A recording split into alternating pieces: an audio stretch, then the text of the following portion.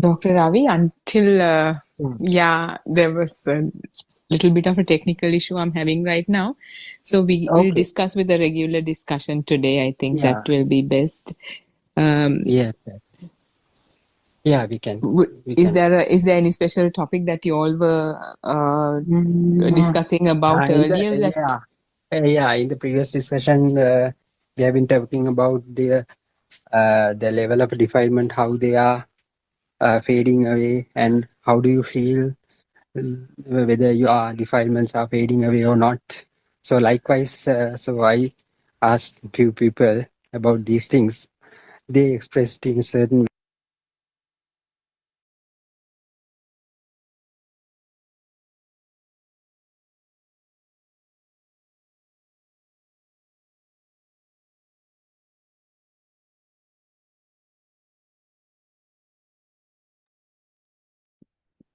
Good morning, everybody.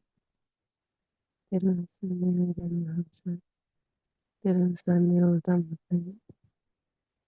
let's start our discourse for today.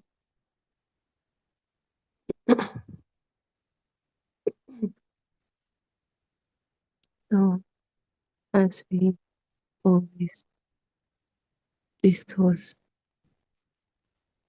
thoughts,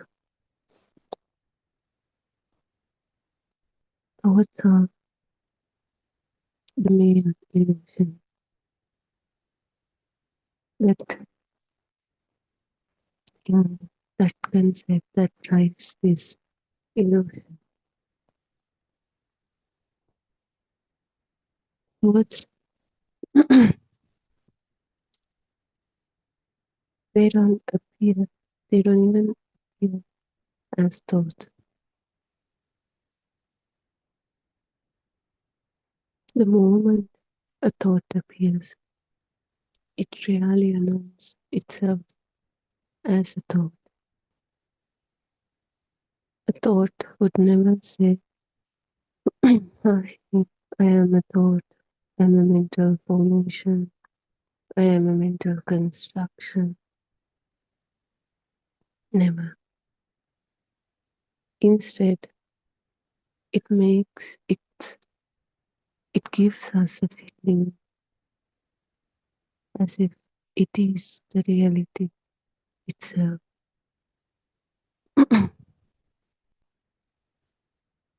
Think about tomorrow. Immediately, tomorrow feels real, like you went to the tomorrow yourself. Think about an argument.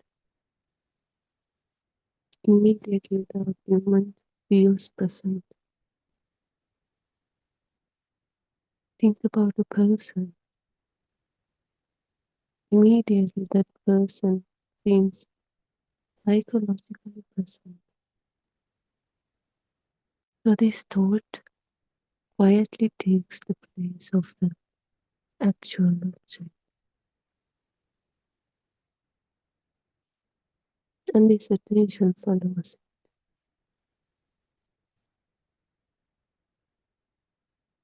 So, the representation becomes more important, more real, more true than the direct experience happening right now. Because what in the direct experience, nothing else but a simple sense of contact. It could be a sound, it could be a vision, it could be a smell, taste, or touch, one of those five senses. But we have given more attention, more power to these thoughts. Now thoughts act like the reality.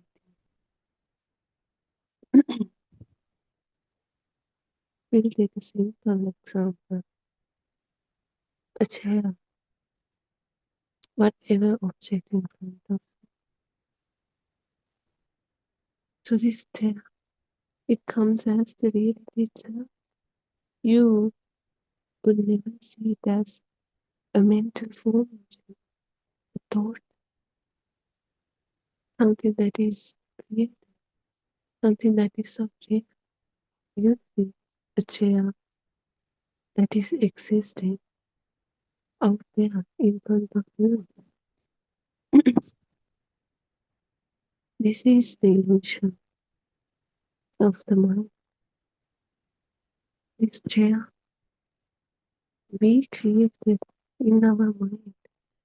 It is the mental formation we are talking about. And it's never out there, but we are the ones believing it is right in front of them. It is out there, but in reality, we created it inside our mind, but assign it to the vision we get, this sensical, this outside world. We assign it not just the chair, but each and every thought we assign to outside life. So when, even though it's not right, when we keep doing the same thing, we get used to this. And now we are so used to this, even though we assign it to outside ourselves. Now it feels that the chair is actually there. Because even though this is a wrong perception, a wrong perspective, we still used to it. And now it feels like reality. It doesn't happen in one day, over the time. When we get used to it again and again, when we use it as a habit, we get used to this. And it becomes even more faster. So even though it's a wrong perception, wrong perspective, now it becomes even more faster. So now can't figure out whether this chair thought is made inside or is really existing out there. So far we believe the chair is out there. So now we believe the chair is out there. This is how this mind's illusion has become real, become solid, makes feel it as the reality itself.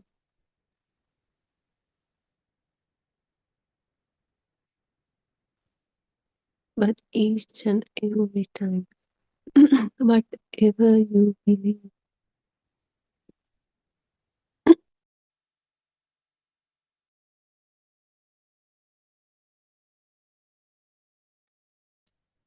but each and every time, whatever you believe out there is your own mental creation, mental formation, assigning to the outside,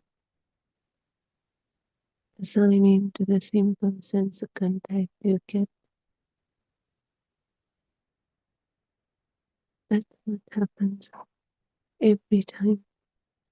Because let's take the vision. Vision sense of contact is nothing else except colors.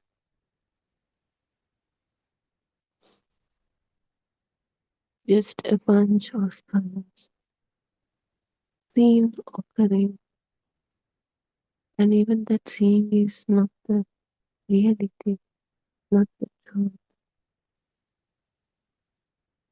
It's what your eyes can create, mean, not the reality, but what your eyes could mean. And in this bunch of colors, in this scene, there is no object, no thing, just a bunch of colors. Eyes never sit other information. This is the name, this is the smell, this is the texture, this is the taste. Nothing eyes never give us except for the colors. So we are the ones creating this whole store, this whole value, this whole 3D object, this whole properties, each and everything. We assigned mentally because we are used to this way of seeing the world. We assign it immediately to outside. So now this whole mental formation doesn't feel like a mental formation, but feels like something exists out there. That's why we think there is a chair. We don't see a bunch of colors. We see a chair. And this chair has a 3D shape. It has a width, it has a height, it has a weight, it has a depth, and it has more stories.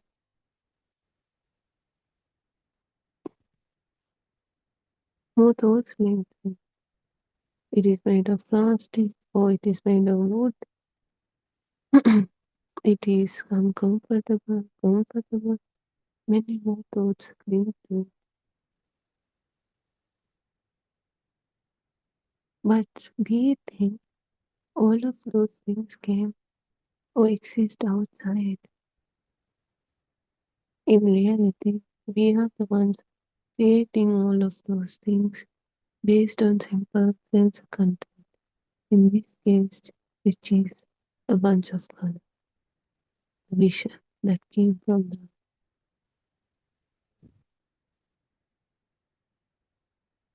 This is how the illusion happens. Now imagine not just the chair, but each and everything from tiniest to the huge, biggest thing in this world that we believe exists outside real is our own mental formation that we assign it to outside, that we blindly believe this assigned thing exists outside. That's what happens. Not even objects, even the time, like tomorrow or yesterday.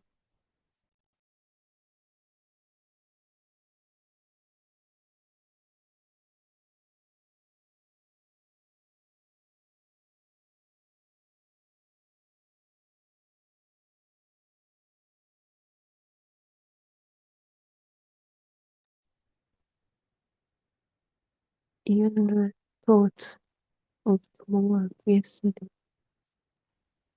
feels like reality itself. When we think about something that happened in the past, it feels an argument because arguments feel stronger. You feel it as if you went to that time. It feels like you're experiencing that argument right now. It's but in reality, we never went to the past. But like as always, a thought that is similar to that moment, that thought got created right at this moment. And this thought, it is identical to that previous thought. Identical, not the same thought itself. Because of this identical property, we think we are thinking the past itself.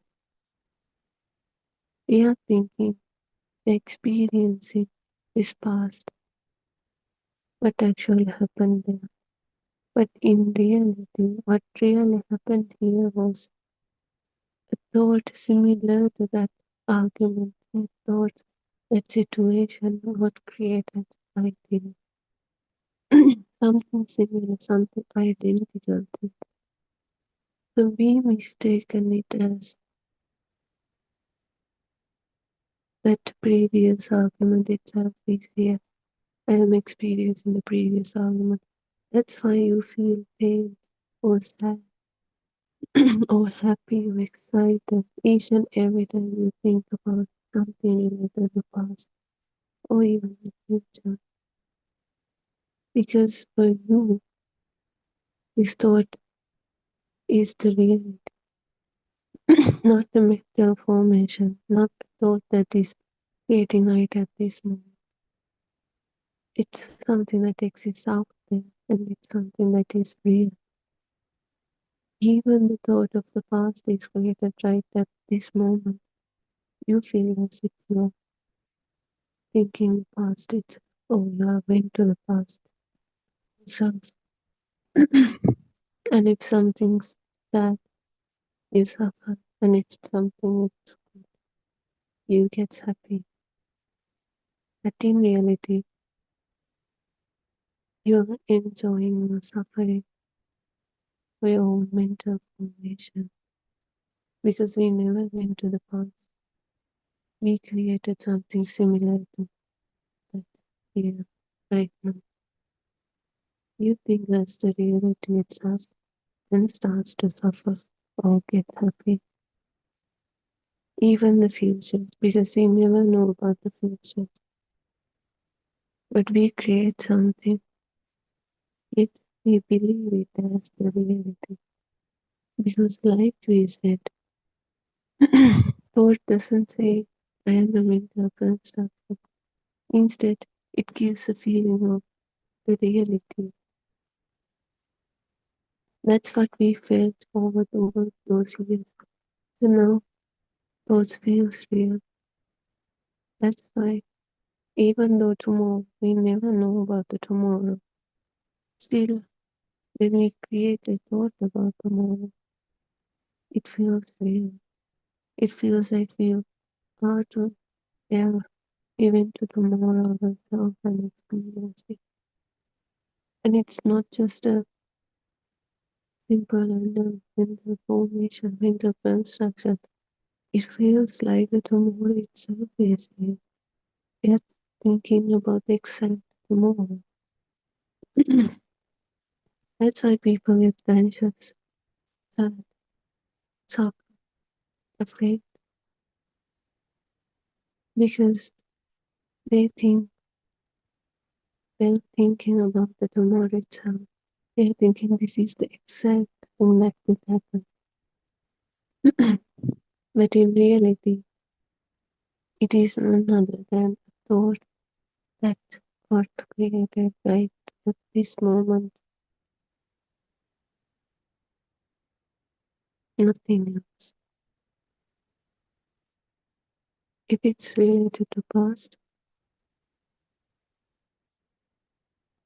thought that is identical to past thought, and not the past thought itself. Even if you try to penetrate through this thought,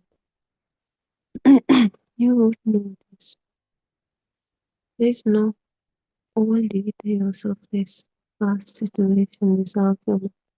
We can't remember the exact thing happens, exact anything. Yet thought has power. This power is the one that gives us up. It's not the exact details of that moment, but that certain trigger, this power of this self that you got hurt. That's what gives us this suffering. We don't even remember what the person said, but we remember something happened, how the moment happened. They blamed us. So now we are suffering for something that is not even real. So thoughts create this illusion of reality. And this is how humans have taken this thought as the reality and suffer over and over, thinking they are the reality.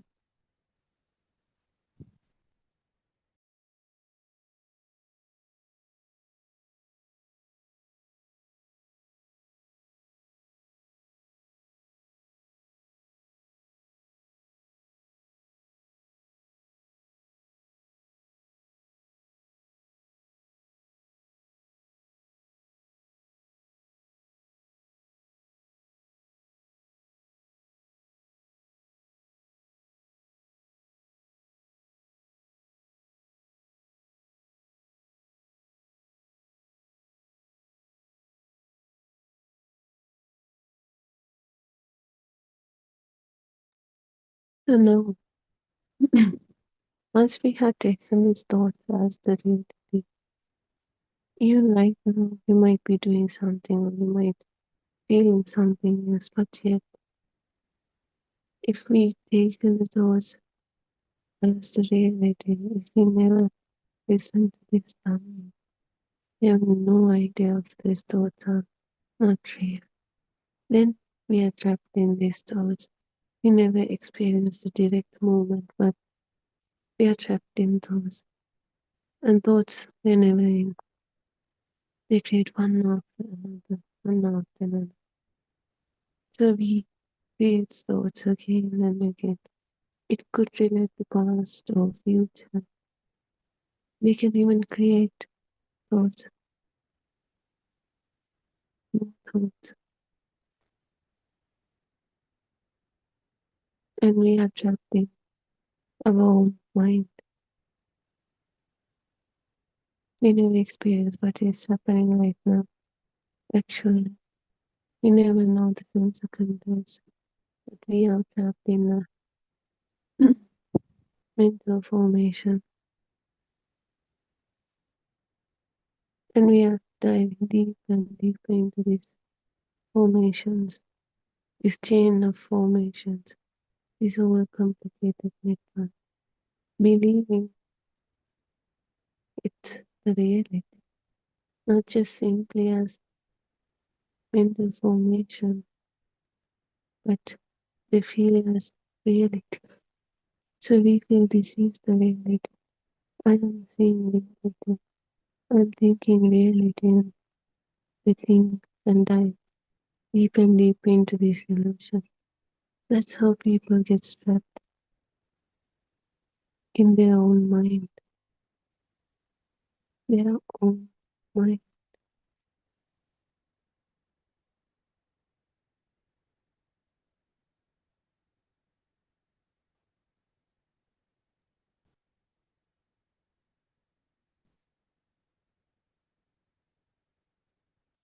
This mind starts to live inside its own thoughts. Now consider sitting alone in a room. Physically nothing dangerous is happening. This room is quiet, safe, still. And suddenly a thought appears. But if something goes wrong, instantly the body reacts. Heart changes, stomach changes, emotions arise. Why? Did really something happen? No, because the mind is no longer responding to the actual reality, the sense contents that is actually happening. Instead, it is responding to that mental formation, to that thought. Nothing happened, just a thought gave. What if something was wrong? If we see it as just a simple mental formation, a thought, we don't get afraid. But if we have trapped in this thought, our mind, then we believe this simple mental formation is thought as the reality. It feels like we are thinking about the reality. Because of that, it is responding to the thought. But in reality, it's mind's creation. Thoughts are mind's creation.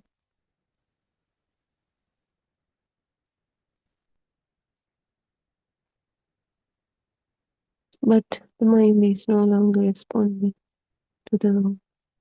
It is responding to the thought.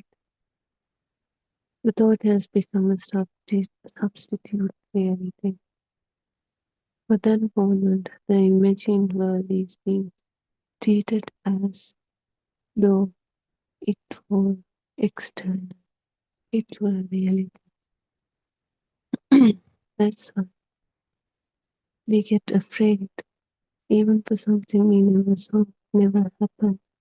Yet, if we think about it, we start to get afraid because it's the mind.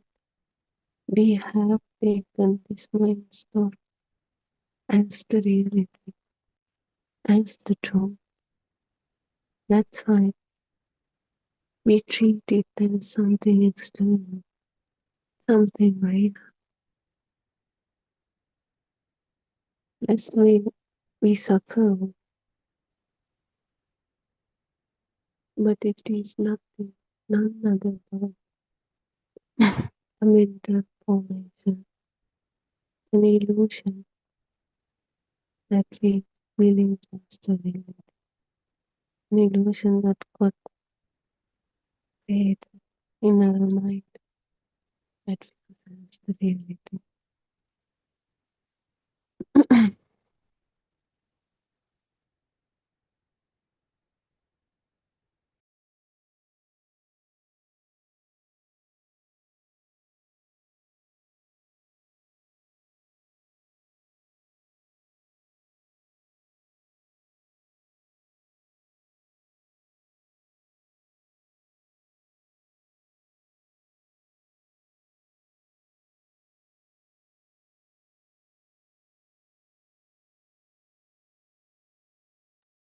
Notice simple thoughts like this, just a thought, but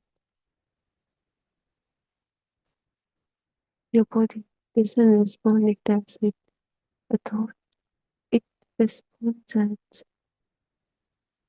it's already present, already there, already happened. You think something immediately, body gets reacts like it's really happening, like it's facing it. This is how strong our thoughts, our mind has become. Even a simple glimpse of a thought feels like the reality, like we are experiencing it ourselves right now. This is how strong we have believed this mind, these thoughts, and stuck in this illusion of this mental formation.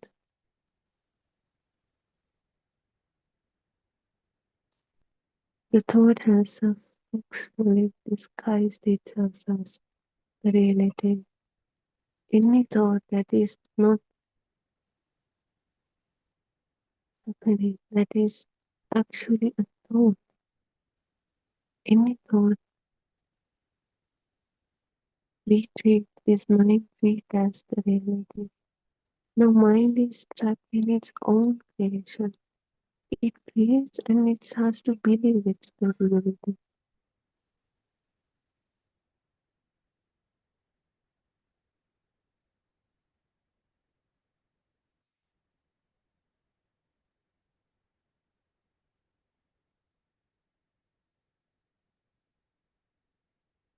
Yet the mind responds to the thoughts as though it were real, the event itself, whether it's past, whether it's future, not just event, objects, anything that comes as thoughts. If we give value, if we take it as reality, then we are trapped in this illusion. We have believe we have trapped in this illusion.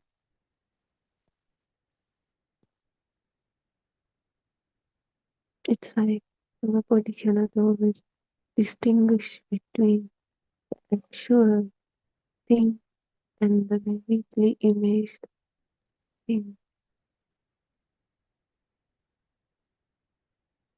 So what actually happens is sense contents, simple, raw, light, but the vivid imaging thing is a thought, an object, strong, heavy, suffering. This is why merely thinking about something can create real fear, even just simple thought, glimpse, just passing thought, but could trigger lot of emotions, a fear. This is how these thoughts creates the illusion of reality. And if we believe these thoughts, we start to suffer them. We start to turn nowhere else but in our own mind. Because the thought has borrowed the authority of the reality.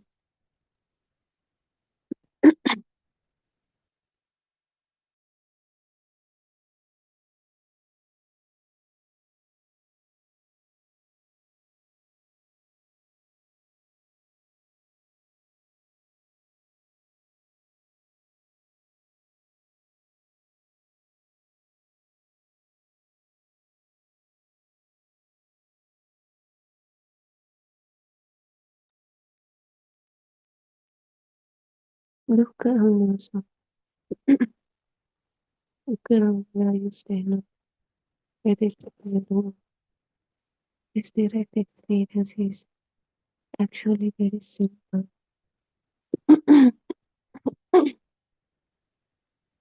The bunch of colors combination from your eyes, sounds from your other sensations like smell, texture, touch, those feelings on the skin. But have we ever lived with those simple contacts?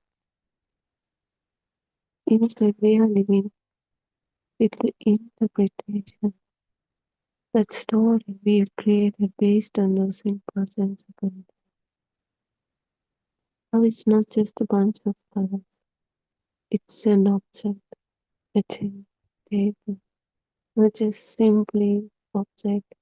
It has more links, more thoughts, more information. It gets heavier and heavier. It's valuable, it's uncomfortable. Anyway, it can come in different ways, but still, any person of the they have a means of coming. Someone says something and immediately it's not just simple song, it's what did they mean? What did they say? Why did they say it? Do they dislike me? Are they judging me? Stories, always stories, thoughts. Notice what happened. That original event was a few seconds sound, but the mind created an entire universe around it. And like we said, mind doesn't treat thoughts as mental formation. Instead, it treats them as the reality itself. So now, these interpretations are not just simple thoughts, they treat it as the reality. So hours later, this person may still be suffering, not because what really happened, but because their own mental formations, their own mind they suffer because they created it. They create the interpretation. So they are suffering for their own mind. Not because of the sound, but because of the thought world built around that sound, taken them as the reality, and now suffer over them. This is how thought becomes larger than the reality itself. The more value, more attention, more power you give to the thought, the mind, the more real it gets, the more reality like it feels. Then we can't even see it as a mental formation. We see it as the reality itself, and then we suffer.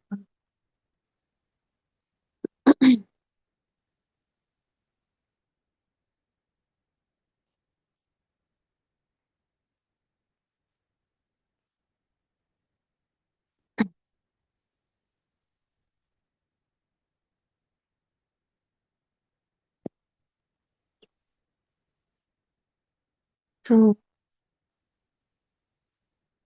maybe talking about the outside things, object interpretations we have given to these outside things, chair, people, arguments, events, situations, anything.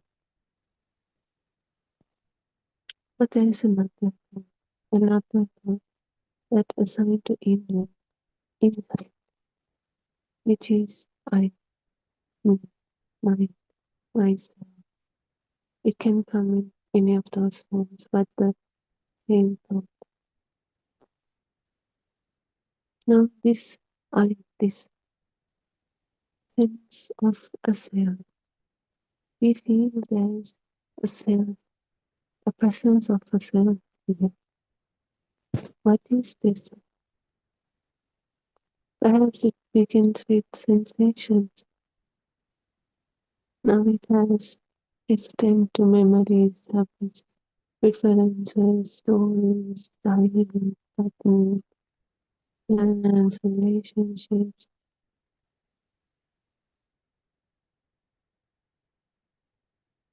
But it began with a simple sense of contents like myself. This self is also a thought, just like how the chair got created. This self also got created. We got the vision because this is all about the perspective. This mind creation and this perspective. The mind creates it and it puts outward, which is the outside world, the chairs, carpets, everything. If mind creates it and puts it inward, inside, it is the self. But it doesn't matter where the assignment, where the location, where is this outside or inside. All are just thoughts, illusions, creations of mind, mental formations, nothing else.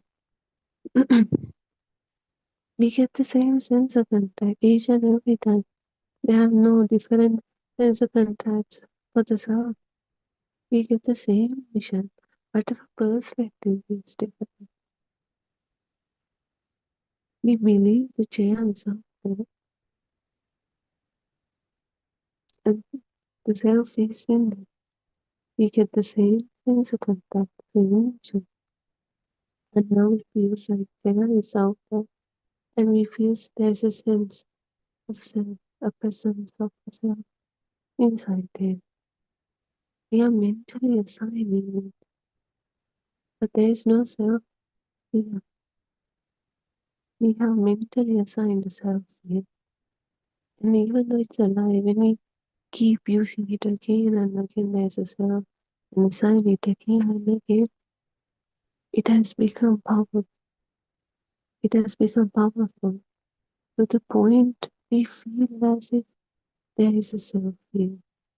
That's how now we feel this presence of self, the power. But this self is not real. It is just a powerful thought, and we feel the thoughts as reality. So now this powerful thought feels as reality. That's why we feel there is this self, a presence of self. But each and every time one thing happened, only sense a contact, this outside object and the selves were created based on this sense of contact. We create the object and assign it to outside while we create the self and assign it to the inside. Each and every time, like the chair gets created, the self also gets created. But chair, that outside object can be different from chair to table to mother, father. But the self is here, always in different forms. I, me, mine, myself. That's why the self feels stronger, self feels continuous. Because the self is always there, appearing and disappearing, one after another thought.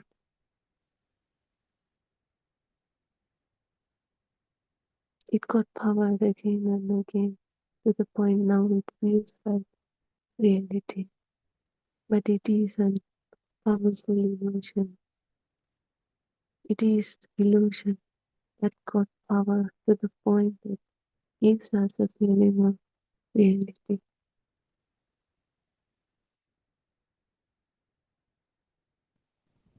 So now we believe there is a self, and this self is real.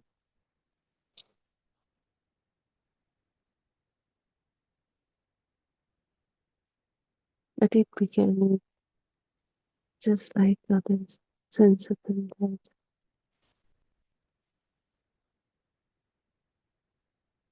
Just as every other thought object, chair, tree, anything was believed,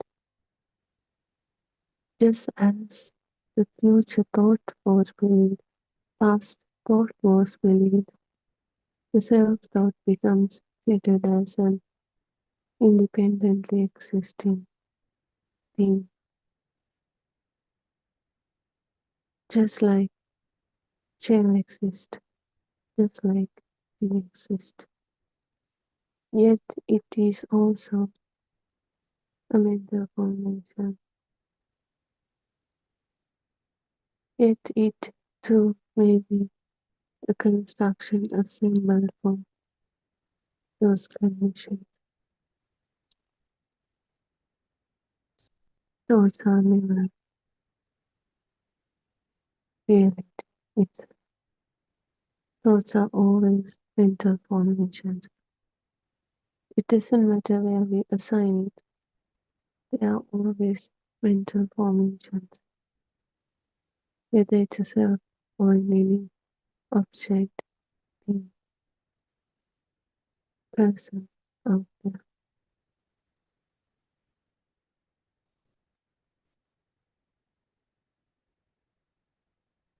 But thoughts feel more real than the reality. This is one of the strangest facts about this mind. Often the actual sensory contact is weak, but the thought, even a glimpse, is so effective, so powerful. A tiny sound occurs. It's nothing, we don't even notice it. But then an enormous storm forms, a story forms, interpretation forms.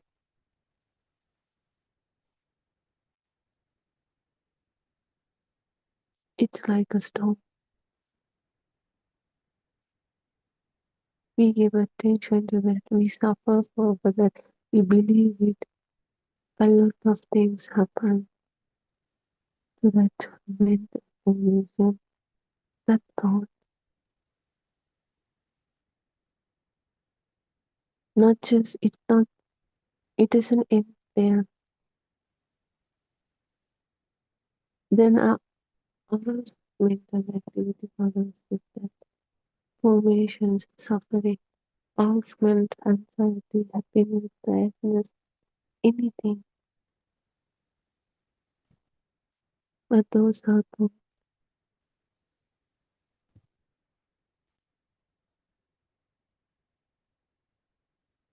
And the thought world becomes larger than the original event itself. And eventually we stop living with the direct experience. And we start living with the interpretations, those illusions, those assumptions of the experience.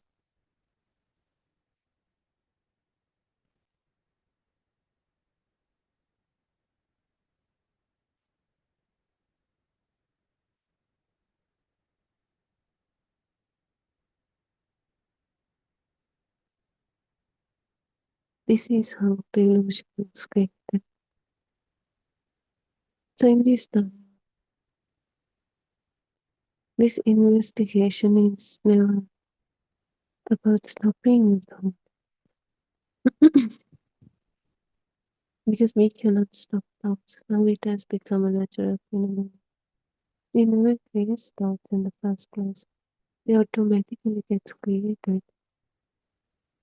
If a hint of sensor contacts it, it creates thoughts, even without we being aware. That's why when we're passing something, we smell something, and a whole scenario was created. We don't even notice it. So we can't stop thought. And Islam is never about stopping thought. It is about recognizing it.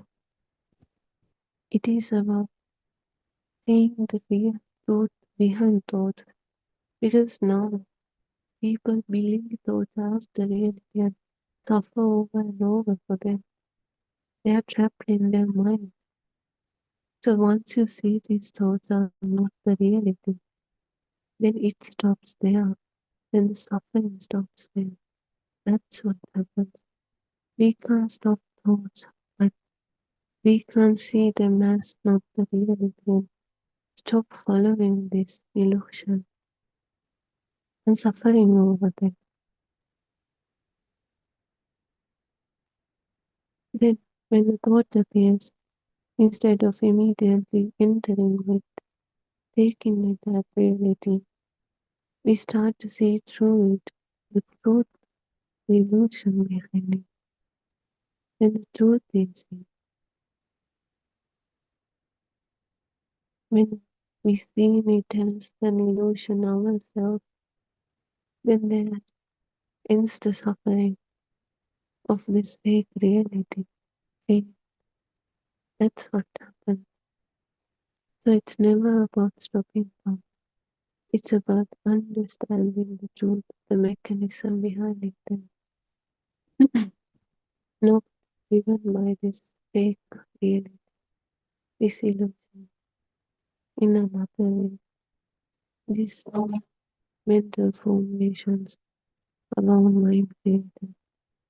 We are not longer get trapped in our own mind, our own mental formations.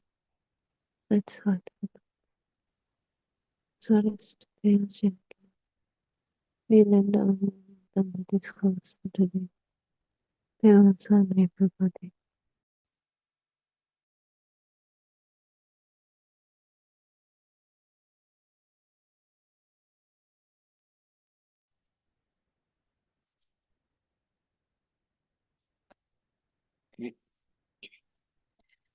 I worship Triple J with the greatest respect. I pay my homage at Aryan Hanse's feet. Therwan Sannai Aryan Hanse. May all our Dhamma friends be blessed by Triple J. May our friends who are helping with the technology be blessed by Triple J. So this is the 11 name to our sermon, one of the series of English Zooms Zoom Buddothpado PeoTV, which is the English arm of our Buddothpado Deshana, which is there during the daytime until 11 p.m. Sri Lankan time. So, as most of you know, this is conducted 24/7. Sorry, this is conducted all 7 days, and a group of us who have been following R.N. Mahase's teaching, our Noble Friends teaching, for 3-4 years, try to give what we have understood in the possible way that we have understood to the world, to the English speaking community, and trying in our best to explain the facts that we have been explained by our noble friend. So if you have any doubts or if you have any questions to answer regarding these sermons, you are welcome to join the discussion time, which is there from 3 p.m. to 5 p.m. Sri Lankan time. So even a simple question is mostly welcome, because it's very important to come up with wherever that is not clear, but getting clarified then and there is very important, because Lord Buddha said this Dhamma path 100% depends on the support or the help of the noble friend. So the most important noble friend we had was Lord Buddha, and after him, during the era of Arhants, they all actually helped people in the maximum possible way that they can. And we are very fortunate. Our noble friend R.N. Mahanse is preaching these true Dhamma facts for the last 5 years. The facts that he found himself by exploring the own mind and how the thoughts are formed, and it beautifully tallies with the original Lord Buddha's teachings.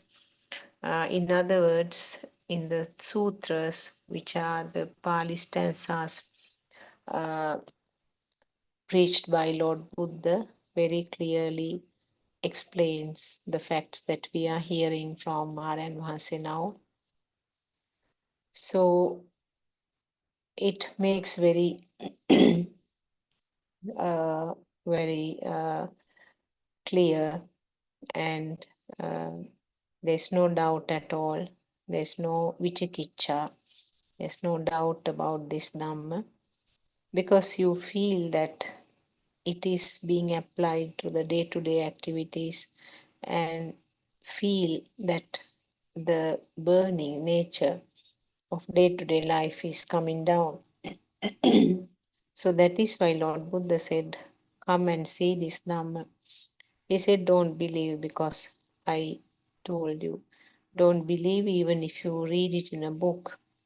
Just see whether you yourself understands it, that it is making a change in the life. It's making a change in the thought pattern, and it's making some comfort or relaxation or convenience with everything, with every experience in the day-to-day life.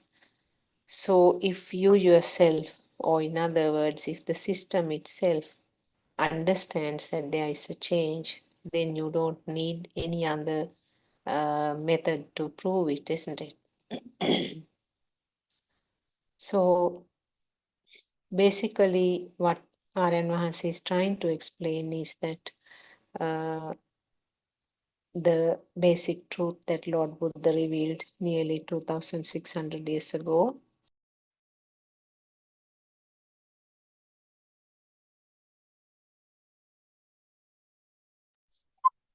Actually, those facts have been put down on the Ola leaves so many hundred years later, because until that time the Dhamma came from mouth to mouth, as a word by mouth, from generation to generation, and then it was translated to so many languages, including English, Tamil, and Sinhalese.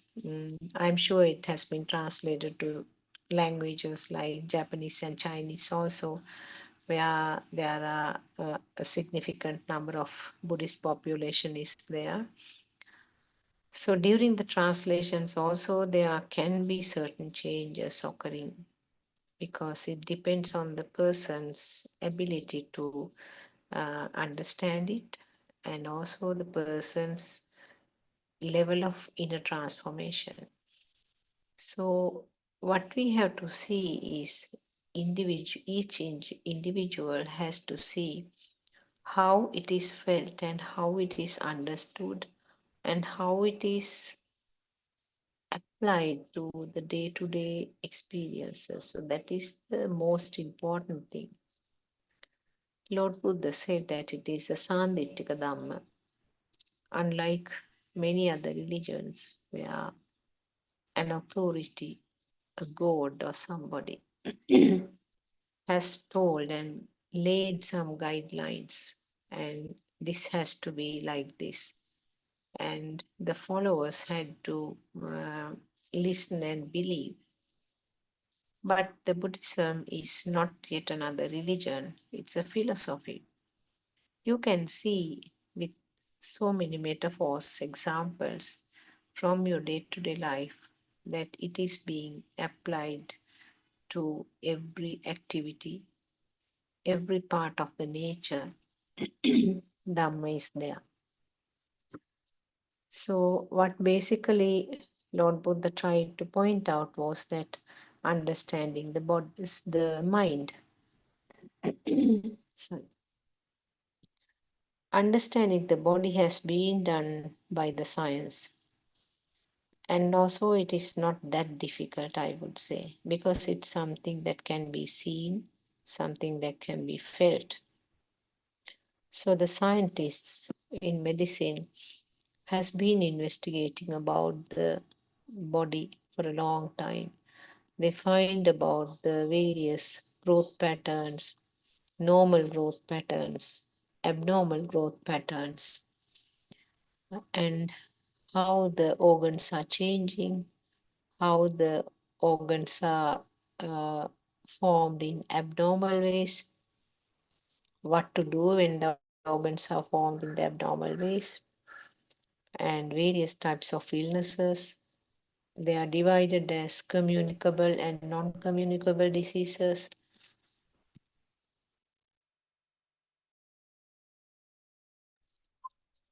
Then the abnormal ways of growing, called cancers or malignancies, and what sort of treatment can be offered to these. So these are all actually the work of scientists and the work of medical specialists, researchers. So studying about the physical body is not that difficult. And also we know that the findings regarding the physical body is changing all the time. We know that the treatment which was suggested for certain types of illnesses 50 years ago is no more practiced now. And now there's a different way of treating the same illness sometimes. And the illnesses, the pattern are also changing. And the conditions which were treated with the surgery 50 years ago, now they might say that no need of surgery. Or there may be finer ways of treating those without having a big surgery. So like that, the facts about the physical body keeps changing from time to time. What is the nature of the mind? nature of the mind is not easy to study because it is not something that you can see, it's not something that you can feel, and it's not something that you can hold and keep under the microscope and find out how it's behaving. And also, there aren't any tests to find out how this mind is behaving, isn't it? So it is a challenge. It was a challenge even earlier, and it is a challenge even now to find out how this mind is behaving. What is this mind? It's not located inside the body. It's not located anywhere outside the body. You can't point out and show this is where the mind is. If you ask somebody, a person might say the mind is in the brain. Well, you can't blame a person for assuming something like that because they feel that if the brain is not functioning properly, the mind also will not be functioning in the normal way. That's true. You need the brain for the mind to form or the mind to be normal. Uh, it's the visible parts of the brain as well as the non-visible parts, which are the chemicals. These all need for the mind to, or mind or thoughts to form. That is as the foundation, as a baseline. If the structure and those chemicals are not functioning properly, you can't have the normal process of thoughts. But you can't point out to any part of the brain and say this is where the mind is. So, in other words, mind is a current, some waves which are not visible, which cannot be touched or felt. So, the same example that we have been mentioning, the battery creates a current when everything, all the parts of the battery is functioning normal. But you can't point out and say where the current is. But there is a current which is formed. And current has to be manifested in some way to be obvious that it is there. So the current has to be manifested either in the form of a light or in the form of cooling or in the form of fire or in the form of a sound. So there are so many ways that the current is manifested. Unless it is manifested, you don't know whether the current is there. Now, even when you touch a wire which has the current, you will be thrown away, isn't it? Your hand will be thrown away. That is how you know that the current is there. So that is a manifestation of the body sense. So uh, unless it is manifested, you don't know whether the current is there. So similarly, the thought or the mind is also a current, and mind is manifested in different ways.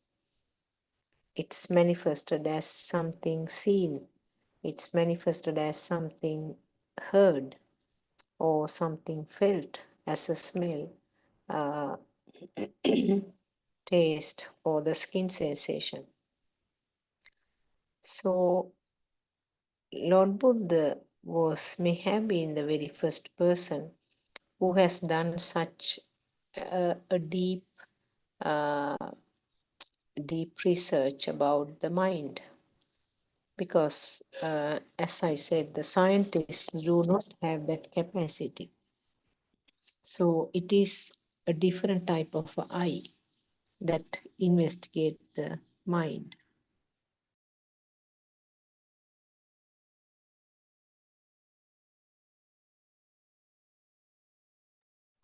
So, what was the tool that was used by Lord Buddha? That was a jnana, or a wisdom. Tool is the wisdom. It's also called Dhamma Chakshushaya, or the Dhamma eye. So it is nothing to do with the physical eye, but it is a wisdom eye. So with that wisdom eye only, Lord Buddha understood the behavior of this mind, the behavior of the thoughts, how the thoughts are formed, and that the fact that this is a fast flow of thoughts. So uh, the fast flow of thoughts is not done by anybody.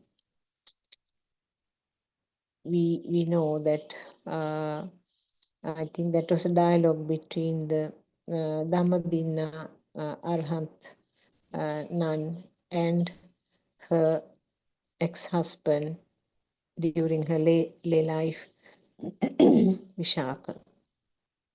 So Dhammadinna Arhant nun says that this reflection is no one's job.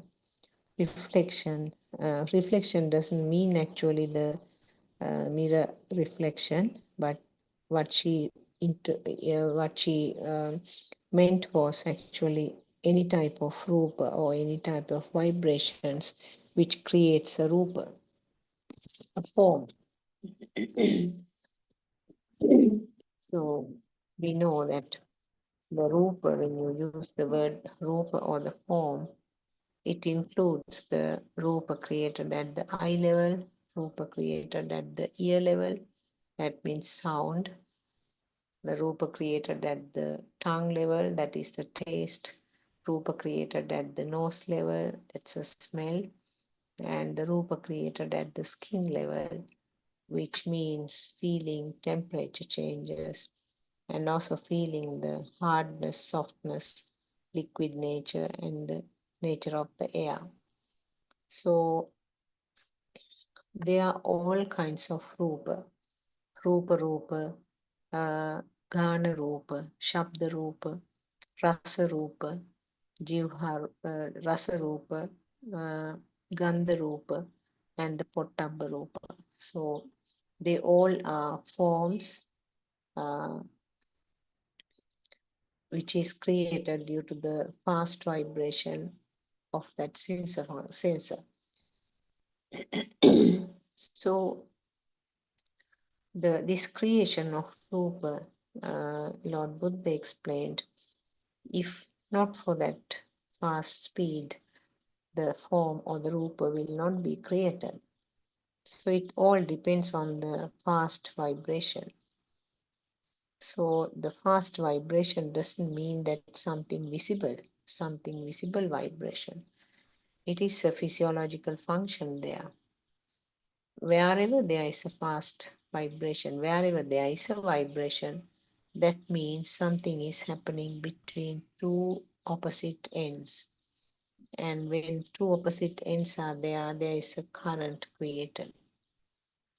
So this is the root cause of everything. This current is starting from the level of the zygote. And that current actually has been synchronized from somewhere, which gives a push to the zygote to grow. If that push didn't come, for some reason, if that synchronization did not occur, the fetus, it will not grow to a fetus. Then it's called that abortion occurs. The fleshy growth will not survive anymore if it doesn't get that push from another vibration, or that the vibration of the fleshy growth should become synchronized to another uh, vibration. So that is how the initiation or the pushing to grow will start. So in other words, that there is some current which is there from that zygote level. And that is the current which is brought forward, and the ultimate result is feeling as self. Actually, is there a self? There's no self. The concept of self is completely a wrong thought, because we know that all the thoughts are not correct. All the thoughts are just constructs. Then there shouldn't be a difference for the thought called myself, isn't it? So this thought formation, we know that it is a process, and as a part of it, the experience or the stimulus is felt as something real. That is, in other words, that is the self-perception. And with time, when the self-perception is felt again and again, gradually, from the small baby's age, gradually, the concept of real outside world becomes stronger and stronger. So the real outside world becoming stronger means the self-image is also becoming strong. So for you and me, there's a very strong self-image where so many thoughts related to the self are attached. Even if you do not use the word myself or me, always that hidden agenda of any stimulus, any thought, any word, or any act, the hidden agenda is that self is here. But is there a self? Is a question. What Lord Buddha tried to explain was that there never has been a self. What is felt as a self is that current which I explained to you a little while ago. So if there is no self, and this current which is felt is interpreted as self, what sort of a huge misconception is it? It is called avijja, or the ignorance. We have been blindfolded with this ignorance all this time. We do not know that we are acting in a drama. We have different roles in the life. We think that we have different roles in the life, isn't it? Each role may be related to a different environment, uh, different background. So each role, if the role is played successfully, we say that I am a successful person. I can do so many things. I am good at all these things. And there's some self-appraisal also. So what are these roles? Roles also, mind you, roles also change with time. When you were a small baby, the number of roles that you played was much less. That time, the role played by the small baby was just the small baby's role. But when you grow up, see the different ways, different roles that the person is playing. Different roles actually come as a result of the sense of function. Now, when you are at school, you are a student. So you have a different set of data related to the school life. You have various rules and regulations that you have to wear this uniform. You have to come to the school with the books. You are supposed to be uh, obedient to the teachers. You are supposed to listen to the teachers and follow the advices, whatever they say. And you are supposed to study.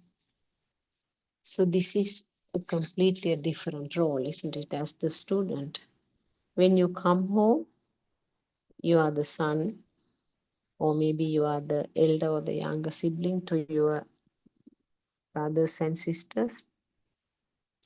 And maybe on Sunday, when you go to the Sunday school, you are a different type of student there, clad in white and studying only Buddhism. You may be the grandchild for the grandparents. You may be the master to your dog. So see the different parts of the drama that we are taking place. We are joining, or we are actively joining, or the different parts of the films where you are playing different roles. So there's a set of accepted norms to each of these roles, isn't it? And those accepted norms also came as the sensor functions. By seeing, by hearing, you get those data. Now, how to behave at school is something that you achieved with the sensors because you have been told. So that is a ear function. You have been told by the teachers and at home, you must behave well. Do not get dirt on your white clothes. Share the things with your friends. Listen to the teachers. Write down the things that the teacher is asking you to do. Have your meal at the interval, not before that or not after that. So, like that, you have a set of boundaries to each of these roles, and they are different from each other, isn't it? Now, the way you behave as the child at home is different to the way that you behave as the student at school. Sometimes you may be a completely different person who is trying to have all kinds of demands when you are the child at home. And maybe it is worse when you are the grandchild to the grandparents, your demands may be more.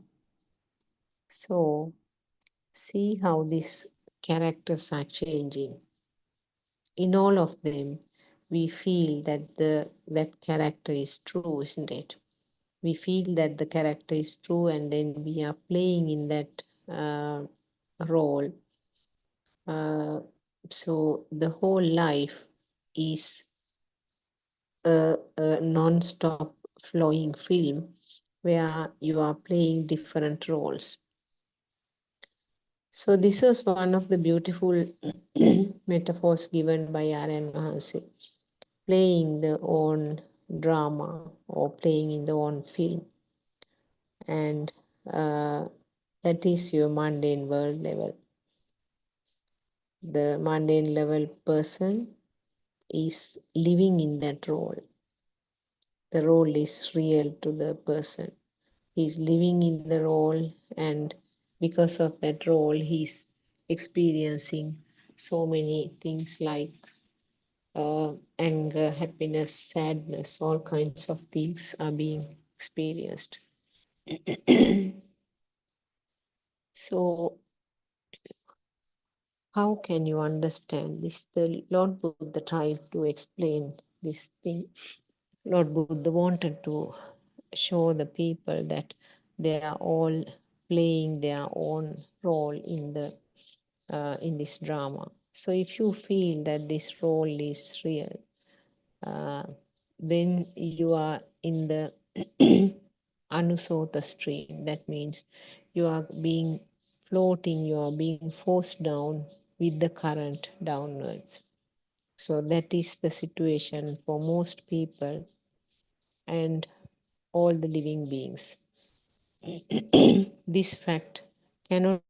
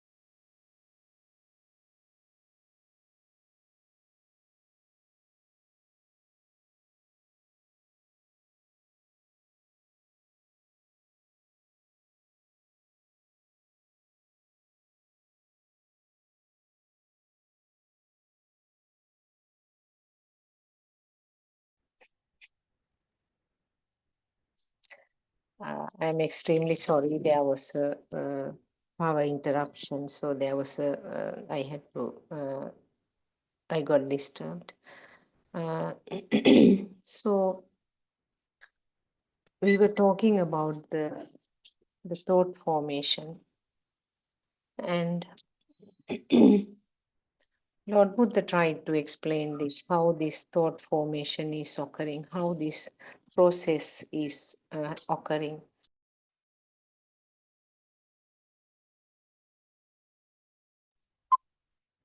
So it's not something easy to understand because you have to use your own thought to understand about this process of thought formation. So you are using the own mind and the thought to understand this process. So how does it happen? And the fact that there is no self here, that is the most important fact that we have to understand. The self means the perception of self or self view. If it is taken as a thought, it is called self view. So, as a thought, you are taking that I am here. That current which is felt is your self perception, and it is interpreted as a thought which we call self view. So, they are all of them are actually different levels of the same thing. The just simply feeling that something is there is a self vibration, which is the most basic level. So the self vibration is there until a system, until a person reaches the arhat state. So self vibration is the most basic thing. Self vibration is there until a system reaches the arhat state. In other words, without the form, the formless level, or the arupaya, which means that there is something, no specific description, no specific rupa or the forms, but formless, but still feels that there is something there. So the self vibration is the one which is there right from the beginning. And self-perception means the rupa loka or the form world, where with the senses you get the form. It's in the form of a light, it may be the form of a sound, form of smell, and the form of the skin sensation that is created as a thought. So this is a self-perception. And in other words, self-perception means the experience of having something called light, experiencing something like sound, experiencing something like taste, smell, or the skin feeling. And what happens? Does it stop at that level? No. Combination of this will form a different level. That is, we label it as thought. So thought is basically a feel level at the beginning, but it's covered with something called thought. The feel is covered with something called thought. So whatever you name, whatever you experience is a thought now. So now you can't experience the feel level of the senses. You can't experience the level at a light, seeing a light only, seeing a sound only, seeing a taste, feeling a taste only, feeling a smell only. Those things you can't experience now because that was the level of the baby, the radiant mind. Now what you experience is a combined product of all of them as a thought. It's not only just simply a thought, it is an existing or real thought. And real thought means always it is experienced by the self. So this is the story about the self perception and the perception of existence and the perception of self. Itta sanyava and atma sanyava. So this is where we are stuck. We feel that everything is real, and everything is real means always myself is there, myself is lingering there. So the feel is interpreted as self, in other words. So this is sounds a bit complicated, because we had no idea about this feel and the mind and the feel and the thoughts. Those things we have never heard before we listen to these Buddothpado sermons, which is quite a deeper fact. And actually, those have been preached by Lord Buddha long ago, but many people could not understand that depth. Surely it has been understood by the Arhants, but after the era of the Arhants, these facts, these deep facts, were kind of ignored because they could not be understood. So the very superficial, very sweet looking, nice looking facts, stories in the Buddhism, they became surfaced, and they were the ones which were explained in most of the sermons nowadays that we hear. People like to grasp the easier things, and people like to have shortcuts. So they are trying to find the shortcuts to nirvana. So for them, there is something called nirvana, and I am trying to achieve that nirvana, which is completely the opposite of what Lord Buddha was trying to explain. If there is no self, who is going to achieve what? Is there a thing called nirvana? So those questions we have to uh, look into. Is there a thing called nirvana? Is there something like an exam or a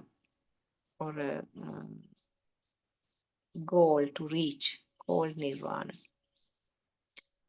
Nirvana means letting loose of what you are holding on.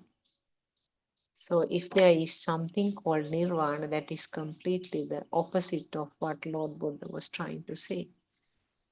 Nirvana means whatever the fire which has been burning, putting off that fire. So when the fire is put off or extinguished, where is it? Is there something to gain there? No.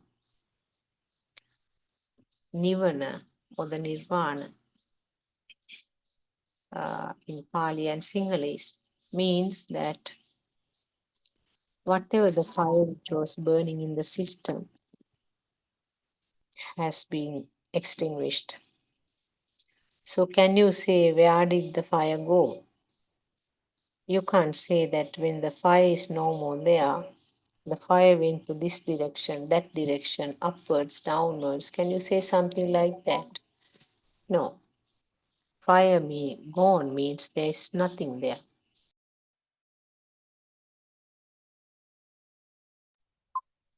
It's like the lamp. It's a very beautiful metaphor given by Lord Buddha. The lamp will be burning, the oil lamp will be burning when the relevant causes meet together. So the wick has to be there, oil has to be there, and there should be a lamp to hold all those things.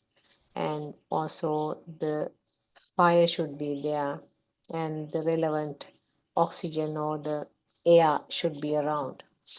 So when the causes meet, the fire will be there.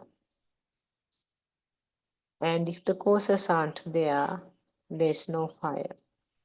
That means if you do not have oil, or if you do not have the wick, or if you do not have the lamp to hold all that, and if there is no air, and also if there is no uh, fire to keep it, to start the light, if any of those are not there, you can't expect to have a burning oil lamp, isn't it? So when the causes meet together, the effect is there. The cause and effect phenomenon is very clear in this one.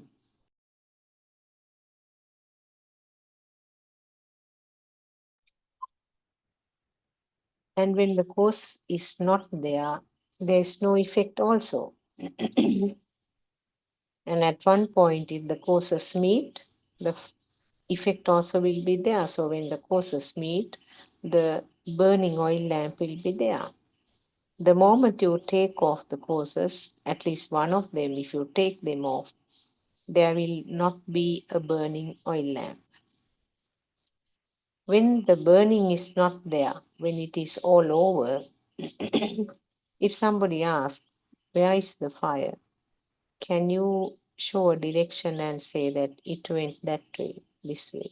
No.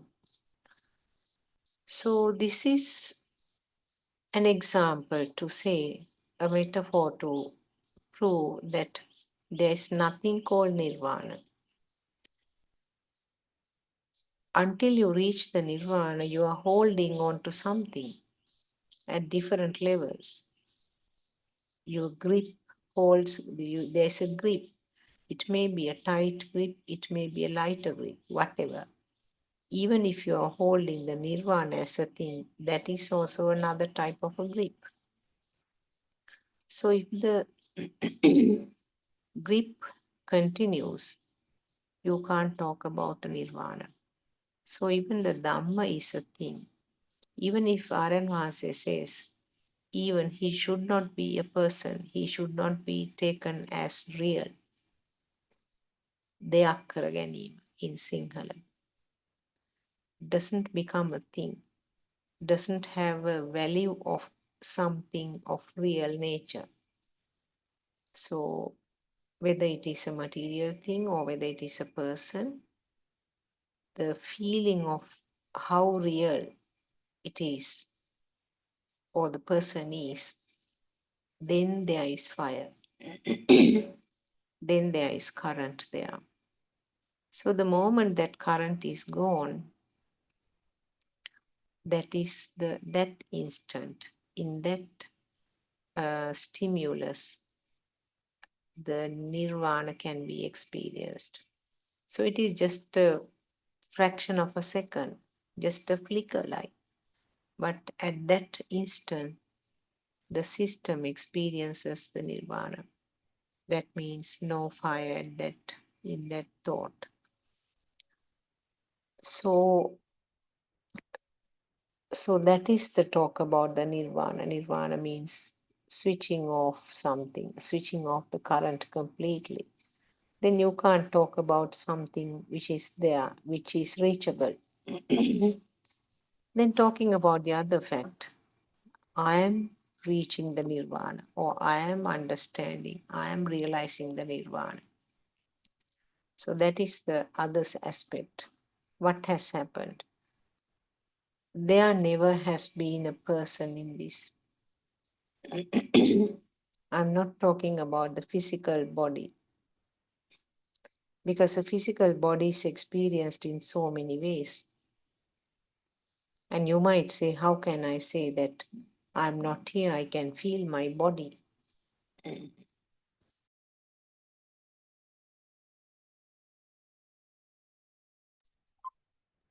Yes, true. As long as you have the skin sensor functioning, you can feel something called, that is labeled as my body. As long as your ears are functioning, you can hear a sound which you label as my coffee. As long as your eyes are functioning, you can see a shape, and that is labeled as my body or my trunk, my hand, whatever. So you can see this self concept of self is also created in the same way that the world is created.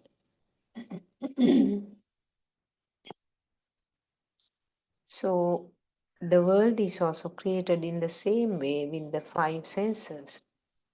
If the five senses are not functioning, you can't talk about a world, you can't talk about myself.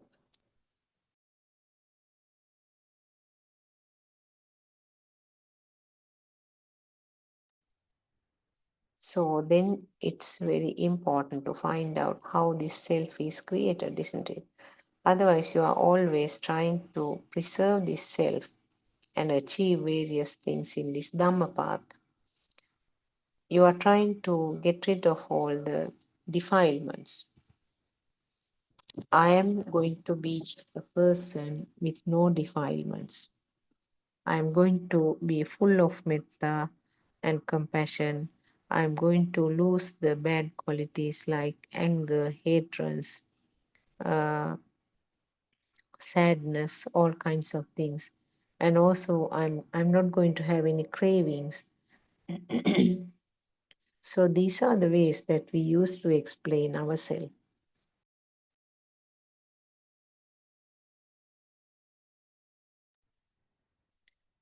So then that means the solid myself was here, and solid myself was trying to get rid of all these defilements. Until we listen to Aryan Mahanse's teachings, we were in that concept. We were doing various meritorious activities, kusal or ping. We used to do always the good things and trying to uh, achieve a good status for the self. So that is where we went wrong. And that part is no different from any other religion. Because in all the other religions, the same thing is being taught, isn't it? You are not trying to do bad things and try to avoid uh, bad things and try to do only the good things. Try to control the cravings and try to spread metta or compassion to the world. So all these things were done while preserving the self. What Lord Buddha tried to explain, which is completely the opposite of this, which is completely going upstream. And what Lord Buddha said was that there is no self, there never ever have been a self at any stage. Self is what is felt. The current that is felt in relation to the thoughts is interpreted as myself. So, Atma Sanyava, or it is a self perception, something that is felt, is interpreted as if there is a real person. That is your thought. Self perception becomes more crude and interpreted as a physical thing, and we call it is the self view. So sometimes too many words make the things complicated. Even if you do not clearly understand these things, uh, don't be don't feel disturbed about it. What simply you have to understand is this: what we experience as a self is that burning type of feel, and it goes up and down depending on the stimulus. For certain stimuli, that heaviness or that burning feel will be very high. For certain stimuli or for certain thoughts, that feel of that burn or that current will be minimal. But it's there. There aren't any instances where there is no current at all, and at times only the current is becoming high. No, it's not. Always the current is there, but different levels. So what is the first thing in this mundane world that a person who has listened to this Dhamma do? So the very first thing is that improving the knowledge about the Darshana. So that is the only place where this knowledge is going to be helpful. Otherwise, knowing so many things about Buddhism, knowing so many stories around that is actually going to drag you backwards rather than helping you in this Dhamma path. But when you talk about Darshana, that for that you have to have some knowledge about how these thoughts are formed, what is meant by this mind, and what is meant by these sensor functions. Those things you should know as a knowledge, and it's it's called darshana or obtaining satya jnana.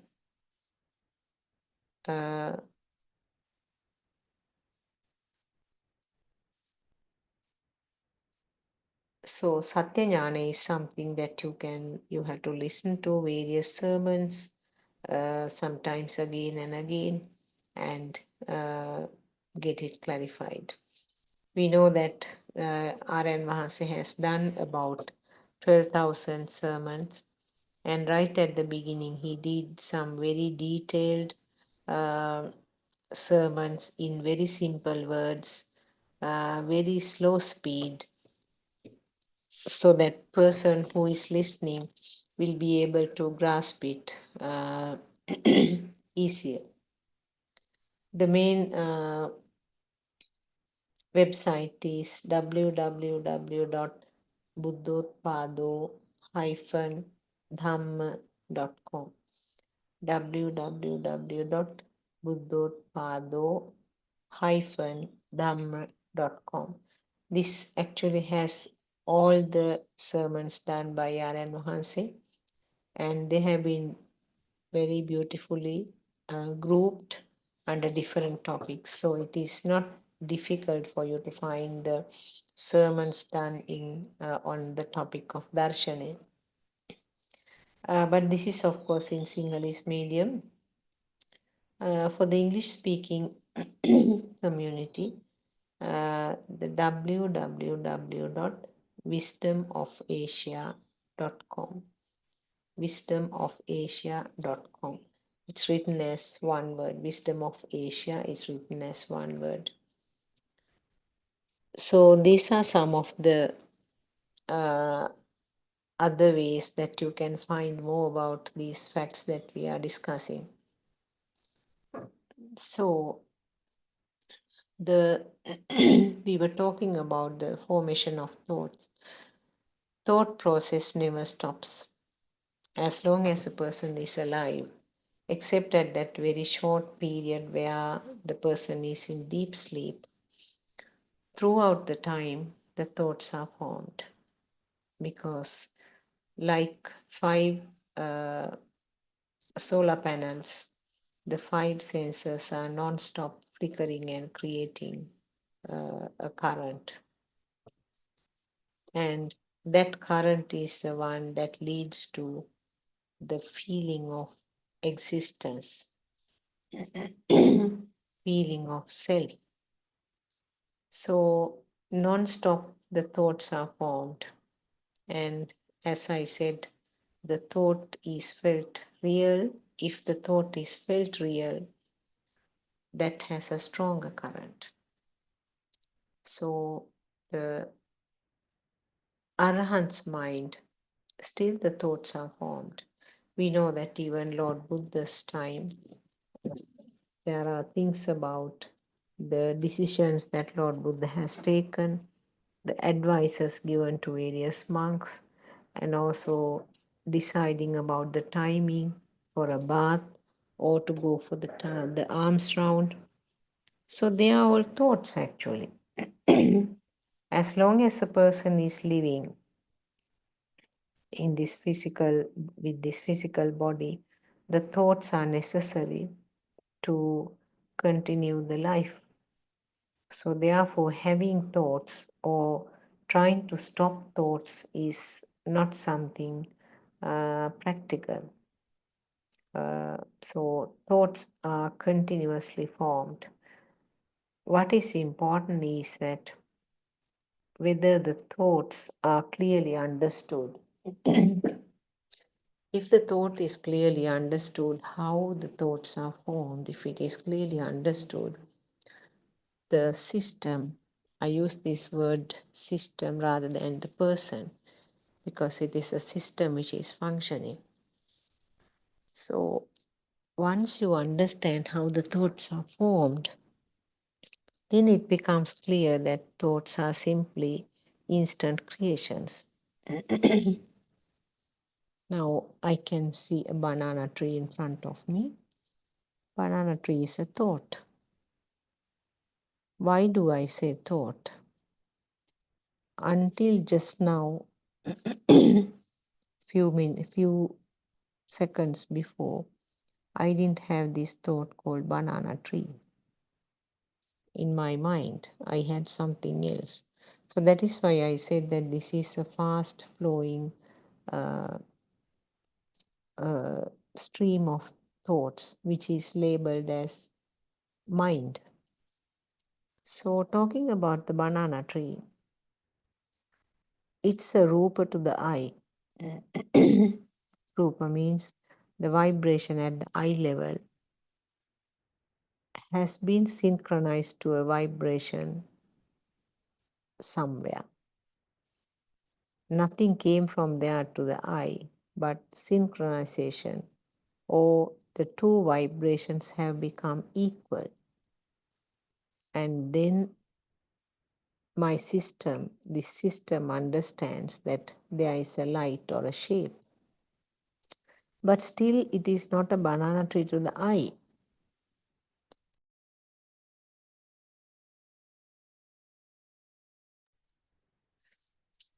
It's simply a shape, because the eye is functioning simply as a camera. And I cannot understand. What I mean is EYEI.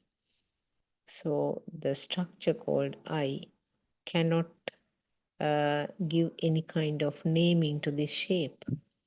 Simply, the vibrations of the I became equal to the vibration of a particular shape, and it became same vibration. That vibration became equal to this vibration. So there's a shape to the eye now. Rest of it, all the details about the banana tree is a manufacture of the mind sensor. What are the components of the thought called banana tree? Not only the eye vibration. The rest of the the components of the thought is a reproduction or again synchronization of a previous thought called banana tree. So you have to go back to that level and see how the banana tree was created at that level. So we know that without the five sensor functions, you can't talk about the thoughts. So whatever is coming as a thought now is something created at some stage by the five senses. So as a child of 1 year, I may not have had a banana tree. As a child of about 3-4 years, I may have had some idea called banana tree, but not much data. I didn't know the types of the banana trees. I didn't know how the bananas are coming up, the fruit is coming up from the tree. I had no idea how it is growing and what sort of appearance inside the trunk. So those data may not have been there when I was about 3 years, 4 years. But for me now, so many data are there related to the banana tree. So the instance that it is formed as a shape to the eye, all the data which happen time to time come up with that loads and loads of information, which is a heavy thought. Not only the information, it has this concept, this is real. Itta Sanyava is also part of those data. And not only that, the Atma Sanyava, if the banana tree was real to me, that is myself. So this is a story of each and every thought. And the components of my mental picture has the sounds, sound called banana tree, which may have been introduced or which may have been given when I was very small. I may have asked my mom or dad, what is this? They would have said, it's a banana tree. So the form to the eye automatically got combined or tied up to the form to the ear, Sota Rupa and Chakku Rupa. Those two got combined without anybody's help as a part of the nature. The eye vibration and the ear vibration came together. Is that all? No, sometimes you may have gone and touched the tree also. Now you know the consistency also. It's a bit firm. And also you may have touched the plant and also if the tree has something. So you know that the plantains are coming from this tree. You may have seen the bunches of plantains, the tender ones, while it is in the tree. And not only that, the taste of the plantains and the smell of the plantains, they are all in this mental picture. And the most important thing is with all this information, the real existing feel, perception, real or itta sanyava or the perception of existence is the most important thing here, which is again something brought forward from that zygote level. And not only that, as I said earlier, again and again I have mentioned this, wherever if something is felt real, the self is there. So now you are experiencing the banana tree, or I am experiencing the banana tree. So the myself tag is already there. And the different types of plantains, all kinds of information is there in this thought, isn't it? You want to plant it or you want to add more types of plant and banana trees to this yard. Those are also sometimes coming up. Depending on the person, these uh, data will uh, come instantly. So simply it was a function of the eye sensor and the mind sensor. Right now, for me, it is eye sensor and the mind sensor.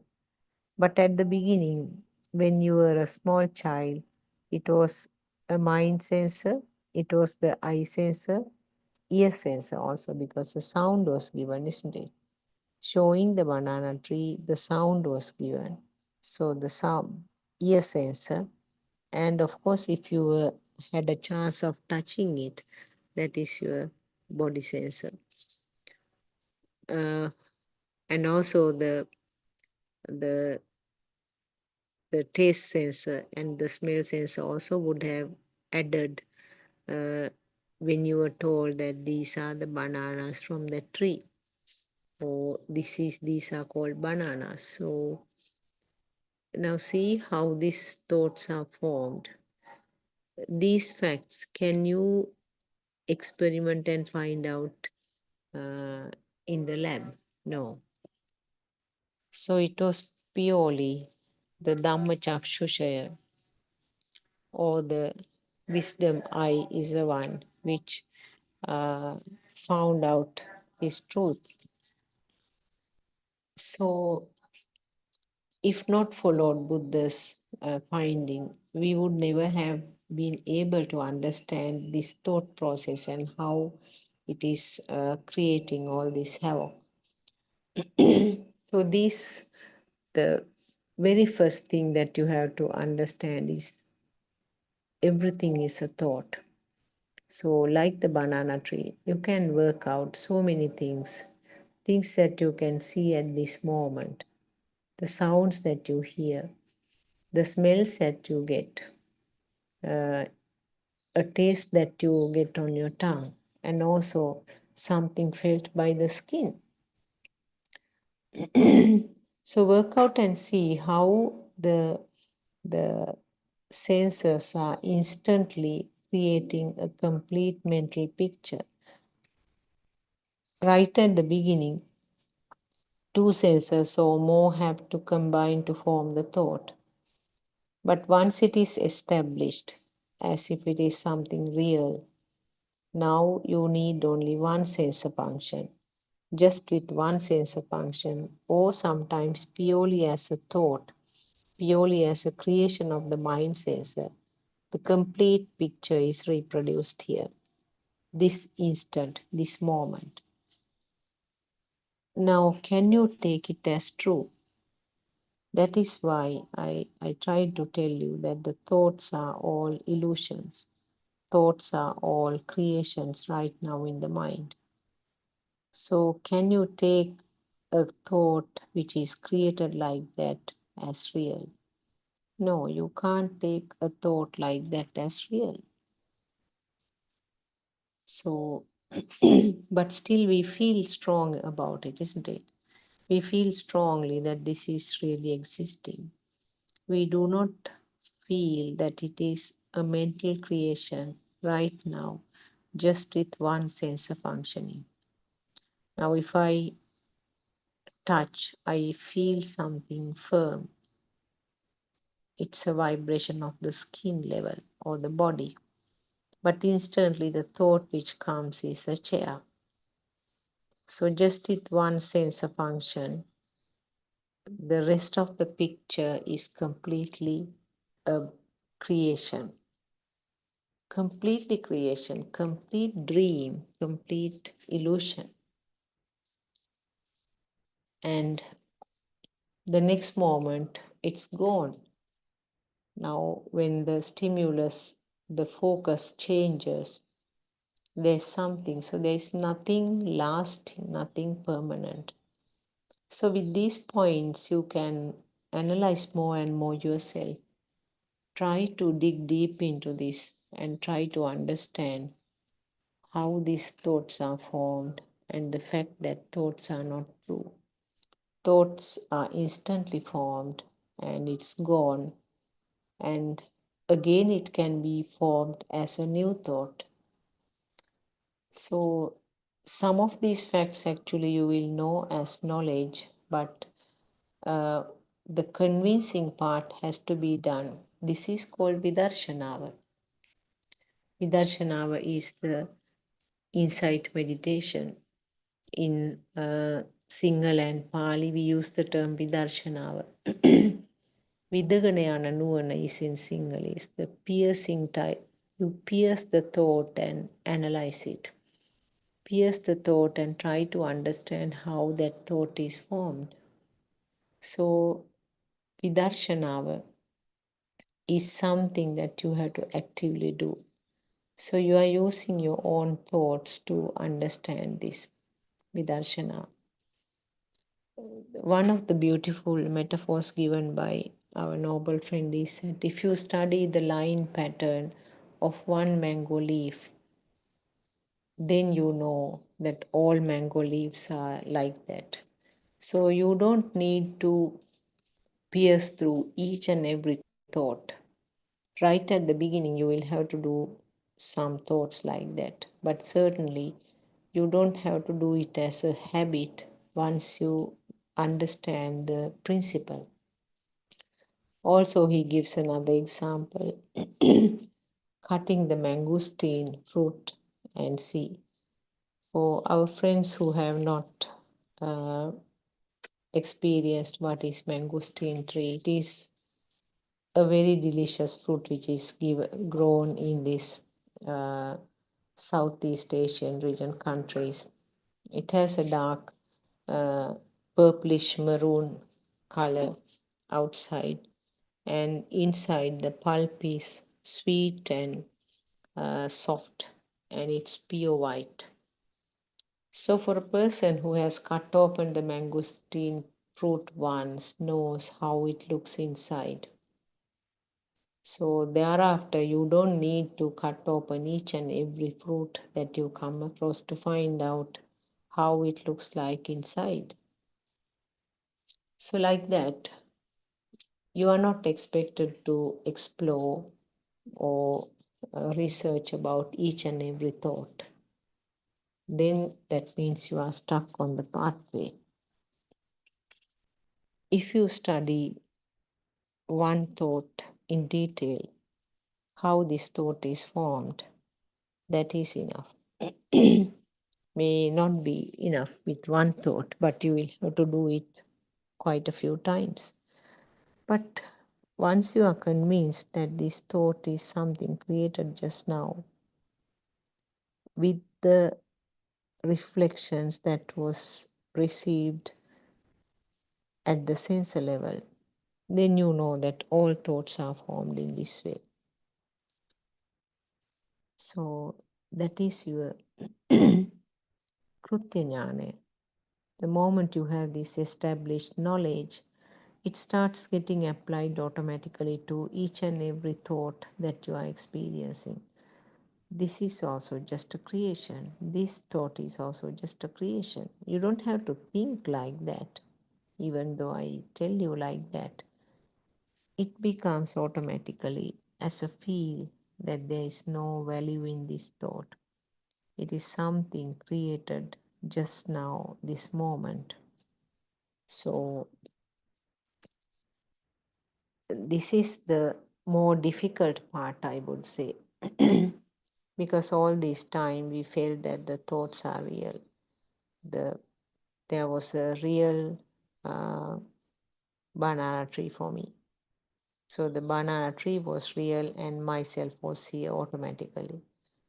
So, but now with these Dhamma facts, when we listen to these Dhamma facts again and again, slowly, that feel is coming, that it is simply a creation of the I at this moment. And the rest of the things are the perceptions that were formed at different levels. But instantly, without any observable time gap, instantly the complete picture about all the data about the banana tree is reproduced here. So you need only the vibration of one sensor now. Even without the seeing the picture, if I just mention banana tree, that is just a sound, isn't it? Just with the sound, you get the same picture, same mental picture with all those components that I mentioned earlier. So just see, it's very interesting how these thoughts are formed. Have you had any chance, or did you know anything about how these thoughts are formed? No, we didn't know. So what if the thought is not real? If the thought is something just created at this moment, and if it is not real, but still you feel that it is real, isn't it? Still you feel that some form of reality, existence is felt. That is the one that you have to recognize. The system should be able to identify more and more of that feeling of existence, which is a form of a kind of a current, I would say, not something that you can locate to any place. It's a feel, and You might say that I felt in my heart. You might say that I felt it in my brain. But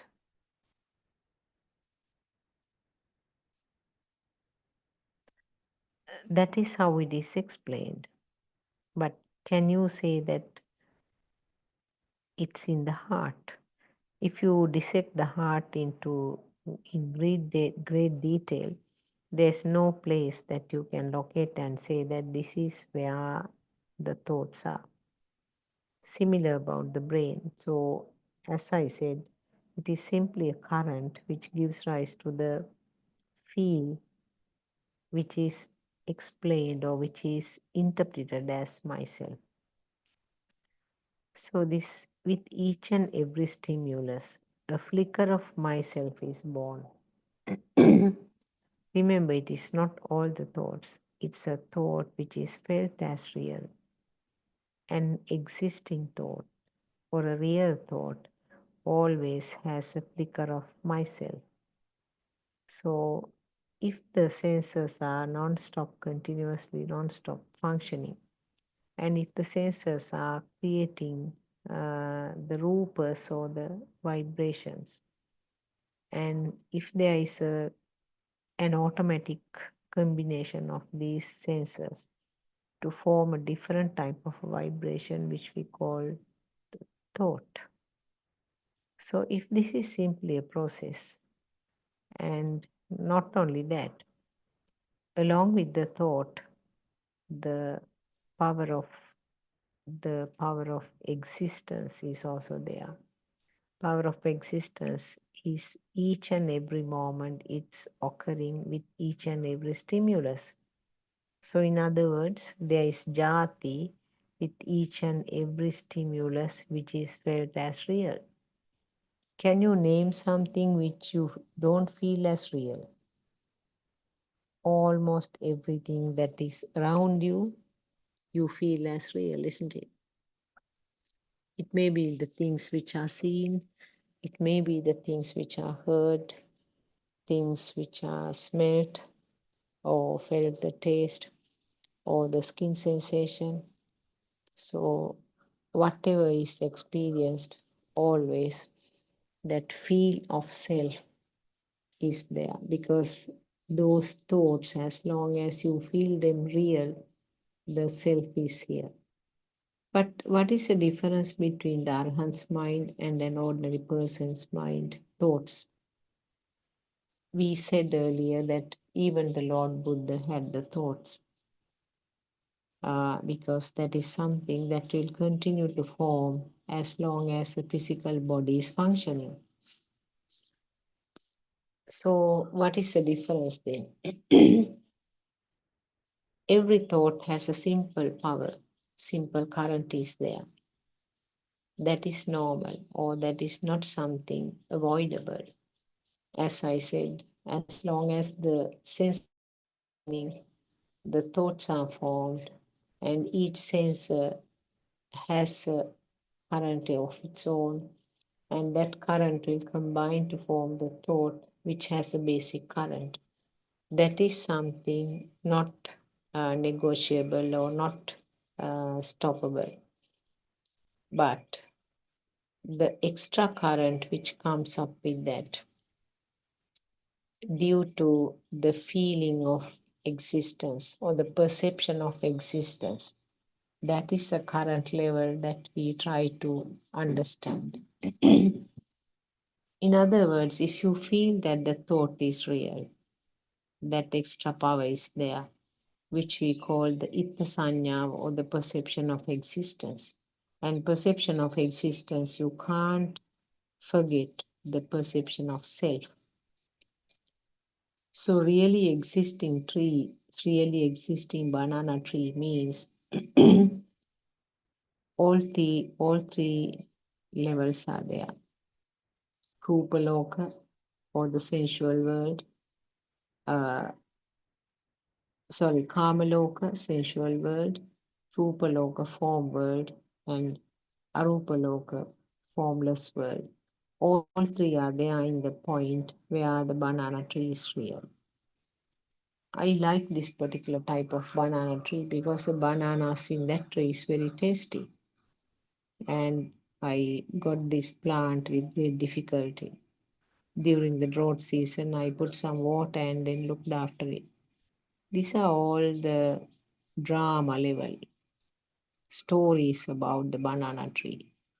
When the banana tree is felt, all kinds of thoughts are coming from the side tracks. So that is all in the karma bhumi for the sensual world. And it is created as a sensor function, as I said earlier. The banana tree is a vibration to the eye. The synchronization creates something at the level of the eye, and that is recognized as a shape or a light. And it's a sound to the ear. The name banana tree is a sound to the ear. And if you touch it, it's a sensor function to the skin or the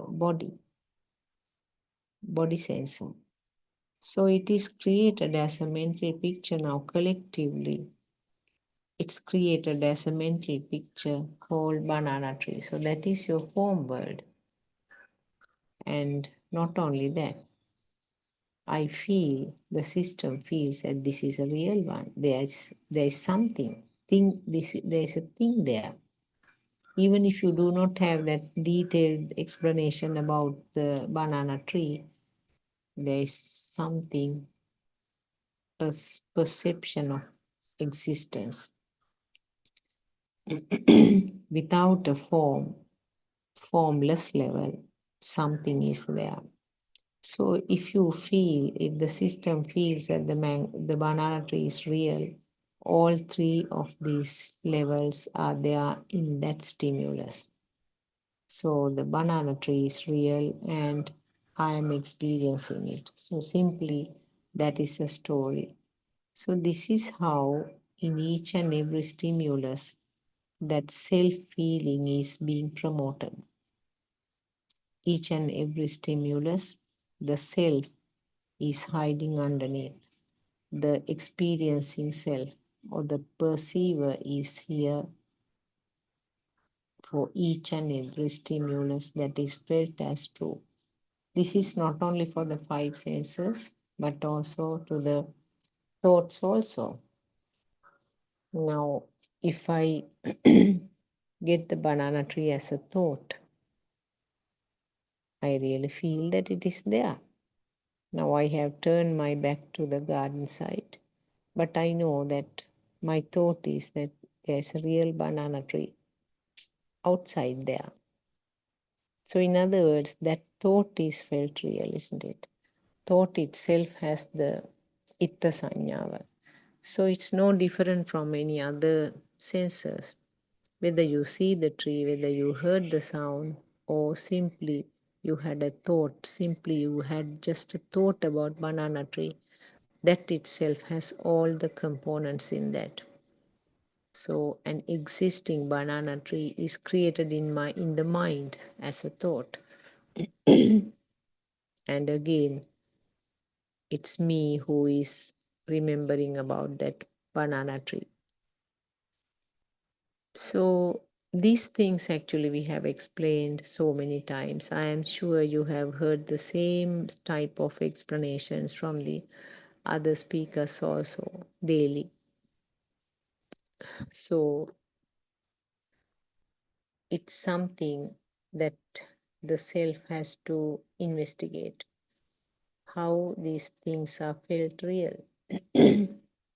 So if the banana tree is real to you, the whole world is real to you.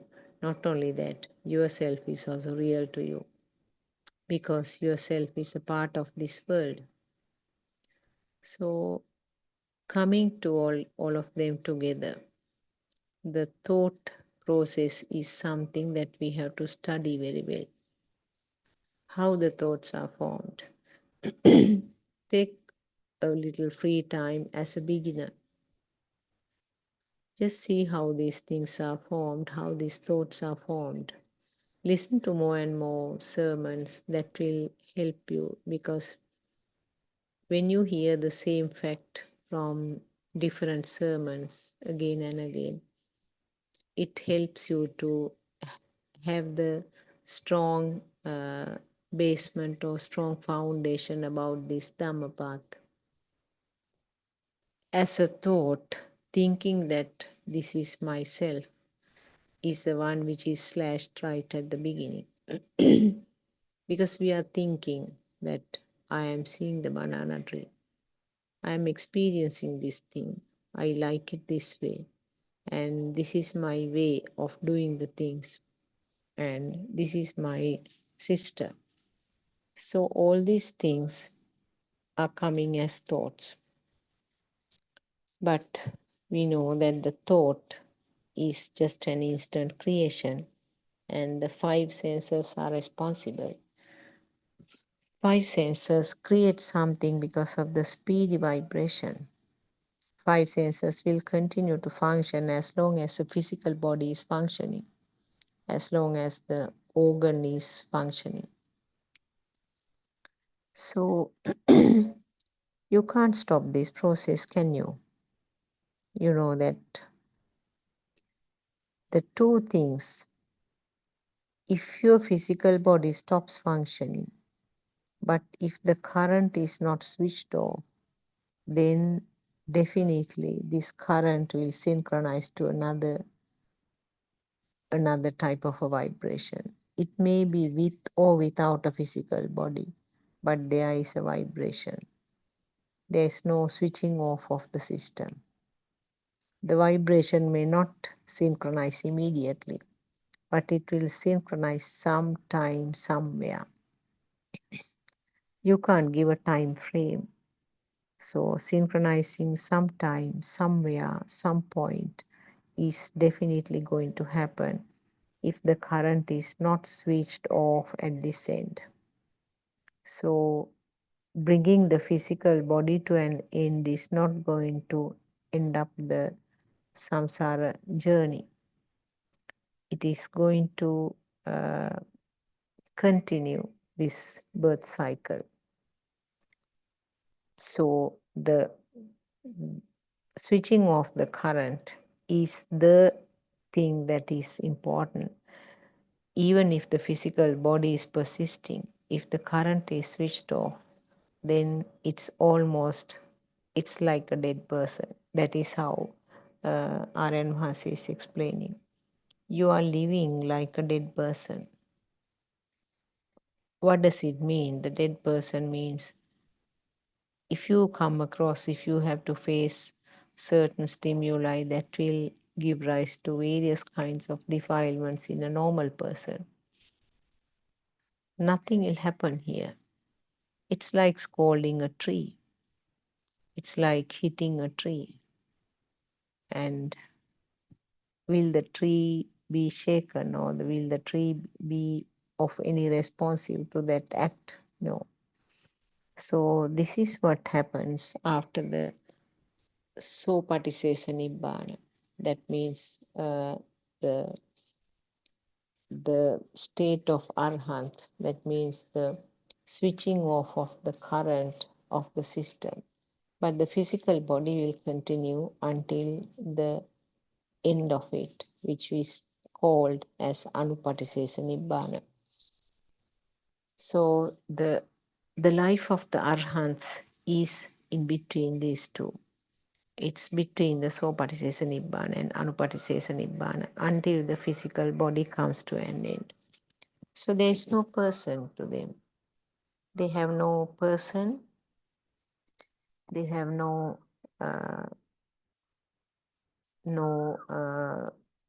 value to the thoughts. The thoughts are not felt real, but they will act accordingly. They will still plan the things. They will do their day-to-day work, and they will do whatever the maximum possible service to spread this Dhamma, to help the people who are suffering. So all those things can be done because the thoughts are formed, but those things are done without any kind of burning or any fire. So this is what we have to understand. The true Dhamma that has been disclosed by Lord Buddha is not something about doing good things and doing many things with the help of the physical body. It's something that you are exploring the mind, function of the mind, and the mind is something not static. It's a flow of thoughts, and each and every thought is an instant creation of the five senses. We know that different animals do have different senses, but the thought formation is very limited for them. There are, of course, so-called intelligent animals who are having uh, better thoughts than others. But most of the animals, particularly the insects, smaller ones, who do not have any advanced brain, they mostly act on the feel. The problem is they may not have the thoughts, they may not have any complicated emotions, but they do not understand this truth. So therefore, there's no escape for them. Whatever the current which was there at the time of the finishing of their end of their physical body will synchronize to something similar. We know that in Lord Buddha's time there are stories about the dogs, sometimes about the goats who are being born in that species again and again. This actually has been explained by R.N. Mahansi also very beautifully. He says how it happens. The dog has the mentality of the dog. The thoughts, the limited thoughts which are rising in the dog's mind is all related to the dogs. So the current remains at that level mostly. And the dog is uh, thinking about the other dogs. Dogs are having an affection towards the other dogs. The rivalries are also coming from the same species. And therefore, most likely the current which is created in the last thought at the end of the lifespan, the very last thought also will have some similar current which is equalized to the current of a dog. So therefore, being born as a dog again has a very high chance. And this can continue for some time. So stories that we hear in Buddhist history becomes more and more compatible with what uh, R.N. Mahasi is trying to explain to us. Yes, so the stories are compatible. Being born in the same species can occur again and again. And also once I remember that R.N. Mahasi explained that there are instances where sometimes some dogs behave quite different from the others. They do not go and fight with them. They do not show any particular affection towards the other dogs. Sometimes they stay a bit away from the rest of the clan also. And their current level may be different from that of the ordinary dog. So that may be the time that we can talk about being born in a different realm. So these are all possibilities of what we hear in Dhamma history. So it looks very clearly compatible with what we have heard. This actually reduces further if you had any kind of doubt about this Dhamma that we are hearing. So the Vichikicca shouldn't be there You have to listen to this Dhamma with an open mind. If you have the Vichikicha, the nature of the mind is such that might try to compare or might try to put some theories that you have heard from somewhere else to what you hear, which is not going to be successful. Then you do not have a balanced mind. You do not have an unbiased mind to take up this Dhamma. So always leave aside the knowledge that you had from the previous listening of Dhamma, maybe from by reading the books or maybe from some other clergy or lay people who are doing these sermons. So take it as something pure and try to understand and try to see how beautifully it is compatible with what we experience. Lord Buddha said that always match with Dharma Saha Vinaya.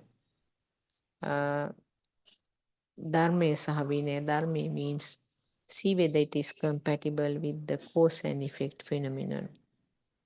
The Hetupalavada, see whether it is compatible with that.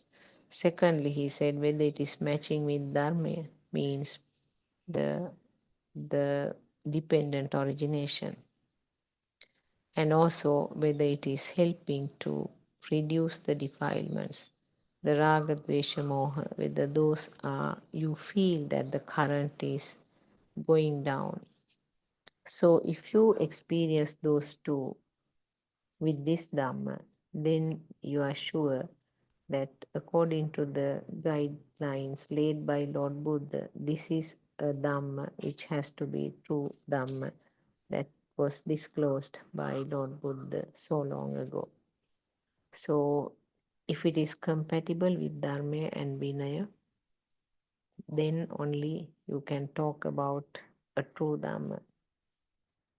So turn towards the system, turns towards the self system, and see whether your own defilements, your own burnings are becoming less and less. So that is one of the most difficult, most important things. Uh, so if your own fires, the gross level, if it is getting less and less, uh, that you can say that you have turned to the correct direction. But of course, that is not the last. Certainly, you have to go a long way.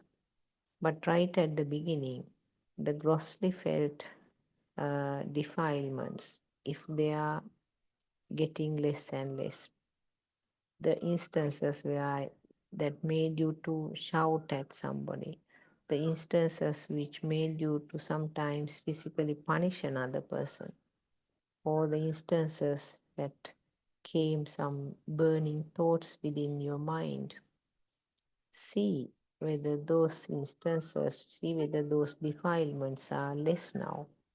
The degree that made you to punish another person will stop at a word level.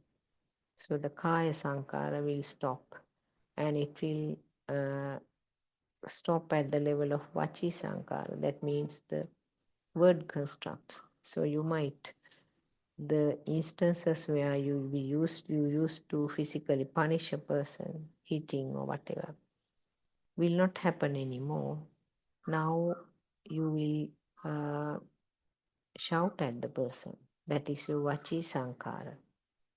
And further, you will realize that even that will come to a stop. You are still bubbling with the anger inside, but no words are coming out. So that is your mano sankara. Beyond that, you will realize that even that mano sankara, the power or the current of that is further coming down.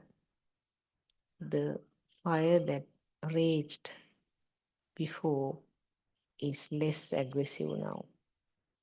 But on the other hand, the self feel is still there. we hear often our mothers say that I am very happy now because I don't get angry as I used to be. Now that is a different phase of this self. Now there's a self who has progressed in the Dhamma path, the self who has understood and then got convinced about this Dhamma facts. So that is a more subtle phase that it's difficult even to find out by yourself. These are the instances where the noble friend's help is essential. Sometimes some people are happy and contented. Okay, now I don't get angry. I can spread metta.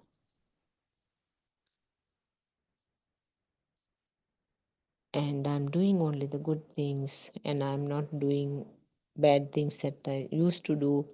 So I'm okay now. I feel very happy and relaxed.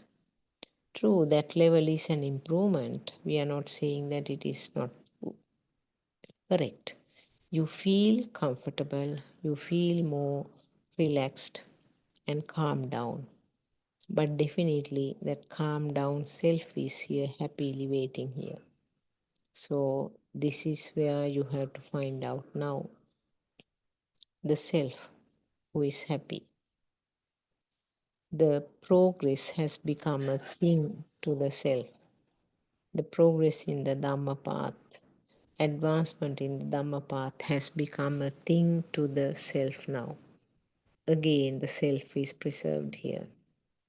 So that point you might be stuck if you don't speak to us in one of these Zoom discussions and come out the way that you feel, which is very important.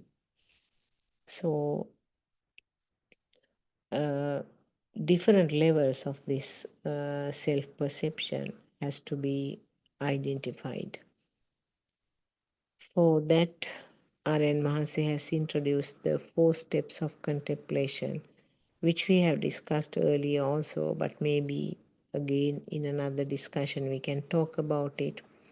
Very, very practical and simple, easy to follow 4 steps that R.N. Mahasi himself has practiced it for some years and then found out that it is very acceptable and very useful, and also that helps the person who is trying to follow this path.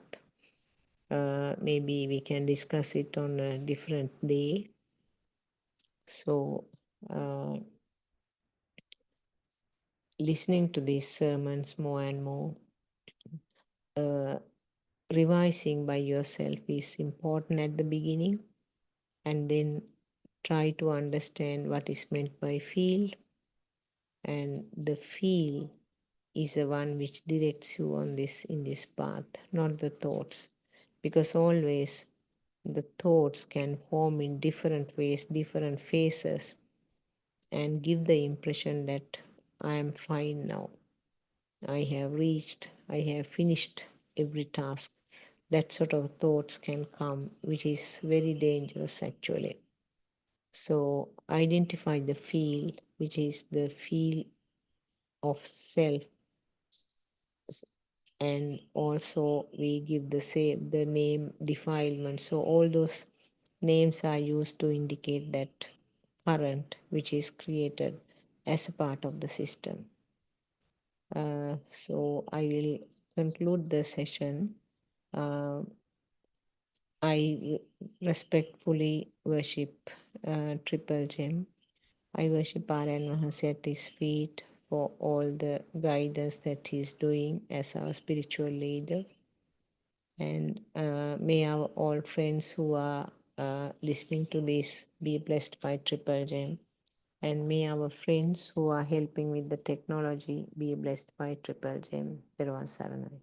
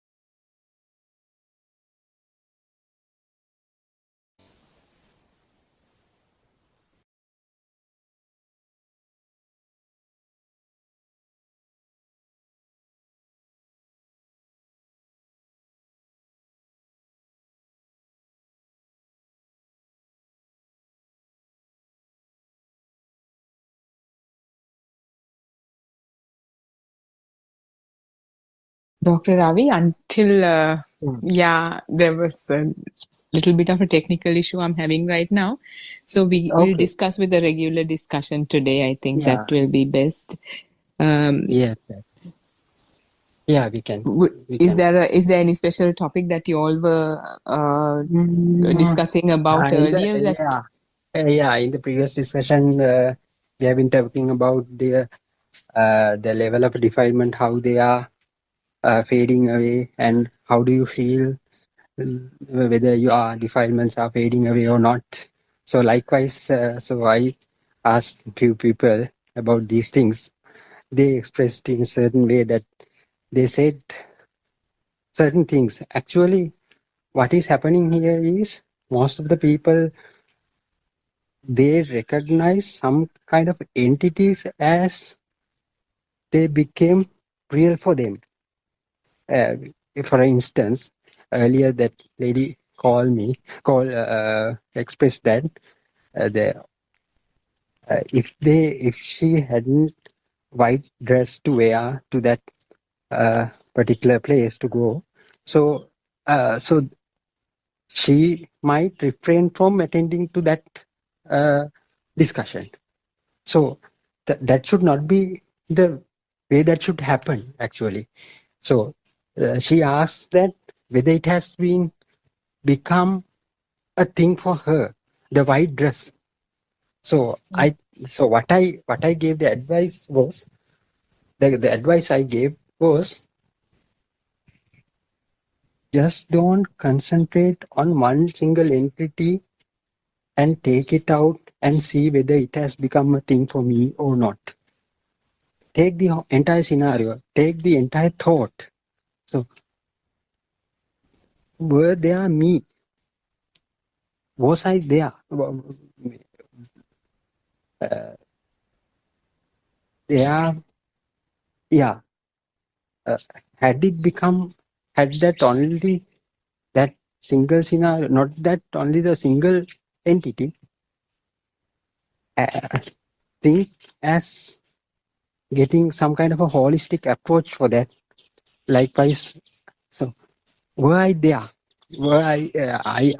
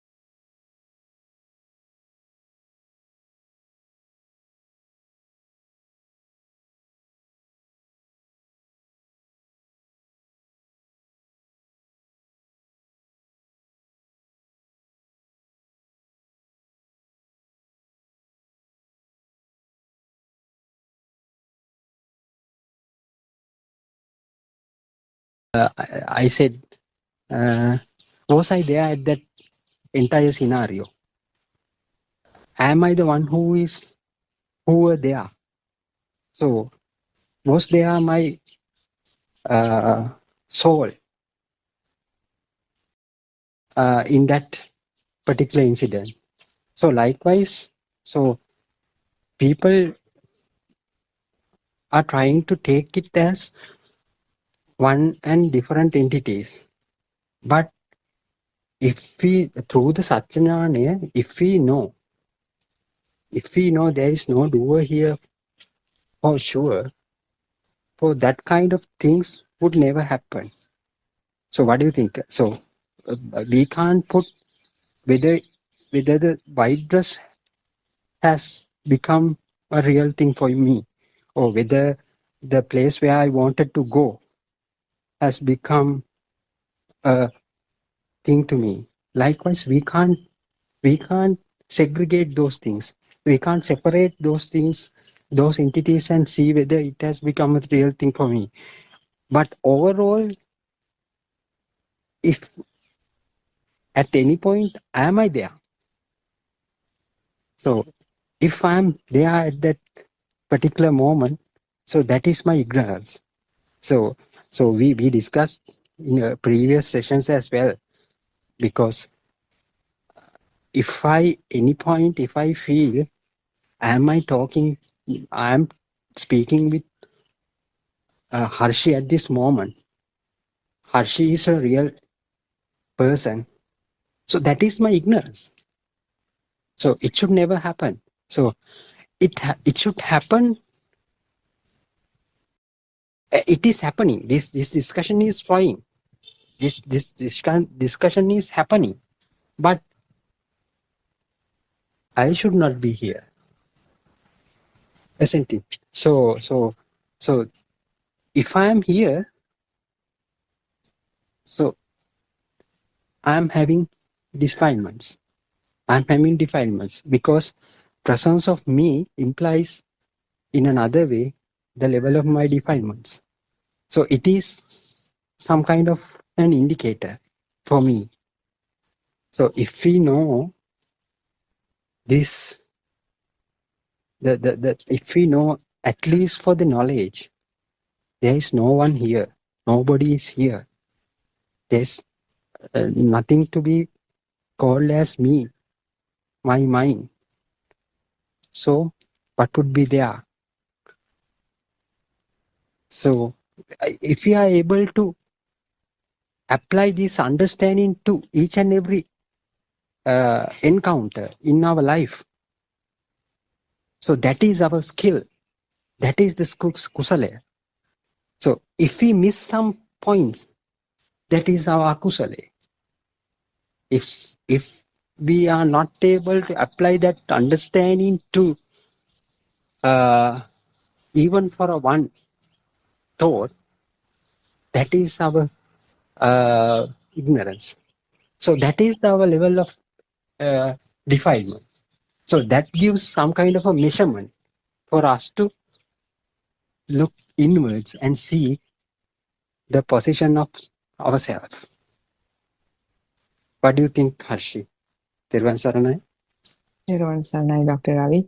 I think this is probably a kind of a very specific answer for this specific person. But it is correct. It is true, because what has been kind of happening is it's just a lot of people haven't been really understanding it in a holistic manner, and they would just apply it for an external entity or external object or whatever, without the full understanding of the wisdom of truth, which is that not just the so-called external world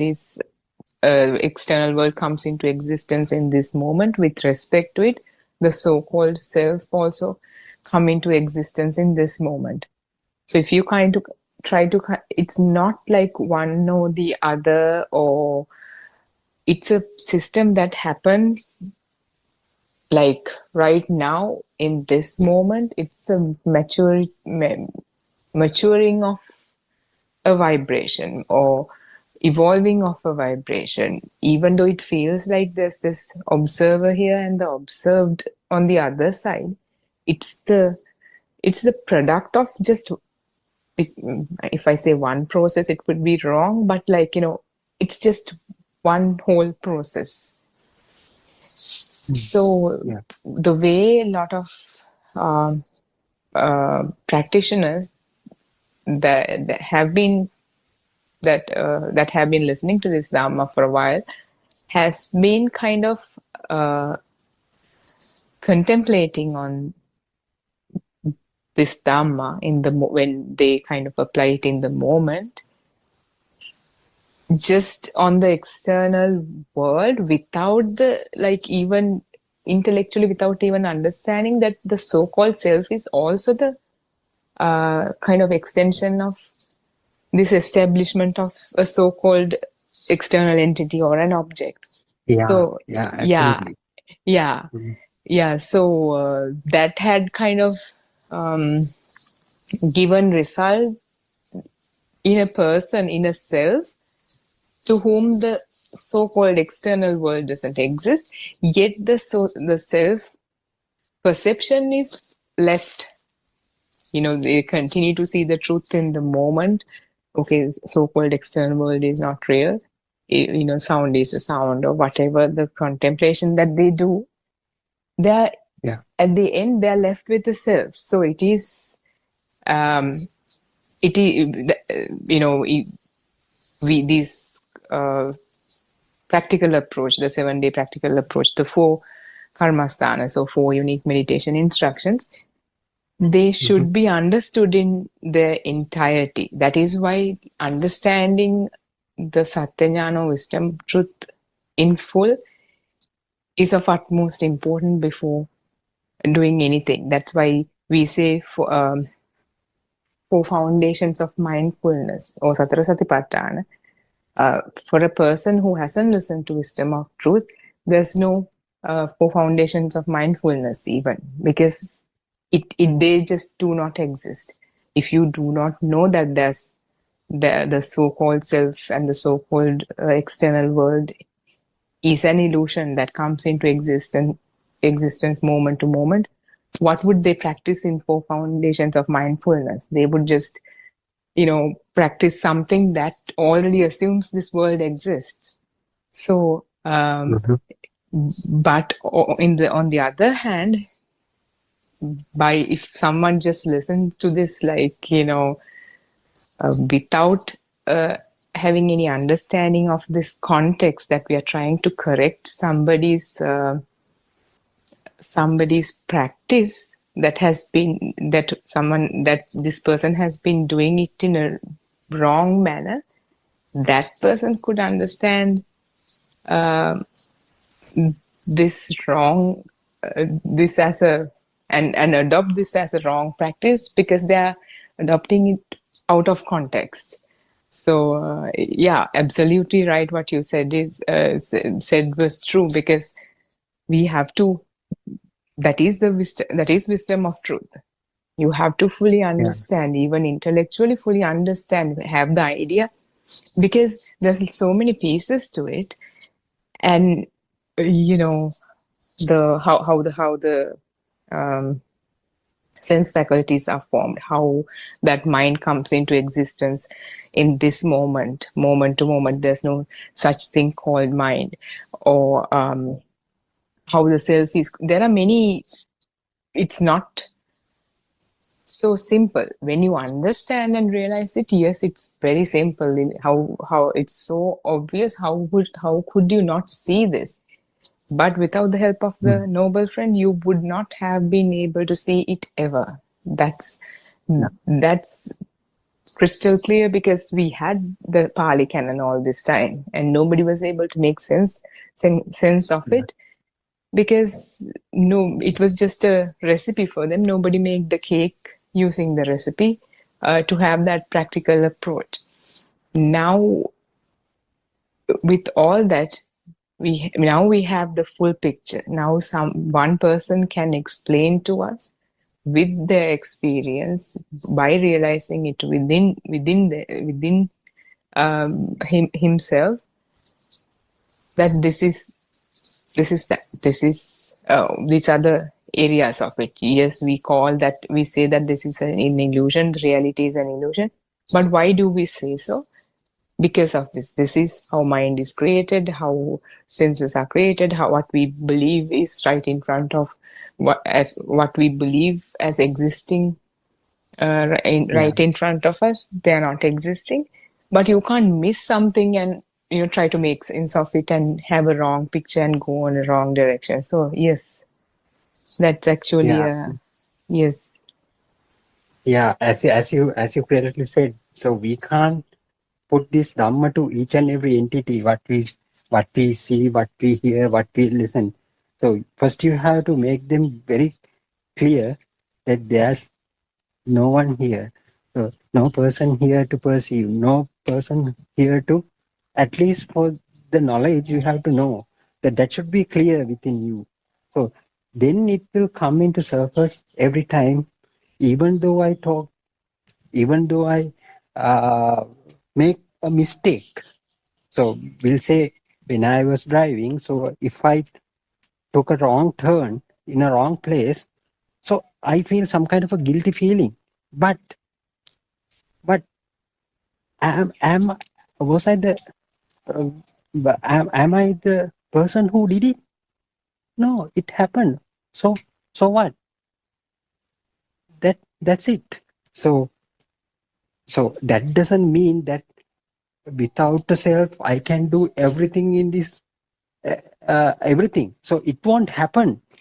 But if some if if something happens mistakenly, that is also can be well accepted.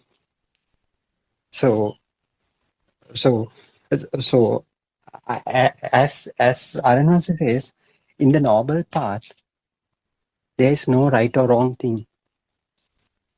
It's just a happening. It's just an incident, isn't it? So I think Lalana and Surangika also here with us. Do you can add something to that? Tevvan Saranai? තෙරුවන් සරණයි අද තෙරුවන් සරණයි Dr. Ravi, තෙරුවන් සරණයි everyone. Doctor, there's a new experience. Mm-hmm. I want to tell something. There's a new thing, but I haven't discussed that experience with Ayanwasa, but I tally with that experience with the sermons. Doctor, once we understand there is no soul, and when you have a experience in Avadhiya, that means Adhigata Samadhi, there is a certain point, place, it comes at once, Doctor. That means the field is there, but there is no person at all. When I get that experience at once, there is an excitement, what has happened. That means existent field also not there. So at once cannot understand what has happened. What is this? There is no person at all. There is no one at all. But during that type of experience, first time I got excited. What has happened? What has happened? I can understand. It's like this. That excitement is coming. So when I get that experience second time, I realize there is no through wisdom. There is no place for perception, mind perception. So because of that, the mind doesn't like to stay like this. Always mind perception try to get attached to somewhere. In that point, Doctor, it is entirely different. Not there is no person at all. There is no existent field even, but very difficult to explain that even. During that time, there is no person at all. But it comes automatically and existing only for a short while. So for five times I got that experience, but finally I understood, doctor, there is no place for Vijnana Maya. So completely free from that. Completely free from that. And through the wisdom, the realization comes, this is the place, not get attached to anything and free of Vijnana Maya, doctor. It is a fantastic experience, but doctor, it's very, very difficult to understand. It comes time to time, doctor. It is a place, the first time when I got that experience, I tried to have a discussion with Aranmas, but unfortunately I couldn't do it. But when I hear the sermons, Aranmas is explaining that point. Sometimes you may get excited because you can understand what it is, because we haven't experienced it before, doctor. So that is the place. There is no attachment for Vijnana Maya. No attachment at all. Free from Vijnana Maya, doctor. Mm-hmm. So yes, thank you, Jalana, for sharing just those experiences with us. Yes, but I'm thinking I'm not a suitable person to comment on that thing. We'll ask Aran Hanse when Aran Hanse is here. Uh, anyway, that's thank you very much, Jalana, for sharing that experience with us. But So, doctor, that comes only for a short while. It comes time to time. But there is no, the excitement what I had earlier is diminishing also. right. When I experience it over and over again, doctor, the excitement, first time, can't understand what it is like that. Get caught, can't understand what happened to me. Like that, I felt, doctor. Honestly, I'm saying. But when I experience this type of thing over and over again, that excitement also diminishing, doctor. Right. I'm sorry, I can't tell exactly what I feel, but I tried to explain it. There is a place like that, but I have heard that experience Aaron Masa has discussed, I think, before 2 years, like that. No, before Andolanaत्मक sermons, doctor. Right.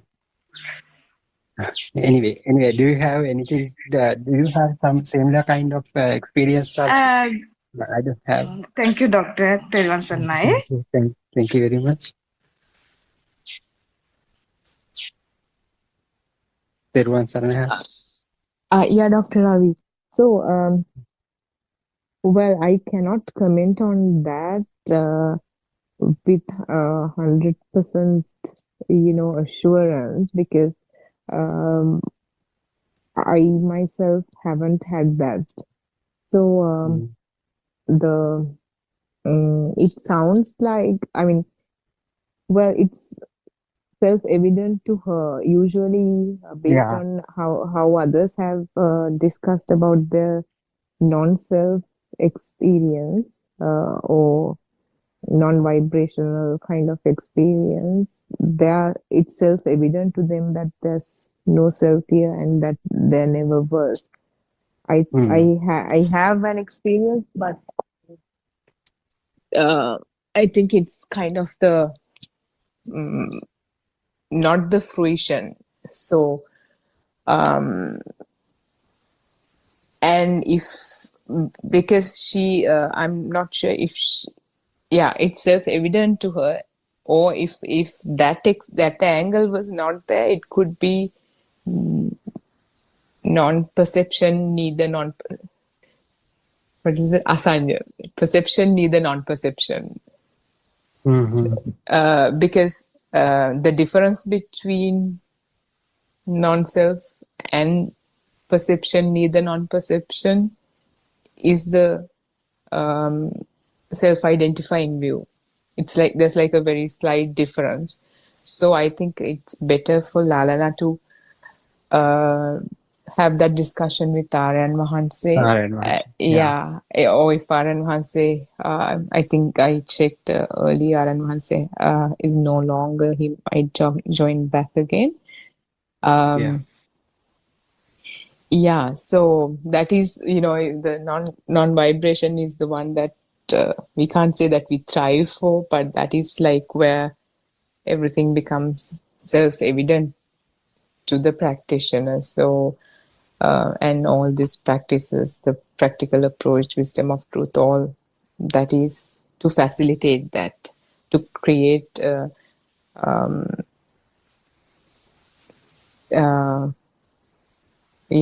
so creating the path so that experience is facilitated. That's I think all that I can say about it. And we have Surangika and Justin also. If you have any questions, we can discuss about a certain topic that you all might have. Theruvan Saranai, Surangika, and Theruvan Saranai, Justin.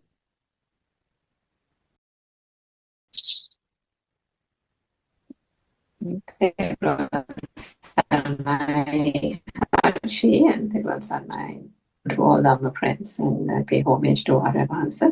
I think that was quite a profound experience that Lalana just recounted. So thank you, Lalana, for that and for sharing that experience with us. As Dr. Ravi and Harshi both said, I don't think any, or at least certainly I'll speak for myself. I'm not in a position to kind of comment on that, and that certainly seems to be a special experience that Lalana will have to speak to Aryan Mahanse on it. But I mean, if you think back, there are times that Aryan Mahanse does give us glimpses of that kind of Adhigata Samadhi type experiences. And those are, I suppose, certain points at which we can, when one does get that experience, one can then relate to, as Lalana has done, because I can't recall hearing something like that, but maybe that's because we haven't had that kind of an experience ourselves. But in terms of the limited experience one has, Aryan Mahanse always says you need to know that ultimate experience, or at least know the hallmarks of that ultimate experience in some way, even in the form of it being just mentioned by when one does encounter it. There is no person, but when the system does encounter it, then one knows that that is the non-vibrational state. So in that sense, there is always that guidance and the holding of the hand by the noble spiritual friend in allowing us to see through the illusion of all the things that are happening around us, and to take us through that path to that point of inner tranquility, shall we say, or non-vibration.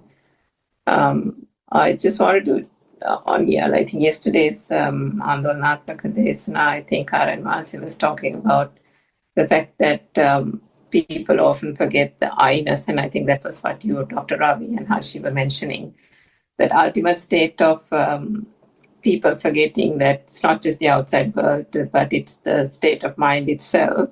And where does this whole thing culminate? It culminates in this so-called self-perception that has kind of come out of nothing, but has become this mammoth self that we have given so much value, so much importance to. So somebody earlier in the morning asked in the Zoom about the Paticcasamuppada and what the Anuloma Pratiloma kind of reflection is about that whole thing. But the beauty of this true Dhamma, the way Aryan Mahanse explains, is that you don't have to get caught up in the Pali canon. You don't have to get caught up in the Tripitaka. If you can understand it, well and good. But he has just taken the complexity out of the whole Dhamma and brought it in easy reach to our mothers and fathers in the rural areas, as well as the so-called intellectuals in Western society, and then even people like us who are constantly, living in our own minds, or giving too much of importance to the mind, that we want everything to be analyzed. And we want lots of information before we believe something to be true. So that's the beauty of this Dhamma. And you don't really need to know Paticcasamuppada if you know basically how the mind works. And that's what Aryan Maharshi has, from I think 5 years ago, been saying to us in very, very clean and simple terms. He has articulated basically how the thought arises, how the light and the sound and the senses form, and culminating in the eye. But a common problem, I suppose, is, as you mentioned, the fact that we focus on the fact that there is no outside world, or the world that we perceive is something that is only in our mind. And then somewhere down the line, when we really go into the depths of that, and then we also kind of we are somewhere in the point where we think that, okay, there's nothing in the mind as well, the second stage, there is a notion, or there is a feeling that comes, that inner tranquility, where it's a really peaceful state. It's a really tranquil state.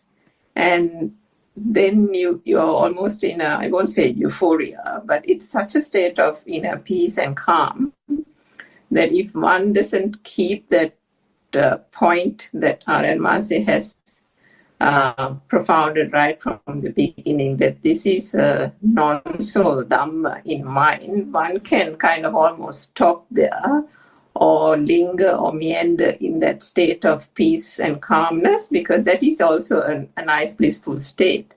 But if you don't keep, I mean, in the Western world, you use the word or the term eye on the prize. Now, there is no eye on the prize, but here, the principle that we are getting to is that there was never a soul here. There was never an I. There was never a self.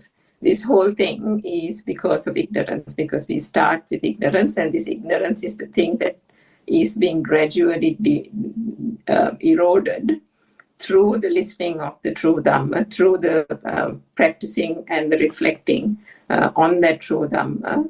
The eroding is the eroding of self. So one needs to keep the focus on that, and right through our practicing of the Dhamma, right through reflecting as we listen to Dhamma talks, and as we go about our usual day-to-day duties or obligations and our day-to-day activities, one has to always see, how does this relate to the defilements?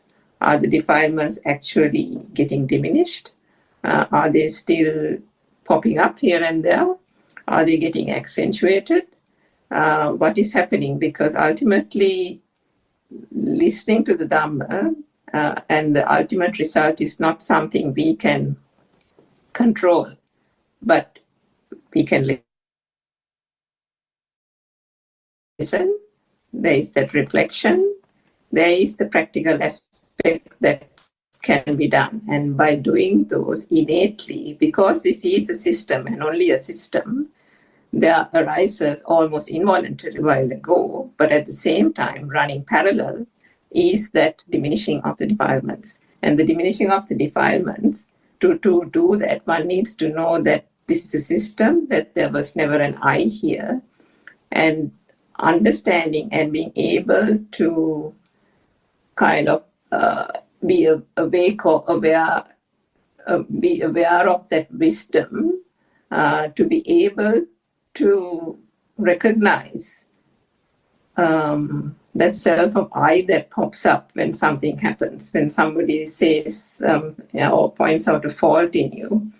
If that pops up, and if you're getting a burning sensation, or you're getting your heart rate up or something like that, then you have to understand that is the point where it needs to be clear that the defilements are still there. The I-ness has been still given importance and value, and the recognition there is the only thing that one can do. The self-awareness that those defilements are still arising is the only thing one can do, so that by doing so, there is a gradual diminishing, and that inner tranquility can then remain and then progress towards non-vibration. So I think the main thing is we have this tendency of concentrating or kind of feeling as if we are in a comfortable position, that I'm feeling this inner calmness, tranquility, and so on. But the final destination, although there cannot be a destination as such, is the dissolution of the self and the I-ness, and that needs to be, I suppose, quite prominent in terms of how we discuss this whole Dhamma, was what I wanted to say. So thank you, Dr. Ravi and Hanshi. Yeah, thank you. Thank you very much, Surangika, for the wonderful explanation. So I am getting kind of a question through that. So would you be able? So I'm turning this discussion to a different direction. So because this question might be palatable for the Western people as well. I'm asking. So this is the same question that once Mrs. Kema asked us. So what is the difference between the nihilism and the non-soul Dhamma? So we are here. We are trying to say there is no soul here. So actually, Lord Buddha said, so how you compare and contrast these two things? Would you be able to give some brief overview on that, Teruvan Saranai Surangika?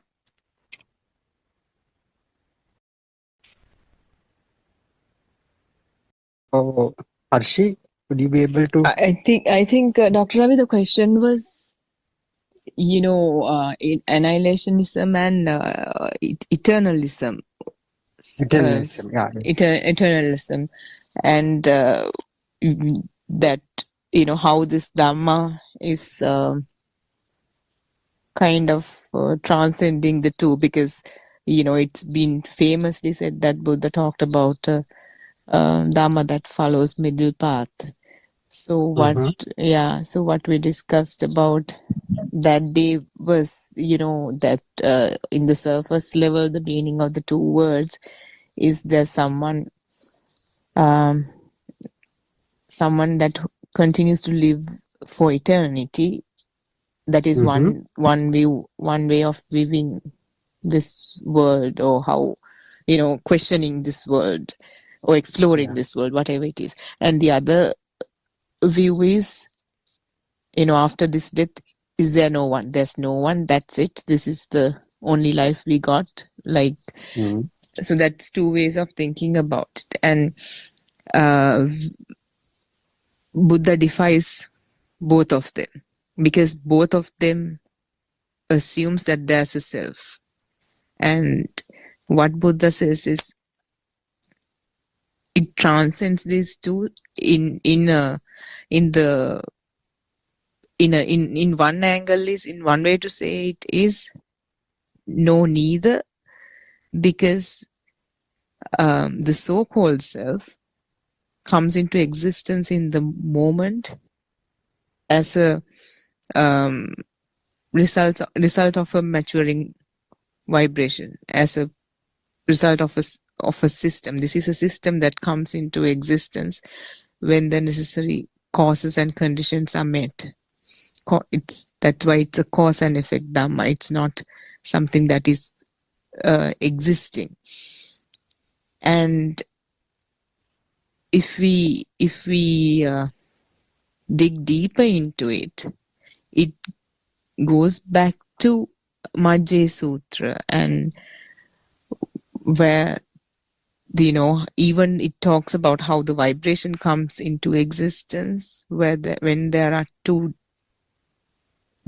different ends, two different ends. I mean, two different polarities.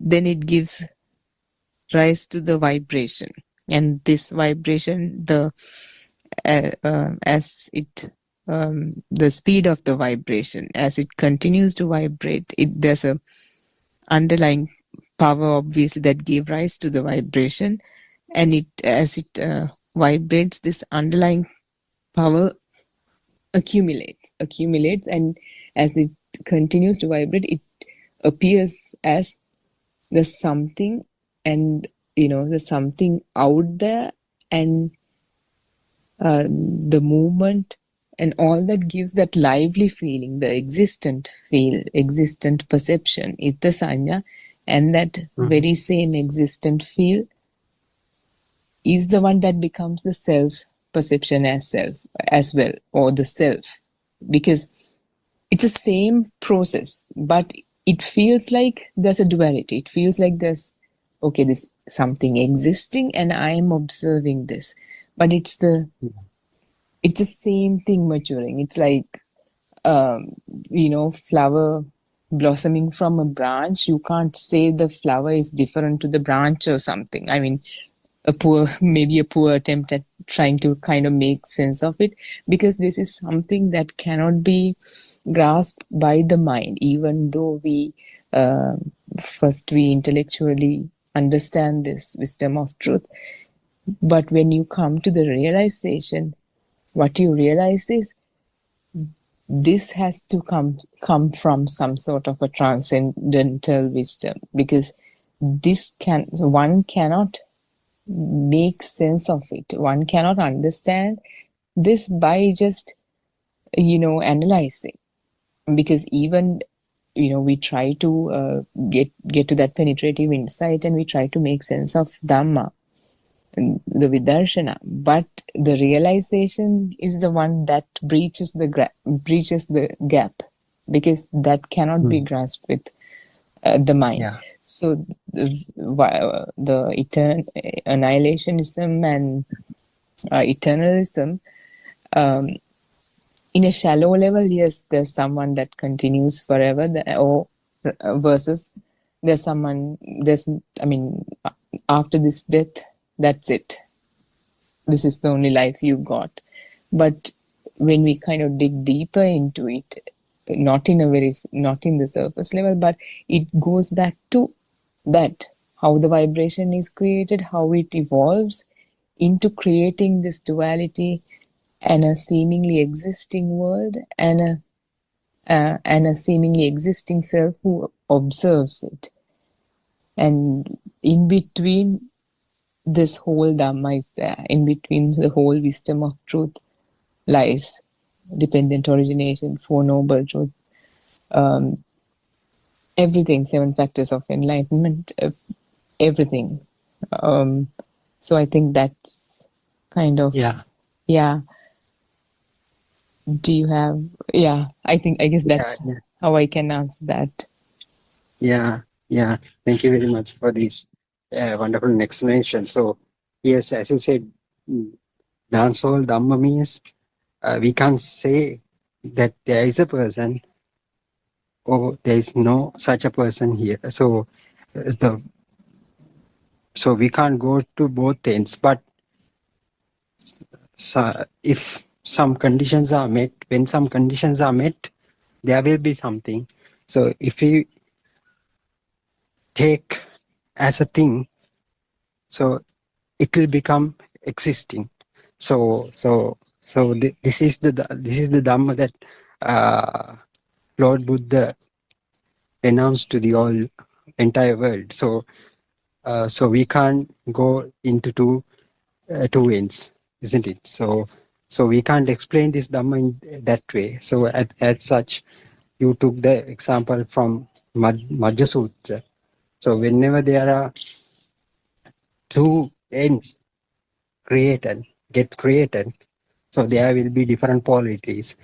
At the midpoint, there will be the energy. So that is the place where the neutralization occurs. So that is the energy. So if this energy can, that particular energy can give rise to more vibrations to happen.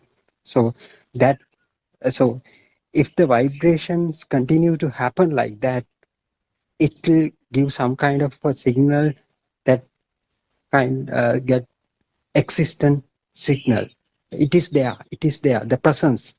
So it has not been created by you, not by anybody else either. So that is the entire Dhamma. That is Dhamma. Dhamma means the system. That is the whole process. So that is what is happening absolutely in the real world. So, but unfortunately, as human beings, we can't see it because it is not visible, or it is not audible, or it is not felt. So unless you understand the mechanism, so you won't be able to see the truth, because this Dhamma is not, it cannot be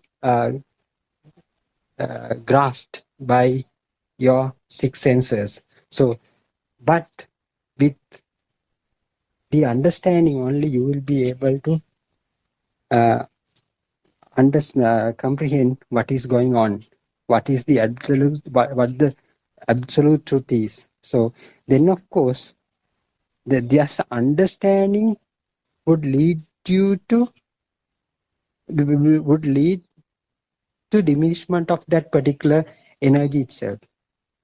So that makes you to feel that there is no one here. So it is like a circular thing.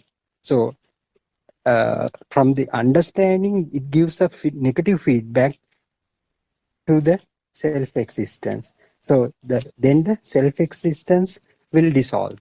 So when the self-existence dissolves, then you understand more, then again it gives a negative feedback. So likewise, it goes like a circular motion, in a circular motion.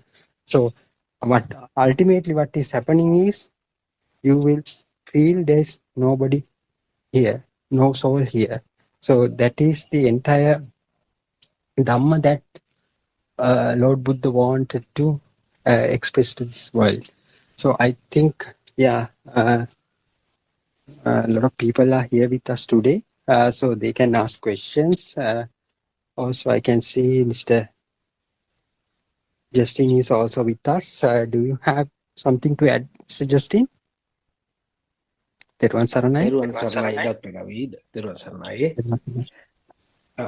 Yes, there are two very popular philosophies or concepts or views. We once discussed this annihilism and the eternalism. So the ordinary people, they try to solve their life or their existence by applying these two philosophies. But the thing is, these two falls into one category, that is the illusion, ignorance of their because of their ignorance, they create these two extremes. But to solve this, in order to solve this, now one category, one people, one side, they speak, there is no soul. This is the only life. This is the existent. After our clinical death, there is nobody. That is the full stop. The other people, the other scholars or the other school people, they think eternity. This is cycle of birth is the rebirth or reincarnation is keep on going it. So in order to solve, so what Lord Buddha introduced is the formula, that is the five aggregates or the skandhas. So the problem here, the most of the people can't understand. In order to solve this problem, so we start with the forms, then feelings, the perceptions, the volitional formations, and consciousness. So we find the same formula in other sciences also. For example, in sociology and psychology also we find they speak image, then sensation, perception, and consciousness. They think something is existing outside, the world is there outside, and by taking one particular object, I see something and I sense it, so then I perceive it as a house. Okay, then consciousness with the mindfulness that established what it is a house. So the thing is, in Buddhism, we start from the speaking from illusion. It's the illusion, first illusion. You did not experience something. It is an illusion. There was we call it patika sampassa. So when the eye get contacted with some other thing, because of the vibrational speed, something is get created.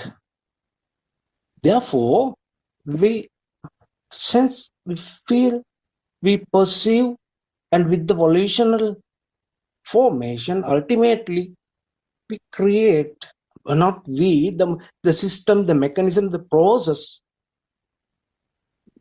the ultimate product is a house, is outside.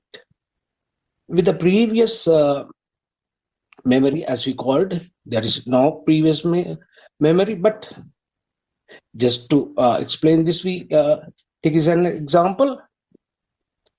So with these things, the illusion started. So when we speak about skandhas or the 5 aggregates, we have to add an adjective, I think, because it is not form, it is illusionary feeling, illusionary form, illusionary perception, illusionary consciousness, like that. Then when the other people, I mean the non-Buddhist, when they explain forms, that is established thing is there.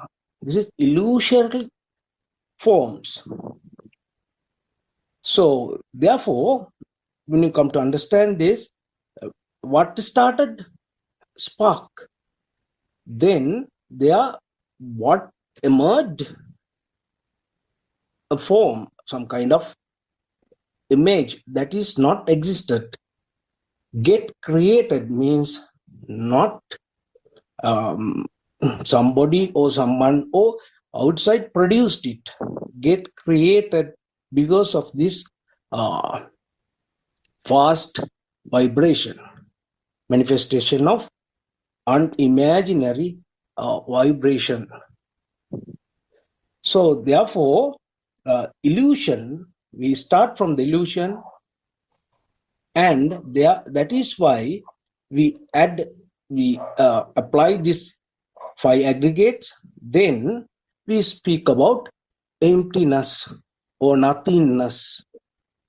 So started from nothingness, and end must be also nothingness. Started with no self, so it must end with no self. Isn't that so, Dr. Ravi? Yeah, as you mentioned. Terwan Saranai. Yeah. Yeah, thank you very much for the explanation. So as you clearly said, even we take philosophy or psychology or whatsoever, kind of scienceology or whatsoever, so it begins with, as you clearly said, a self existing thing. So what we see is there is already notion behind everything.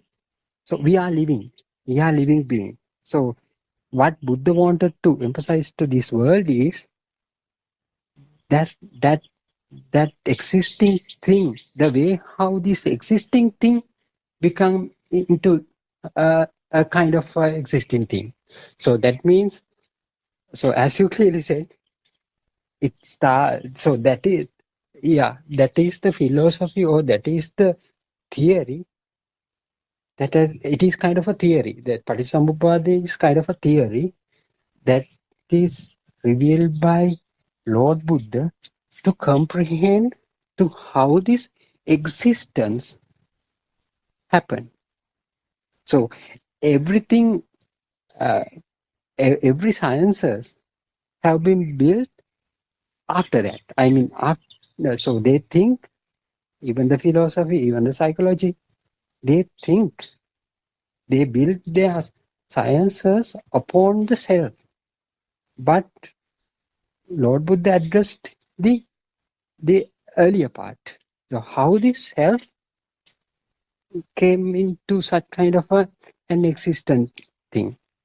So to explain that thing, Lord Buddha announced the five aggregates. So if you are able to look from that way, you will be able to understand the so-called self is not a really existing thing. So every sciences, as Saranvasa says, even you call physiology, chemistry, psychology, or whatsoever, so everything will be defined logic, defined theories on the illusion, as you clearly said. So before that, Lord Buddha wanted to uh, tell the world that how this illusion gets created. So to uh, to explain that, he used a tool, he used a theory, that is the Paticcasamuppada, how the mind gets created. It, so that is, I think, in the first discourse of Lord Buddha, Dhammacakkappavattana Sutra also contains that thing, how the mind gets created. So we, as the people who are coming from the mundane world, we tend to think this mind is mine. So I am the one who is thinking at the moment. So I am the one who is living. So how these concepts come through the mind. So as long as you believe the mind is you, that means you are entrapped in that illusion. So because according to the Lord Buddha, according to the Paticamuppada, the mind is itself an illusion. It's a product of this Kanda Vigraha, the five aggregates. So Lord Buddha introduced that theory into the world, that concept into the world. So come and have a look. Come and have a look how your mind get created. So if it if you understand, once you understand your mind is not a permanent thing, so then how you assign a self to that mind? No way. So if mind is not you, then who are you? Then Buddha asks, so are you really existing as you thought earlier? No, because mind is not you. So that is why. So if you look at from that angle only, you will be able to see there is nobody here. Only the mind, the creation of the mind. So if you are able to understand the creation of the mind, but even then you will understand that mind is not permanent, the impermanence of the mind, then of course then you realize, so why should I assign a self to that mind? So self is not become real for him or her who understand this concept. So then he will understand there's no soul here. So with that notion, so if you know you from that theory, from that concept, one will get to know there is no self here for sure. So then whatever he engaged with this in this mundane world, so he tends to work without a self from that point onwards, because he definitely knows that there is no self here, only the creation of the mind. So he knows how the mind gets created. So it is not true, as Madhya Sutta said, if there are two ends with different polarities, the creation of a kind of energy in between those two ends is inevitable. So that gives rise to some kind of a thought. So it gives rise to some kind of a feel. So that feel, we mistakenly take it as real. So this is not true.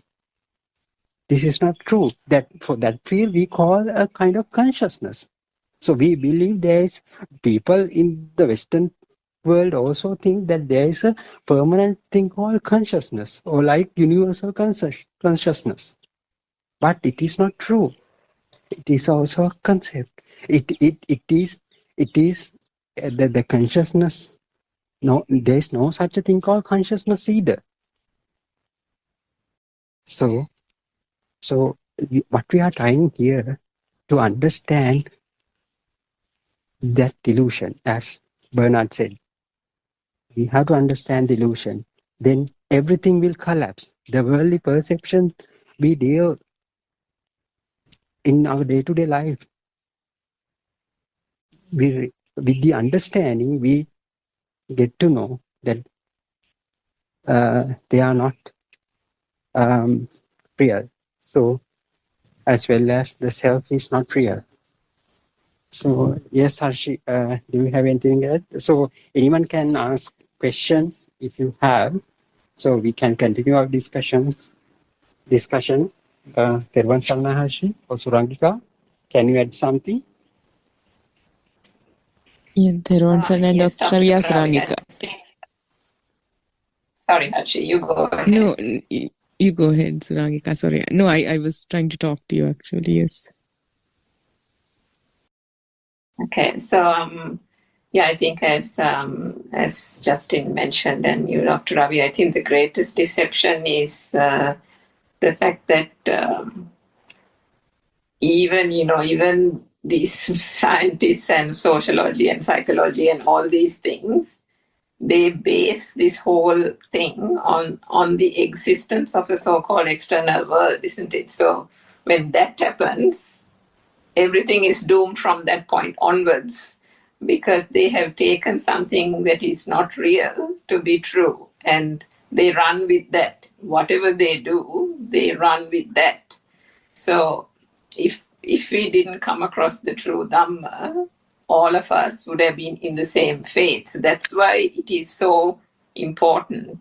And the message of the Buddha is so profound, that the message that he has given to humanity and to mankind, who are the only kind of species who has the so-called mind consciousness, to be able to fathom a reality of non-existence.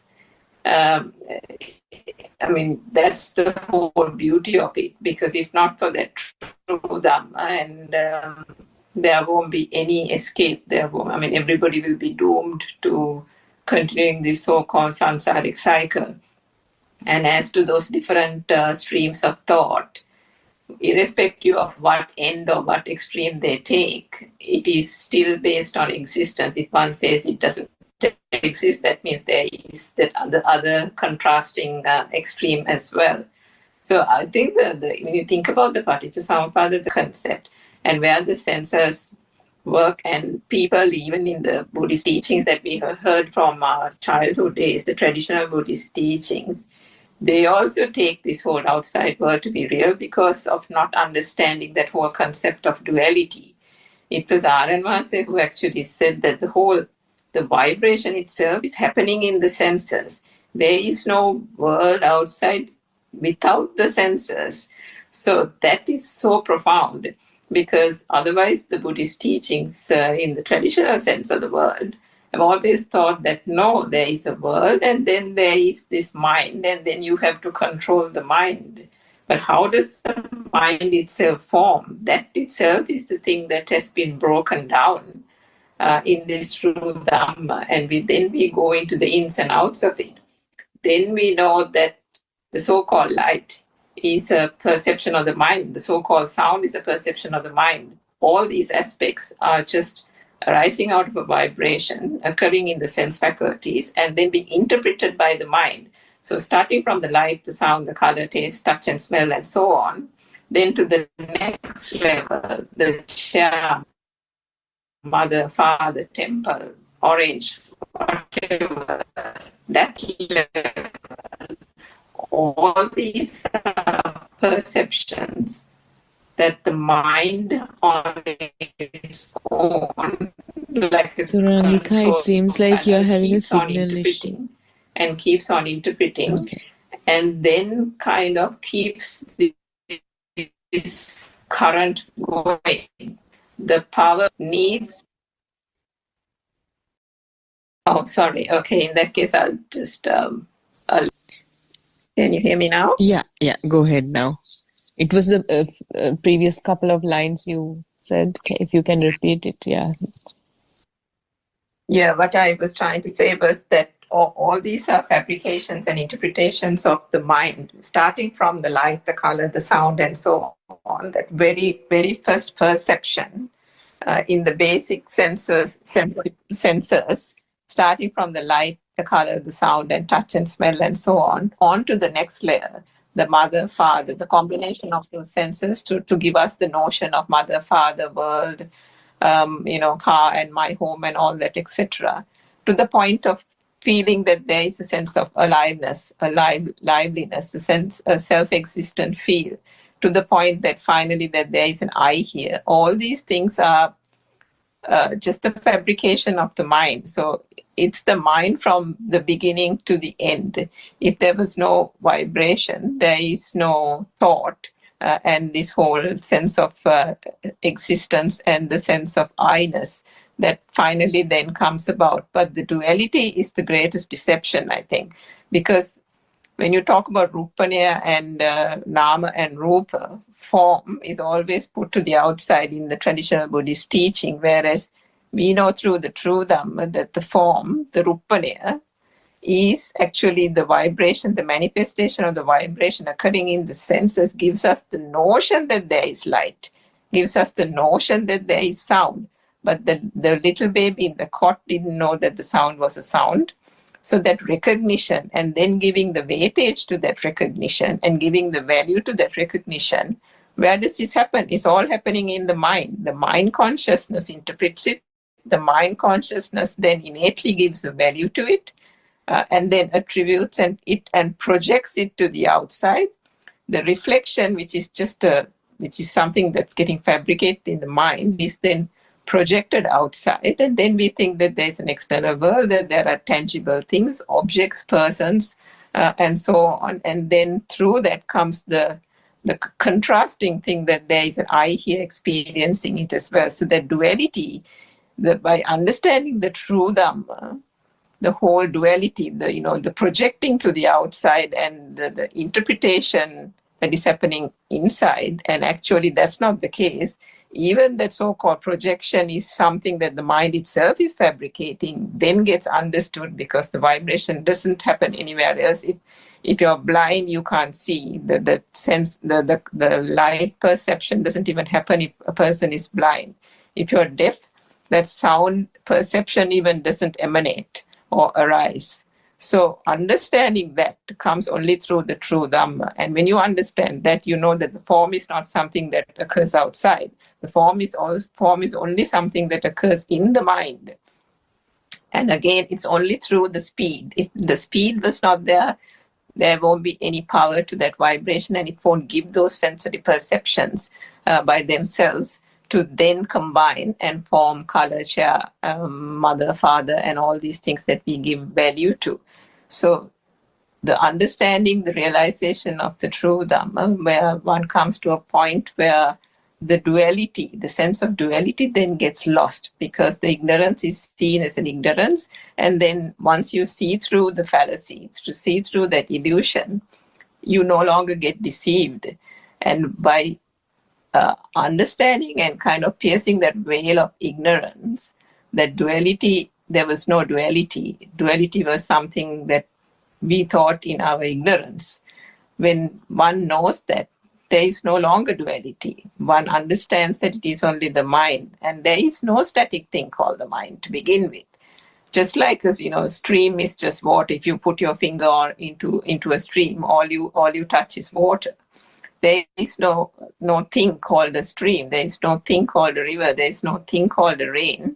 In the same way, there is no thing called the mind. The mind is just a fleeting images of thoughts happening faster than the speed of light. But then you drill down into the thought, there's nothing in the thought. Those are also perceptions. So when you keep on doing that, you understand that there was never anything in the mind as well. But I remember, I think there was a French philosopher called Descartes who said, I think, therefore I am. So that itself, as you can see, is just because they think, therefore, that the fact that they think that there is a thought and I have control over it, that almost gives them the notion that there is a person who is controlling the thought. And we all know through these Zoom discussions that no one has any control of the thoughts. So it is, I think, a fascinating Dhamma. And I think we are indeed truly fortunate to be able to be amongst a handful of people who are being guided by Aryan Mahansa to be able to, I think, pierce through that veil of ignorance, understand that there is no duality, there is no so-called mind that is so powerful, that so-called self-existent field that the mind consciousness tricks us to believe is non-existent by itself. And I think, as Justin quite rightly said, there was never anything here in the first place. And seeing that through the true Dhamma, we have gone through a journey in this samsaric cycle, falsely believing that there was something. The consciousness, through a system of its own, has done it through ignorance. But through the mind, as I think Harshi mentioned some time ago, you use the illusion of the mind or the mind itself to go through to a particular point where one can reflect, and then the inner wisdom awakens, and then that is where the system almost kind of self-dissolves to the point where there is the gradual realization of tranquility and, as I think Justin said, finally reaching that ultimate state of non-vibration. Yes, Dr. Ravi. Yes, thank you very much. Yeah, I get a certain kind of a question. So Buddha says there is no soul, so mind is not you. So if so, what is the purpose of living? So if I think the Western people might ask, oh, is that the reason why you go to the jungle forest and do the meditation? So is that the why you give up everything and go and wear the robe and live in temples? So is that the same thing done by Lord Buddha also? So what is the purpose of raising children or innovating new things? So what is the purpose if there is no one? So if people ask like that, what would be the answer for that? Thiruvan Saranai, Surangika or Harshi?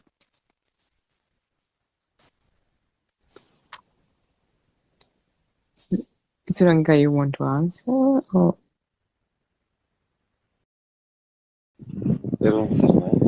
තෙරුවන් සරණයි ආරණ වහන්ස. So many guys today here, no? Yes, ආරණ වහන්ස. Yes, Aranwasi. Okay. I don't know they understand English or no. Because why they are not talking? Why they are not talking? Yeah, so normally there's Dr. Ravi and the Surangika and the Harsha and the Kavindi. So talking no. But I like newcomers. Come and talk with us. It's very important. So I asking everybody one small question. I know that's Dr. Ravi asked that question. But you know that's many guys are explain many things. That's how there's a knowledge. It's a knowledge. You know something you can say. It's a knowledge. But what is the feel? How is we won't given the message, no? We won't given message. We are using the words. We are using the language. But it's not only enough.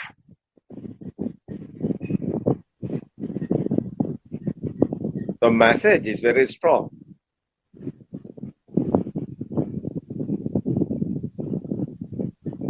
So, Suranka example now. Many things. so explain, no?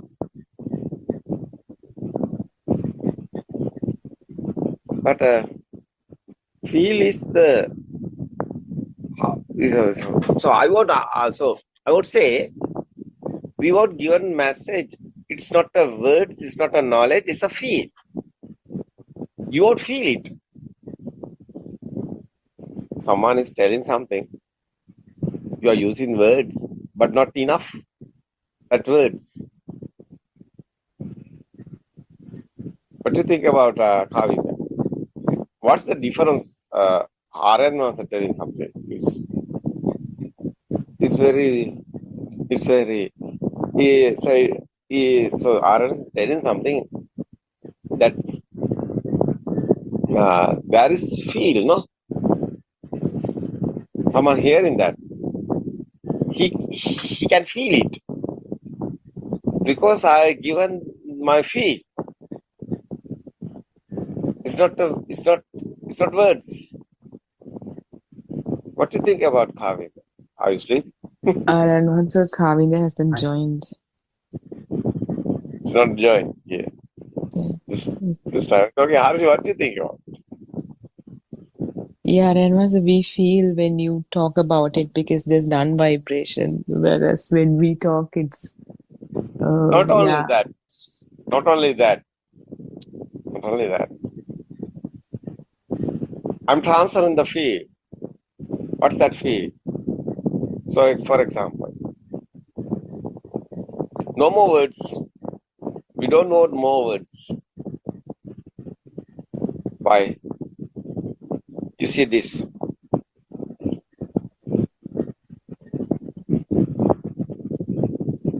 This light is real or no? Your eye creation given you to these pictures, no?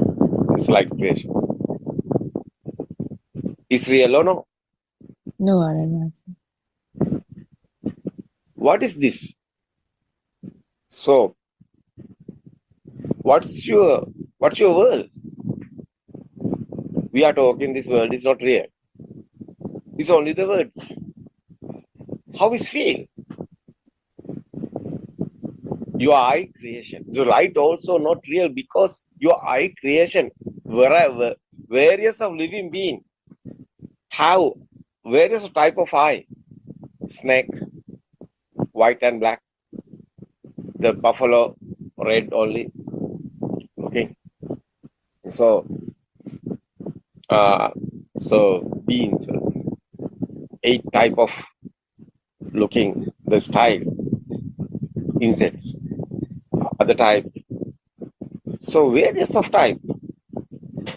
That also radar using no. It's other type of sensor. So they have different world, no? So we are talking about the eye creation. But other sensors also like that, no? Sound also. Other sensors also. So otherwise, you can't hear. Sound is not here. The meaning is, so what you say, but all of them are thinking outside. There is sound, but your eye creation is hearing sound, but it's not real. What I want to say, your eye creation, manufacturing these lights, yeah, it's okay. Picture is coming. You now you are looking something. This picture is coming. Your side is creating, but it's not real. Otherwise, the waves is not light. Waves is vibrations. I was telling this. Waves, vibers, waves. It's not light or sound or anything. But you have this type of sensor, you can. Is this picture, is a film, is going. This sensors are creation, this film is like this going. This type of film is going.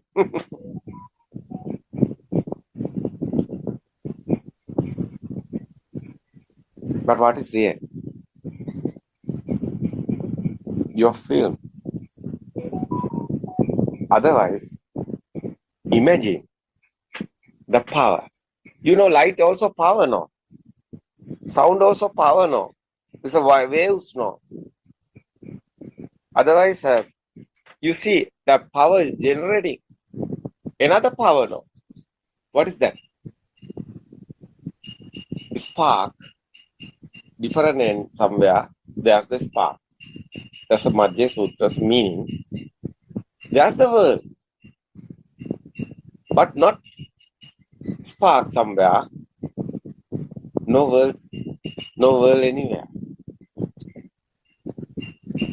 This is theory. We are talking about Chitta Niyama. How is creating this vinya, this consciousness? How is coming? Existent field. You know, it's a like electric power, like a magnetic power. We are talking about mind power. It's only the power, no? Thoughts also power, no? That creation is how is coming this power, how is coming your alive field. It's a power. Your body is a power generator like that, no? Physically body, this sensor creation is manufacturing or systematically power. It's thought like a robot. So no matter what is your thinking, because interesting, what is important is the power. You want power. So normally, naturally, thoughts are created because you physically this body want power. Sensors are automatically working. Power, what is your thought? Is no matter, doesn't matter. What is your thought? Is sometimes you are is attached or you are not attached is okay because the power is coming now. That's the important. Power is coming.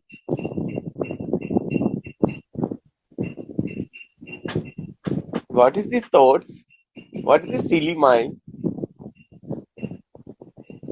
Are you thinking it's my son, it's my daughter, or my baby, it's my child, or my husband, or my wife, or my mother, my father, or my house?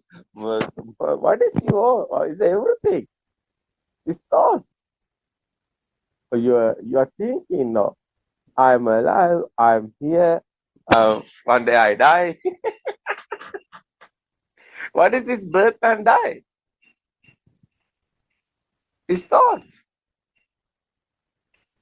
Every time it's spark. It's a spark is here. It's sparking. No, it's a vibrations. Vibers. Waves. No, we are talking. But not happening this. That's nice. No, you understood this one. No, it's okay. Normally, it's everything is creation is going. No, normally creation is going. You can see the tree. You can see the tree.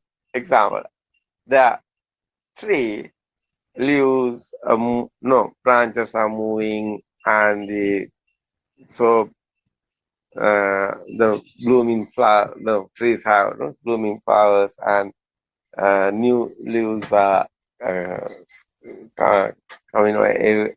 Like a tree is not a living being. We are not talking about living being, but tree is there. So trees also fell down, no, collapse under it. But you see your body. Is that still?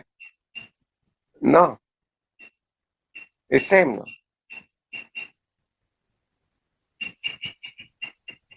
What is this nature? No? You see this? Is what you think is same. No? So tree want some type of power. There is some type of system there. No, and ATP energy. So these leaves are creating, and some type of system is there. So you understood this Dhamma. You have Dhamma. We are talking about. You understood this truth. That one is important. You understood this truth. What happened? Like a tree. Because nobody is here. System is working. It's okay, no problem. You can see, you can hear, you can. Everything is in system, and the senses are also normally creating. The senses are normally creating. No problem anymore. Mind also, normally thoughts are coming, but no one is here. Because you understood, no? You understanding what happened here. Someone understood this truth. That's why tranquility is coming. Tranquility is not a happy. Happy is someone there. Someone have happy. But tranquility, nobody is there. Every shell have this feel, tranquility. It's not thoughts. Happy is coming mind. This tranquility is not mind. Happy have somebody, but tranquility is not like that. That is why we are talking about Buddha's final effort is not enlightenment. Enlightenment have someone, because so Hindus are talking about enlightenment word. They are using universe. They are in there.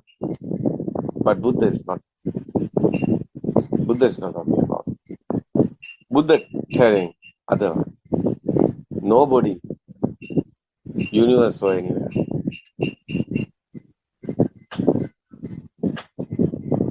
Lamp example is fire and lamp.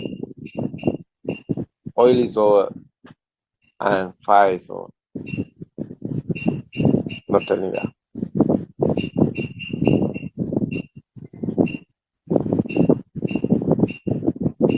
So this explaining, not only explain, not only teaching. This is you won't feel. So I try to give you to my feel. I only the use in these words. This and this language. But sometimes we don't know language. We can give this message other type, other signals using, not words. We can do that. So you won't give us a message, square, squirrel, or bird, or some other type of living being. You can give a message, no? You are not using the words. You can allow that that type of loving. You can allow everything. So nature also, everywhere, there's loving. What's that loving? It's same now. Your feel is outside nature, everywhere. Is your feel is same. That everything is you. You are not anyone. You are not anyone. You are not anybody. That feel is same. The meaning is you are not here. Everything is you. Not anybody is there. That's the type of final effort. Liberation of mind. So, not only the nature. So, everybody, you can feel. Same. Yeah, some various of type of people in here, but no problem. Some are in misconception. Some are very that type of. It's okay, no problem, because it's a nature. So little babies, how nice that feeling. Radiant mind. These babies are very nice. Feeling happy. So you also transfer. Your inside is transferring that type of little baby. How nice that experience. Otherwise, our moms, every mom is your mom. Every father is your father. Everybody is you. It's feel. Why? You are not here. Finally, someone understood this truth. You are the everybody. You are the everything. Not anyone here. Not anybody here. That type of as a death after feel. Same. You are in here today. You can't feel because you are not there. But you realize your death is happened. Nobody see. Everything is real. That's the example. It's a feel. We want this type of Dhamma. What is this Dhamma discourses? How is doing this Dhamma discourse like this? Because you are transferring the feel. It's your feel. How much you have this feel? You are the guy, this messenger, given this others. Especially, this is not a knowledge only. Yeah, it's okay, you want knowledge, but this not only the knowledge. How much you have feel, that's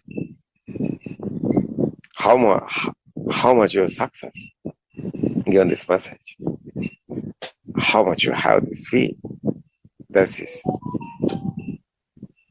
happening. You know this. Because you are not in here. How much you are working, how much you are, but how much you are, how is doing, how is telling this, your life also, because so your everything you are you have spent because you don't want you want others, not business here.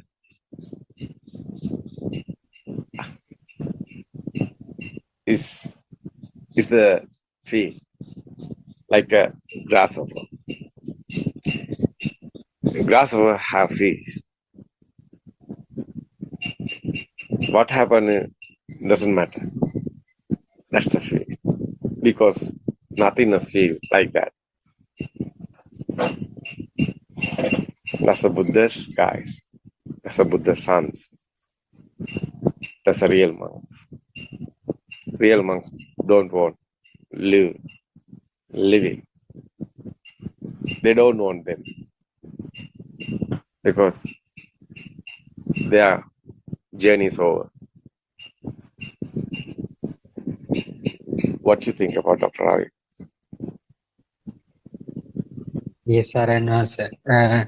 As you said, with the knowledge, we know that there is no doer here. But only thing, in certain instances, we feel like we are here. But oh, that is the amount that we have. That is the amount of defilements we have, and also we can understand that.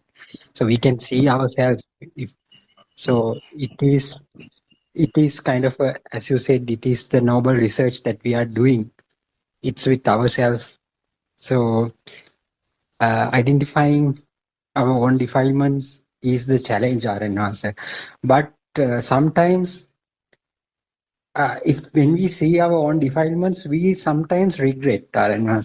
So that is the problem. So we tend to think, oh, I have been listening this Dhamma for 2 years now. Still, my I-ness is there.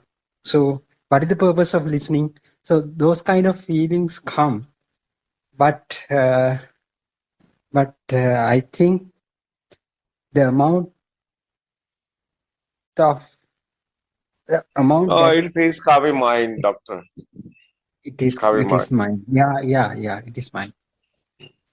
How much mind is less? Does feel is very free mind, mindless feel. It's very nice.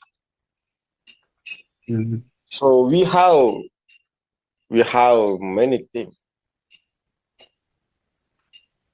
Can you living without doctor? Yeah, it's very difficult, Arana. So without that identity, living. Yes, Arana. I also wanted to tell it, Arana. So even though we tell, even though I tell people, so no, I'm not having that ego, but it is there. It is safely there in the briefcase. Yeah, So it inside, is there. inside secret is there. There. That's the day you are winning day. Your clothes is okay. I'm changing the clothes and you are getting saran or something. You are going to village or somewhere and you are bathing somewhere. River somewhere. That's the day of Dr. Ravi. Final day. Before death, I think you will you will think about. Nice feeling, no? Nice feeling. Yes, Arnas. We asked the doctor, it's mine, no? It's a mine, no? It's a mine. Yeah, it's mine. Everybody have this problem. That is at 2000, no, 2 years here in this number, but same place here. Doctor is here. Yeah. What to do? Yes, Arnas, what to do? But it has been there from my childhood, I think, Arnas, because I wanted to be a doctor. So my brother was a doctor and he's a doctor. Yeah, So I wanted to be a doctor. So that's the it dream. was keep coming. Yeah, it was coming again and again and again. It has become so more powerful, Arnas. So Yeah. even though I think, but I can't E- get away from Ego that. is very powerful. Ego is there. That is why. Yeah. How is less this ego? No, Buddha's word is mani makpato atimani kuro. That's a word is ego. You won't fail. That's a fading the ego. It's okay, no. That's a defilement of fading. Same, no. So that's why it's happening, doctor. It's happening. Future. Mhm. It's happening. Don't worry about it. This because it's not you are doing. It's a nature. It's happening because that's Ananda Tero can't do that. Arata. But it's happening. No? Yeah. Yeah, that's Yes, same sir. thing. Yeah, we are not doing it's happening. We won't know the truth. We will know that path.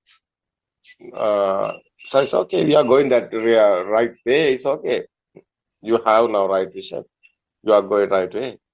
It's everything. You don't worry about the effort. It's coming. Automatically it's happening. You are not doing.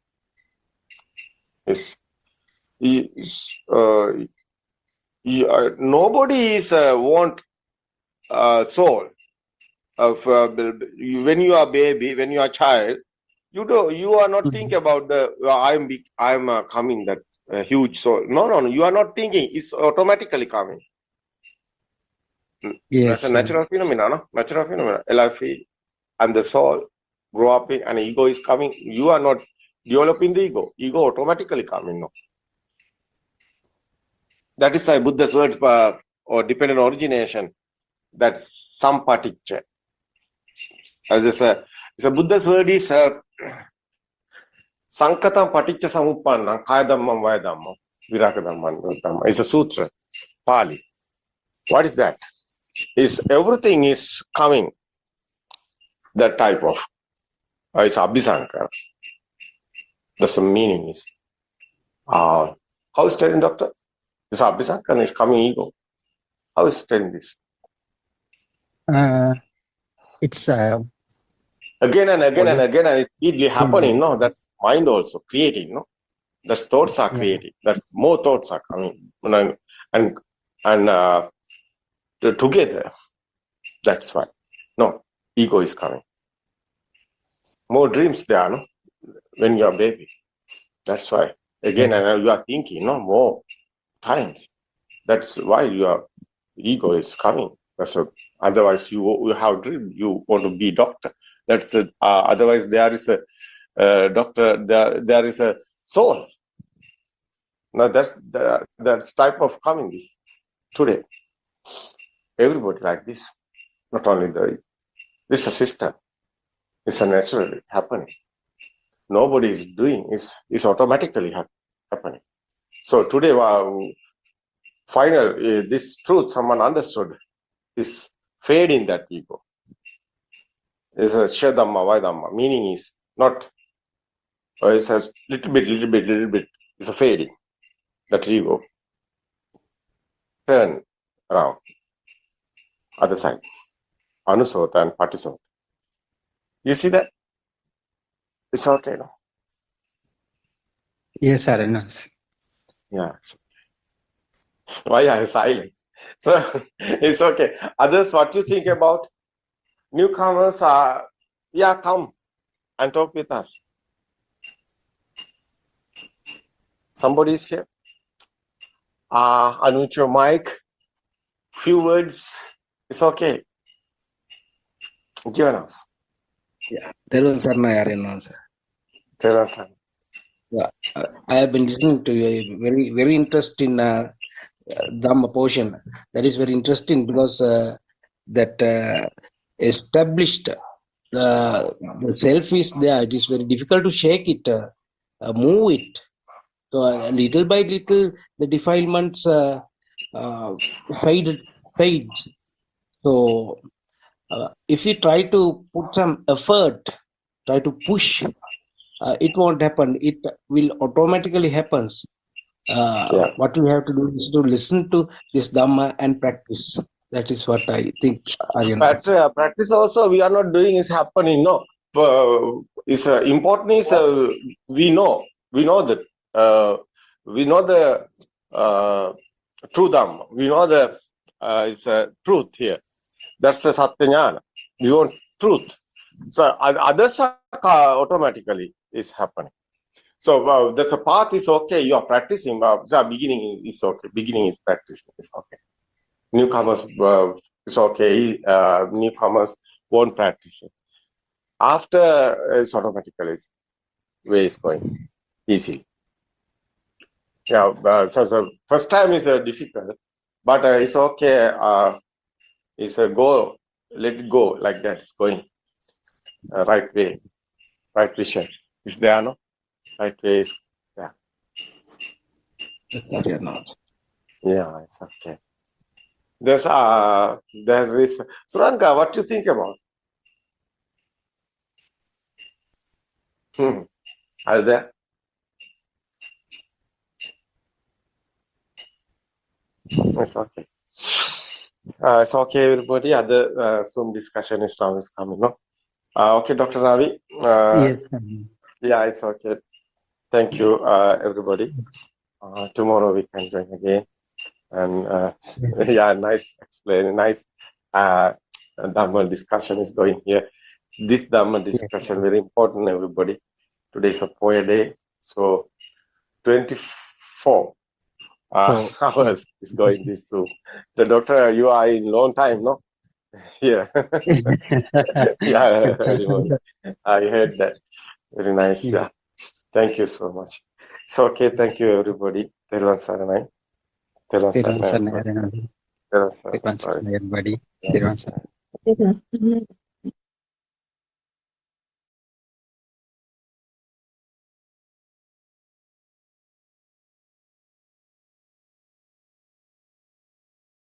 Of Vesak, and Ravi was trying to take us there, trying to explain Vesak, and we were trying to explain what Vesak is, and we'll recapitulate today as well, just because it's beautiful to know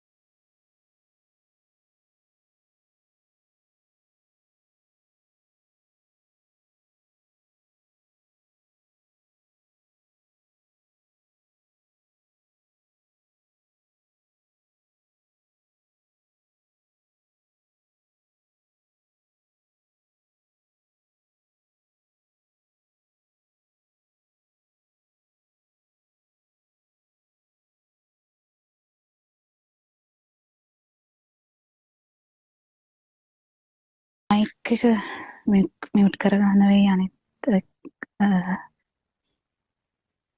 කතා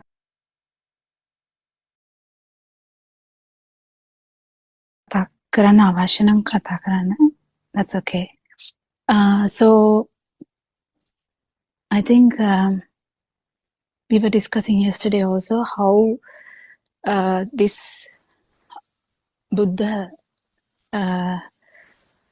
was born.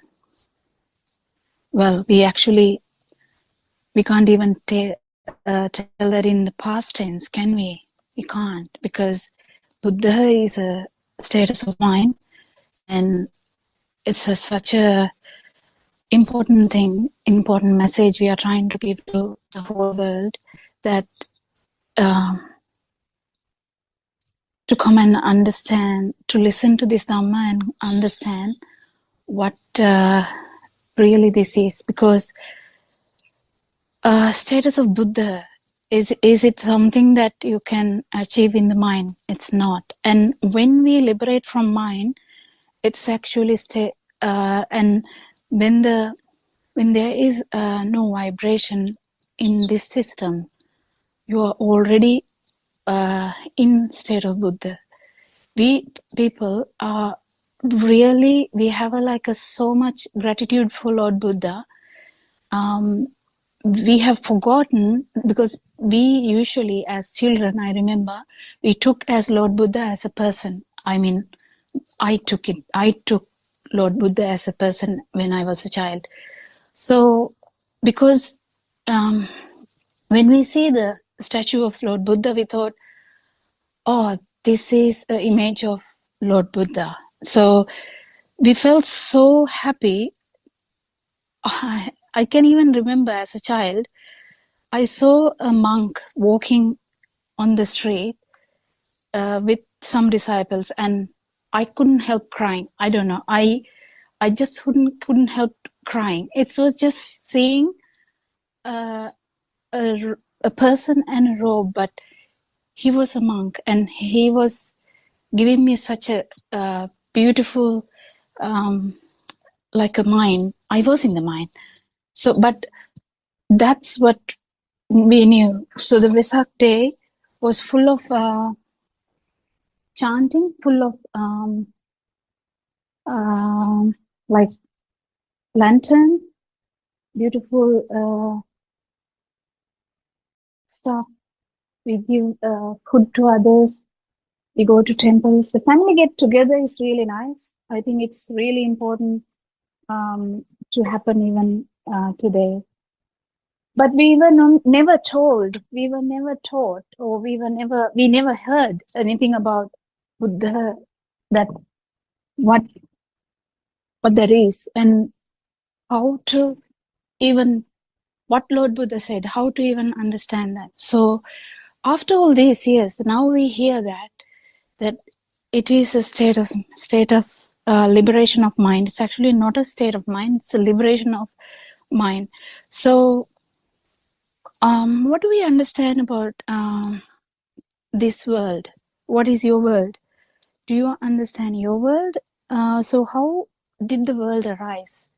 So our world arose as a child when we understand. I mean, we don't remember some of the stuff, do we? We remember when we started actually giving some pictures or some whatever we see. If we given a name and we remember that, from now onwards we can remember. So it could be Amma or Mum that we remember as the first step, because we hear the word Amma, because mother keep repeating the word of Amma, and with that we remember every other aspects of the kind of the kindness, the smell, the warmth, the feeling of security, feeling of happiness, how the hunger is gone when mother is close to you. So all this is in one emotion, and when mother comes close to you, feel, my mom, and you feel that everything in one moment. But this world began to widen and widen. So the day by day, when we come to a kind of age where we kind of know like a lot of stuff, every day we take them really, really, like we give them a real value. So as mother came to our world, so mother is the world. Actually, there's no nothing we took as everything we took as really there, whatever the word, the sun, moon, chair, apple. So when we take the example of apple, because everyone kind of will understand, we get the smell, we get the taste, we get the picture. It may be red apple, it may be green apple, or you might be like you might be thinking about a good apple that you have eaten. So as wise, so mother, like the world of mother rice, the stimulus mother, the stimulus apple is also there. What happened there? Did anything happen there apart from this stimulus? That is the problem. So we got to know the mother, we got to know the apple, we got to know the chair, but the problem is now it's not the problem with the mother, but because mother became a kind of a existing thing, we kind of match them. So I see my mother 15 years ago or 40 years ago. So that mother is same as now mother. So I have seen maybe sun. Okay, we'll take the example of sun. I mean, the moon. So if you think, okay, I have seen moon as a child and I see it now. I see the river, or if you have been living near a river, you might think, I have seen this river as a child and now I see the same river. That's Mahavali River. Yeah. So we feel like there is a story and there's a existence and there is like a timeline. What happened there? Even in the Sinhala Zoom meeting, I could hear someone was talking about sister, someone was talking about daughter, and how these things became a thing. Sister, how sister arise in someone's mind, how daughter arise in someone's mind. They're all like a product of your sensory organs. If you didn't have any of these sensory organs, the world of yours is kind of empty. Actually, if you don't have any sensory organs, we can't talk about a world or whatever the data we have. So when these things come together, we get a idea what daughter is. And you have a good daughter, you have a bad daughter, can be very, very emotional daughter who did good, who did bad, very beautiful daughter, the smell of the daughter, whatever. You can have a real big story about the same thing. You can have a real big story about your sister. So how did the sister rise? Well, I have a sister too. How did the sister rise? So sister arise when we kind of get this same kind of appearance coming repeatedly to your system. You identify that person, the dress similarly, maybe beautifully, and smiling with you all the time, playing with you all the time. So that system automatically is brought about by that. Actually, there's no difference between you and the sister. Sister is you. So that's how that happened, because there's only one perception. Perception is the sister. So the perception is sister. So how did the perception arise? From all the other perceptions, like all the sensory organs brought about the sister. So my kind sister, my playmate, my soulmate, my my only person who I can talk to, relate to. So we have so many stories into that. But these things are in the mind where all the data are entangled. But what is happening there? Actually, what is happening there is, it's not the problem of the perception. There's no problem with the perception. You can perceive. That's not the sensory. Unless you are devoid of all the sensory organs, you still can perceive. If you don't have any sensory organs, then you can't perceive. But then there's no existence of a different yourself without the stimuli. So what happened there? Actually, what happened there is, when the sister repeatedly occurs, occurring this system actually gets that sister gets kind of gives a feeling of existence.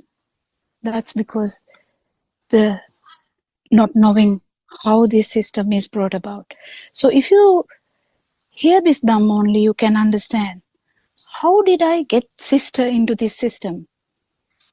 Sister started in childhood. Sister got really, that world of sister got really bigger and bigger. Similar to daughter, similar to mother, similar to husband, similar to wife, whatever the system. So whenever you accompany one particular stimuli repeatedly, it becomes a thing. It's a natural thing. It becomes a thing. So immediately, at every time, when that perception occurs, you arise. The problem is that, not the perception. Problem is, when you arise, you get a feeling that me, mine, my soul, that perception starts to occur. So as a small baby, actually the small babies, they don't have this perception. They don't have the thing like I am living. They can't even, if somebody is calling that child by name, that baby will be like wondering what that is, because they just hear stuff, they just see stuff. But then with time, your mother, your sister, your father, your brother, your aunt, your uncle, your grandma, grandpa, everything, the repeated exposure of these stimuli brings about the same vibration. That's the problem. So Lord Buddha actually talked about Buddha's status, where liberation from all these, liberation of from this concept of self.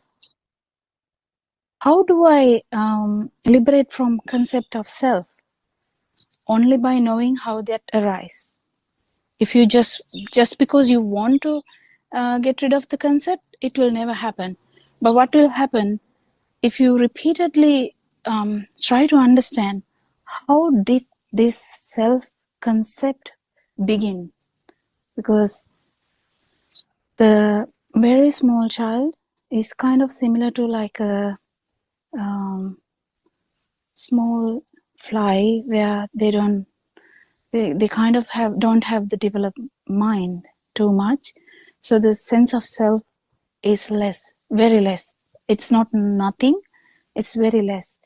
So the awareness is there with avidya, so not knowing.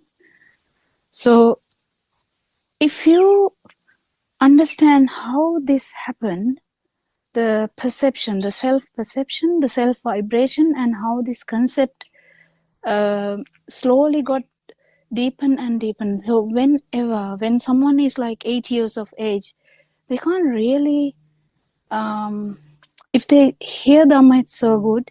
But if they don't hear, they will only know that I am here, I am seeing stuff, I'm listening to stuff, I'm eating, I'm tasting, so I'm walking, I'm smelling, I can feel, I cry, I shout, I do a lot of stuff, So they put every action in the system will be given the concept that I did it.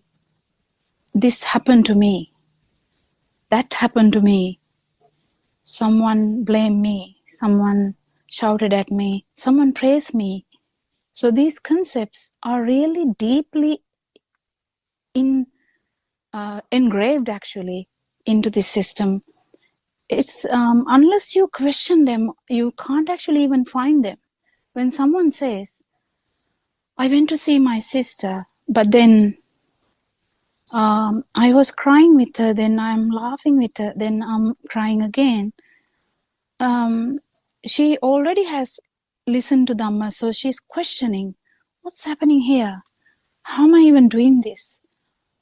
So people listening to Dhamma is such fortune because they know that there is no self, and they are trying to actually relate that to ourselves. So every day in practical life, what you can do is relate to these things. You have to keep relating to your normal day-to-day life. When you relate to day-to-day life only, you realize, actually, wait a minute, there's no person here. There's no one actually doing this.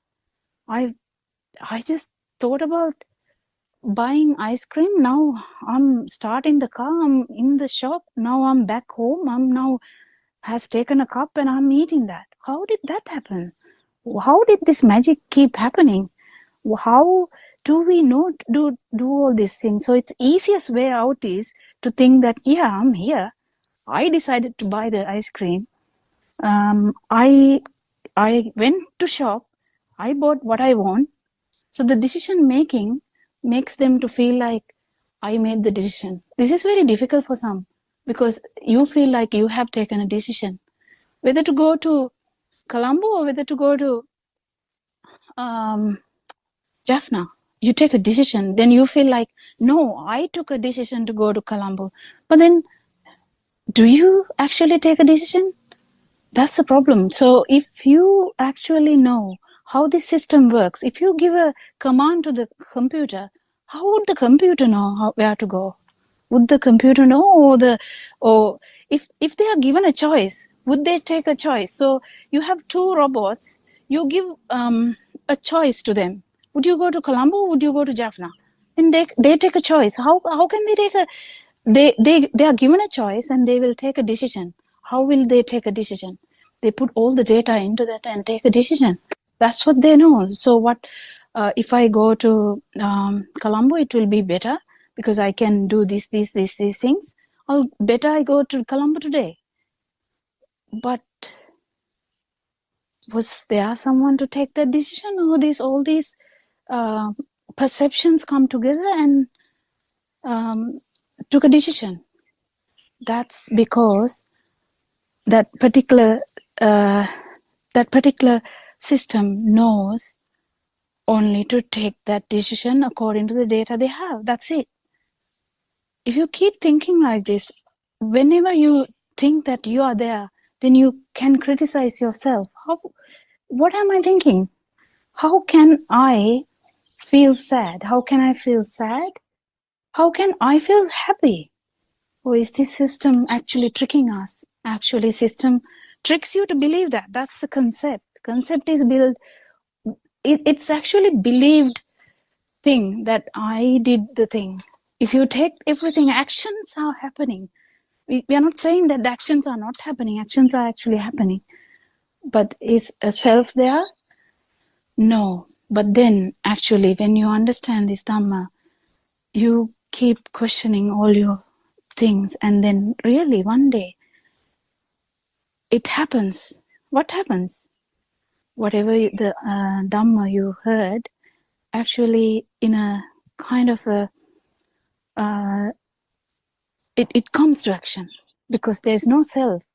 Whatever you heard, actually, then you are not taking things really for granted. You just keep doing things that you know. That's what happened before also. So you don't put much effort into things, but also you don't stop doing things. You just let it go. So when you let it go, the system keep working. System keeps happening. So is there any harm to anything? No, actually not. But when we keep understanding this, at one point, the system will realize, actually will experience a moment where you're walking without you, you're doing stuff without you, you're talking without you, you're actually thinking even without you. So how would that inspire you? Yeah, it will really inspire you because you know that there's a difference. Because unless you know the difference, you don't know. Because you have to know the difference. Doing stuff without you and doing stuff with you is quite different. So when you know the difference, you don't have the urge to understand Dhamma. It's kind of you. It's you usually, if there's a great urge to do something, there's someone who is wanting, someone who is trying, but then we don't give up the trying initially because we need to understand this Dhamma. It's okay to have some urge to understand Dhamma because we keep listening. When we keep listening, we actually get more interested in that, and more you feel lighter, more likely you will feel the difference, and more likely you will really entertain this the non-vibration status. So if someone is listening to this Dhamma as a beginner, I would say don't get scared by the words, but it's a really good thing if you can listen and apply it to your life and see. If you see a chocolate cake and if you really like the chocolate cake, because some people don't like cakes, so if you like the chocolate cake and see how that system gets attracted to that, is it you, or is it just a system working and without the control? But then someone might think, no, I got the urge to eat the cake, but I didn't, I didn't want to show that I have the urge to eat the chocolate cake, so I didn't go to the table. I just sat here. It doesn't matter. I don't want the cake, but still, is the problem gone? No. So what we understand here is, we know that there is a chocolate cake. We know the taste, we know the smell, we know the kind of texture that it gives you. So we know how these sensory organs brings about the chocolate cake. But actually, can you eat a chocolate cake? Have you ever eaten a chocolate cake? What is chocolate cake? So if I say now, strawberry. If I say strawberry now, you immediately will. If someone has seen or heard about a strawberry, you will immediately get the picture in your mind. So what's that? Are you eating that strawberry or the one in outside? The problem is you can't actually, even though we feel like we are eating something, we can taste something. We can touch something. We feel the cold, the touch of that. We feel the either softness or the rawness of the fruit. We see the redness. But have you ever had the ability to eat a strawberry? Not really. Then where is the sister? It's the same. You kind of associate with a perception. So the perception is really important, and when we understand that it's a perception, what happens is the value you give to the strawberry goes down. That's the only thing that happens. There's nothing else. No problem. You just can still eat it. No problem with eating a strawberry. If you don't have anything to eat, just eat the strawberry. Who cares? And if you want to buy a strawberry, a parcel of, like a pack of strawberry, buy it. That's not the problem. But if you understand slowly, the perceptions are just that, how do I say, outputs of the sensory organs we have. Because if you say it's a kind of another animal, that animal will never understand it's a strawberry. But that animal may understand something about it, and will also, if it's a bird, it will sense there's something to eat, and they may not even see the red color. They will go to that tree, they will start eating the strawberry. But we are telling from our mind, we have the perception, bird went there and eating my strawberry tree, the strawberry, the bird is eating my strawberries. But does the bird have those perceptions? So whose perceptions are true? So is any of the perceptions are true? Whose perceptions? Is the bird's perceptions true, or my perceptions are true? Or is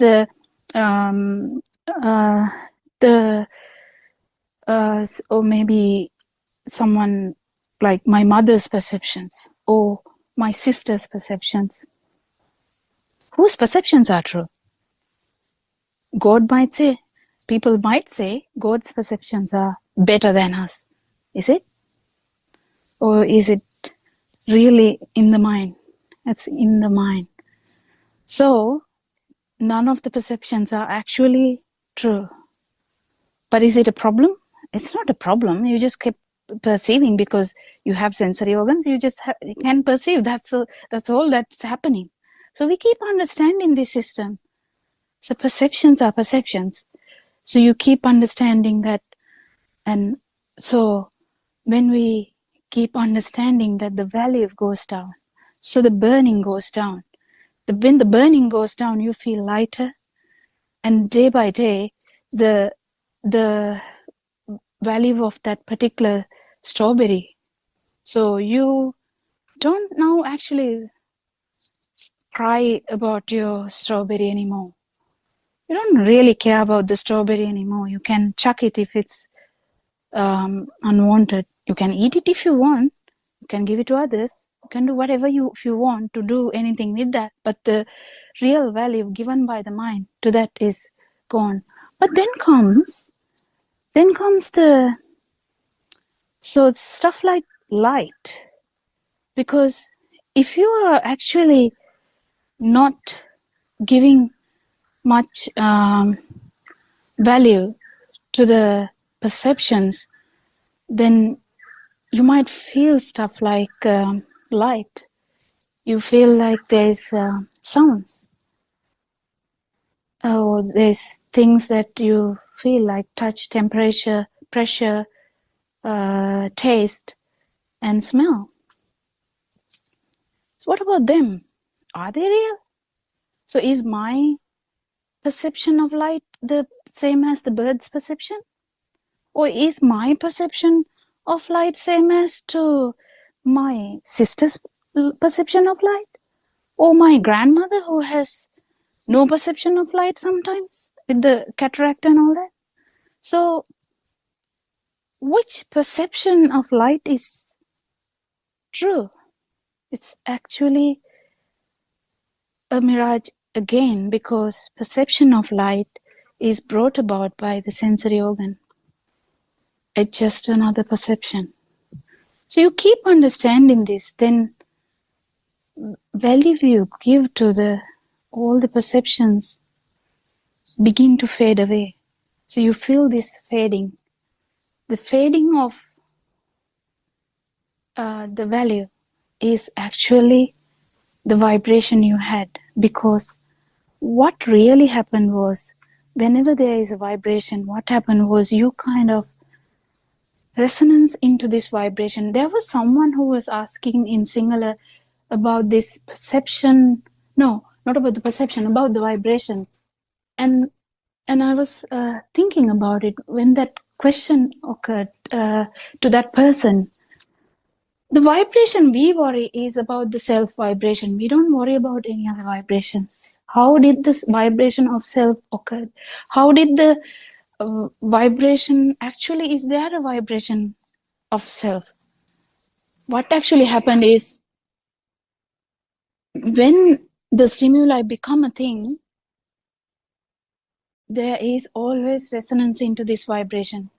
That's the problem. That's where the whole long samsara story comes, because at one particular time when there is a perception of light, of touch, anything, this vibration is there because you resonance into that vibration. That vibration is the most important vibration Lord Buddha was talking about, because Buddha's status is non-vibration. So how did that happen? Because the more you understand about this, more you feel wary about this. You don't give a value to that vibration. So the system, because we are used to give a great value to the self-vibration, self-perception, because if someone says something to you, you feel like, oh, I felt so intimidated, I felt so upset. There's no way that someone can tell that to me. No way that I can be humiliated in such a way. No way that I can be felt in such a kind of a low way. Or you might say, oh, that person really praised me. I felt so good about it, you know. So we are addicted to this vibration. In actually speaking, we don't know anything other than this vibration. We coming now from perception to the vibration, because perceptions are different, because there's perception of light, perception of sound, perception of smell, perception of touch or pressure, temperature, or perception of smell. But then when you understand, actually resonance is not happening there. Resonance is happening with the self vibration, or itta sanya in Sinhala. I don't know whether I'm telling the correct English word, but how did this happen? That's because in every aspect of our life, the avidya, or not knowing what the truth is, ignorance, has been really a great part of this. So Lord Buddha says, if you don't know, you will attribute this vibration to self. You will attribute that perception and then keep improving that perception, like you improved your sister's perception, like you improved your mother's perception, like you improved your apple perception. You will keep improving the self-perception. So you add great value to that. Actually, that's the greatest value you give. You don't give a value to others. If it comes to the one point, against everyone and self, you will choose self, because that is the most closest perception that we have entertained. There's no person apart from that perception. It's not just a perception, but the problem is we don't know that. So we don't know that it's like a current, or like a force that is giving us the perception that there is somebody, and giving us the perception that should be continued. So all this happens in the mind. So we talk about liberation of mind. So when we talk about liberation of mind, it's kind of unknown or a bit new to people, because we only know mind. We can only relate about stuff in the mind. My sister shouted at me. My sister is sick. I'm so sad about her. Will she die? what is happening here? It's kind of similar to the apple, but we feel differently. Why we feel differently? So there is someone else dying in the hospital ward, but your sister is also dying. But you feel differently. How did that happen? Because that particular system was built on that data. It was built on that data. So the sister has vibrated, if the other person vibrated once, that sister has vibrated so many times, that perception has occurred so many times, that system always was born, or you were born by that stimuli. So sister has become a great stimuli, so it becomes really valuable to you. And that's why when people, sometimes when people who don't know Dhamma, when someone dies, they feel like they are dead. You can't blame them, because their whole life they knew only that person. So that person, in the sense, actually that perception was a recurrent factor in that system. So when that happens, when that is taken away, you feel like the whole world is collapsing. It's true, because that's the multiple times when something is happening again and again, that becomes important anyway. So you can't really blame that. I can see multiple participants here, a lot actually. You all can add something to this now. Therwan Sannai?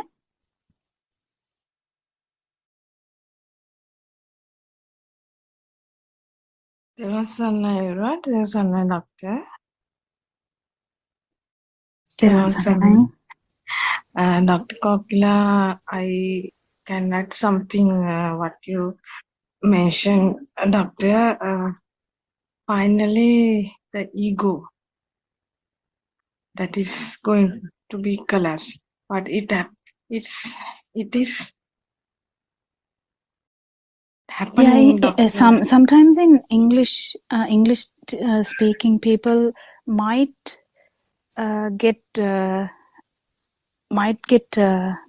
misunderstand the word ego, because they say the ego for, like, in Sinhala we say ahankara, or kind of they Yes, take doctor. ego as a little bit different. But I know in our area we talk about that mamatve, or kind of Self-identity.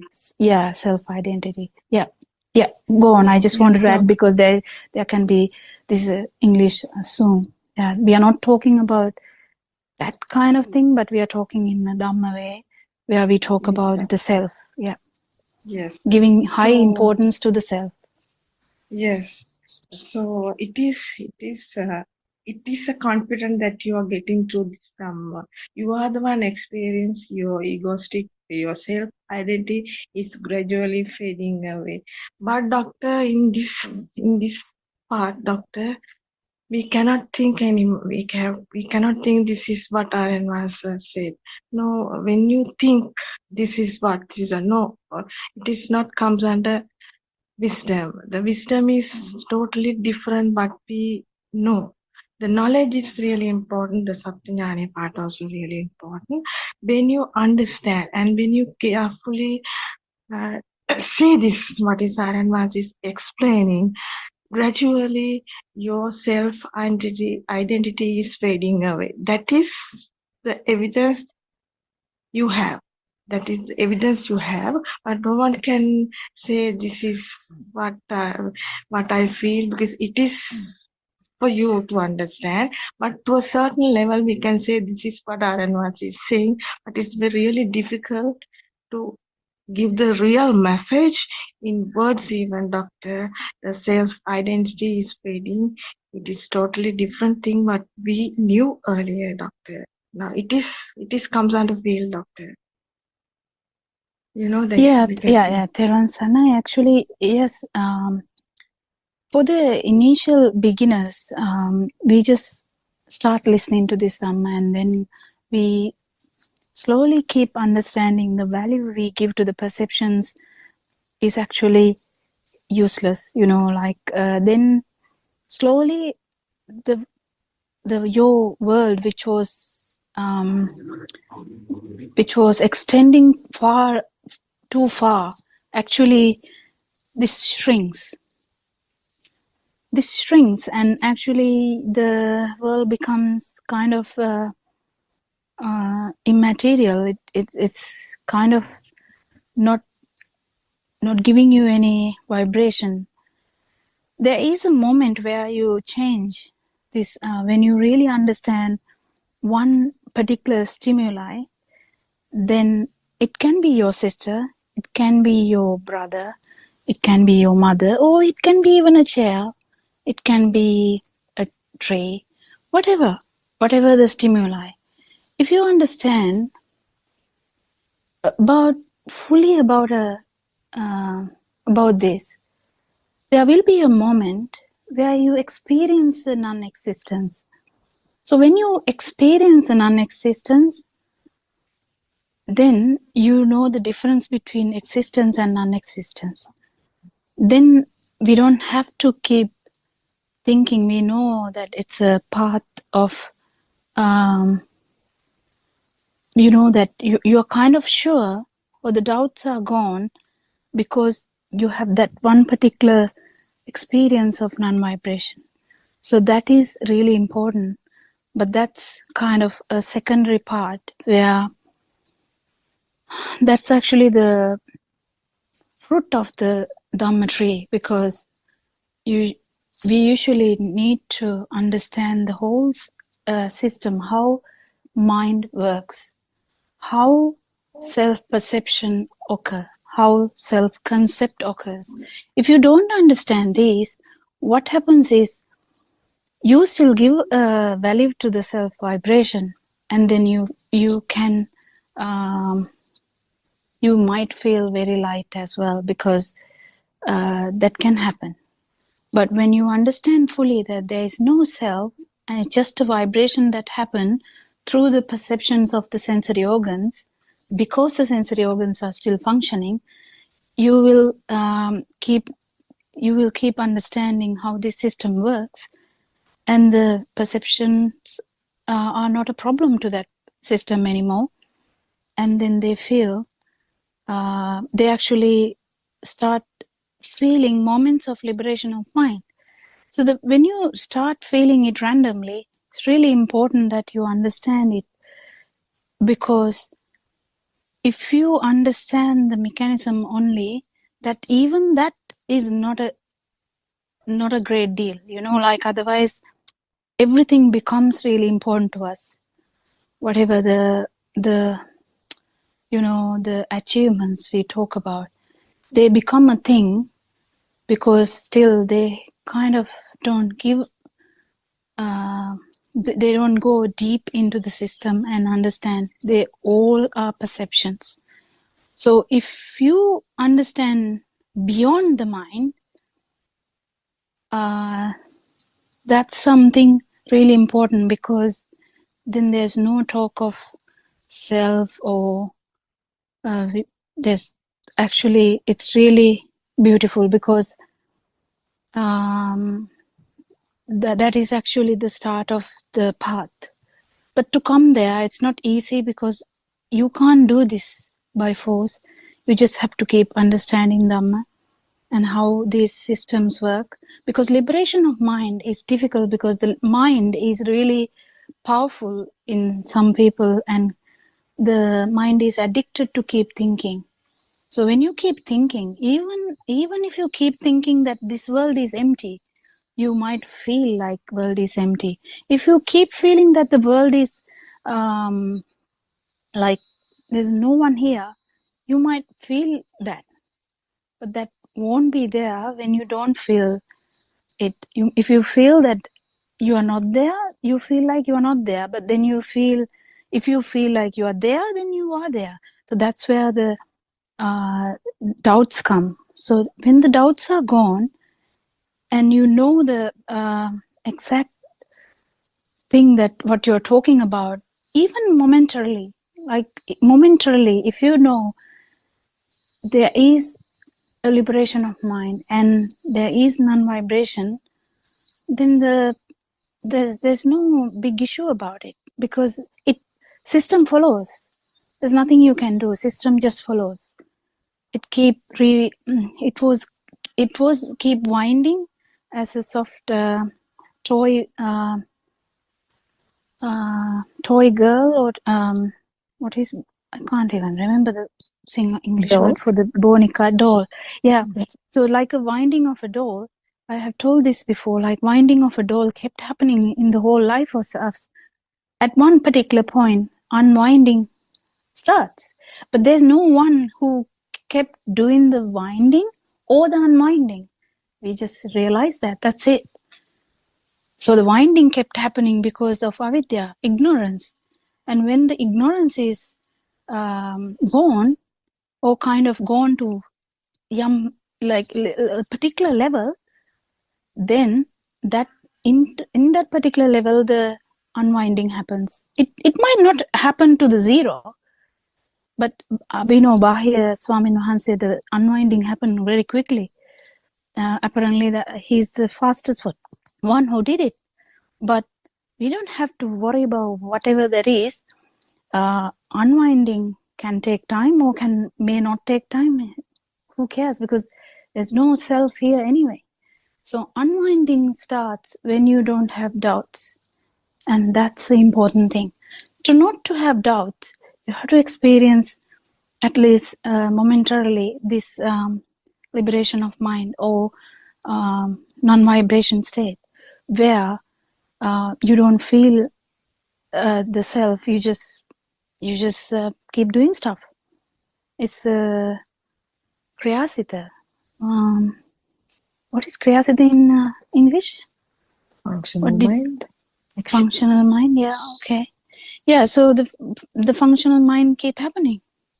It's not a problem anymore.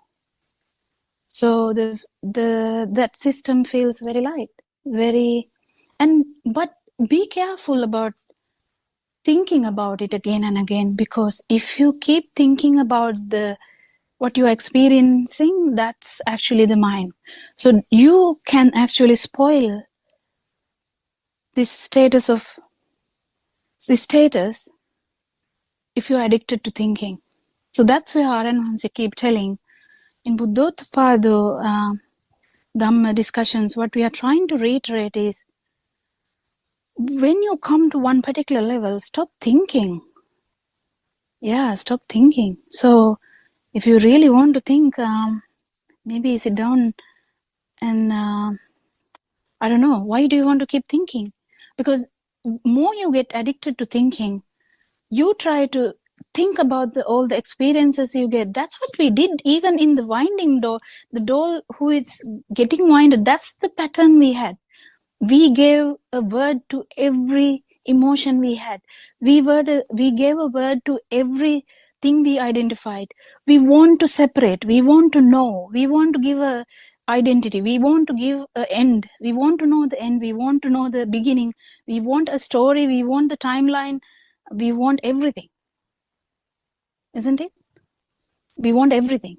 But then, if you have felt the feel, that's okay. But don't turn it to if you're turning it to if you're thinking about it again, then you are actually corrupting the feel. You are masking the feel again.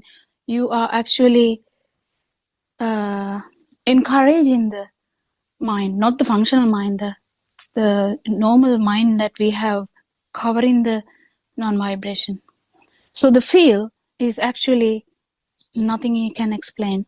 So we kind of try, if you try to, we don't have to tell that, basically. Because if you're trying to tell that, but we are trying to say a message here to people who have listened to Dhamma for about 3-4 years. We are trying to give a message. Just understand Dhamma, that's it. And see how these sensory organs work and let it go. Letting go has a lot of meanings here. Letting go is really important. Letting go of a simple perception is not easy because in mind we like to think about all the perceptions we get. So even if we get, if we have that attitude, we might overthink and mask the path or close the path actually. So it might close the path, or you might not be able to feel the non-vibration at least momentarily, or for a fraction. This moment is really important where you liberate from mind, and then you can know that things can be different. The difference should be known. Yeah, is there anyone else? Yeah, Dr. Kokila. Yeah, Yeah. that's a very good explanation, great explanation actually. Before stumbling upon this Dharma, actually, we were carrying the weight of all these thoughts where the external had become real to us. Like even when we are sitting, at our desk, at our job, or wherever it was, we were carrying the weight of our loved ones, our problems, and issues with work and everything else. But when we understand this Dhamma, only we realize that we were simply believing in something that is not existing. That is just a effect that comes into existence because there are necessary conditions that are present. So after that, it became easier and easier. That all that we have to understand is how the mind comes into existence every moment. Like you correctly pointed out, how the perceptions get together and create this existence. And if you take a step further from it or step backward from it, how does even this light, sound, smell, taste, and touch, they come into existence? They are all manifestations of vibrations getting together to create this feeling that something is existing, that the book chair, the mother, father, the yellow, whatever, all these things come into existence, and therefore the self is created. Initially, the infant doesn't have all this. The infant only has this inclination to taints, which is sasrava. And then he was introduced to the colors via the introduction of somebody would point at the color yellow, and then he will be introduced to the given the label yellow, and the adult who's introducing this child to the colors would make this child look at it so many times and make this child repeat it so many times, and eventually the system will end up repeating the word after the parent, yellow, yellow, yellow. Yet even whoever is looking from far away would think that child started talking. And similarly, the colors, the shapes, and even we can revisit these memories within us, how we were introduced to the world. We can kind of revisit our earliest memories, going back to the days we started barely talking. And then this parents would ask this child to ask, baby, who's your mother? Show me your mother. And then the kid would keep pointing at the mother. And then, who's your father? The kid would keep pointing at the father. And then eventually the system takes on a thought saying, if that is my mother, if that is my father, then there must be a self that to whom these parents belong to. With that starts this concept of self, the self-identifying view.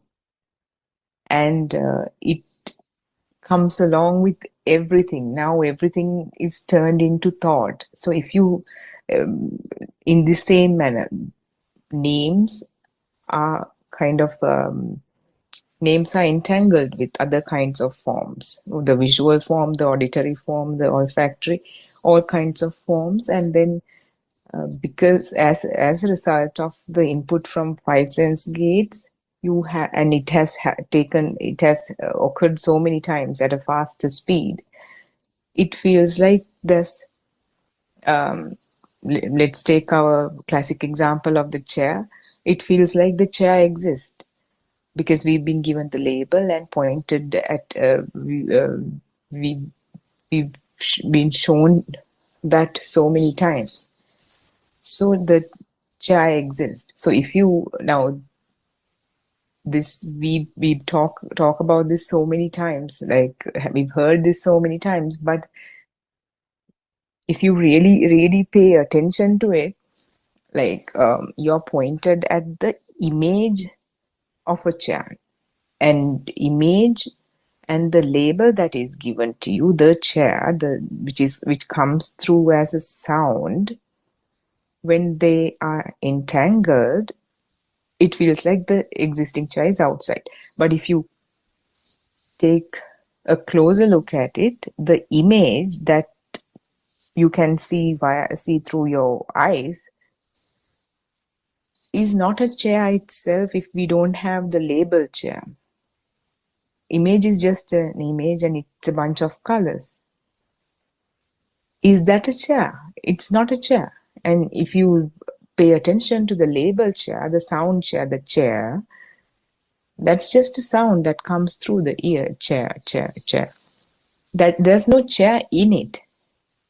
So there's no chair in whatever you see in front of you. There's no chair in whatever the sound you hear. But when they get together, when they get entangled, predominantly those two, there is a chair. So something is born out of nothing. This is like a mind-blowing thing if you really can like take some time and contemplate on it. It's like, damn, like where is a chair coming from? Like there's no chair anywhere here. So like the perception thing, it's the image of the chair is pointing at the sound of the chair. The sound of the chair is pointing at the image of the chair. And same way the self is created, name and form being entangled. So we are kind of lost in all this, and definitely lost before learning all this. Even then, you have to have less defilements to be able to really kind of see within you in a convincing manner, because it's very confusing. Intellectually, in the form of wisdom of knowledge, we take it in, and we take time to actually. It takes time for this to be kind of sink in or sunk in. So when we continue to say that, like, so it starts with the chair, and then you can think, as soon as you see the chair, first the label comes, oh, it's a chair. And then, oh, this is a very expensive chair. My grandmother gave it to me. It comes from generation to generation. All these things, all this information, thoughts about it is automatically entangled to it. And by by just taking a simple glance at a chair, you're already kind of diving in this thought, mind-made world. So that is. So if you see how this chair come into existence, that there's no, if you can contemplate on the thoughts and come back to where it comes from, then the chair, and then see that there's not even a chair in here. It's it's whatever the inputs from the sense gates, and then chair is kind of destroyed, or as in not in that literal sense, but whenever you look at the chair, the mind traveling would just stop at the chair. Similarly, like if you have a picture or something of your mother and your family, old picture or whatever, as soon as you look at that, you're already in a mentally created world of all the past events, the trips, and all the sad events, and all that. So we are kind of bringing all that attention that is everywhere in a mind-made world while we are physically kind of existing here back to this present moment, like the kind of journeying backwards, so that then we can understand. Then when we are in the present, uh, it's not kind of conditional, but like eventually it so happens that when we are in the present, you can see more, you can observe more. uh, these truths that we took in as in mere intellectual knowledge, and because it made sense and it was logical, and we start getting insights and it becomes self-evident to us, oh, this Dhamma is the one, because I know, I can feel it within me, because as you contemplate on even this name and form union, eventually you begin with the insight that the thought is different to whatever you see. The thought is different to whatever the sound you hear. The thought is different to that differentiation is, which is a very subtle kind of a truth. It becomes evident to you. Then you clearly begin to see the difference between this mind-made world and whatever is in front of you. And then you see the truth about what is in front of you, which is again, like you correctly said, a mirage that comes into existence as the manifestation of vibrations. So yeah, Dr. Kokila, that's what I wanted to add as a different take to it. I think we have other members also have joined Thiruvansanan. Anyone else want to put a word? There's Kavin there also, Surangika.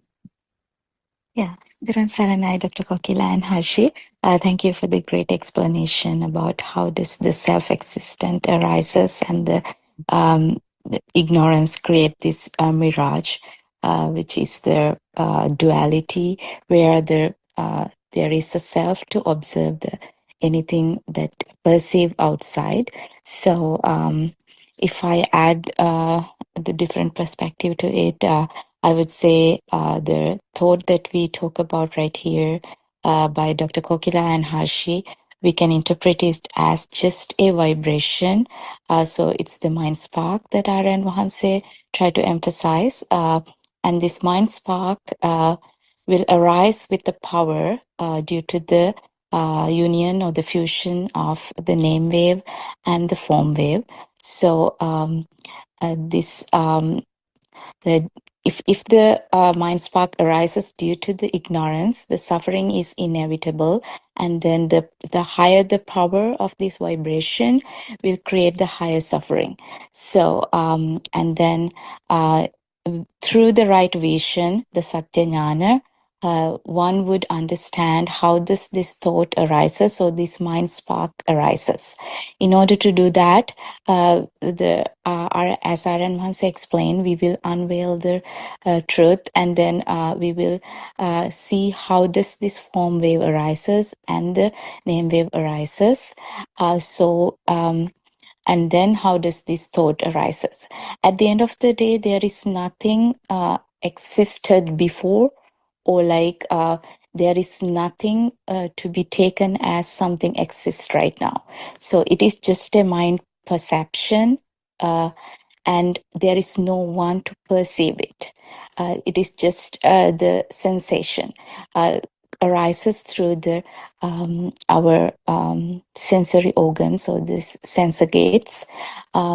So that's all. And then the power is very important here, because the power determines the suffering or that burning feeling or the self-existence feeling. So when someone in this path, the main thing that that person would notice is this burning feeling or the mind power. So that is the self-existent feeling or the Atma Sanya, and then and further with the understanding of the truth through the right vision, the person could experience how does this self-existent feeling fades away through this burning feeling or the mind power. So that's what I wanted to add, Dr. Kokila. Theruvan Saranai. Theruvan Saranai. Yeah, actually, we can explain this in multiple ways, and that's what the beauty is actually in this Dhamma, that we can explain it to a scientist or a psychologist, or even a mother, housewife, who doesn't do anything or hasn't learned anything in the school. So we can actually explain this in different ways. That's the beauty of Dhamma. Finally, what you feel is kind of same though, because it's because in the mind there's so many varieties of the stuff that we feel, but in the field there's no variety, there's no difference, there's no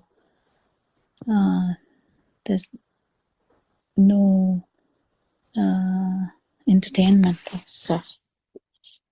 Yeah, anyone can add more. It's a beautiful Dhamma, it's a beautiful day where people are actually reminded there is Dhamma, there is still we hear of Buddha. So this is a very good time, because there will be a time that you never hear even the word Buddha. We hear the word Buddha as well as we hear Dhamma.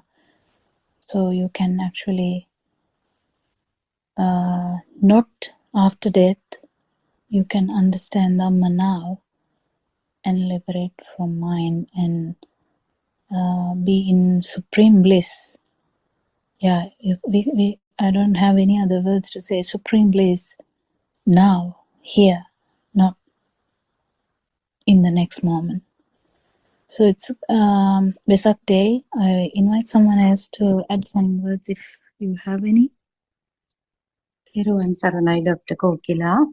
I have personal experience in understanding the different levels of this self-existent feeling.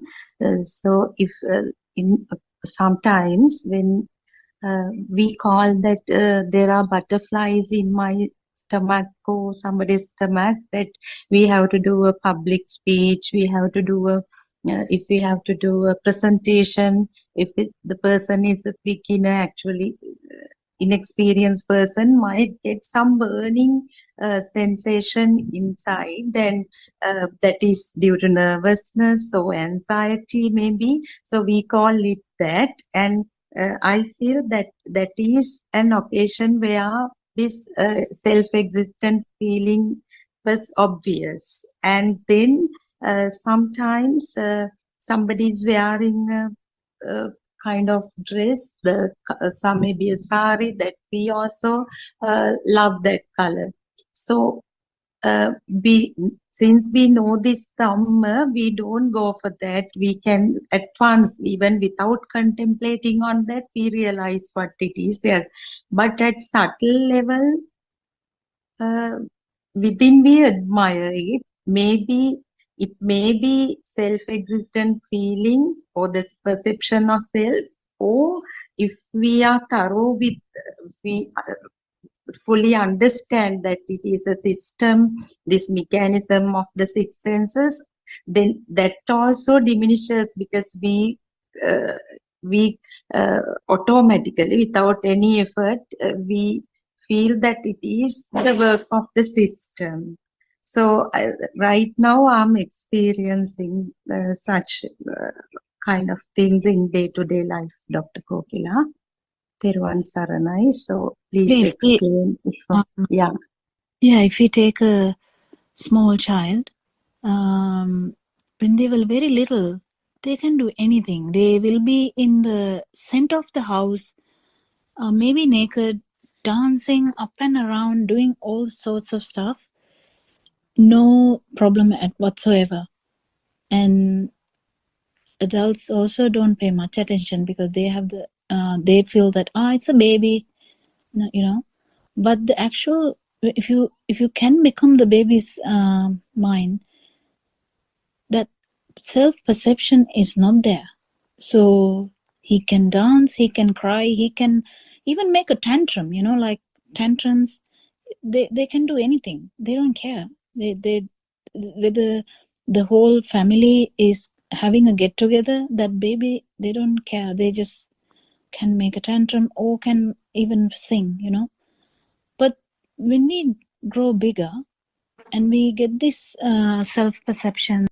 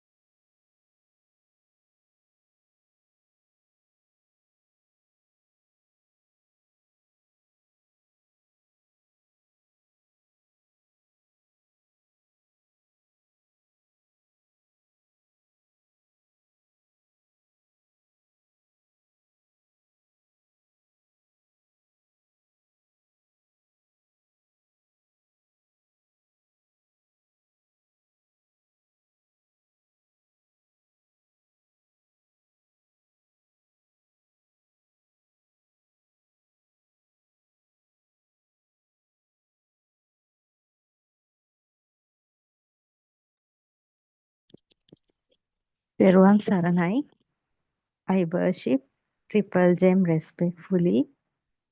Also, I pay homage at the feet of our Kalyana Mitra, Buddothpado Aryan Mahanse, the great sage of our era, most valuable spiritual master with the highest wisdom at this present moment on this planet Earth.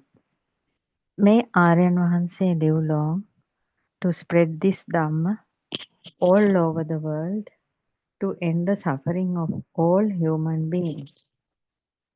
Where the samsaric journey is created in the human mind, and Aryan Mahanse, Buddothpado Aryan Mahanse is very clearly showing us a path to overcome this wheel of suffering based on the true teachings of Lord Buddha, hidden more than 1,000 years. Teruvan Saranai, Dhamma, friends.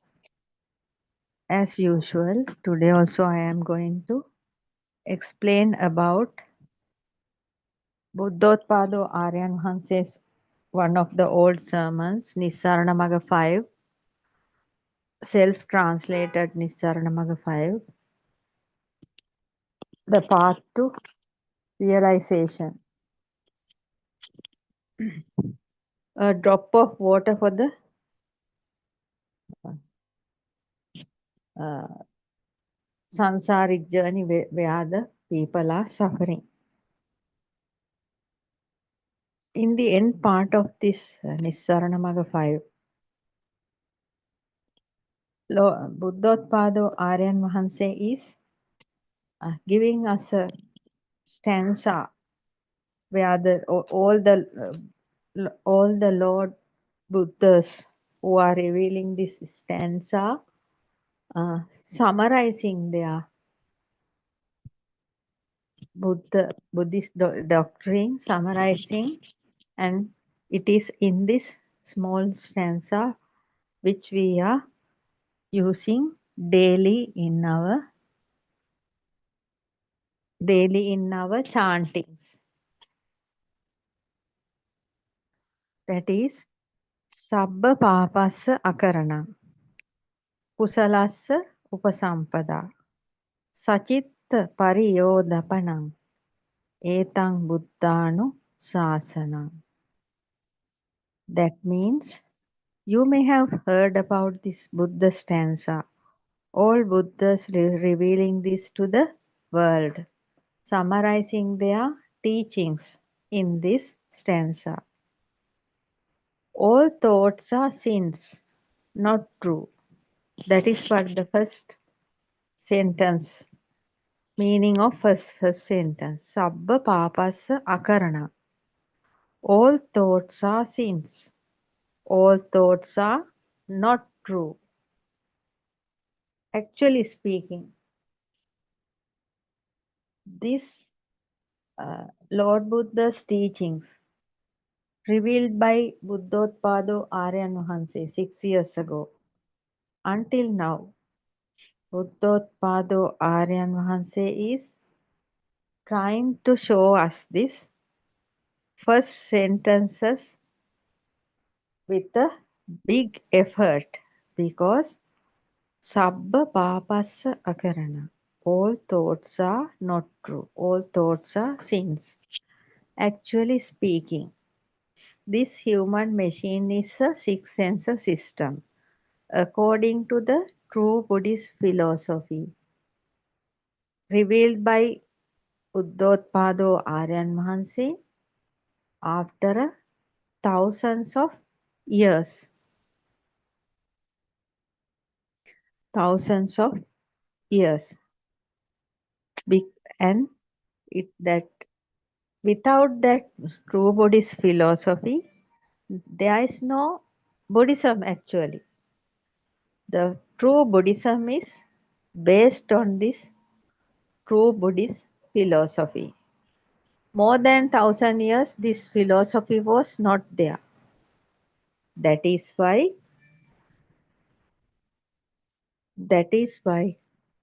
all these practices, spiritual practices were useless. Because Lord Buddha very clearly shown us there are three types of wisdoms we need. One is Satyajnana, wisdom of truth. Second one is Krutyajnana. And the third one is Krutakjnana. Krutyajnana means what we have to practical, the practical experience. And the Krutakjnana means what we are automatically getting. So the first jnana is creating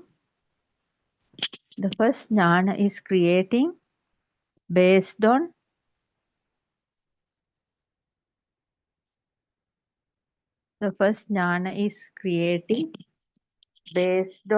true Buddhist philosophy. True Buddhist philosophy. So in that true Buddhist philosophy, Aryan Vahanse is very clearly showing us how all these thoughts are not true and how these thoughts becomes sins, become useless. Because according to that true Buddhist philosophy revealed by Lord Buddha 2600 years ago, there is nothing outside. Right? There is nothing outside. What we gather from our six sense system, this human body is a six sense system. Through those six sense system, we are gathering so many perceptions because we live in a millions of perception world, and we are gathering perceptions as stimuli through our six senses, that is eyes, ears, nose, tongue, body, skin, and the mind. So Buddothpado Aryan Vahanse is very clearly showing there is nothing outside. Actually speaking, according to Buddothpado Aryan Vahanse's teachings based on Lord Buddha's true true revelations, there is no light. There is no light, there is no sound, right? There is no touch. All those are just happening through sensor system. There is no outside world. We can't see anything outside because we have two lenses in our eyes. What we are seeing is only through these two lenses. Only through these two lenses.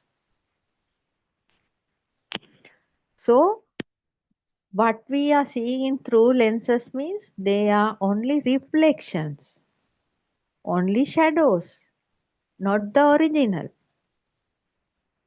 When we look at a mirror, we can see so many things. The whole world is there. But we know all those are reflections and shadows. Likewise, this eyes also like that. One time it is a mirror, another time it is a camera. In a camera also, you know, there are lenses. There is a lens inside the camera.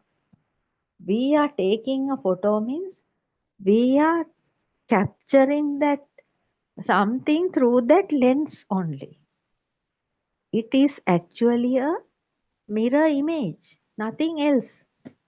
So, according to Buddothpado, Aryan Wahanse's true revelation of true Buddhist philosophy, what we see through our eyes is just a reflection.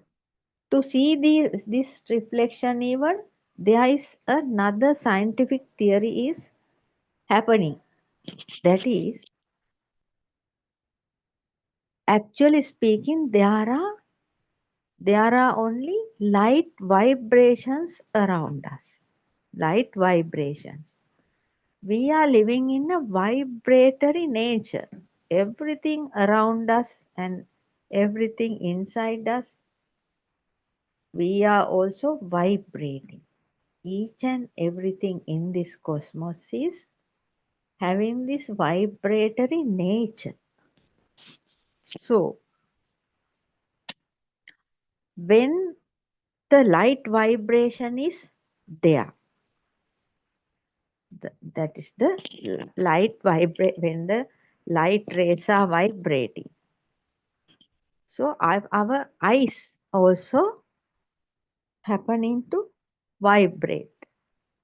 When the eye vibration is equal to the light vibration, in Sinhala it says තරංග ආයාමය සමාන වෙනවා. Equalization of the waves, light waves, vibrationary waves. When they are equal, the gap between them is vanishing and they become one. That is called synchronization in science.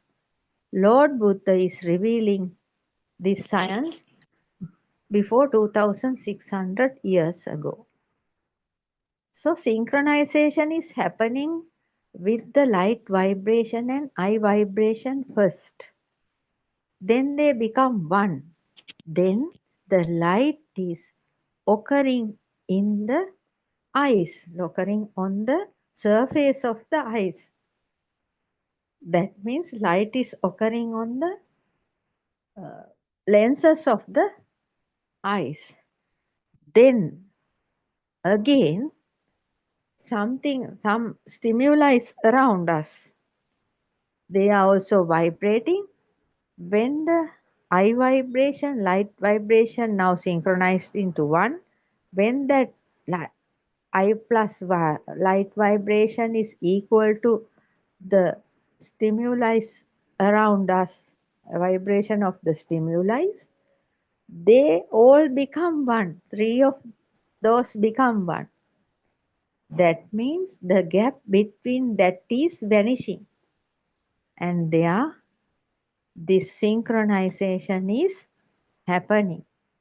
So when the eye vibration, light vibration and the stimuli vibration become equal and they become one according to synchronization, we will be able to see things. That means there also we are not seeing the originals. We are seeing the reflections, mirror images,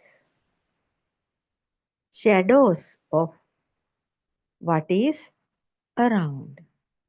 They are also having a vibratory nature. That is why Aryan Vahanse is telling us there is nothing outside. Actually speaking, there is nothing permanently existing outside. Also, we cannot see outside. That means we are not any kind of experience with outside. That means we cannot be here, we cannot feel, we cannot hear, we cannot see the outside. That means there is no outside for us. Whatever we look, we see our own mind. Whatever we hear our own mind. Whatever we touch our own mind. So the sound is also like that. When the sound vibrations are happening and the ear vibration is equal to the sound vibration, they become one. And they become one and they are synchronizing. Then only the ear can hear the sound. Touch vibration is also like that. When there is hot or cold around this body, the body is that cool vibration or the hot vibration is equal to the body screen vibration. They become one and we feel cold sometimes and we feel hot sometimes. The wind is also that like that. The wind is, we can feel the wind because of the wind vibration of the wind and the vibration of the body skin become one, synchronization happening, and thereafter we can feel the wind. Actually speaking, we are creating a world by ourselves. By ourselves.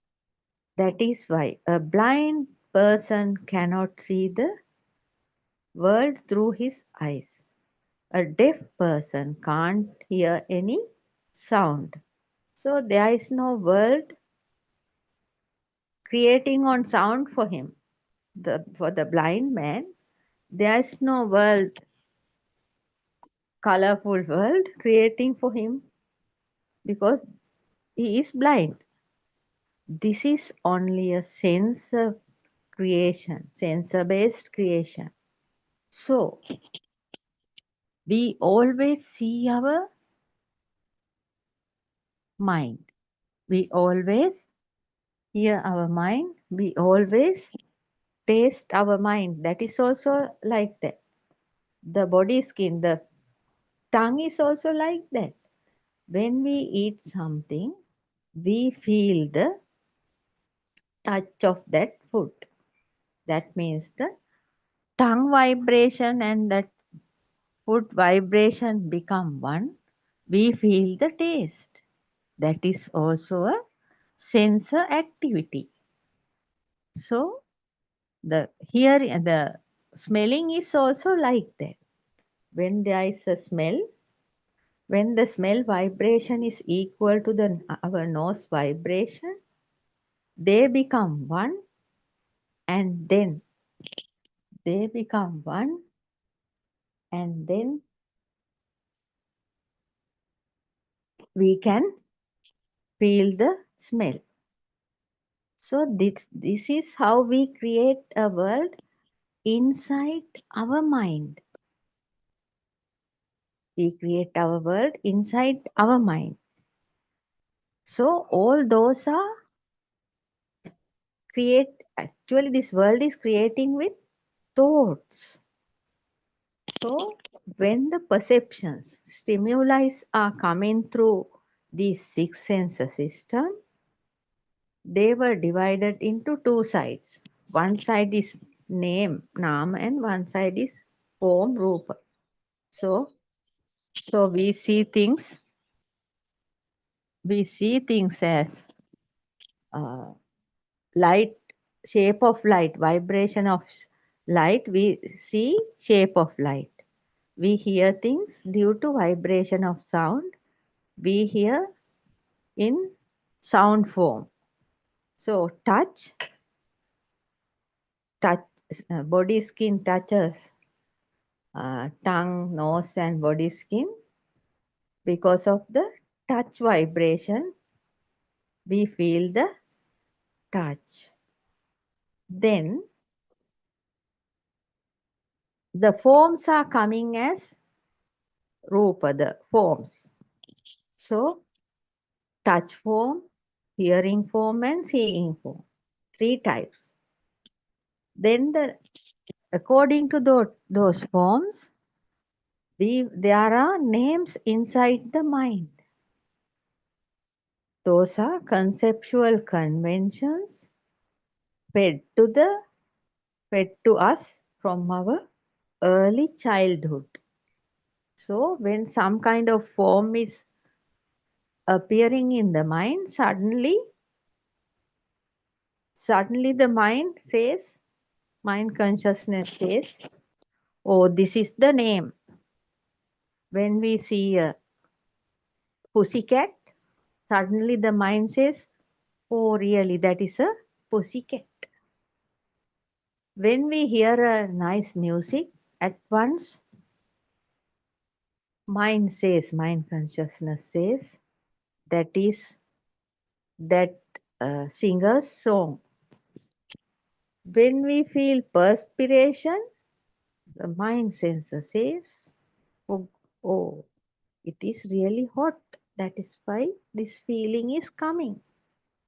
If we eat a tasty food, then again the mind sensor says, this is this food, like that. So this is what actually happening in this body and mind. But there is nothing called mind also. If we see a wall, that is mind at that moment. And it is appearing and disappearing for a long time, as far as we look at it. When we look the other side, that is over, that mind is over. And when we look at the jack tree, it's just a form of a jack tree, then again that is the mind. So mind is also changing according to the sensor. At once when we hear some noise, then at once the awareness goes to the ear sensor. Then again, if there is perspiration, again the awareness comes to the body sensor. Like that, it is rotating. This awareness is rotating. And different perceptions are appearing through these six sense system. And when the names and forms are combined, thoughts are creating. When a form of a calendar is appearing, at once the mind says it is a calendar. Then the name and form combine and the thought created. So all those perceptions also having power, because we live in a vibratory nature of power. Each and everything has its own power. Like that, each and every stimuli has power. When the names and thoughts, they are also, names and forms, they are also having power. When they become thoughts, That means the form and the name combination. A thought creating. Then the mind says, you are looking at the jack tree. You can feel the wind. You can see around like that. There is sunlight. All those things are, all those thoughts are created. All those thoughts are created.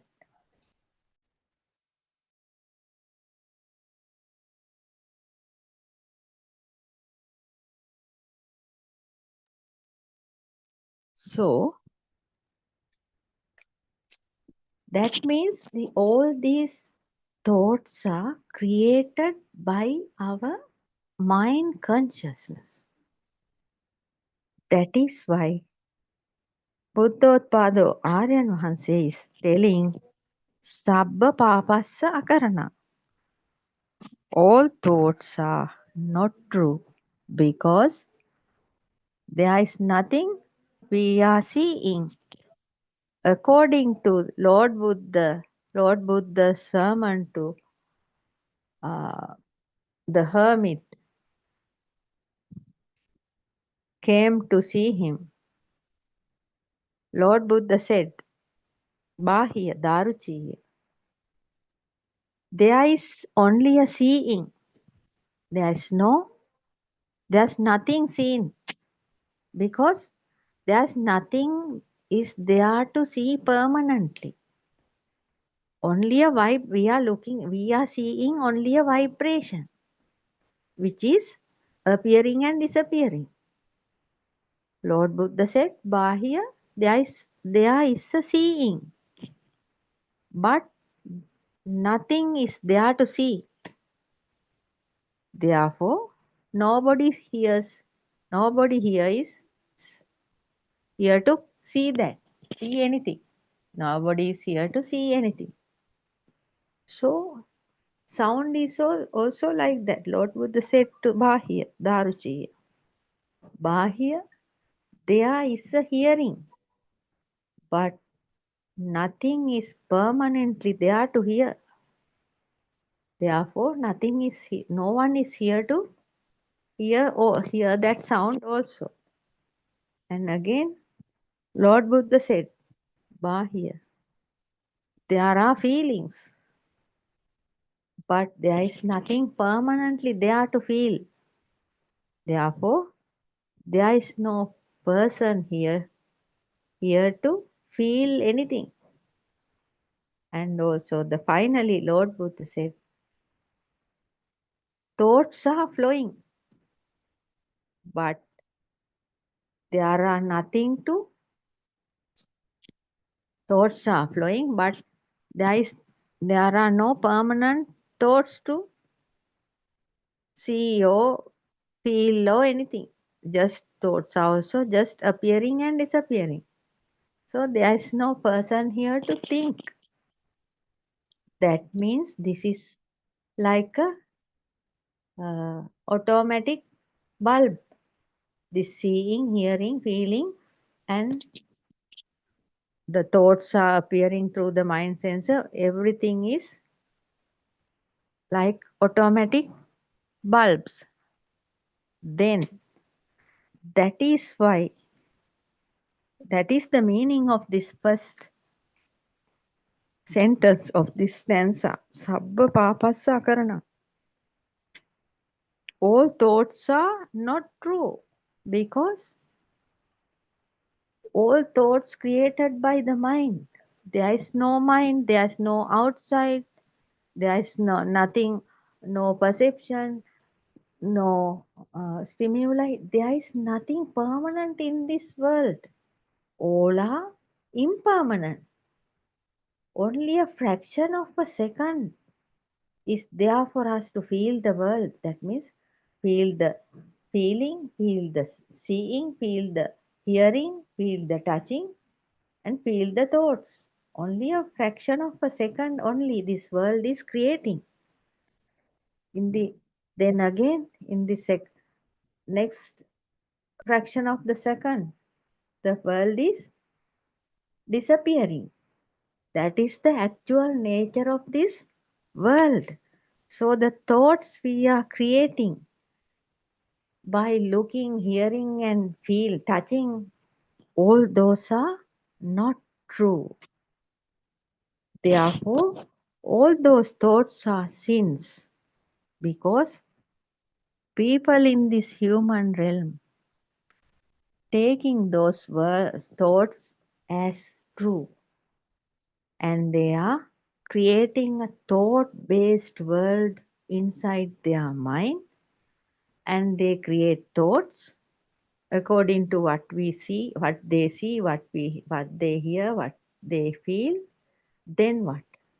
Then they are putting that means according to the consciousness, they are creating a mind world, and they are just putting those things outside and trying to find the thought-based forms, thought-based uh, hearings, uh, forms, and thought-based touches, everything they are trying to get from outside. But actually, there's no outside. We can't feel the outside. No point of talking about outside. There is no more outside, because if we are experiencing only our mind, how can we feel the outside? There is no actually outside, not actually outside.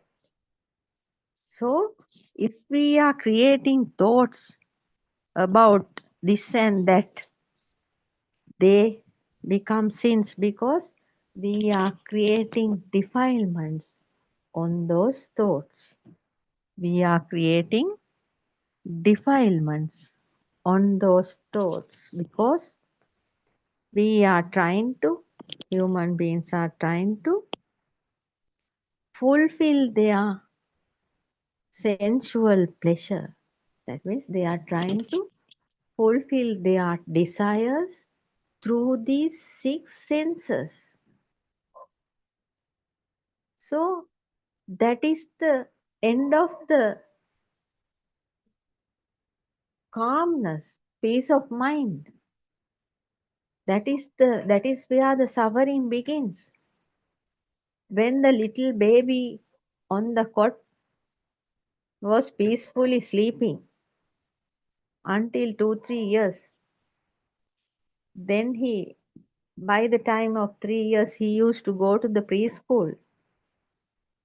Then the teacher shows him so many things, tying knot with forms and names, and giving this so many stimuli. Then he sees, then he matching his things with others' things. He matches his pencil, pen, and color pencils, and his bags and everything with others. Then he feels, oh, that girl, that boy is having nice things than me. So how the suffering comes? Because of those thoughts. He see things where he is not having such a beautiful things, and he need beautiful things, and he came coming home and telling his mother, I want that. I want more colorful pencils. I want nice bags. Things like that. I want nice shoes, nice things to wear. So that is how the defilements becoming, because he is having craving towards others things. That is why these thoughts are not true, and those thoughts are actually sins. That means he is having craving about others things. That is the beginning. When he is becoming older and older, his feelings, his seekings are more and more. So he is beginning to search around him and he want to find more and more better things. So he's longing for nicer things, sweet things than what he has is the beginning of the suffering. That is why Buddothpado Aryan Wahanse is telling all thoughts are sins. So the boy become bigger and bigger. Then he used to study hard. However, he become a big man and starting to earn money. Then that craving is not stopping. It is increasing.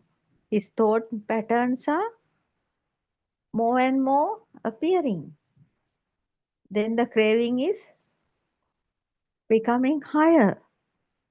So he wants so many nice things to see. He wants so many nice things to hear. And he wants so many pleasurable things to feel. He wants good food to taste. He wants nicer clothes to wear. He wants comfortable places to stay, comfortable vehicles to travel, go. So he is thinking. That means all those are thoughts. Sabba papassa karana. All thoughts are not true, but he don't know all those thoughts are not true. He's thinking all those thoughts are true and all thoughts are sins because his thoughts become sins because he is having an unsatisfactory nature in his mind towards the things he see, he hear and he feel. He don't know anything about it. He don't know that he sees his mind. He don't know that he hear his mind. He don't know that he feels his own mind. He don't know anything. So he's going to fetch things from here and there. That is why his thoughts are giving him so many trouble. So many thoughts means so many aggregates. Each and every thought, there are 5 kinds of aggregates. Rupa, Vedana, Sanya, Sankara, Vijnana. From eyes, ears, nose, mouth, body, skin and mind, the same things, the same aggregates are there.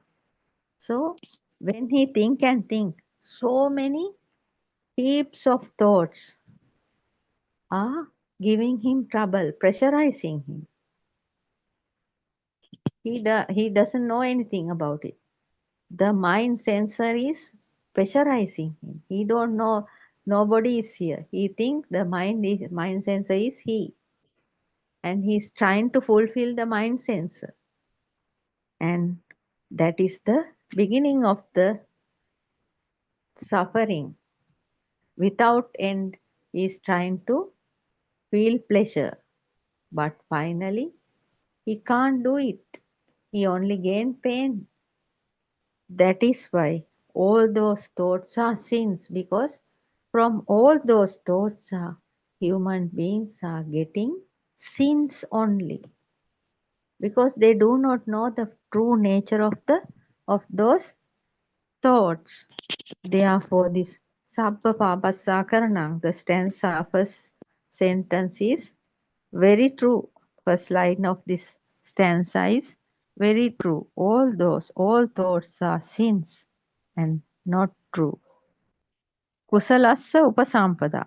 If you see this Buddha moment, you are talented in Dhamma. Seeker who is awakening his mind to the moment is only seeing this Dhamma. Until you are bound with an outside form, you are in a defilement. When you are redeeming from the outer form, You are in talented.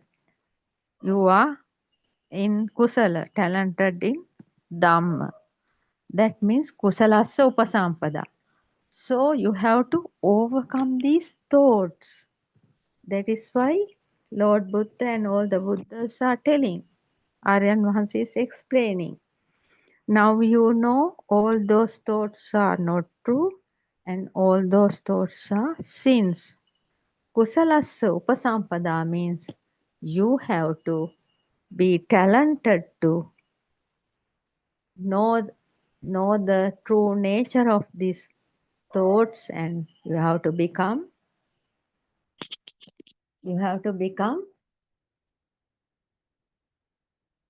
understanding Dhamma, and you have to overcome those thoughts.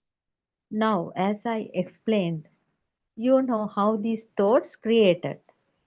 To understand the thoughts, to overcome the thoughts, to redeeming from the thoughts, the only thing we can do is understanding the creation of the thoughts. So you now know, as I explained, according to Buddothpado Aryan Mahanse's great revelation of true Buddhist philosophy based on Lord Gautama Buddha's true Dhamma, you have to have a good knowledge about how these thoughts are created. When you understand the thoughts are not true, you are not clinging to those thoughts. You are not clinging because thoughts are arising. That is the way of this mind sensor. It is just floating thoughts, flowing thoughts, just appearing and disappearing. So you have to let go of those thoughts without being entangled with those thoughts. That is why Aryan Mahansa is explaining about this Buddha moment. That means you have to awaken to the moment. That means when you understand the creation of the thoughts, when you let go of those thoughts without clinging, there is a place in the mind. It is called the Buddha moment, Buddhakshanaya. You will find it where there are no thoughts giving you troubles. There are no thoughts. Very calming place. That means you live with the peace of mind. When you let go of thoughts, you have this peace of mind, and you can see there is a place in your mind, Buddhakshanaya. That means a place where no thoughts are troubling you. That is called Buddha moment. That is why Aryan Mahansa is explaining, if you see this Buddha moment, you are talented in Dhamma. Yes. After listening to true Buddhist philosophy and practicing the four contemplations given by Buddothpado Aryan Mahansa, and while listening to Aryan Mahansa's Dhamma sermons, there are in YouTube more than 13,000, and listening to this Buddothpada PeoTV Zoom and YouTube channel. Also, you can go through www.wisdomofasia.com or else www.buddhothpadadhamma.com. There are so many things are there. There are so many things. Then when you listen to those, when you read those, and then you are understanding this Buddha moment. You are understanding and you are practicing how to be, how to live without clinging to those thoughts, and how to see there is no self in these six senses, and you will be able to see the six senses are working independently without a self. Then that is why Buddothpado Mahansa is telling, if you see this Buddha moment, the place where the thoughts are not there, you are talented in Dhamma. Seeker who is awakening his mind to the moment is only seeing this Dhamma. So each and every seeker, each and every listener who is actually awakening his mind to the moment is only seeing this Dhamma. That means awakening to the moment. Awakening to the moment means living in this present moment. You will be living in, you will be able to live in this present moment when your thoughts are less, when your thoughts are not giving you trouble, then only you can live in the present moment. Otherwise, your present moment is fully covered with thoughts, flawless thoughts. Therefore, you should be talented in them, Dhamma, and try to awaken your mind to the moment. Then only you will be able to see the Dhamma. Until you are bound with an outside form, you are in a defilement. Yes. Though we are unable to see outside, but still most of the human beings are thinking there is outside. Then you are seeing a jack tree and you think that jack tree is outside. No, you are seeing only a reflection of the jack tree. You can't match the reflection of the jack tree with the actual jack tree. We can't find things like that. So, until you are bound with an outside form, you are in a defilement. If we are bound with an outside form, we are trying to grab it. So you are in defilement. So many forms are there. You see, and you see the reflections and you think they are outside and you want to have it. All those are giving you defilements. When you are redeeming from the outer form, you are in kusala, talented in dhamma. That means when you are redeeming from the outer form, yes, that means when you are understanding what you see is a shadow, not an actual thing. What you hear is only a sound reflection, sound vibration, not a true thing. And when you touch something, you are only having a touch vibration, no, there is no actual thing. Then you are able to redeem from the outer form, and there is no need arising in you to go behind things, what you see, hear or feel, because you know all those are the creations of your mind and there is no need of running behind them. That is the place where you are redeeming from the outer form. That means you are in kusala. talented in Dhamma. The seeker to, then the third one, Sachitta Pariyodapana. The seeker to tame this mind. Yes. Sabbapapassakarana. You know, now all the thoughts are not true and all the thoughts are sins. Kusalassa upasampada means you understood how the thoughts creating and you understood there's all those thoughts are not true and they are giving only defilements. So after seeing that, you are able to redeem from the thoughts. That is kusalassa upasampada. That is, your mind can't grab you to the thoughts.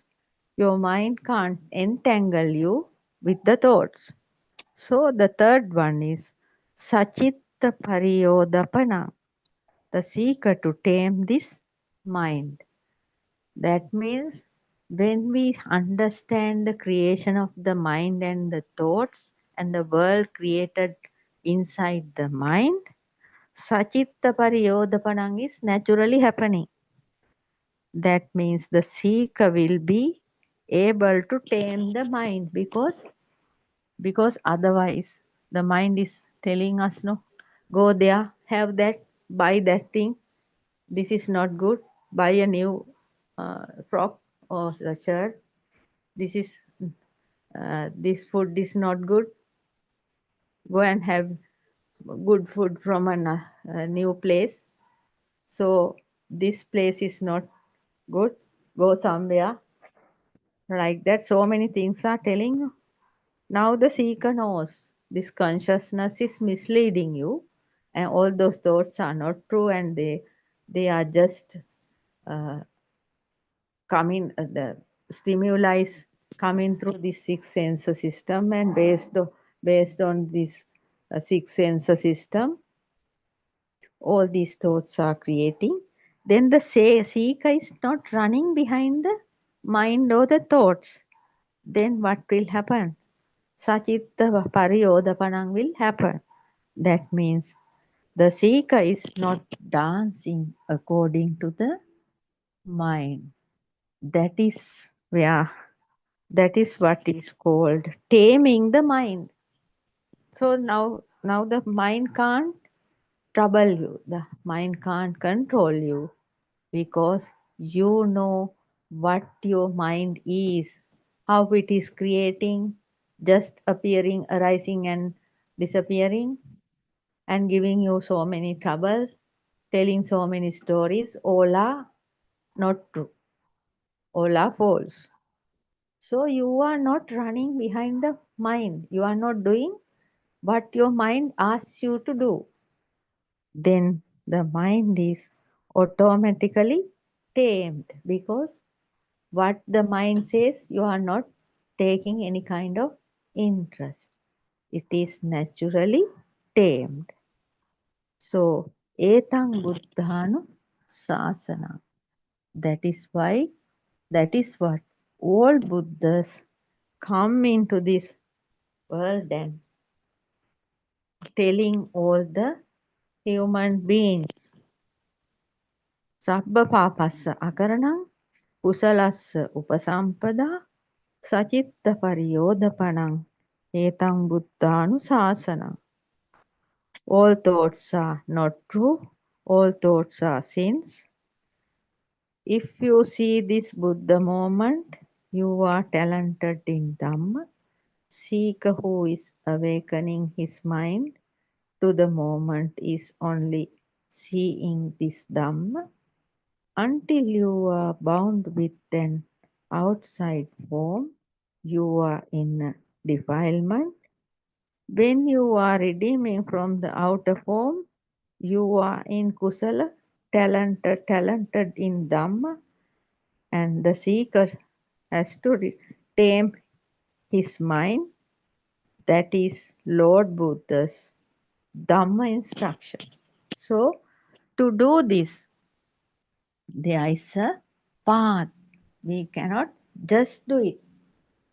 First, we have to listen to true Buddhist philosophy, which Aryan Mahanse revealed after more than 1,000 years. First of all, we have to listen to true Buddhist philosophy. Then we have to practice the four contemplations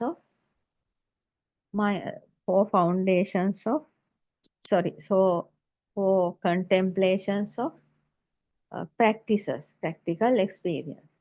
That is, there's nothing outside, and there's nothing cold outside. Everything is created inside the mind, which is coming through. Each and every stimuli coming through these six senses are also not true. And there's nothing permanent in the mind. All those stimuli are just appearing and disappearing. Therefore, there's nothing called mind. There's nothing permanently in the mind. When you are redeeming from the outside, you are redeeming from the form. When you are redeeming from the mind, you are redeeming from the name. Then this human body is just a six sense system, and it is working according to cause and effect law with action mind. And the final one, fourth one, is there is no owner for this body. So those are the four contemplations. So you have to listen to true Buddhist philosophy, and you have to realize it. Then only you will have the wisdom of truth. Then you do the practical experience while listening to other sermons of Buddothpado Aryan Wahanse. They are now in 3 languages, Sinhala, Tamil and English. Then you have to practice those 4 contemplations, and you have to understand each and every moment. You have to be able to see how these 6 senses are independently working without an owner. Then only you are realizing there is nobody here. There is no self here. So when you fully realize that you are fully redeemed from the self view, that is the biggest barrier in this spiritual path. When you happen to break this self view, you will become a stream enterer to the ultimate path to realization of bliss, nibbana. So that is how Aryan Wahanse is telling us to understand this truth of humanity. Actually speaking, this is the only way to go beyond the cycle of suffering. No matter which country you live in, no matter what color of skin you have, no matter what kind of religion you believe, no matter what kind of status in the society you have, how much power you may have, no matter, we all are human beings made of flesh, bone and blood. So this is the only truth to humanity. You should be able to understand this, listen this, and definitely you will be redeeming from this wheel of suffering, and you will be able to live in a peace of mind. And finally, there's no person to die. The fear of death will vanish, because there's no person here to die at all. Then you are free, like a free bird. You are becoming the nature. and you are not far away from the nature. You are just becoming the nature. That is the wonderful thing can happen to a human being in this lifetime, which is the utmost ultimate truth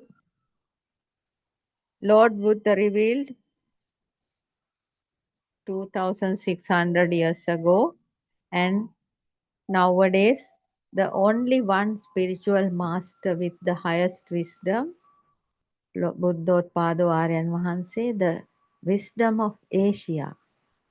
Aryan Mahanse is explaining the shortest and the clearest path to overcome suffering and live a peaceful life until you leave your body. For the moment, I am concluding this session. Teruvan Saranai, I worship Triple Gem respectfully. Also, I pay homage at the feet of our Kalyana Mitra, Buddothpado Aryan Mahanse, the great sage of our era, the most valuable spiritual master with the highest wisdom. May Aryan Mahanse live long to spread this Dhamma all over the world to end the suffering of all human beings. Teruvan Saranai, Dhamma friends.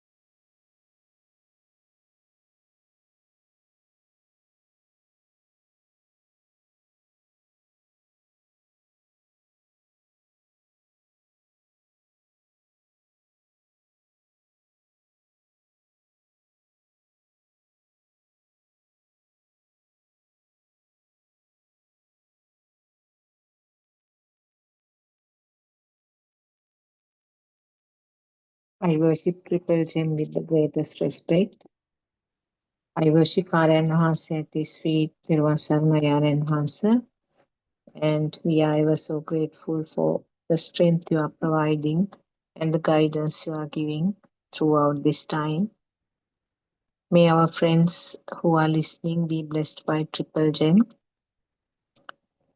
May our Dhamma friends who are helping with the technology always be blessed by Triple Gem. So this is our regular 3 p.m. to 5 p.m. Sri Lankan time discussion session, where any of our friends who have been listening to Buddothpada sermons are mostly welcome to join us. If you have any queries from the sermons that you have been listening, please come forward. We can discuss whatever the matter that you have.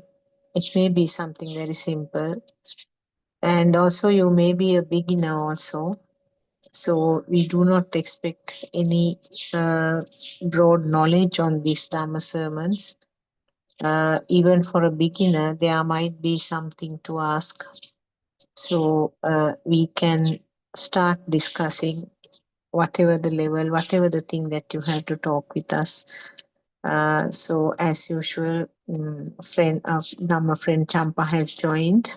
Until others join, We can start the discussion. Champa, Teruvan Saranai. Teruvan Saranai, Doctor. Yes. As usual, I want to ask whether there is anything that you like to bring up. Doctor, Because today, last night thing, there was nothing much. Aryan Mahanse was talking about the sermons. yes, And yes. and I heard previous day sermon at Kegol also. That's a general sermon like the other days. Yes. And it's good for the beginners to understand it very well. And today morning, a lady asked something from Aryan Mahanse about these aggregates.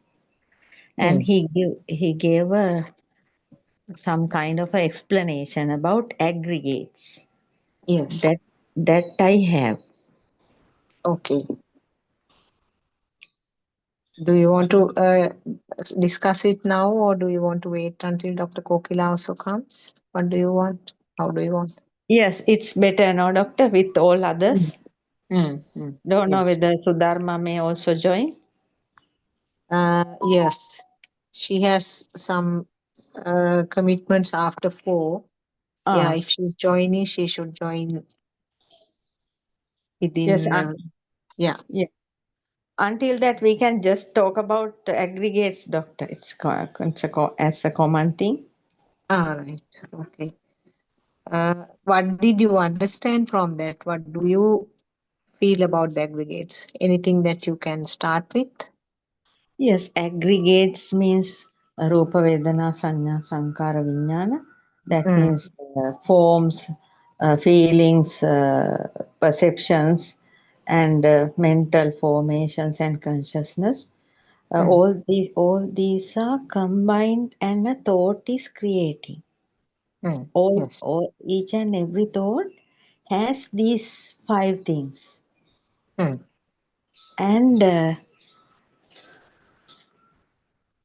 actually speaking, there is nothing outside. All these aggregates are in the mind, creating in the mind only. Yeah. Yes, that is what Aryan Mahanse said. Yes. Yeah, when you talk about the 5 aggregates, it's discussed in 2 levels, no? The Vattang Vattati. The first Vattaya, or the first circle, is the eye consciousness, ear consciousness, taste consciousness, smell consciousness, and the body consciousness. Chakku Vijnane, Sota Vijnane, the Vijnana, 5 Vijnanas. And yeah, Sudharma also has joined. Teruvan Saranai, Sudharma. Teruvan Saranai, Doctor. Teruvan Saranai, Champa. I worship Aryan Mahanse. Sweet. And yeah, you are talking. Sorry, Yeah, I we were got a just little talking late. Yeah. about the 5 aggregates. Ah, So yes. the 5 aggregates is being discussed in 2 levels. I was saying that Vattang Vattati. The first Yes, Vattaya, or yes. the first circle, is the 5 consciousness, where basically consciousness means that the feeling that it is really there. Yes. So eye consciousness means the light is there. That is the feeling. Sound consciousness means that there is a sound, that feeling. Yes. So like that, that is what the baby with the radiant mind is experiencing. The 5 consciousness are formed, and the baby feels that there is light, sound, smell, taste, and the skin sensations. Only that, But no, Doctor? Right. only that, yes. Right. So the next Vataya, or the next circle, the second circle is the one where these 5 will combine to form another set of 5 aggregates. So the 5 aggregates means, as you very correctly said, the vibration or the form, Rupa, and sensation is Vedana. That Rupa is sensed. Yes. Vedana. It's Yes. nothing to do with that dukkha vedana, sukha vedana. It's nothing to do No, no, like that. no. Yes. It's here what means is that feeling, that Feeling. that Yes. vibration is felt or sensed, Yes. sensation, Yes. and that sensation is manifested as either a light or sound or smell, taste or skin sensation. Right. Manifestation is the perception. Yes. So depending on the sensor which is involved, that Yes. Vedana or what was sensed is manifested in some way. Yes. That is a perception. So Yes. perception itself doesn't have a big sort of power. Knowing, no? Yes. Yeah, and what happens is that repeated occurrence of this perception Yes. or some construct which we label as sankhara, some Yes. form of construct or aggregation or combination or whatever the term. I think construct is a better name. Yes. And when it happens, when the perception happens again and again and again, it Yes. becomes a stronger power wise, current wise, it becomes stronger. Then Yes. it is felt as if it is really there. Right. So the light is felt as if real light is there because of the construct. Right. So Sankara is the one which leads to the consciousness. Right. Consciousness. Knowing. Yeah. Right. Right. Yes. So that is the first level, the Right. first cycle.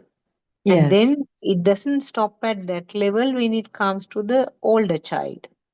Yes. As a part of this system, Yes. combination of these five will lead to a different type of a vibration which we label as mind consciousness. Right. So basically in the mind consciousness also these five aggregates are there. Yes. They are actually named in a slightly different way. Vedana, Sanya, Chetana, Passa, Manasikara. Vedana, Sanya, Sanya, Chetana, Passa, Passa, Manasikara. Manasikara. Those are the five aggregates explained under the Manovinyane or the mind consciousness. But meaning actually the same thing is happening like in the other levels of consciousness. Right. Vedana means same sensation. Yes. Sanya is the perception. Yes. And Vedana Sanya Chetana means it is now a thought. Now a thought. Right. Yes. Right. And that thought is Mm.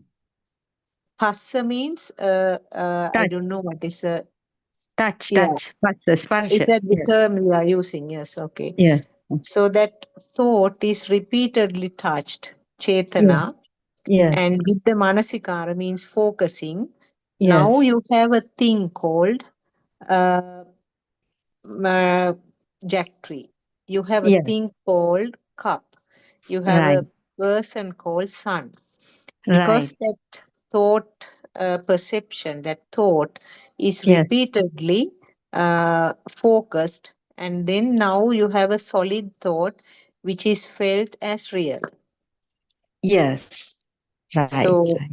so that is the sort of basic explanation I can give. Maybe Sudharma will be able to add something more. It's great, doctor. It's great. Actually, I didn't know the second part so clearly. Now only I got it. Yes. Now only I got it correctly. Right. Okay, maybe Sudharma is busy with something. No, Dr. Thiruvan Sarana, you yeah. explained it very beautifully. And actually, Yes. this second round, now only it became clear to me also. Yes, That, doctor. yeah, that's Actually, very beautiful. it's And wonderful. Dr. Yes. This It's now very clear. Vattavatti thing, yeah, is the same that is explained as Patiga Sampasse and Adivachana Exactly. Sampasse. Yes. Yeah. Yeah. Patiga Sampasse is that combination of the five senses. Yes. Right. Adivachana Sampasse is in the form of a thought. It is Yeah. it is sort of named and a description is given. Right. Although to understand, since they are mentioned in sermons, we talk about this. Otherwise, we can't even think of the speed that everything happens, isn't it, Doctor? Yes, Yeah. yes, really. Yes. Because so many hidden things are there, no? So many hidden things. So now only when it is opening only we will be able to see. Yes. It is the speed that gives the feeling that it's there, the existence. So that, as Doctor explained, the formation thing, sankara thing, volitional formations, they are Yes, yes. the speedy arising of vibrations, speedy occurrence of vibrations. Yes. Yes. Then there is a construction they are happening. And Yes. it's wonderful, no? My So God. finally, actually, this is, as you said, it happens so fast. Finally, I mean, within a fraction of second, what we experience is an existing jack tree, an Yeah. existing cup. So the both whatever works so fast. Yes. Mm. But for a baby, only one water, no, Yeah, doctor? yeah, that's Ah, right. Yes. right, right. So baby has no any, that means big mind. Baby doesn't have a big mind. Baby No, doesn't have there's no thought at all, no, at the yes, beginning. yes, no mind. Yes, no mind. Mm. Mm. Even But Doctor, yeah. yeah, So I actually wanted to ask this in this forum, or even from Mariana, say, you can actually help me, I'm sure. Now, Doctor, as soon as we wake up, actually I experienced this in the bus when I was coming from Kandy last week. On the expressway, I went to sleep and all of a sudden I woke up. So sensory faculty started functioning, but still no, I couldn't figure out where I am. I mean, what's happening. We can't figure it out. No, even in the early morning when we wake up, even if we open our eyes at once, we can't figure out. Is that because this prior perceptions need some time to, I mean, arise, because everything is a prior perception, but this leads to identification. Otherwise, eye is open even near at that instant, but to figure out it's a bus traveling, everything comes in a while, no, not at once. So it's like a computer. When we press the power button, it takes some time to start. So something like that happens. That's how I felt. But have you had any such experience? I mean, yeah, we all, I'm sure. Yes, I yeah, also have that experience, but we can ask Dr. Kokila also when she joins. But what I feel is that you yeah. never That's can get okay. that experience of the radiant mind anyway by now. Yes. Mm-hmm. You can't just stop at that level and come to the second circle within few seconds. Always the both circles will move and then we ultimately get the final product. What Mm. could happen is that maybe still when we are sleepy, when Yeah. we Sleepy. are sort of just recovering, maybe Uh, we feel that we are not recognizing it.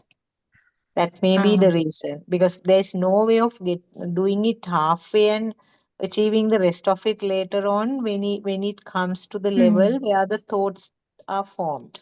Mm. right, Mm. right. Yes. Because of the It at once is. we awaken. Yes. Is it like, Doctor, the system was shut down and it takes time? That may be. That may Yeah, be true. Yes. yeah. Mm. I know Yes. Yes. I'm just guessing. Because several times I wondered, it happens to all of us, right? On the Yes. bus Yes. or on the plane Mm. or wherever. It's happening. I Happening. mean, Yes. it takes a while to come to terms with the Yes. environment and Surrounding. surroundings, and to know what's really going on, because anyway what's really going on is also prior perceptions, Yeah. perasanya. Yeah, Perasanya. Otherwise actually I even you had that experience, doctor, even Mm, while flying, mm, if we keep our eyes closed, and even if we keep our eyes open, and sometimes when we see the clouds floating only, we feel as if we are flying, that mm, compare it. mm, Otherwise it's like being, I mean, still at a place, right? I mean, mm, no, we don't feel the movement. So the always the prior perceptions should come for us to have this beautiful film. Otherwise, there is no film. At that instant, that moment, it's just that experience only.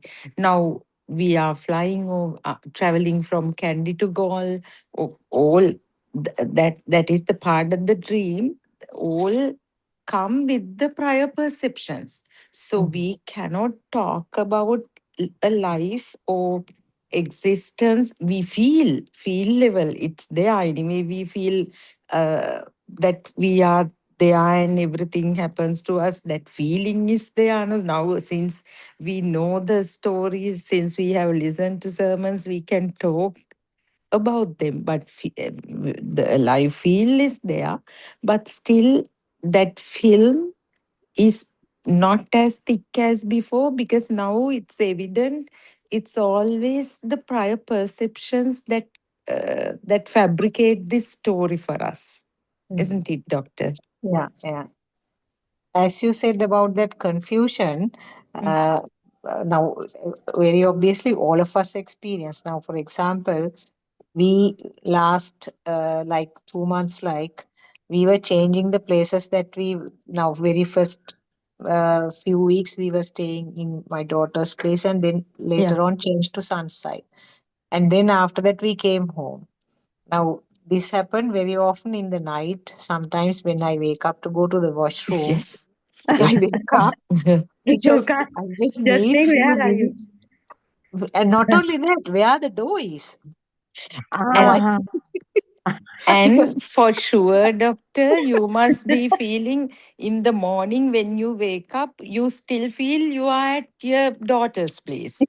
yes. That happens, when I go to my village home, also village Mm. house. I When I wake up, I don't know whether it's the goal house or that village house. After a while only, because this has been, yes, this. yes, that is happening. Yes. So that Mm. is actually without prior perceptions. As Aryan Mm. Hansi says, Perasanya netta mugudne, it Ah, becomes evident to us, no? Where right, it's right, because right. of prior perceptions that everything comes in Yeah. place, like this dream gets created. Yeah. Dr. Kokila is also Yeah, there, we can Dr. ask her Terwasa. also. Yeah. Peruan Saranai, Dr. Kokila. Terwasa. There was sunlight, Dr. Kokila. There was a Sanai, question what from was that? Sudharma, Dr. Kokila. What was that? Sleeping and waking up. But What do you no, mean? doctor, I actually now when we fall asleep and wake up suddenly in a bus or even at home, maybe early in the morning, it takes a while for us to come to terms with the surroundings and what's going on and get back to the film.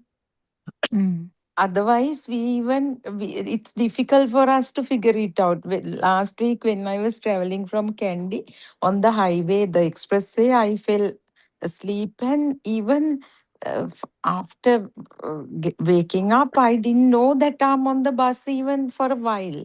I mean, it's like the computer was shut down and it takes time to restart. Or what is that gap? And that's what we were trying to figure Yeah, out until. actually, yeah, that is kind of coming back to the dream, yes. But Yes. Lord Buddha said, Mm. when he was describing Nibbana, he said, This is not sleep. This is not dhyana. This is not. He said so many words. Do you remember? Yeah, he said was the perceptions are there, but you can't say no perceptions, but you can't say perceptions are there. It's not unconsciousness. It's not. That's the word. So not Mm. unconscious, not sleeping, not Mm. comatose, not there's another word, not dhyana. He said so many words actually. Yeah, He said yeah. all those words to say that is not nibbana. This is not like that. This is you are fully in the dream, but you are not in the dream. Yeah. So when you are fully awake in the bus, having all the problems, then it will be the experience of nibbana is there, not otherwise.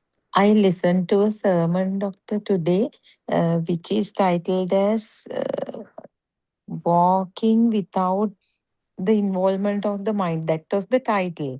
So, Aryan Mahansi's sermon regarding the practical program.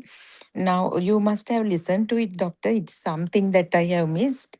So, Aryan Mahansi has again revised the 4 points of contemplation into 2. And first 2 in one go, and next non-self in one go, because he says all those who have practiced this for a while attended the session. So I did it that way. And then he questions whether you walked without being in the mind.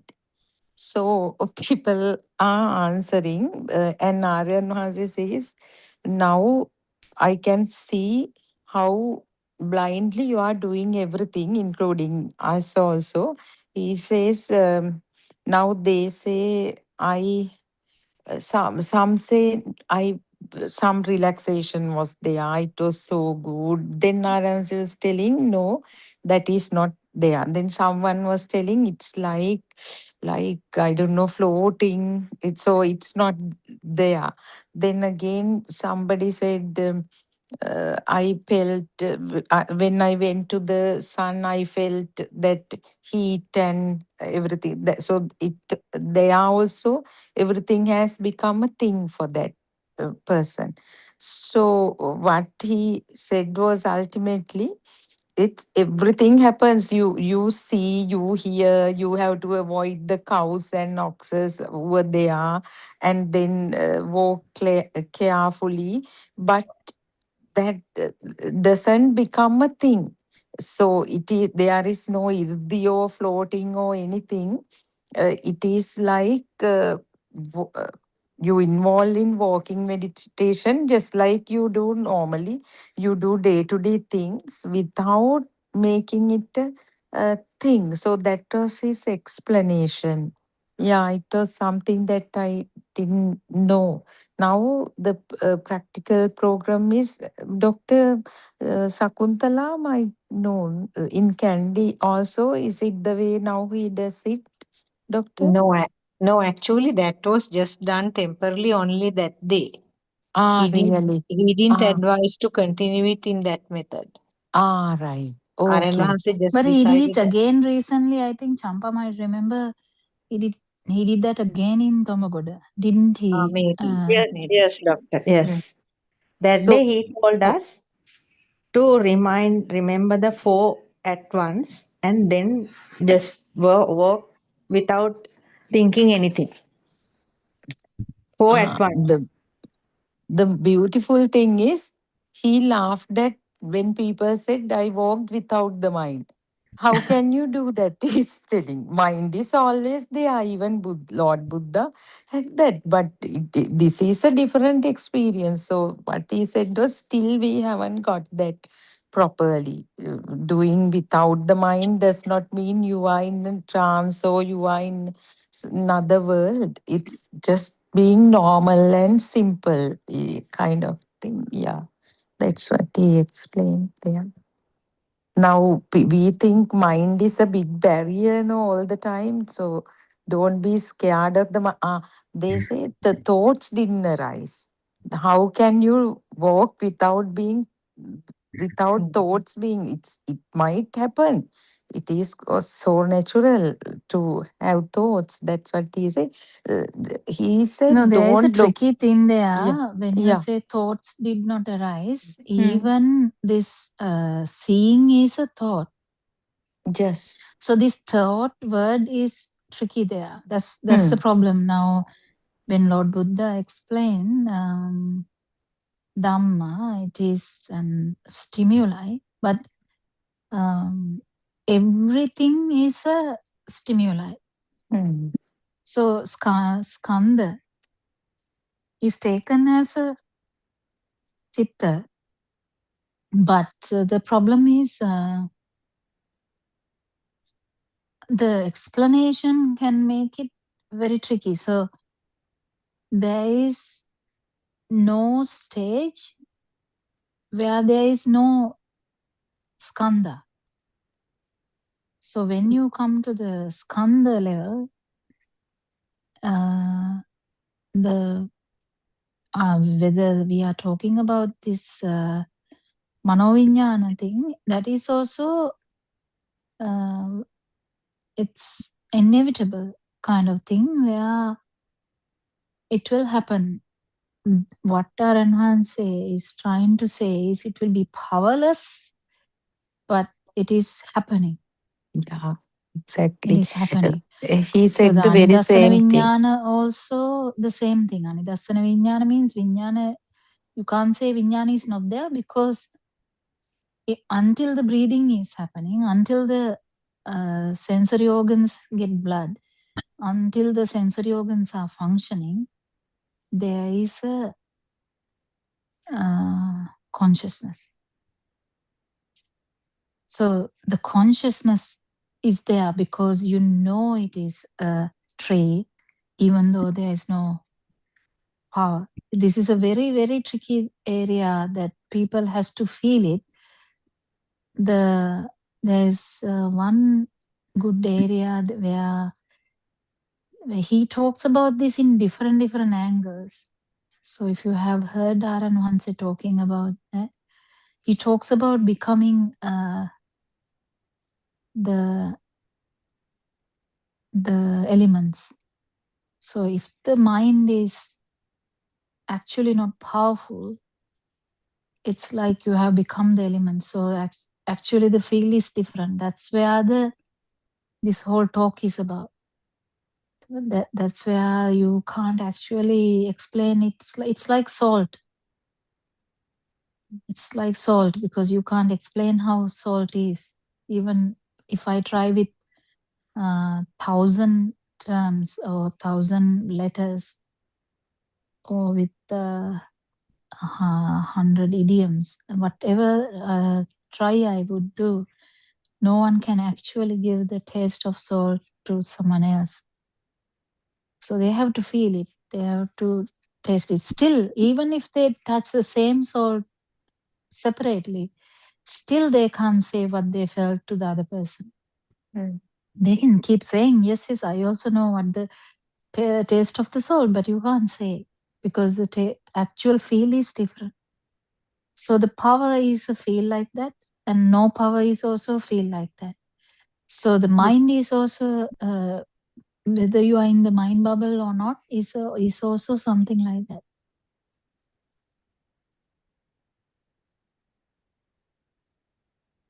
It's a tricky area, but Aranwanse describes it here and there. I think Champa would remember.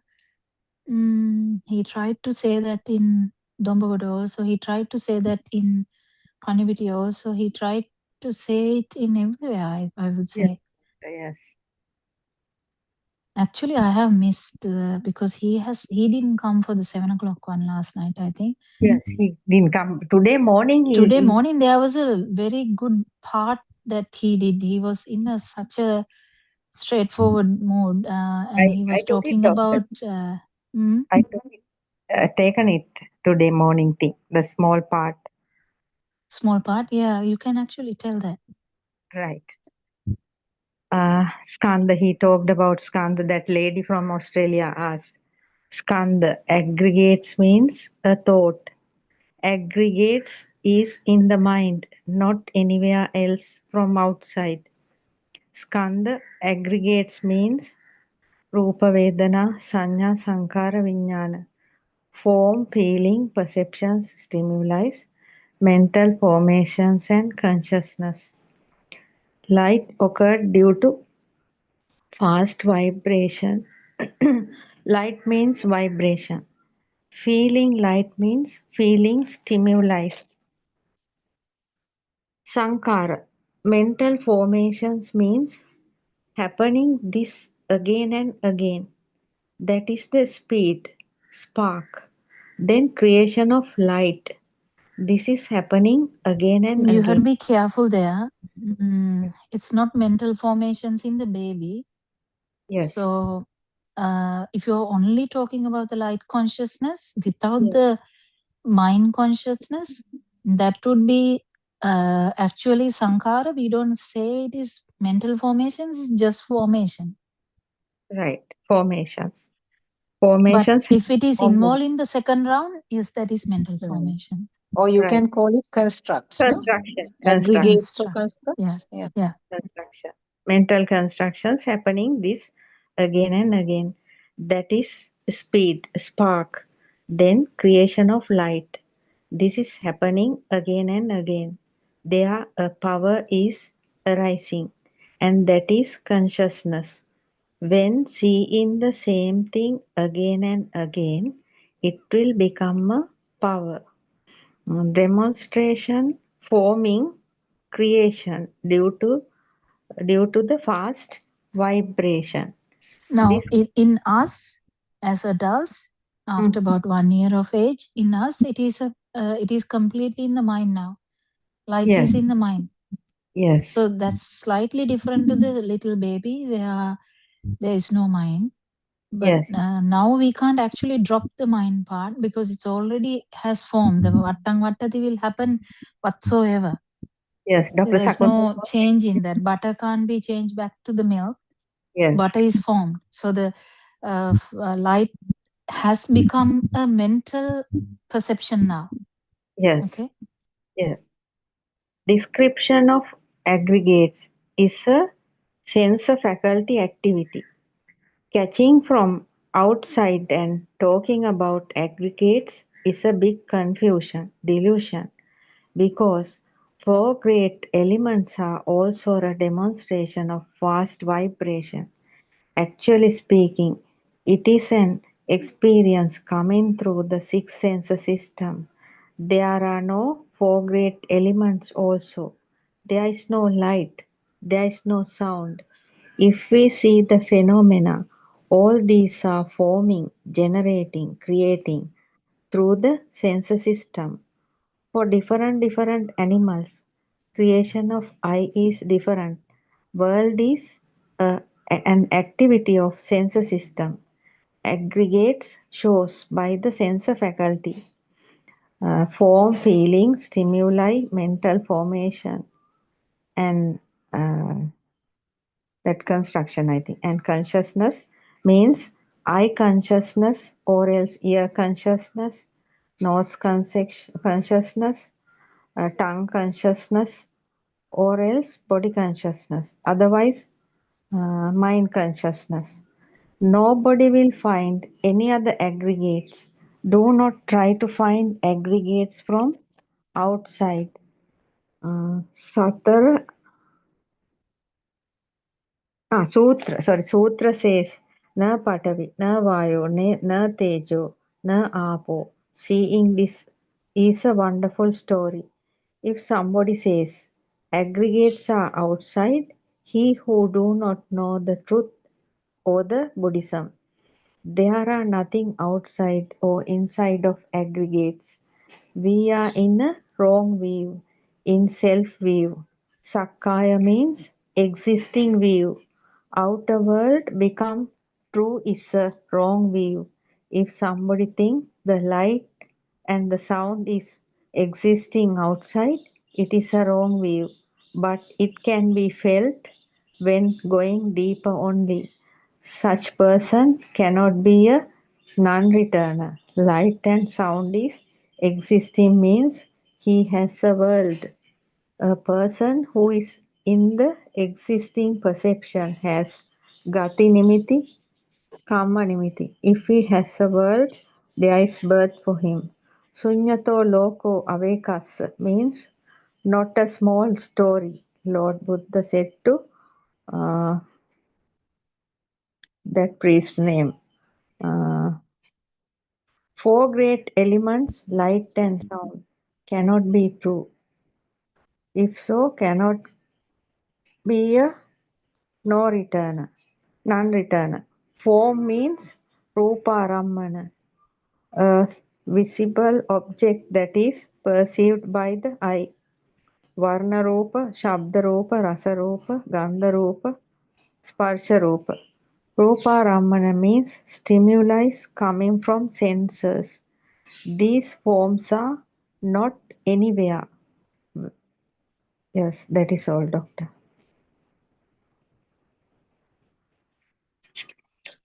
Did other two also listen to that? It was a beautiful one. I thought even though it was like maybe a 5-minute one, Yeah, I listened.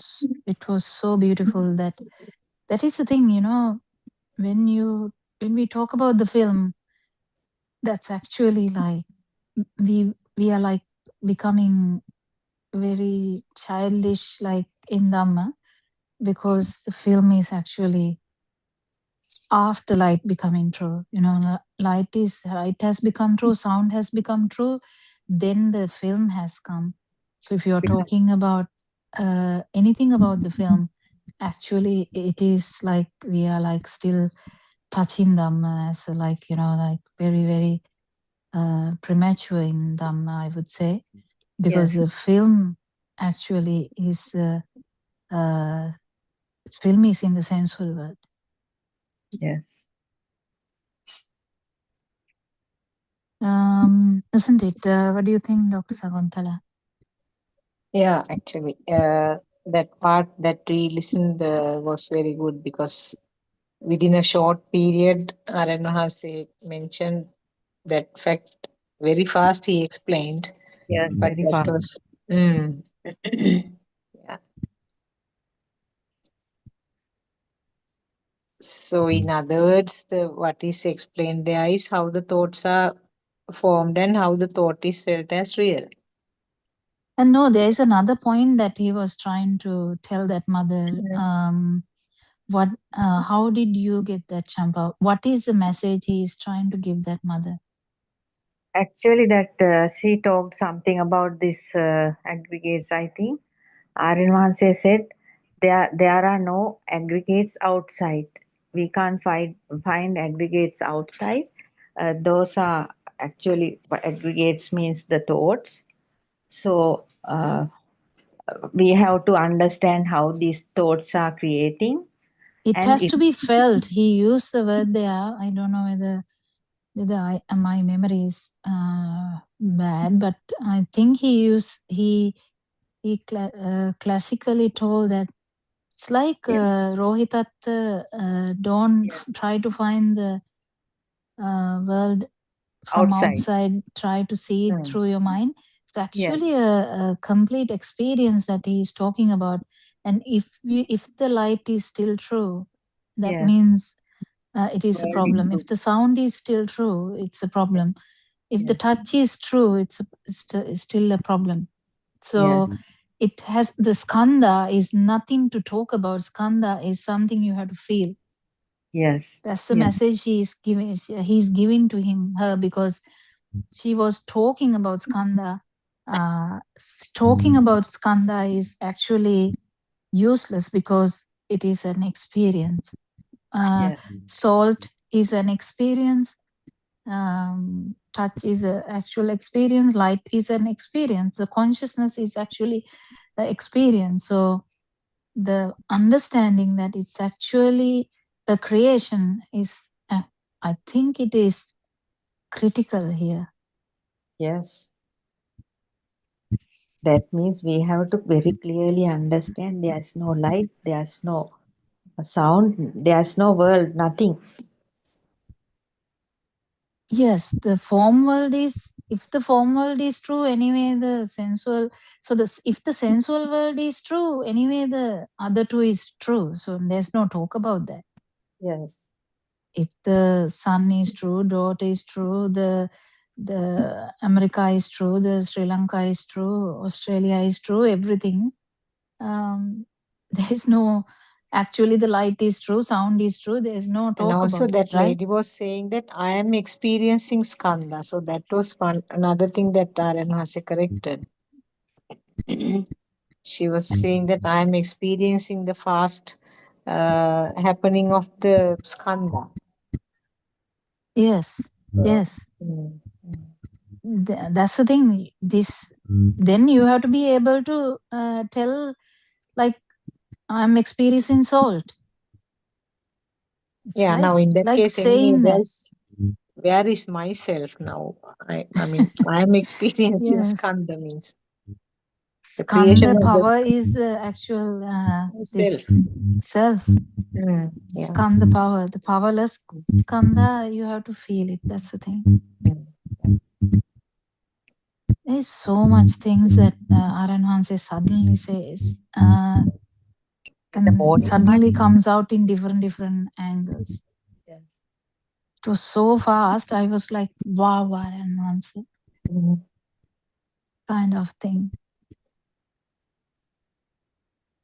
Did Sudharma listen to that?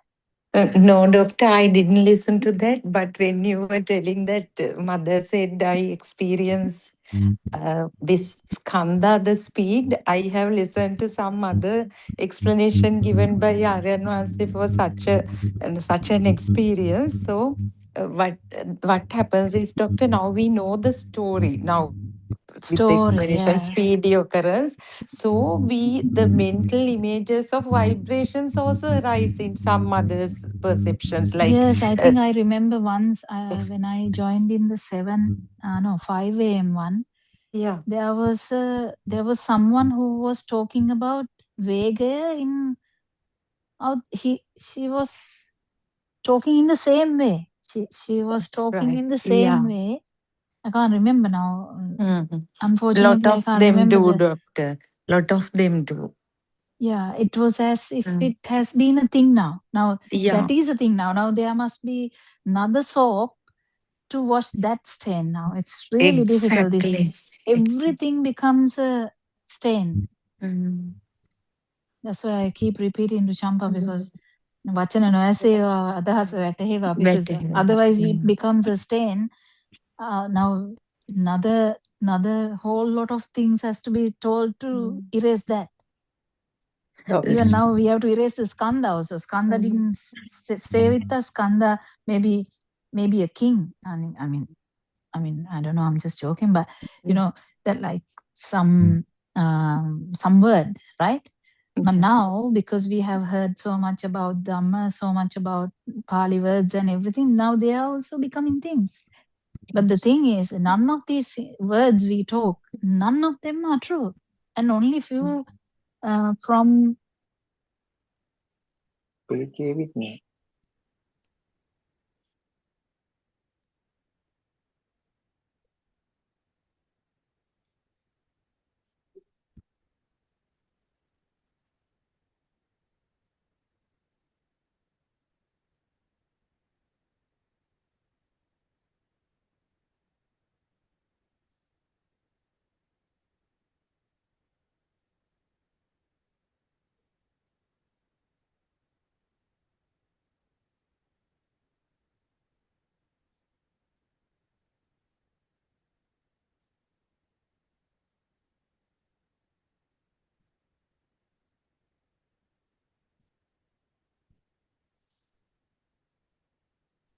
Sorry, did you continue? Sorry, I had to go and tell them to calm down.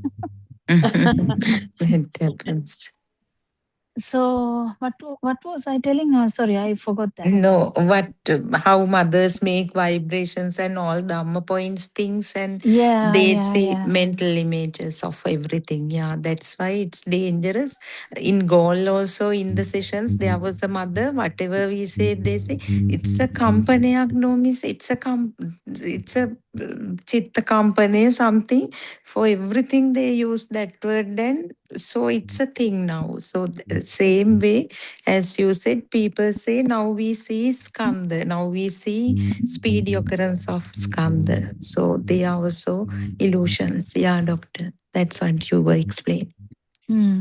Yeah. It's the thing is, the words may not be false.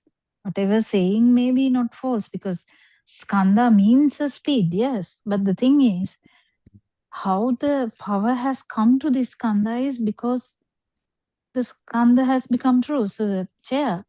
So even if you keep saying skanda, if you don't know that is chair, then again problem is there. Then chair, how are you? I mean, it's really tricky, these things. Whether you would find a chair in these things, if the power is there. I mean, I don't know what that mother was trying to say, because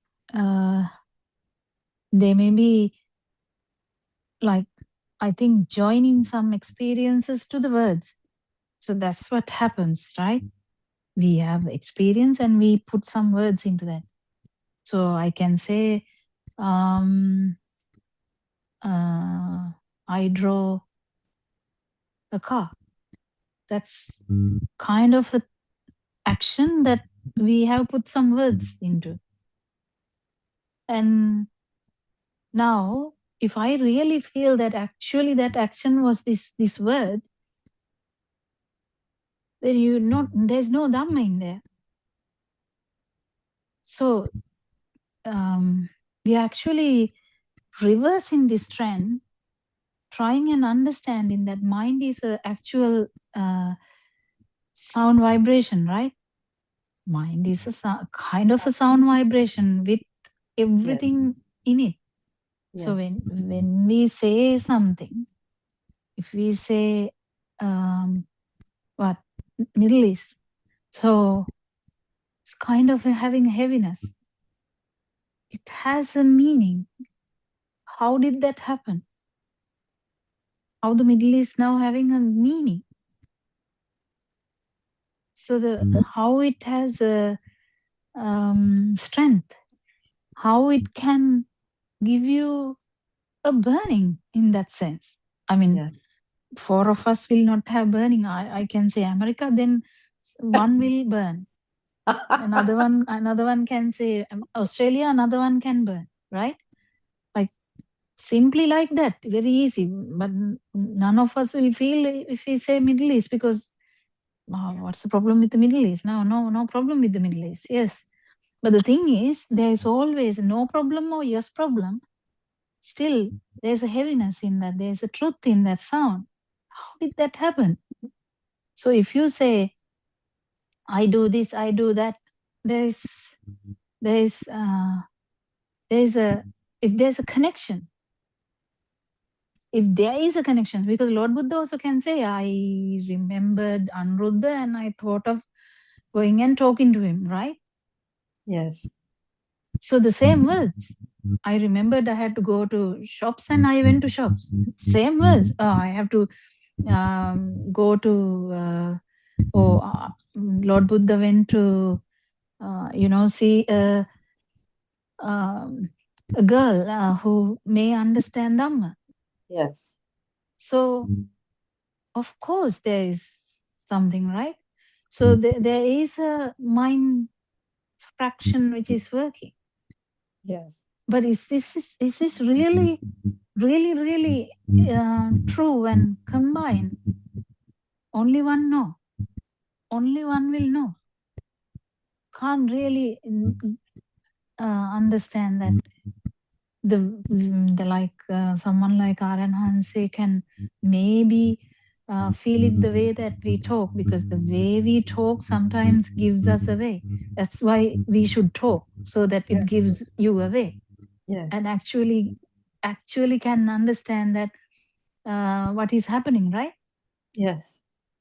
Yeah. So that's all right, because you are trying to actually get rid of this power. Yes. So even yesterday, Champa was saying, I need to find my power. What's that? Then Yes. find the chair. Actually, doctor, yeah, after last evening, now it's actually now only I'm able to see the six sensor systems in a different way. How they are working individually. So then I think the mind power will less and less. But doctor, actually speaking, all the time this mind is coming. Mind has come. The thing happened to me is actually the self we was combined with the mind sensor. That's what I understood last evening. It was very much there. No, the wrong wording. So self-view is an idea, right? It's an opinion. Self-view is an opinion. Like any other view, it's like an opinion. It's like a way of looking at the things. Yes. But self-perception is in the mind. Because self-perception was not there in the baby. Self-vibration is there in the baby. I don't know whether you can. So that's why I'm saying at any point, don't come to conclusions. Right. If you come to a conclusion today, just think about it, that every word of that conclusion is wrong. Yes, not that mother also came to a conclusion. No, I felt the skandha. Again, that sentence is actually not true, because none of the sentences are true. But whatever she felt may be misunderstood, because the feel, if there is an insight, it is an insight. If there's no insight, there's no insight. You can't really help it, right? We can't help it. Yes. But what the insight is, if it is about no self dhamma and it goes towards that, that's fine. But the thing is, if you now imagine I tell a sentence, okay, I felt something. Okay, now I can't really think about something. So I felt sad. Okay, we'll say I felt sad. So if you really believe in that I felt sad, then that's my problem. It's really this understanding this system is how mind works.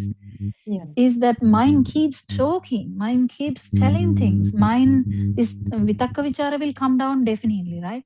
Vitakka vichara will come down. So it will happen. Unnecessary with the mind talking will go away.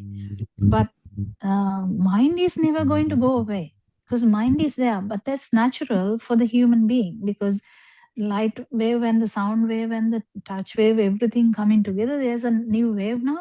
You can't really help it. Yes. You can't do anything there. But the thing is, as soon as you come to a conclusion, you should understand, if you really feel that conclusion is true, that's not, because that's in the mind. Yes. Any conclusion, any word, anything in this mind telling you is wrong. Wrong. Yes. But actually, wrong in the sense not existing, basically. Not wrong. Actually, you can't say right or wrong. It's not existing. Not existing. But some kind It's of like AI, actually. Yes. AI, do we now AI written document, is it existing? No, it's not existing. Yes. But it is written. So likewise, we have a system, and it keeps talking, it's acting, it's doing everything. Is it existing? Not actually. Not actually. But is there something happening? Yes. Yes. Appearing and disappearing. Yes. Everything is yes, like that. but the thing is, now when you say self-view is in the mind, yes, self-view is in the mind. Any view is in the mind. Yes, yes. Chair view is in the mind. Table view is in the mind. Any single word is a view. Yes, mind has some kind of power, no, doctor? So I understood it last evening because of you. That's what I'm saying. Just don't, if you felt like that, just keep it open. Yes. Because there is always understanding going deeper and deeper.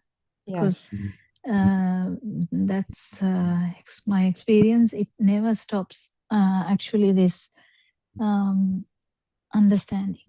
Because when you say, I understood the mind power, I would say, no, you haven't still understood the mind power.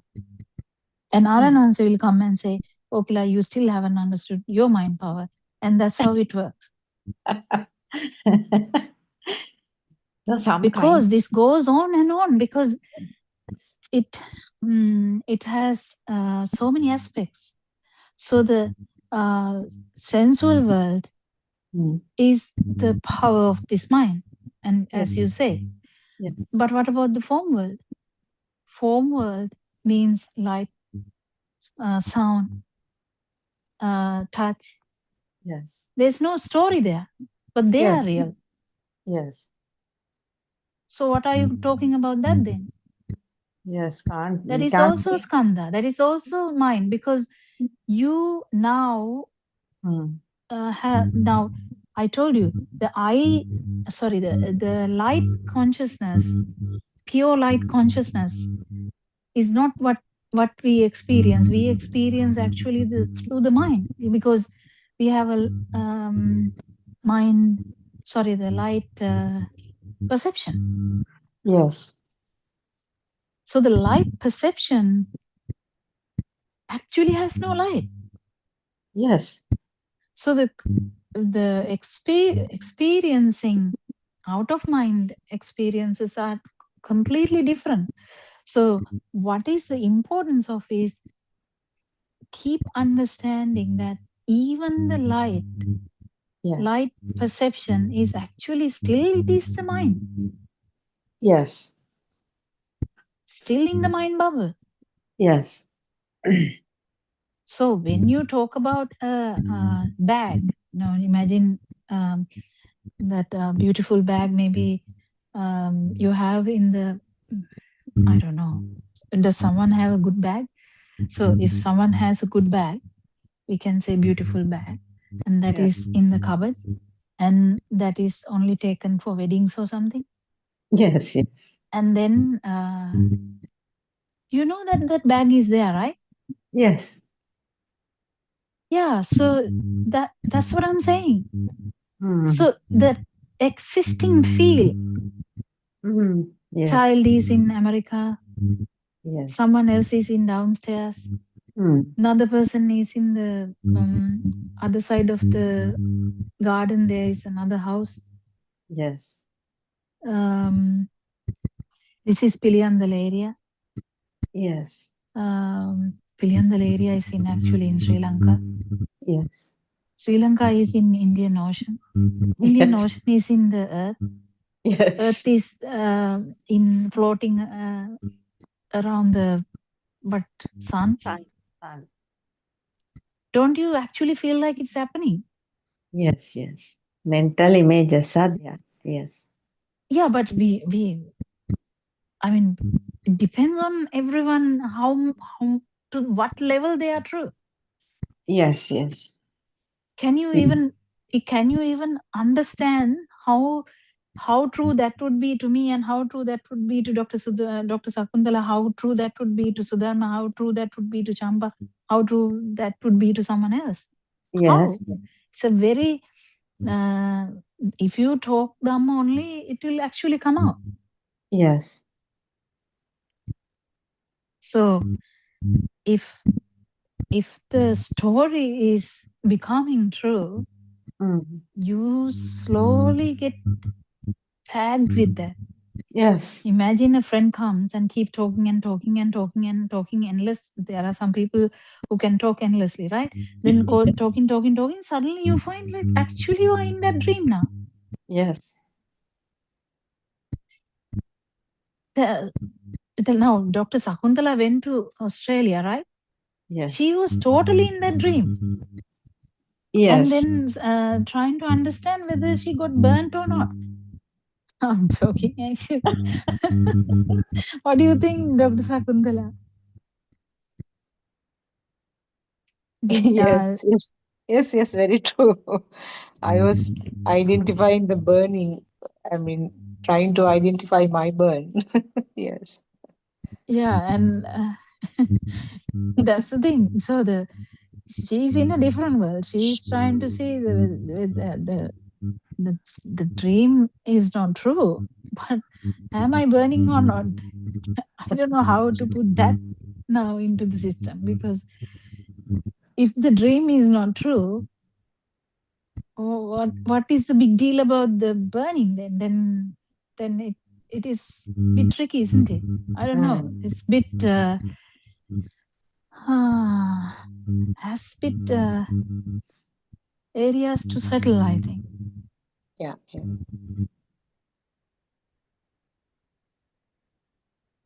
So someone who has listened to Dhamma for a long time should keep understanding that none of this dream, you can act as you are in the dream and keep doing things and see that you are getting dragged into the dream. You can see that, how you are getting dragged into the dream.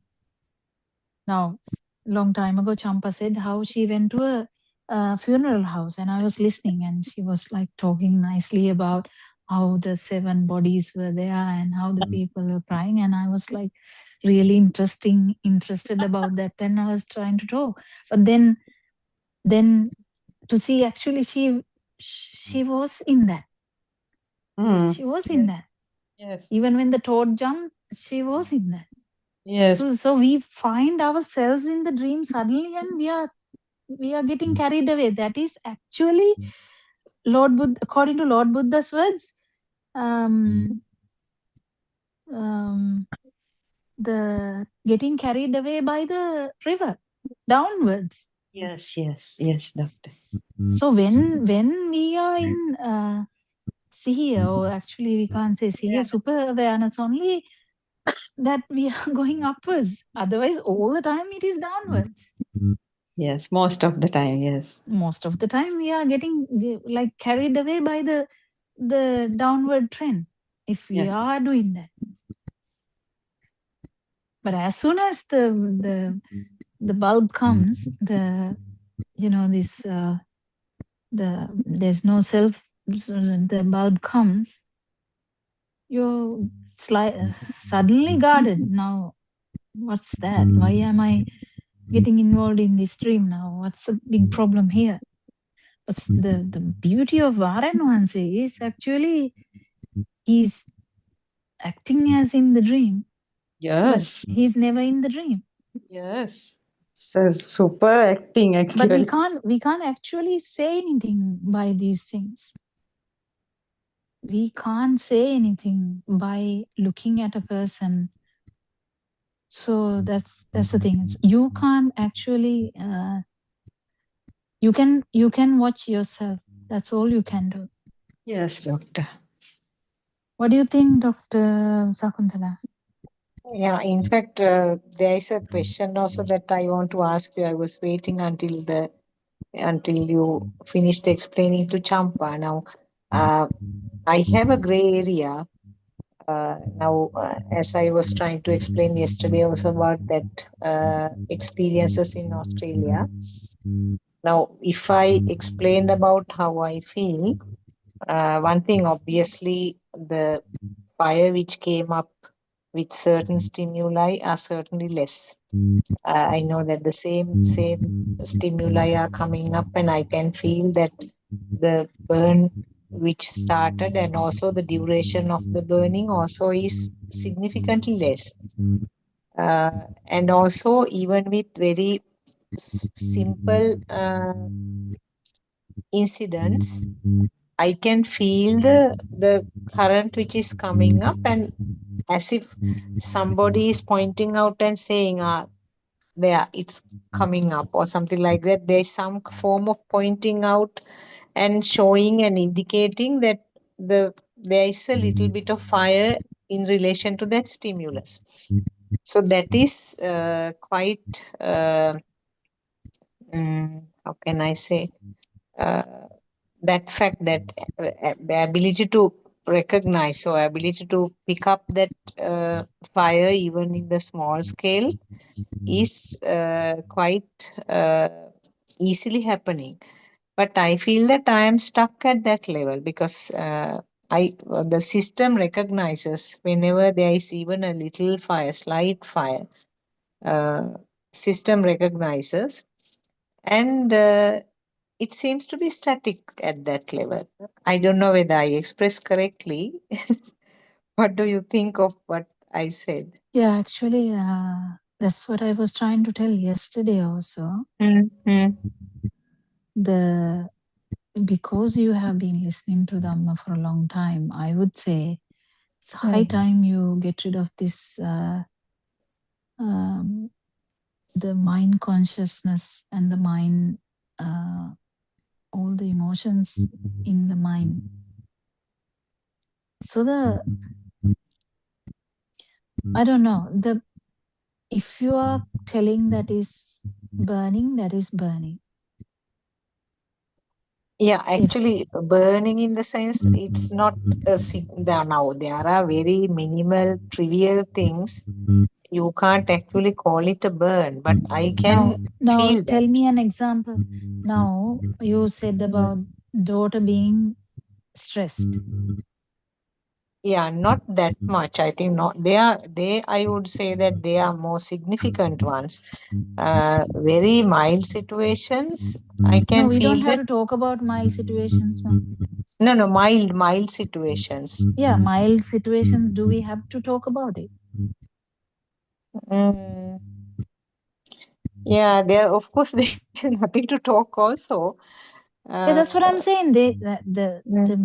That's what I'm trying to say now. Imagine I was driving and I was going into an accident, and then nothing happened. I mean, cars can get damaged, but nobody died, and just that story is finished, right? So what's the big deal? So imagine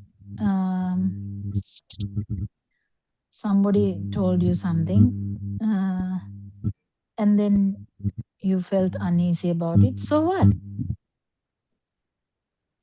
So this whole thing is looking at the Dhamma from Anatma angle or no self angle is quite distinct to what you're saying. What you're saying is actually kind of maybe good enough for a beginner trying to understand whether there is a self. Yeah, I think I am. That's what I also felt that just trying to, I mean, without leaving it as an incident, trying to sort of recognize more and more things. Is that what you're trying That's to the say? mind consciousness that you're trying to say. So the mind has so many things, uneasy feelings. A lot of things can happen in the mind. Just because human has a mind, everything is in the mind. Mind works as the actual humanity is separated to other animals because of the mind. So the mind has so many things. When a child dies, humans cry for ages, but not the other animals because their mind is not that strong. So the human mind is strong. But what I'm trying to say is your practice is not about understanding light consciousness or sound consciousness or touch consciousness or taste consciousness or what is it? Smell consciousness or mind consciousness. You are actually not investigating about the skandha. I would say in a different angle, but now this talking is very limited. The ability to give a message is very limited when we use words. So yesterday also I asked if there is any burning.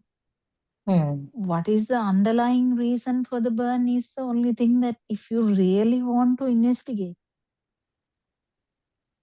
if you really want to find out why there is a burning, if you really think there is a burning, yes, you say yes. Then what is the reason for burning? I don't know whether you actually look it in that angle, because burning can't live alone. Burning can't exist alone. Burning is this skandha, it's actually the power of the skandha. So the power of this stimuli. Yeah. So the power of the stimuli. So which stimuli? And then you are like looking up and down, because you are trying to find a power which you don't know which stimuli then.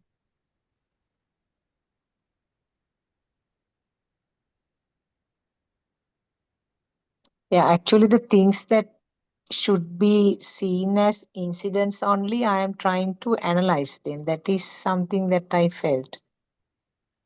The things that are past, I try to stop and see what it is.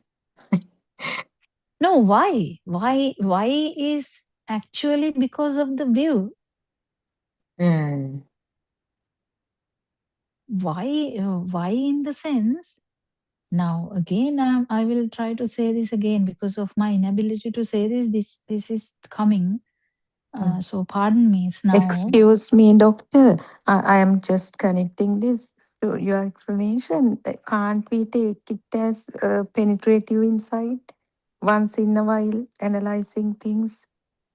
Yeah. But the thing is, she doesn't know what actually gave the power.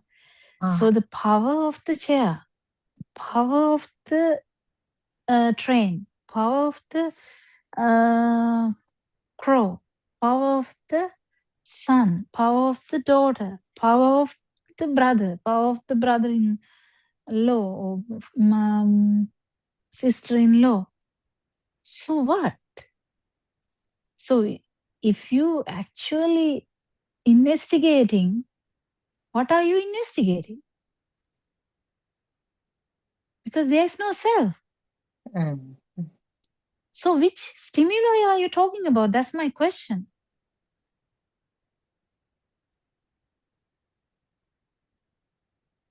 No, it's nicely said. No, when Champa got scared, it's nicely understood that it's a toad.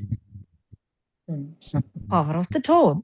Toad stimuli has so much power that she can't even handle that power that much. But in your case, now we have to do a long research to find out which stimuli has that power, because that has to be a stimuli which has repeated over time.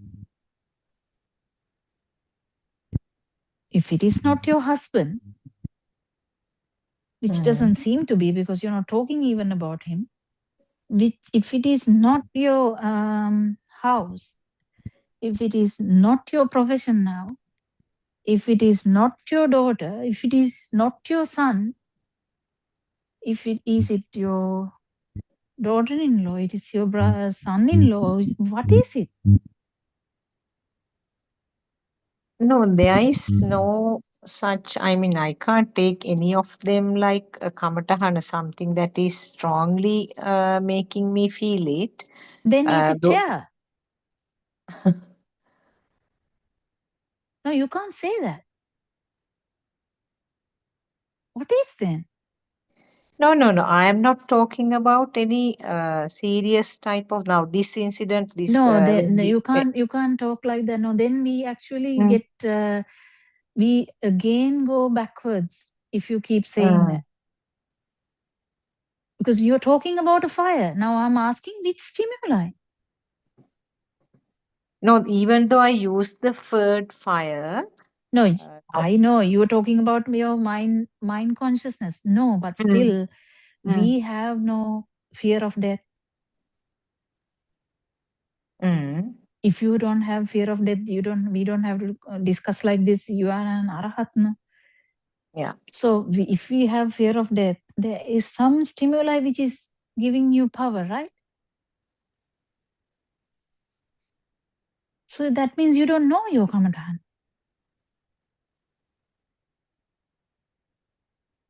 Yeah, one of the things now this time, one of the things that I explained was this obsessive type of things that related to the daughter, the things that she wants to do everything in perfect. So I felt that she's doing with some pressure, and that pressure became a thing to me. That is what I felt. No, that pressure. Now imagine I come to Mm, your house. I start mm, doing things like that. Will you burn like you will burn for your daughter? Imagine we all come to your house. We all mm, like work, going here and there, burning like hell. Would you be worried a lot? no, no. Yeah, No. because it's something to do with the daughter, because she's I mean, it's an abhisankarne where the daughter has become my daughter for all these years. That's what I'm saying. So Mm, mm, now there is no self. We agree on mm, that. We all four of us mm. agree on that, right? Yeah, yeah. As a knowledge, yes, I know that, but that time I felt that it was a perception. The What perception? the self perception was strong. I mean, I know Self that by perception means it's some kind of another perception. No? mm, That is still my question, because self perception can't live alone again. It's yeah, always yeah, this always, yeah, this always. skanda. Mm, So going back to the point, mm, it is the chair, it yes. is the son, it is the daughter, it is the house, it is the husband. So you actually have to do a good research about where the tags are. I mean, if Mm, you don't know the tags, how are you going to actually understand? Because I think you are just putting it into like episodes. Episodes are like yeah, a some time back I had this tag about the husband also, because he was doing all kinds of social work, Buddhist social work. He was having so much of worry about the country, what is happening to the Buddhism, all kinds of going through these various YouTube clips and asking me to see. So that sort of thing. So there some time back. And I was worried about that. So that also was a kamatahana, because I was trying to get him to listen to some of these things. He will listen sort of to a very small part and he will fall asleep. So because he was not interested. And all of a sudden, uh, he changed. He started showing some interest. What happened was one day, no. that What was a happened day. is not important now in this story. I am still worried about that sentence even because you are saying your husband No, I changed. just wanted to say how it happened, because all of a sudden he asked whether I will be able to understand this Dhamma if I come for the program. So that is how it started, and now he is listening to this Dhamma and he's also joining the programs also. So that Kamatahana is no more there. Earlier I had that worry No, because I don't really take that story, Dr. mm, Sakuntala. That's again a baby story, because now the husband, imagine today, is coming behind you and telling, don't listen to that. That's the real kamatan. Now you are saying everything is fine now, everything has changed, so the kamatan is gone. What is that? No, Kamatahana has changed. That is what I felt, because Kamatahana has changed? Kamatahana. No, I'm still saying no. Husband is the Kamatahana. But the actual your orientation has changed. I don't know how you actually understand this Kamatahana, because That concern is no more there, because I was concerned because he was not. yeah, because there has no new concern has come yet.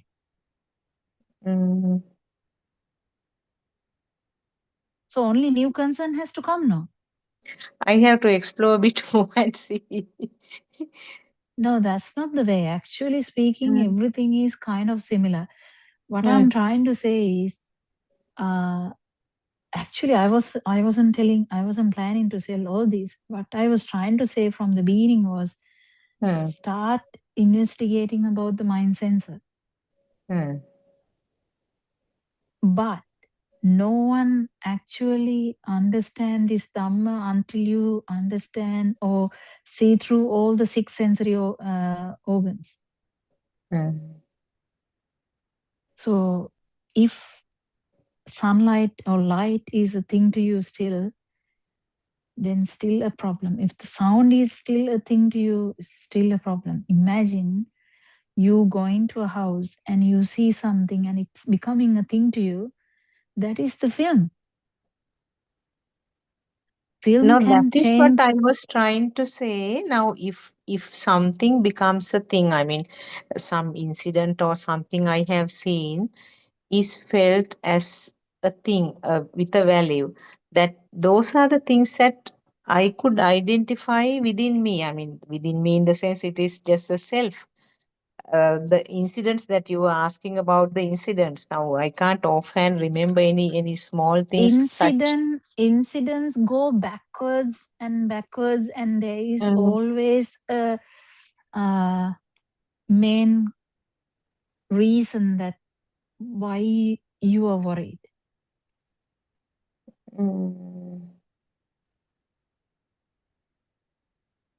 So sometimes things which are not related to the family, things completely, some people, outside people, or some Okay, tell me outside an thing. example. Yeah, I am trying to remember something which happened recently. Nothing is coming to my mind. I don't think so. I don't think they will be that bad. No, they are not that bad.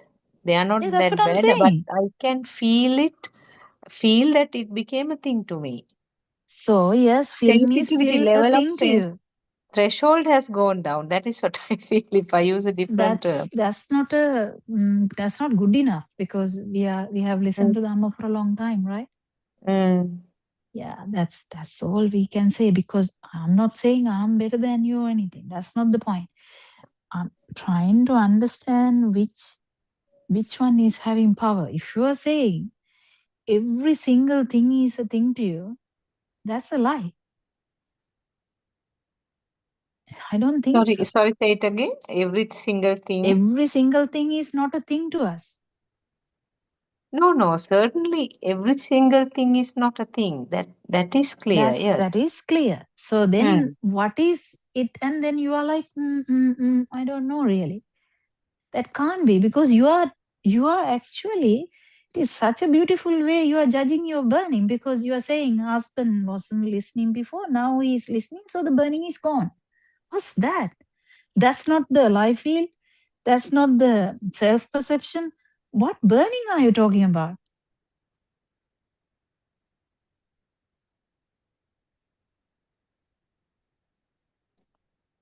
Burning in the sense. Now, are you talking about the husband's thing? No, Is what that burning are you talking about? I mean, I think you are referring to this mind consciousness and actually not investigating this alive feel. I have told you repeatedly, even the worm has that, right? This itta sanya, have you Teruvan Saranai, investigated that? doctor. Teruvan Saranai, can't we take husband as the self-perception there? Doctor wants husband to attain Nibbana. 100%, but she's not telling yes, no? She's saying, no, the burning is gone now. Yes, of course. But that is actually, the problem is not that. I'm not actually trying to say that. What I'm No, worried about is I whether wouldn't say she's going I deep wouldn't say the into fire is Dhamma. completely gone, because it's better than what it was. Because earlier it was sort of significantly, I felt it. No, Why? I should be bribing him to actually act differently. Then only I can find the actual truth. How can I do that? I don't know your husband. If I knew, I could have bribed him and asked him to like completely go off the rail and see what she does. No, But he was anyway off the rail for some time because he was not listening at all. you know what? I'm still worried though, because this Dhamma is completely different. This Ittasanya, understanding self-perception, understanding, this understanding goes deeper and deeper. Where are you trying to stuck somewhere?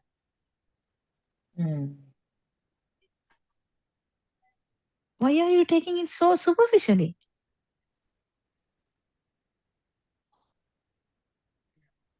When are you going to check it deeply? Tomorrow? Maybe day after? No, that's what I said. I am having a gray area about some of the things. No, because you are very relaxed. Stuck like. Why Because do you say I'm very? you don't feel any burning much. Actually, this happens to all of us, including me, because there's no much burning at all. But the important thing is, if you haven't felt your power, ittasanya, then there is a great problem. Because this understanding, existence perception and the self perception, they are kind of the main things that we are trying to find, right? You are talking about mind sensor. There's so much more. What about the consciousness?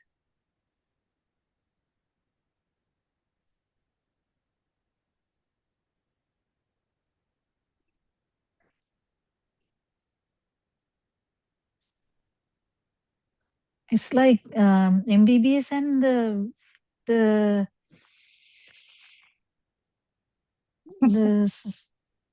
kind of becoming a specialist now. You can be happy with the MBBS also, right? But that's a very lay example. But I mean, I don't know.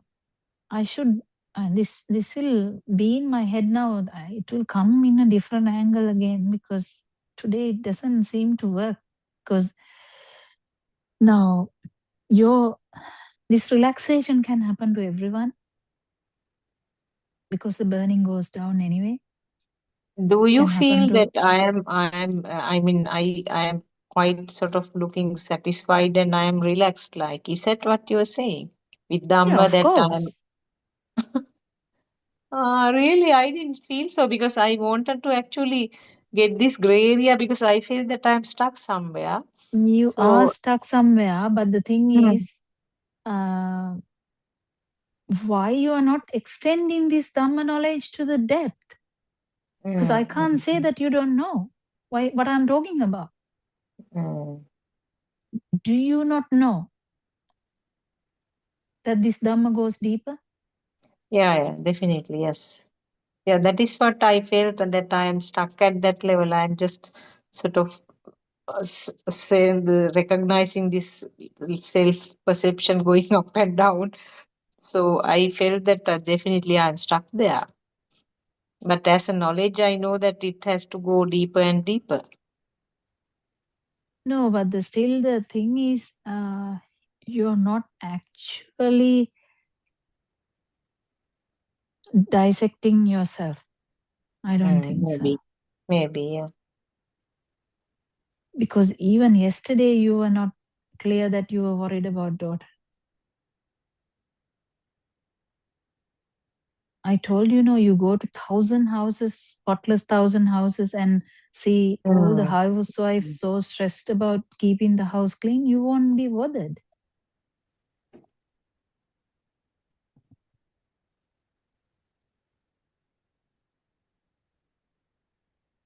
But the thing is, this deep understanding that has to be there, that it is the stimuli that is there. There is no self. I don't know. It's a bit tricky there, whether you actually have that idea. Because you're monitoring yourself. Yeah, that is what I felt. I'm monitoring myself. So there is no self to monitor. That fact I know as a knowledge. But as you said, kind of monitoring is happening. Yeah, that's why I'm telling Champa to not to do that, because I'm worried that Champa will start doing that too. This Dhamma doesn't work that way. This Dhamma is for understanding. What are you telling, doctor? No, like this monitoring. You were also thinking about monitoring yourself. So the monitoring is fine. Aranhanse also talks about this having insight, but the thing is, it is going correct angle, because for someone who has listened to Dhamma, like how many years now, Dr. Sakundala? I think maybe 4, or maybe 4, more than 4, or what? Sorry, I got briefly disconnected. Did you ask me something? How long have you been listening to Dhamma? Me, myself? About 2.5, I think. Nearly 3 years, Not maybe. 4.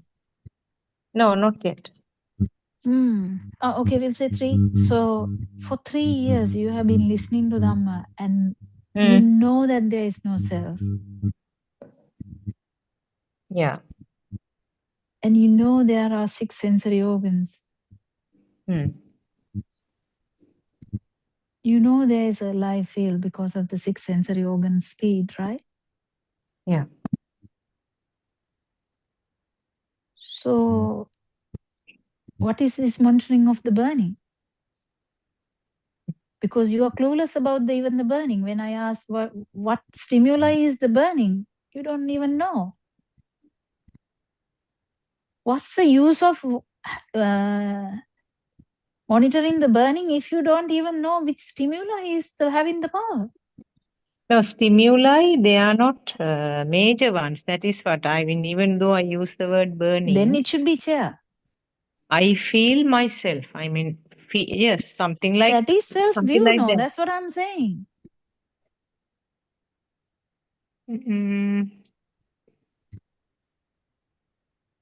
If you say that sentence, it's self-view. Not as a thought.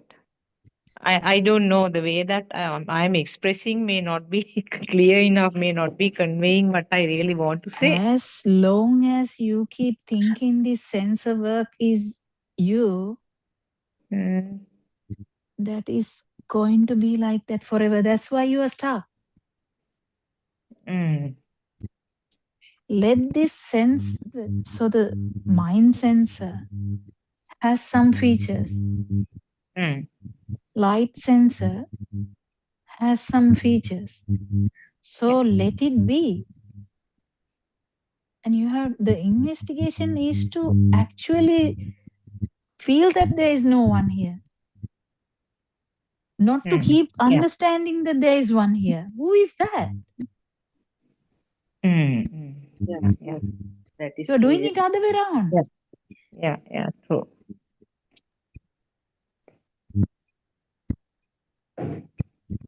The practice is to practice that there is no self. The for contemplation is to understand that there is no self. And you go to a house and see, there's burning. That is self-perception. Oh no, this is burning. This is self-perception. What are you going to do? They're never ending. There's no practice. අර ගල්න පැත්තටම ගලාගෙන යන එක නෙවෙයි.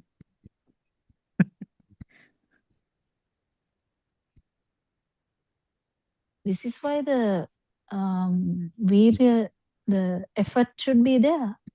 Samma vayama. To see that there is no self here. Yes. Not for anything else. Imagine someone doesn't know this Dhamma, is trying to understand what the burning is. Can't they do that? There's burning here, there's burning there, there's burning here. That is like in olden days, people did that, no? Kama sitakkawa, raga sitakkawa, dvesa sitakkawa, mara vede, hari vede. Oka thamai kara kara hitiye. Wena mokadda kara kara hitiye? Yes. True. Yeah.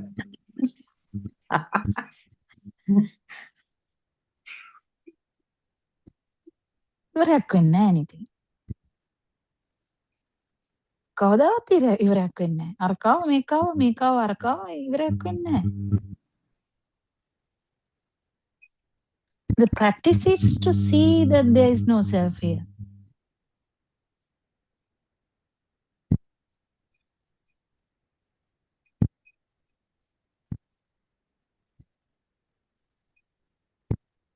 Whatever happens, there is no self here.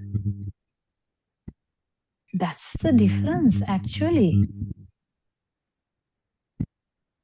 Even if you scream with your head blowing out, there is no self here. The keep understanding that is the problem. So the light consciousness, if you feel the light as existing, is there a self? No. That is exactly what is Aranwansi is asking you to feel. ආලෝකේ තාම දෙයක් වෙනවද? දෙයක් වෙනවා නම් ඉතින් ඉන්නවා ඉතින්. If the chair is a thing to you, of course you are there. That's the self-view though. Because that's the sensual world.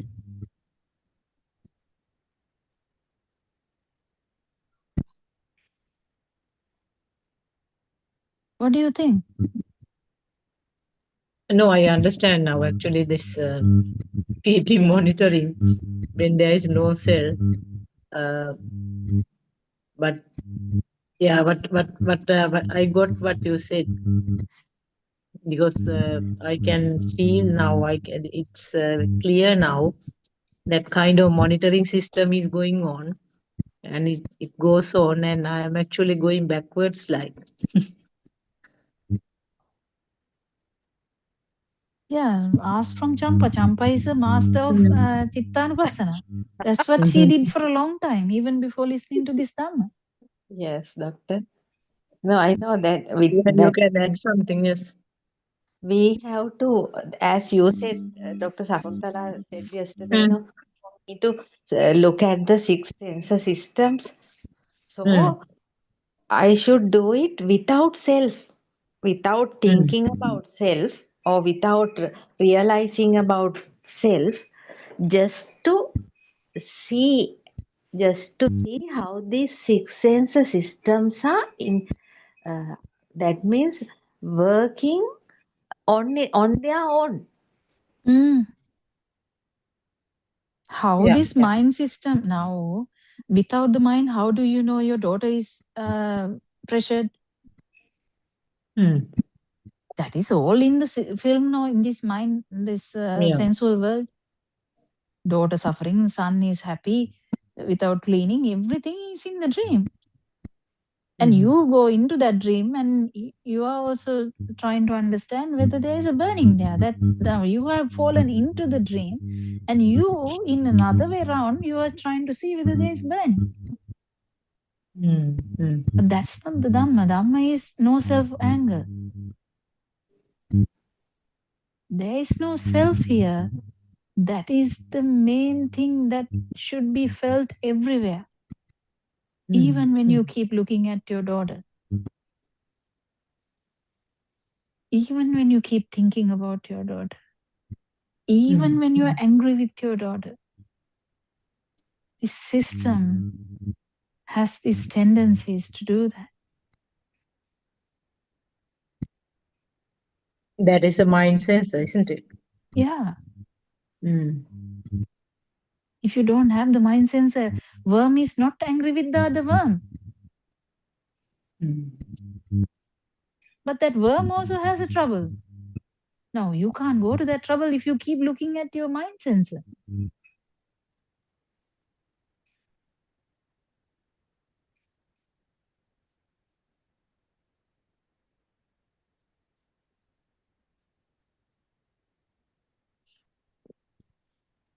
If there is a worm and the worm has a daughter, and daughter is so upset about not having enough water in the mud,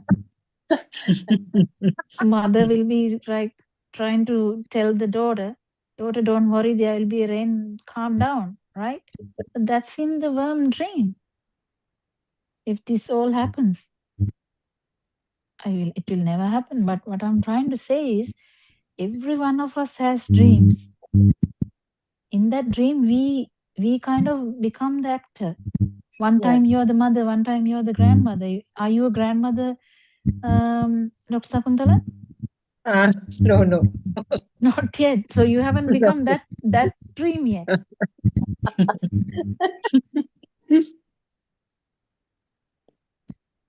Yeah, none of us has become that role yet. So you can't talk about that. But we can if someone has someone like that. So the thing is, all these parts of the dream, none of these things are actually true. But we act in them. We get sad in them. We get upset in them. It's okay. Come out of the dream and see how you are handling these things. Not only about the fire. Even when you are walking, come out of the dream and see how you are walking. Yes, Doctor. Self thing is very dangerous. Yes. Thinking of self means the disaster. Yes. Because when our thing is about finding our own fire, now it becomes an addiction, and we keep doing that. We forget about all our low self-anger. Actually, yes, this mind sensor has so many facets to it. Yes. Self is trying to find the self. Yeah. That is the wrong point. Yes. Instead of that, Yeah, maybe actually try what you and find said. out that there is no self.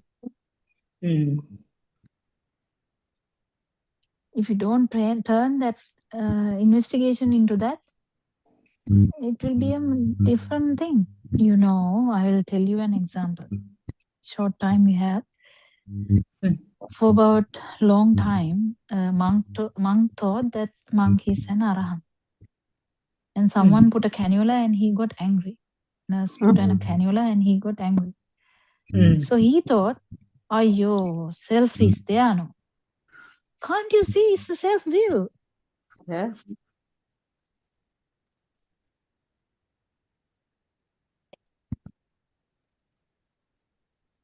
Otherwise, cannula is painful. Who cares? It's painful anyway.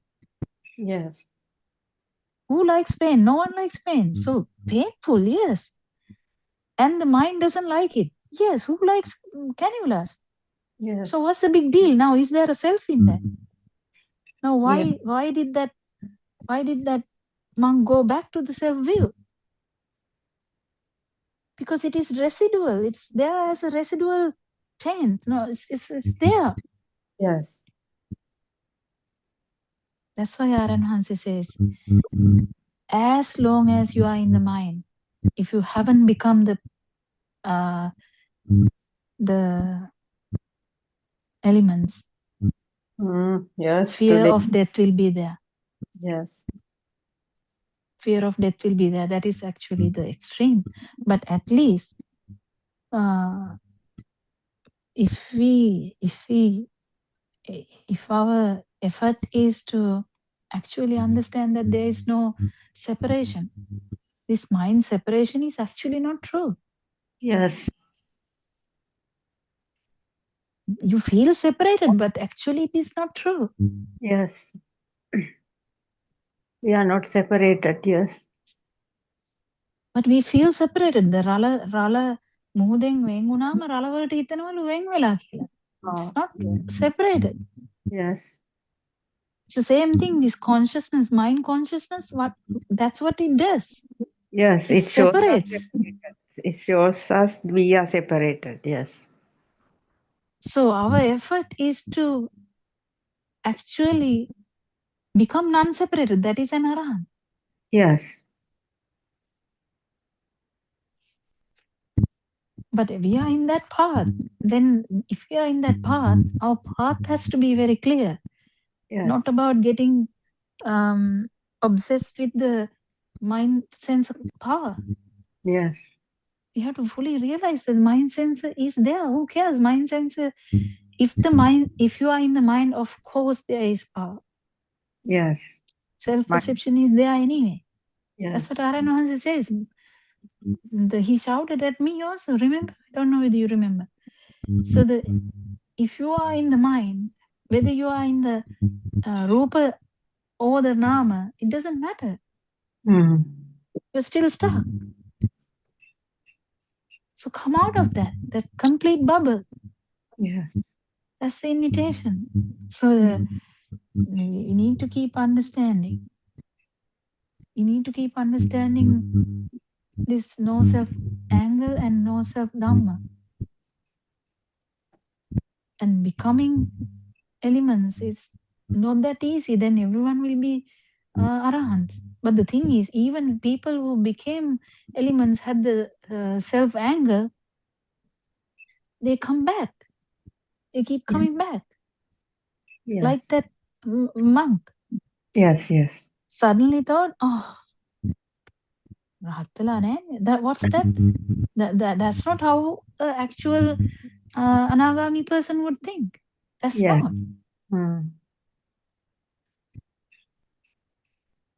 Aran Hansi said no today. That was the most beautiful part in that. Yes, The yes. light is true. Yes. You can't become anagami.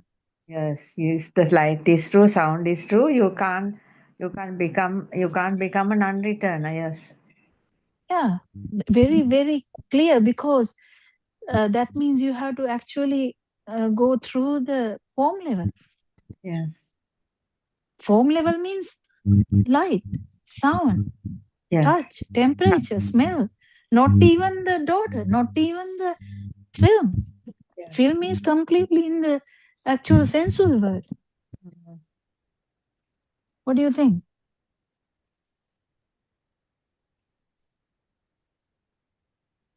We are actually better in the sensual world because there's no much burning at all.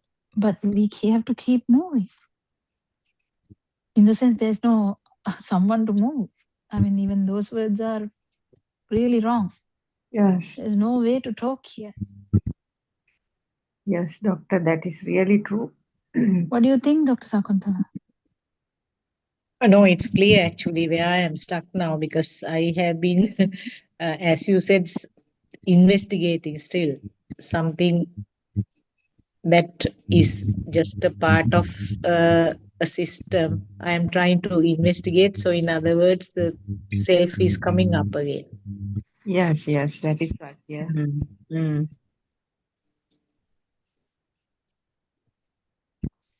Whatever happens, there is no self.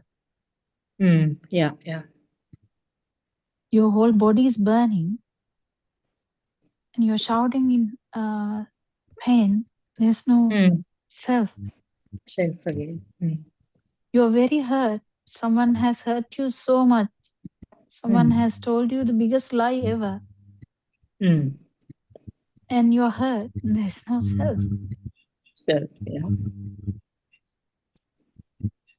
But in the other way around, if there is a fire, you need to find out what fire is that, which stimuli. Then it comes to the kamatana, but that is also junior level, because the kamatahan is actually is in the sensory world.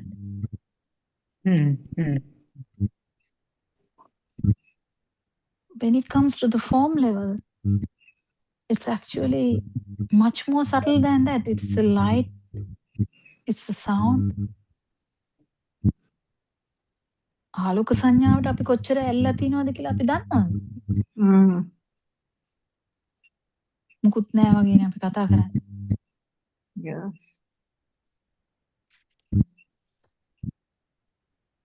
මොකේවත් ඇල්ල නෑ වගේනේ කතා කරන්නේ අපි. How can we talk like that? We can't talk like as we are not even worried about being blind, or not worried about being able to hear. Now, when you talk that light is not a thing or light is not real, it's partly the knowledge, isn't it? It's not the knowledge. If you are to become the elements, all this has to be fully realized. No, that's what. Now, the way that experienced is different, isn't it? The way that you experience is not something that you can explain like that. No. The light is not a thing. Sound is not a thing. So those cannot Touch is be not a thing. They are explained. all experiences. Yeah, can't explain, isn't it? There are ways Aryan Hanses explains them in different ways. He's trying actually his best, but they are very unique.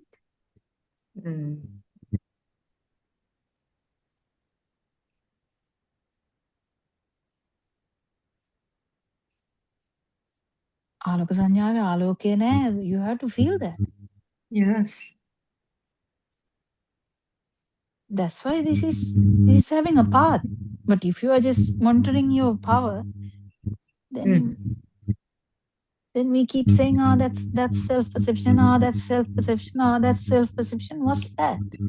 Self-perception equals itta sanya. Yeah. So where's the itta sanya? What is existing in you? Then you are answerless. What does that mean? You haven't even thought about it. What is existing in your system? Is it the light? Is it the sound? Is it the daughter? Is it the husband? Is it what? If there's no me, it should be something, right? Giving power.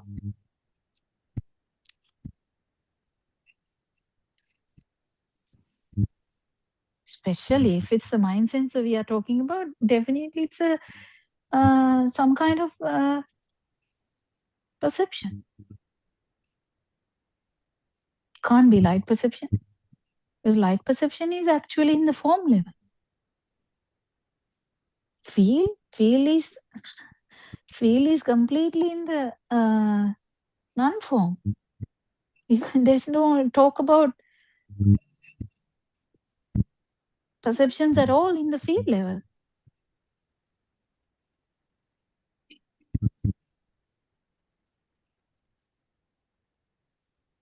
But you're talking about a field in a different angle, though. You are monitoring a field with a different angle, though. Thinking that this is self-perception, this is self-perception, this is self-perception. But then when are you going to start to swim other way around? So maybe turn around, right? Talk about that. This will keep coming back to me. as well, because it's a new problem that I never thought about it, even that it can happen. But it can happen. Because I was worried about Champa doing the same thing. I never thought it can actually No, doctor, I'm happen. not Because doing anything now. I'm just actually watching the six senses. That's all. Practicing and listening, translating, that's all. Not going to think anything.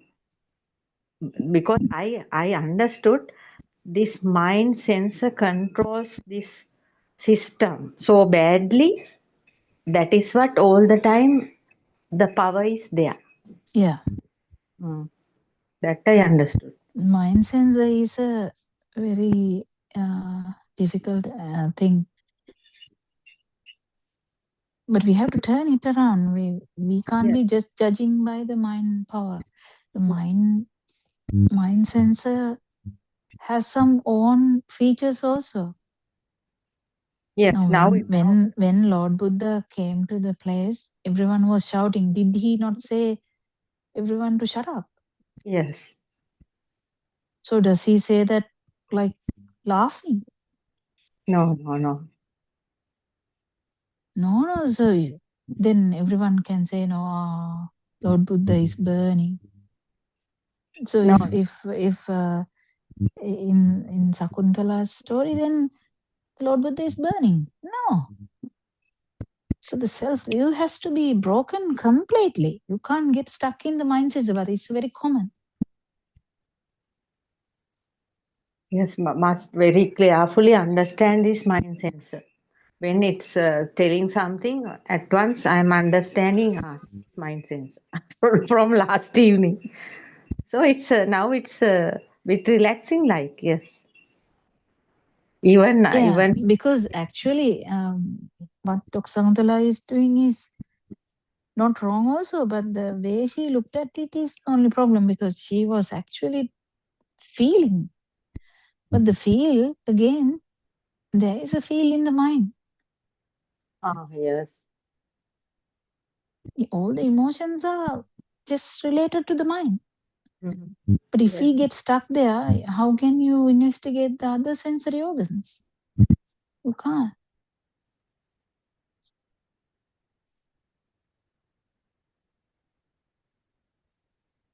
It will come right too. From today onwards, Dr. Sakuntala will catch up. No, she knows a lot. She knows a lot actually. It's just Simple thing is for her. thinking. Yes. Yeah, simple thing. What do you think, Dr. Sakuntala? He was thinking too much, I think. That is why. Yeah, 100%.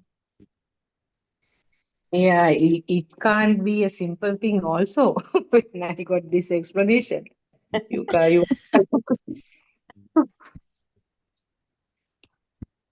Yeah, but this mind side is difficult. Nama Rupa, it's a bit difficult, this mind side. Yeah, I mean, even though I explain it, it is difficult. Even for me, it can be difficult. And for anyone, it can be difficult. Yes.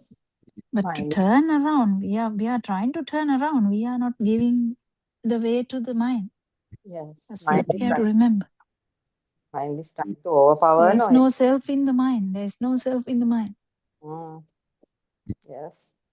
I think we have come to the end of the session. So tomorrow you are not there, Dr. Sakuntala, isn't it?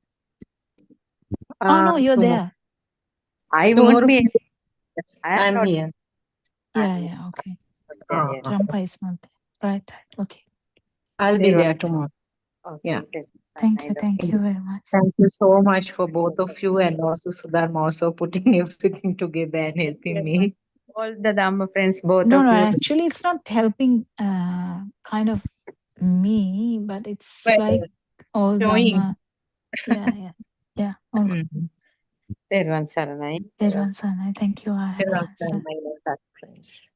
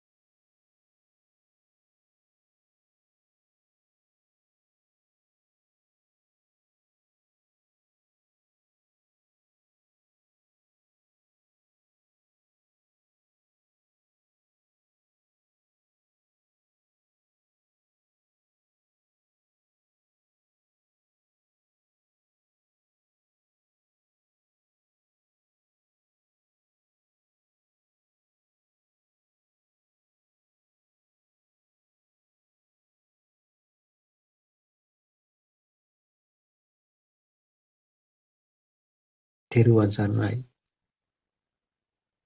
to all who have gathered here into this discussion in this very bright morning.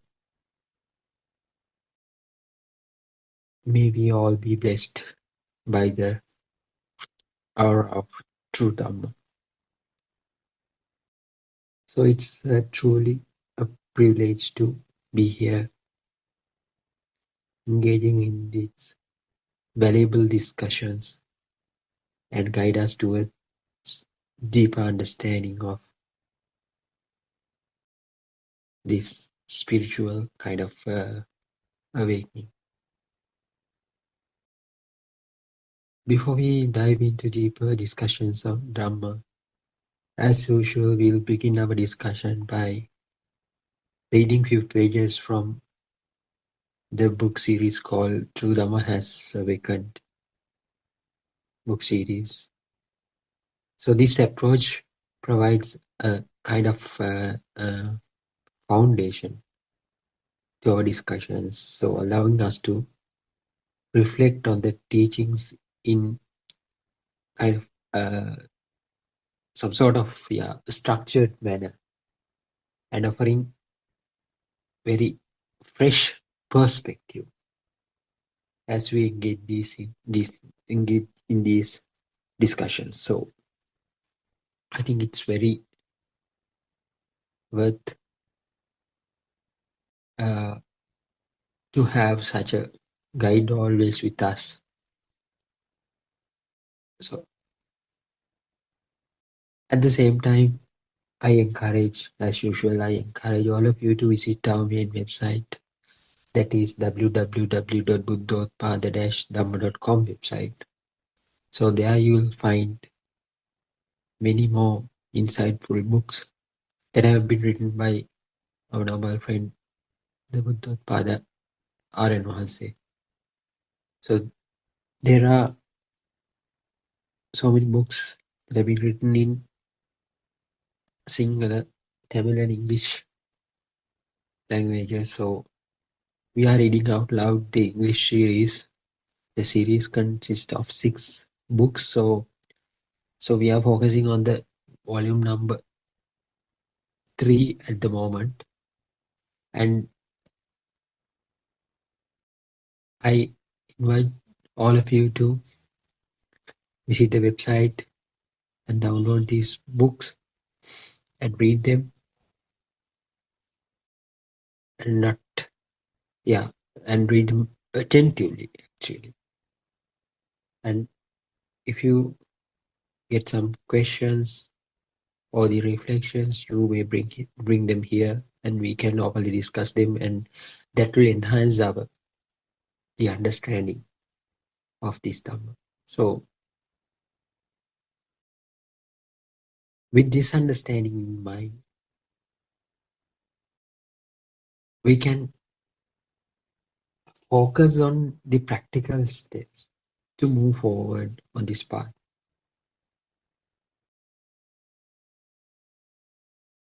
So the teachings are not just theoretical discussions. So theoretical, not only the theoretical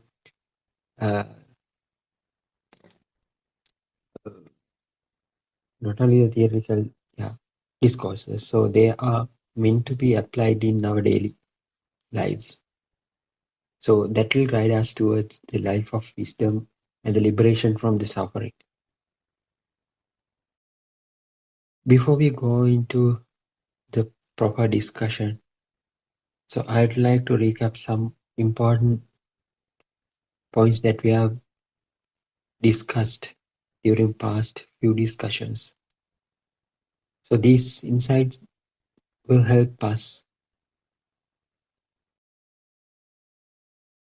connect our current understanding with the wisdom we've gained so far.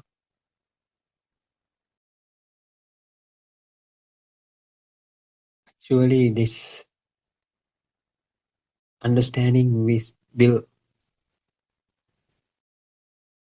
shed light into the path in many ways, right?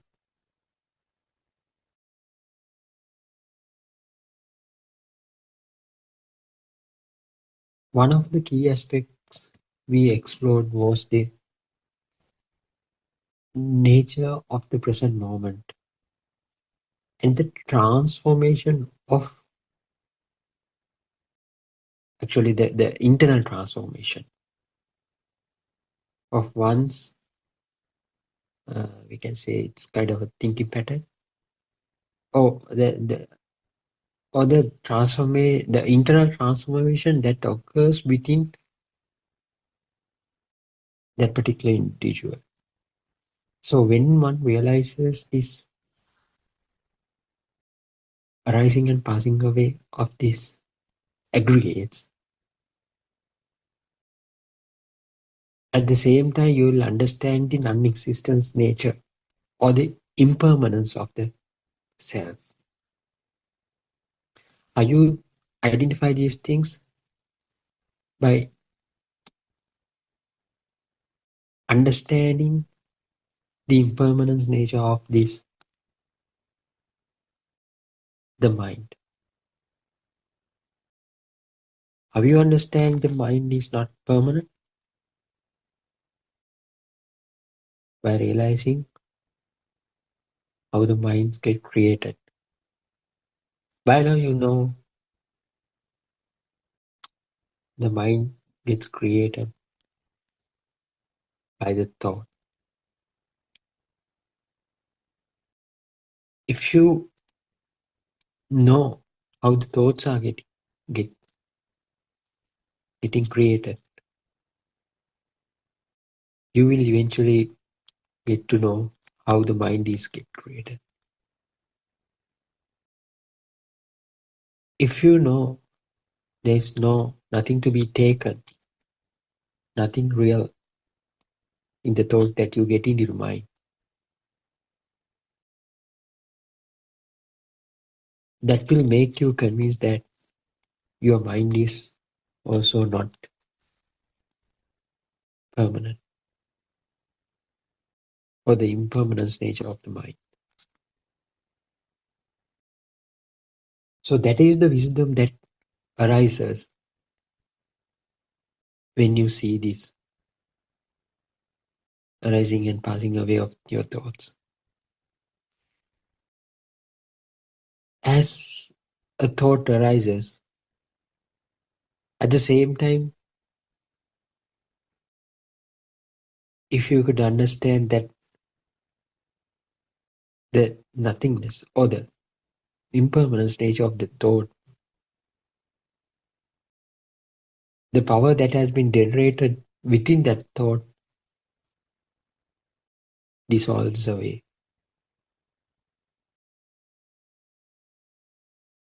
So the inherent power that thought contained would not empower another thought to get strengthened.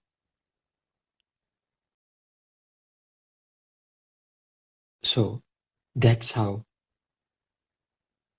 this natural phenomena gets stopped. One wave give rise to the energy that has energy will not be able to, because the energy is not more there, not in there anymore, to give rise to another kind of a wave, another kind of a vibration. So so what will happen is the abhisankarana, the nature will gradually stop. So you want, how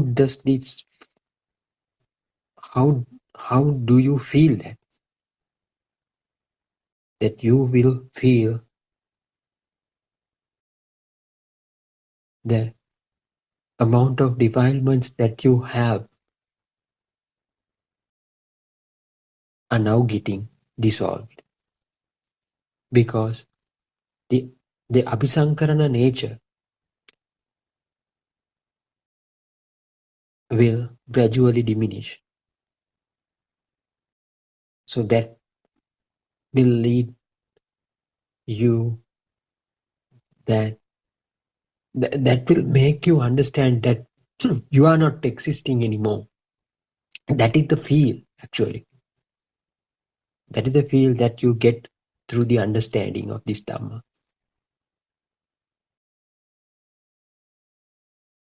Then you'll be able to put the full stop to your entire samsaric journey. So these discussions move towards that end. Each and every discussion will move towards that direction, ending one's samsaric journey.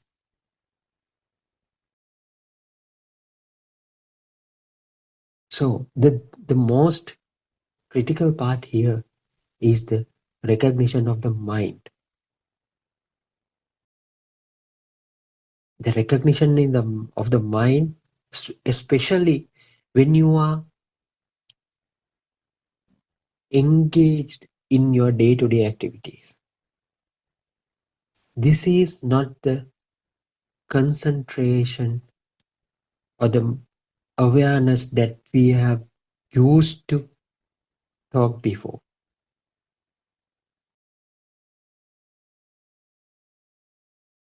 Earlier times in the Dhamma sermons, we have been asked to keep concentrated on the activities that you do while you are working. So I had my own question in my mind.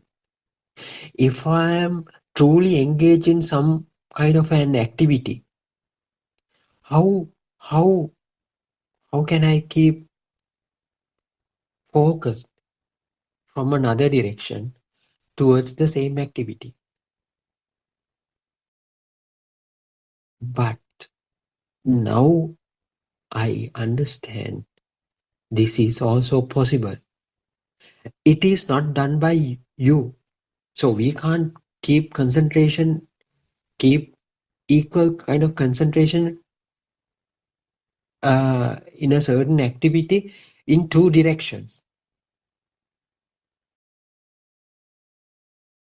One is in one aspect we are doing that activity.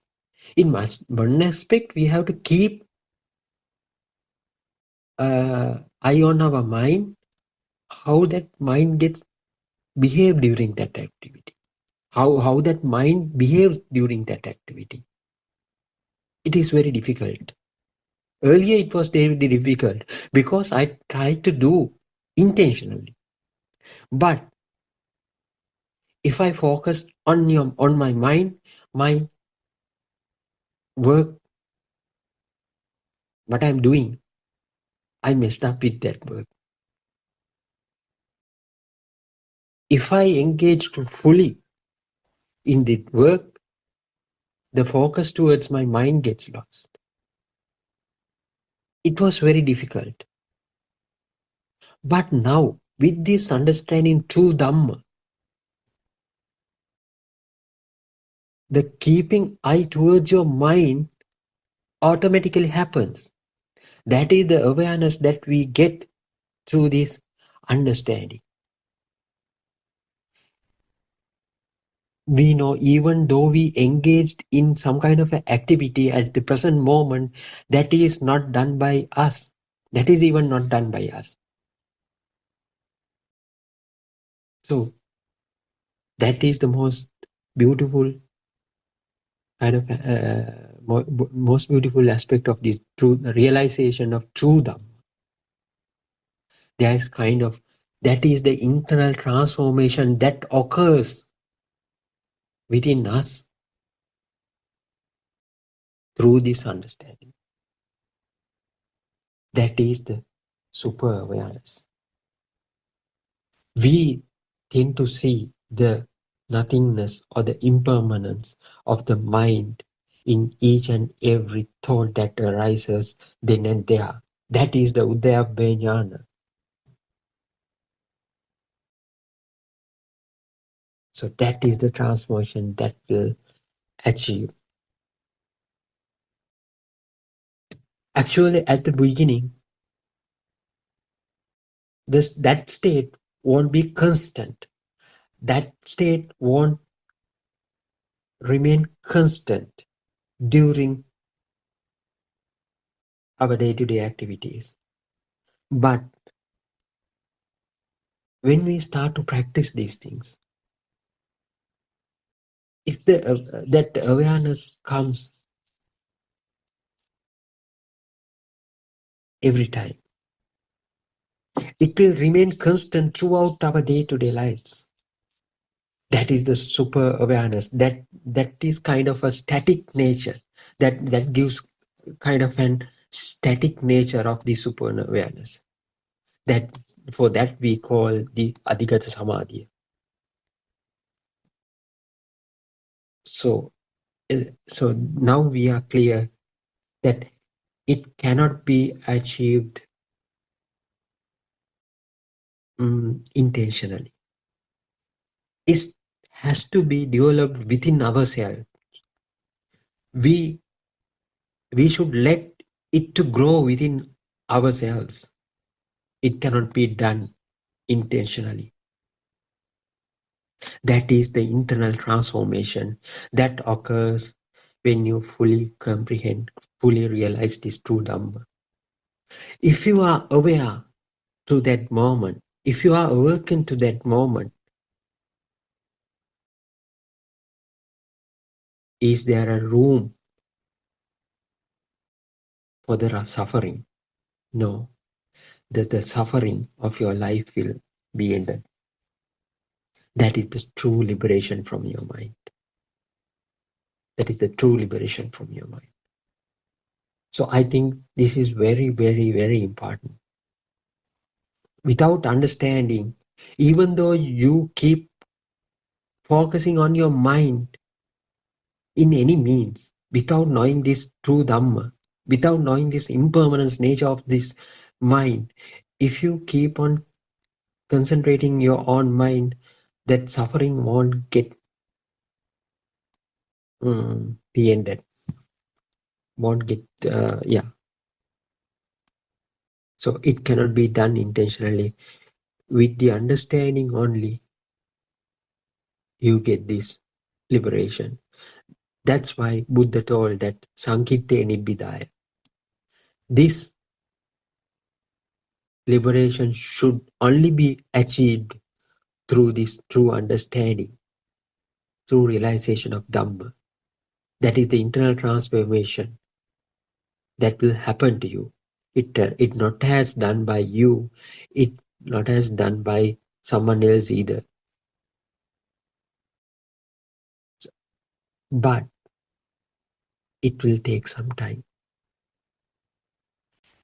It will not happen in a day, 2 or 3. As we were practiced from our childhood, everything, the worldly things,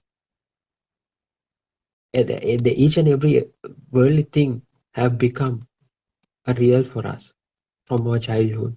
Mother, father, houses, children, properties and vehicles and everything. We thought they are real. They are mine. Everything belongs to me.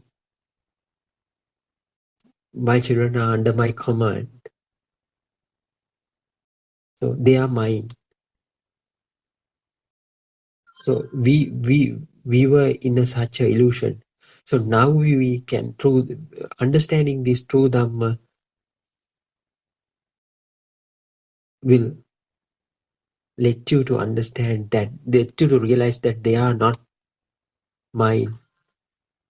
The worldly perceptions are a kind of a part of that same illusion. The illusion has been made by your own sensory inputs from your senses. The mind is the one who is responsible for creating entire world for us. The mind is the world. Chitte niyati loko. Salayatana loko loko. Then of course it will become the chitte niyati loka. As Aryan Vasi says, there are 8 billion individual worlds, separate worlds for each individual who is living in this world. They are living in their own worlds. That means they are living in their own mind. That means they are living in their own thoughts. That means they are living in the world that have been made by their own senses. They are living in their Salayatana Loko Loko. So this is the illusion that we have to understand. This understanding is very profound. With this true Dhamma, we will understand it gradually. So I think, we can move to the reading book. Before that, I can see some Dhamma friends have already joined here. Mrs. Surangika and Dr. Kokila is also here. Kavinda is also here. So I would like to invite Dr. Kokila first to add some thoughts to this discussion. Teruvan Saranai, Dr. Kokila. Dhiran Sarnai, actually, what you were telling was really good, and how we can get lost in mind because it's infinite. And I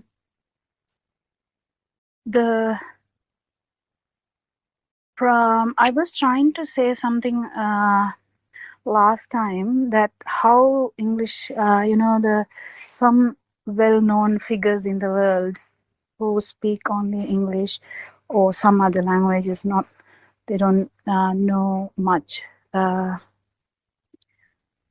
Maybe they know, or they may have not understood Buddha's words, but some talk about non-duality and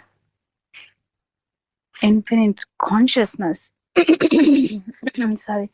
I just want to double check with you whether you have gone through those documentations or podcasts or lectures they do. One thing I understand is without Lord Buddha's word about, or the understanding of his teachings, people can get lost in what they experience. So they speak about non-duality and infinite consciousness. If you really listen, if someone who has listened to them with Aryan Mahanse, actually you will understand when they talk about, they are actually kind of in arupa. So that means they are in their own experience, but they are in the feeling, but not in the way that the Lord Buddha explained. That's the problem with the angle.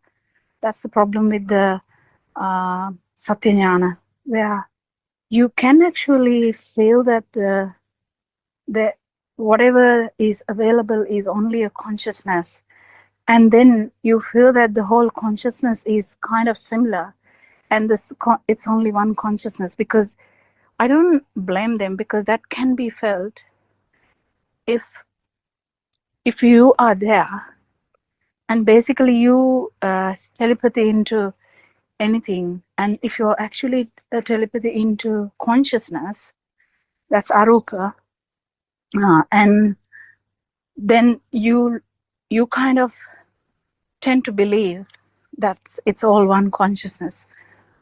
They also talk about non-duality, so I just wanted to make sure that kind of non-duality we talk here is not that. We are not talking about being one. We are not at all talking about that. So the words can have this problem in English. In English, they can be using these similar words into similar things, like enlightenment. So when you talk about enlightenment in other language, other or whatever, the people who have experienced things, which I don't even deny, because experiences are there. But the experiences, when we talk about these things, so enlightenment, if one feels as nothing, they can talk about nothing. And if someone feels like it's, you are a consciousness, so you just feel that. And if you feel that we are focusing on the, maybe when we say not the worldly things, but the sky, your sky.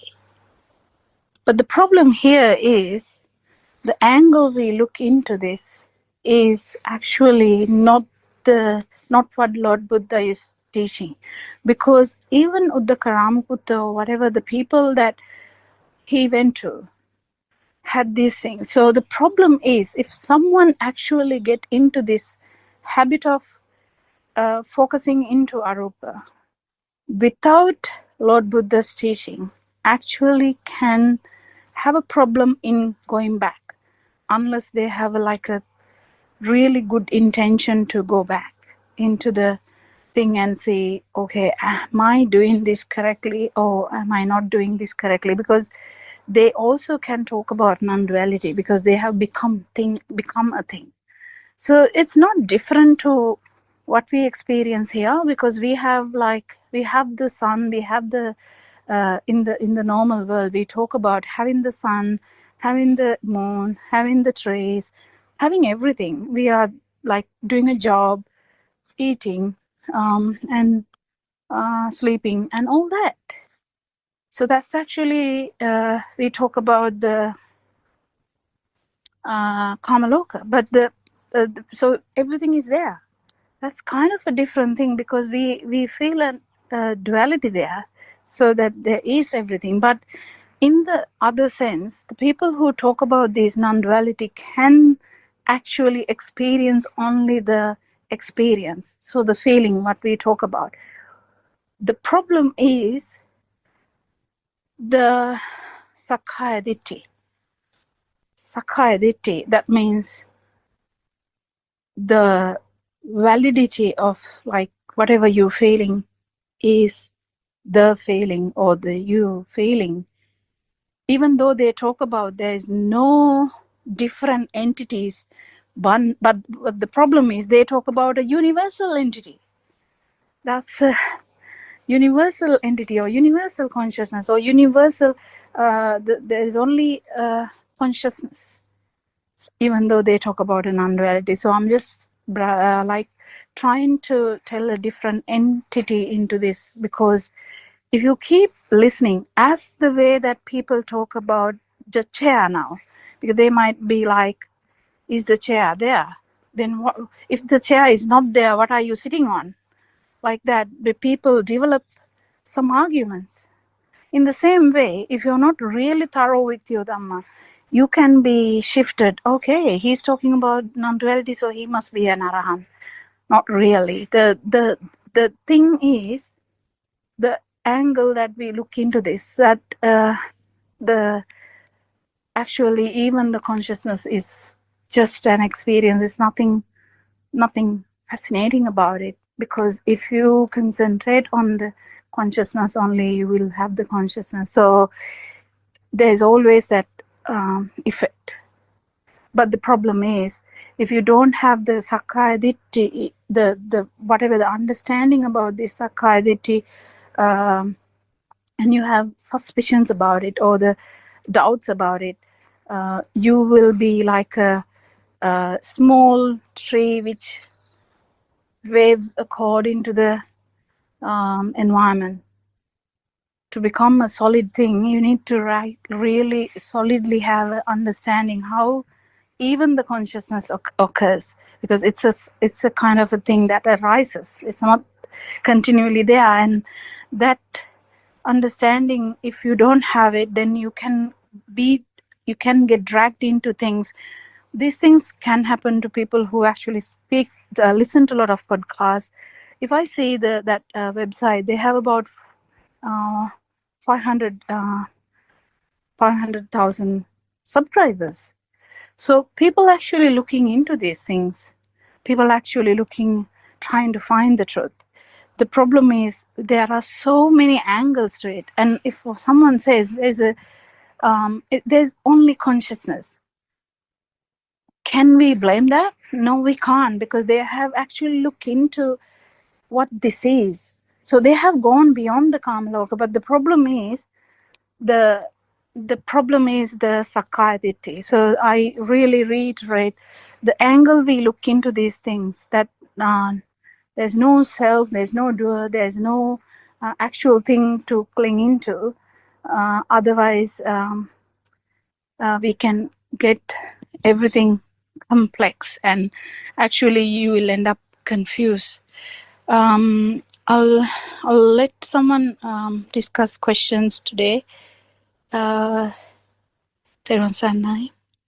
Yeah, Teruvan Saranai, Dr. Kokila. So thank you for the valuable input that you gave. So can I ask a question? So as you said, there is a kind of a non-duality that can be achieved in other ways than realizing this true Dhamma. 100%. Yeah. So we know through this concentration meditation, same thing will happen. So you get deviated from these worldly perceptions, then you are entered into some kind of a I don't know, you entangle with some kind of a universal energy, and you try to stay within that without these worldly perceptions. So I think if they say it, so it is the state that you are achieved when you understand this truth. So we can ask them then and there, do you have that kind of the liberation throughout your day, or in when you engage Actually, Ravi, I think what we have to know is, even in the normal life, the person who is inclined to feel the consciousness only, they will be that. That's what I'm trying to say. It's not only sitting down thing that we know what we know, but there are things more than that. So a person who is so used to so the world is what you perceive. Yeah.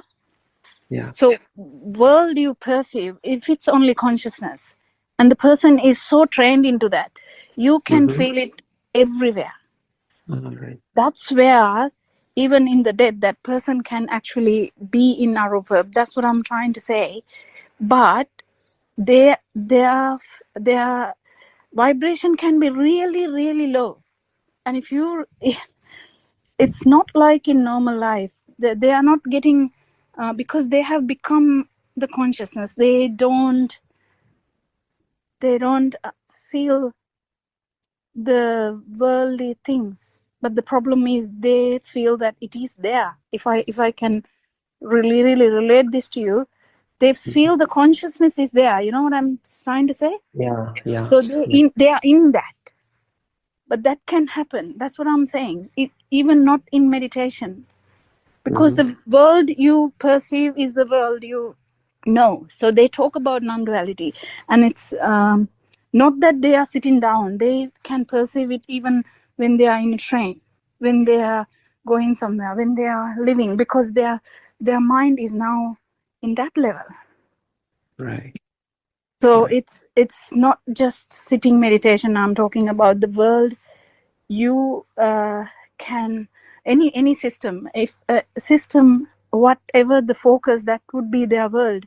So that's what I'm trying to say. The non-duality that they talk about is becoming the same consciousness, means they believe that the consciousness is a thing, you know. Yeah, yeah. So it becomes a thing. So it can be really beautiful, because they don't feel the world things. So they have become the consciousness.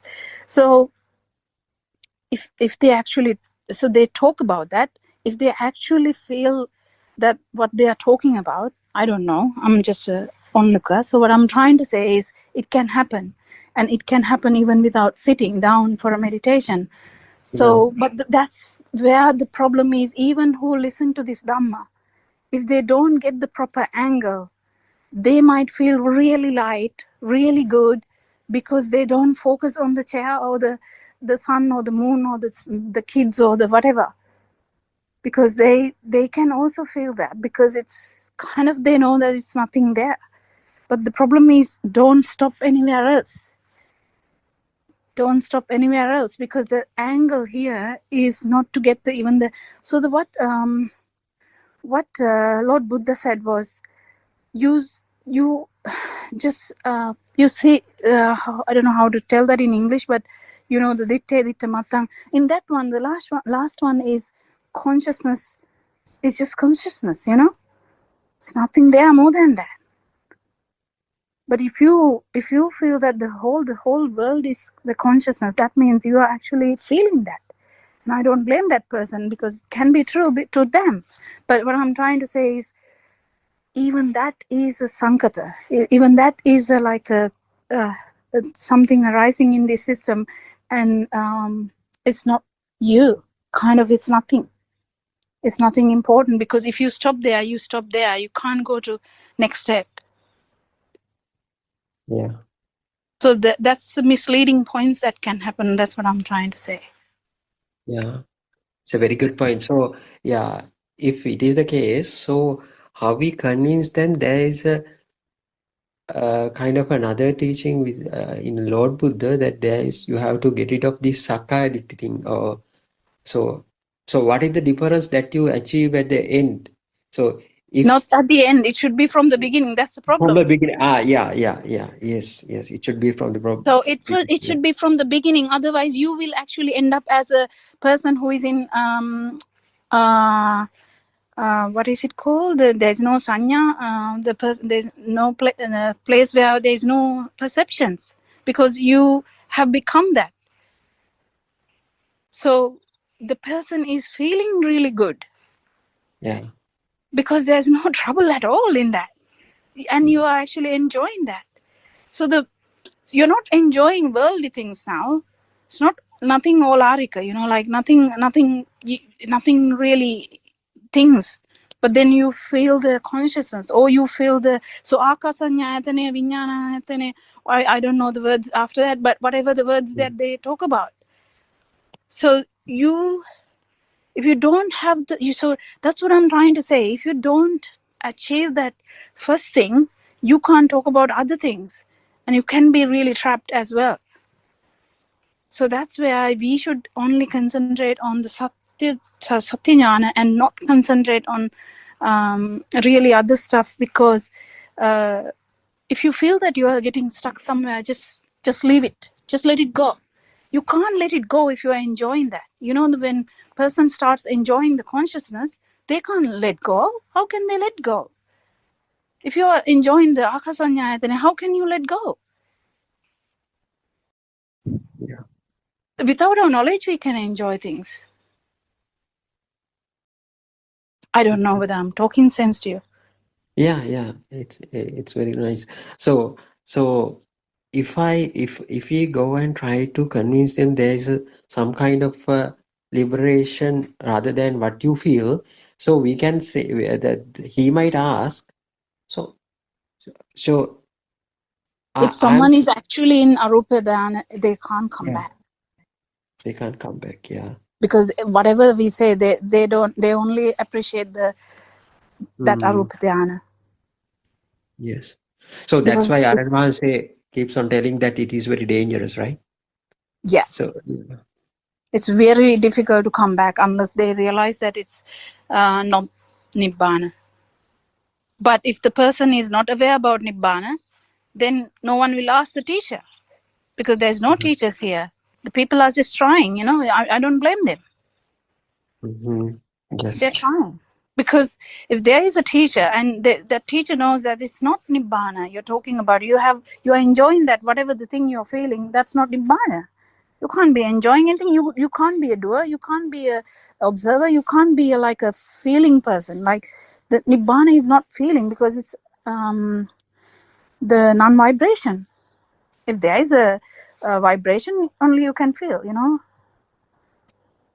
So if we happen to explain them the difference between Nibbana and the state where you are, so how If they can we? feel that, if they feel there is a problem here, they might go back, stop getting into that trance and, you know, that kind of thing, and they might actually think about it. But I'm not actually talking directly about them, because we can't do much.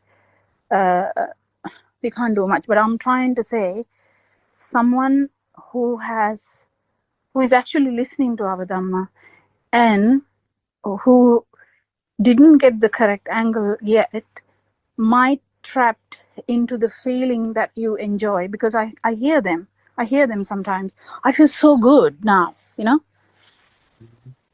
What do you think about that? I feel so good now. What does that mean? That means that there is a problem somewhere.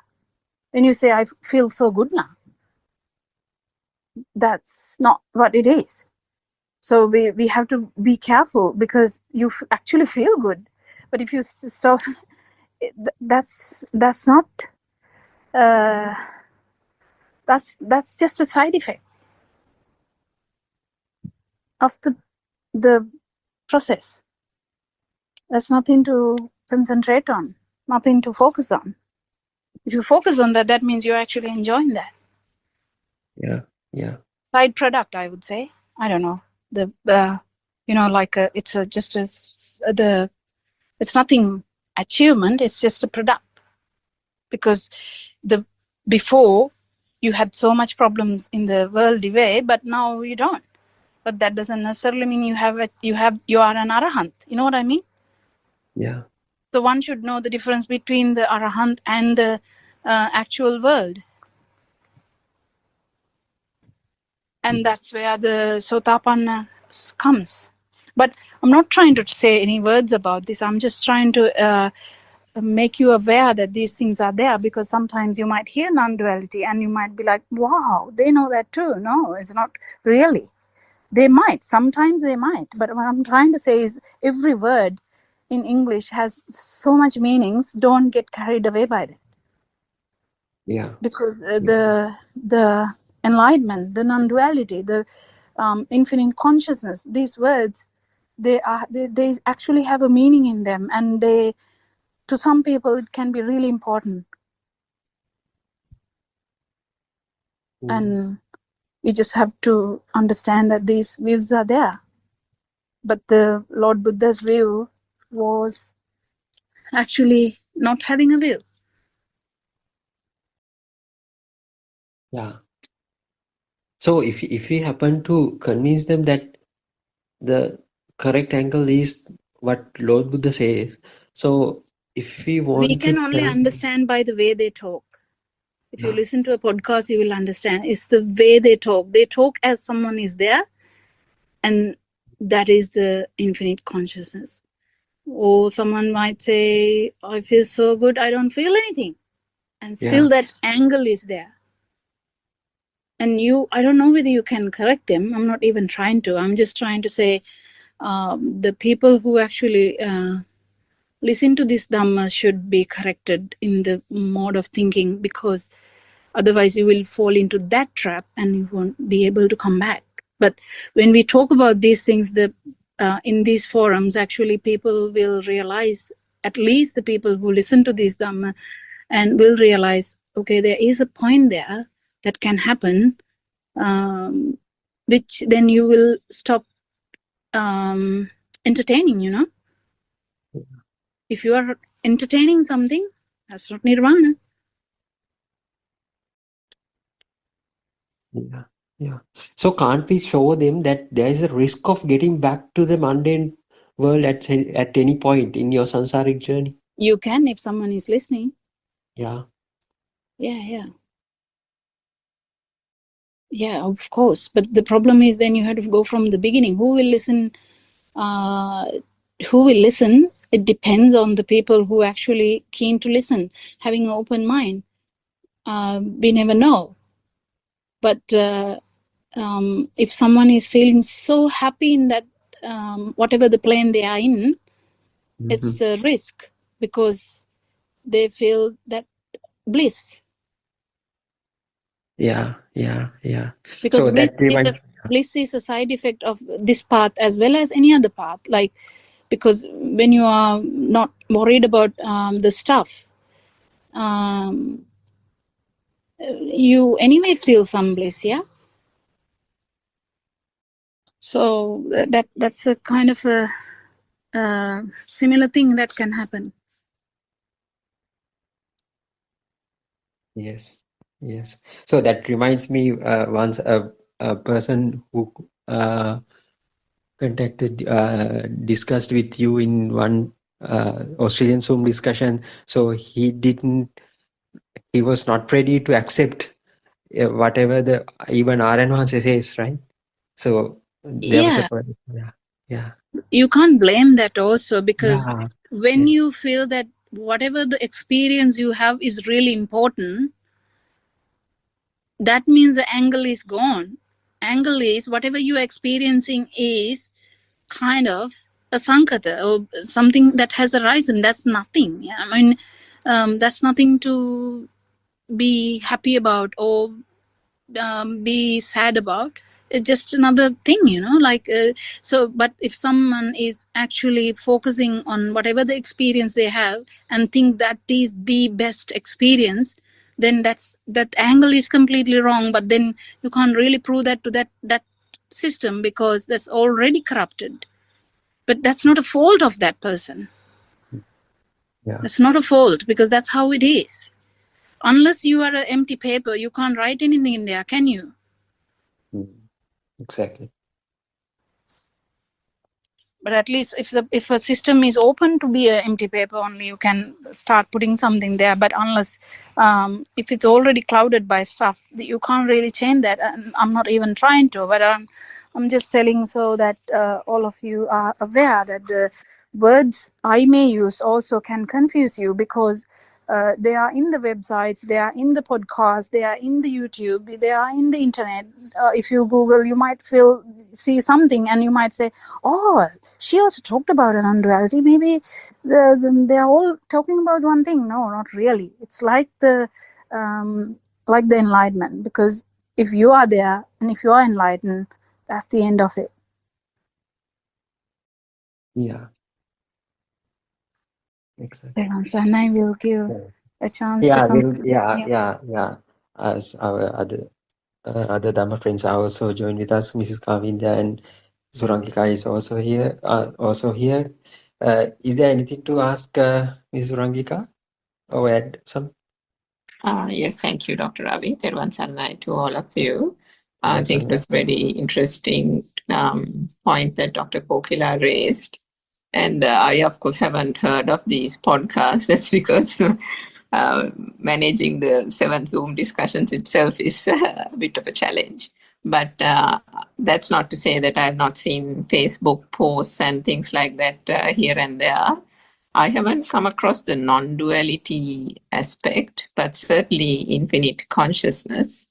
And I suppose this is the problem, isn't it? Because if they are too far advanced in those, practices, then they don't, even if, Dr. Ravi, to your point, even if you kind of show them that that's not the correct aspect of it, and that there is something more, they are far too advanced in it because they are experiencing some kind of bliss, not some kind of bliss. They are experiencing like truly blissful states. And if we can think of what Aryan says, that Sanya Vedita Nirodha Samapattiya thing, I'm sorry, I don't know the English term for that. So that means without any kind of suffering or physical pain or anything, you enter into an almost trance-like state where you are almost devoid of all these physical sufferings and mental sufferings and things, because you have got into that state where none of those things affect that when you're in that state. But what they don't understand is, and to Dr. Kokila's point, they keep saying, if they are saying, I feel so good, I feel so good, what they don't realize is exactly that angle in which they're looking, that itself is the wrong angle, and that as long as they have that persona and the self, it is inevitable that suffering is due to them, whether it comes now or later.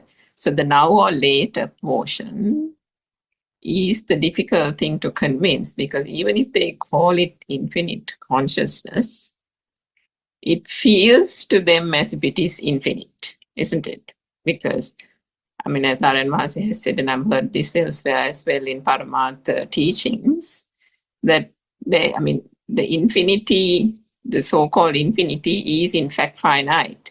When finally that vibration, even if it is very, very small, that vibration and that sensory perception, eventually after thousands and thousands of years, if that vibration can happen again.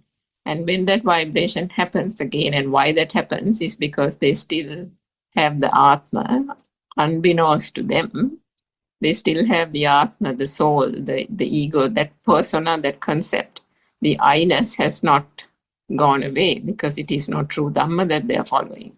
They've gone into this different practice where they are holding on to the persona, and the persona is the one that they actually call infinite consciousness. They don't understand the linkage. And whilst they are in that consciousness, they can be there in that state for thousands of years. But once that sensory perception arises again, and it will arise, and then the danger of it is, as Aryan Mahasi has pointed to us so many times, you're not going to come back to the human realm. You can fall straight into the lower realms and then go through the enormous circle of suffering through the cycle of birth and death again. So that is why people on this path, having listened to the true Dhamma, have this infinite kind of compassion, enormous compassion to people who are, some people who don't know anything about Buddhist practices or any practice whatsoever, and then for people who are thinking that they have got onto this correct practice and are following these kind of different types of teachings, ending up in enlightenment, ending up in these kind of Lotura Suaya or universal energy kind of thing, being one with the universe and so on. I must say that when I had this, when I was in New Zealand, I had a few sessions just out of curiosity before I even encountered this true Dhamma. I had a few sessions with a clinical psychologist, I think, clinical hypnotherapist. And he was an enormously gifted person. He had a brilliant career in the corporate world and then gave up everything because he said he got summons from the universe. And so he turned his career and life and everything around and started helping people with depression and all that kind of thing. So he did, I don't know what he did, but he can do something you all must have heard of, something called quantum jumping. So quantum jumping is, as I understand it, you can enter into a trance-like state almost through hypnotherapy, and you can jump from one plane of existence to the other. So all this we now know are just all within the consciousness. And this is something he does, and he says he goes and even heals people, although they are not with him physically in New Zealand. He even goes to places where his patients are in Germany, Europe, and other places.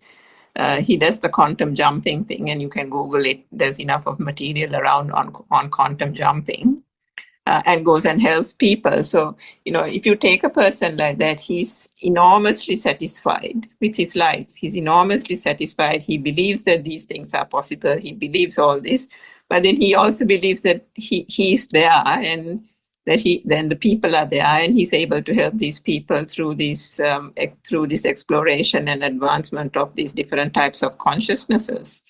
So, you get all these kind of people around. And then if you think about that person, Dr. Ravi, that you mentioned, spoke to Dr. Kokila in that Australian Zoom.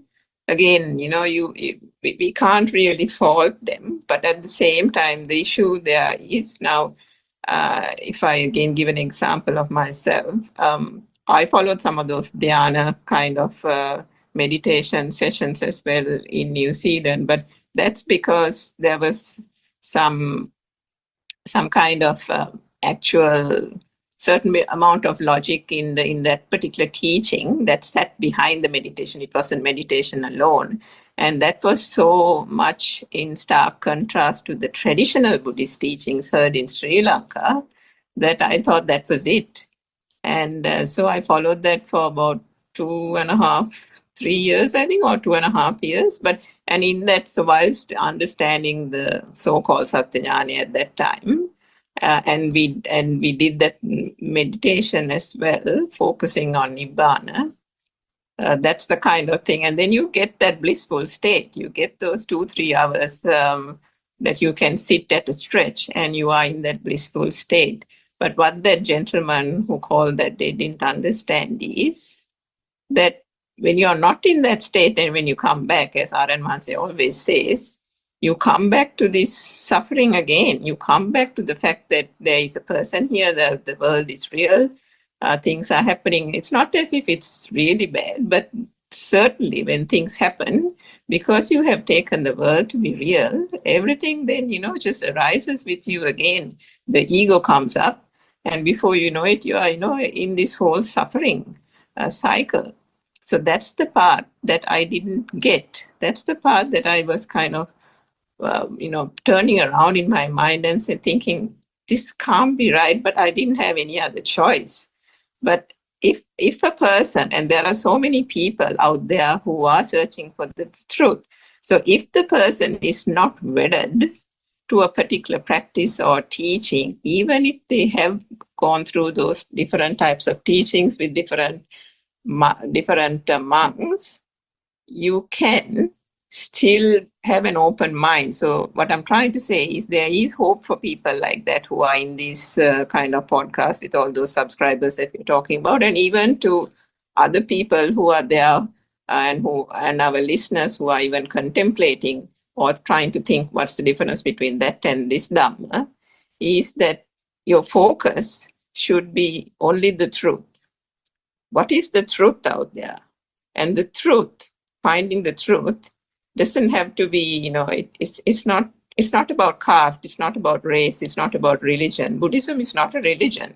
What the Buddha preached was not something that he kind of pronounced as a religion. These are things, labels that have been put on later on by people and ignorant people through their own delusion. They've kind of put these catchphrases and labels onto this.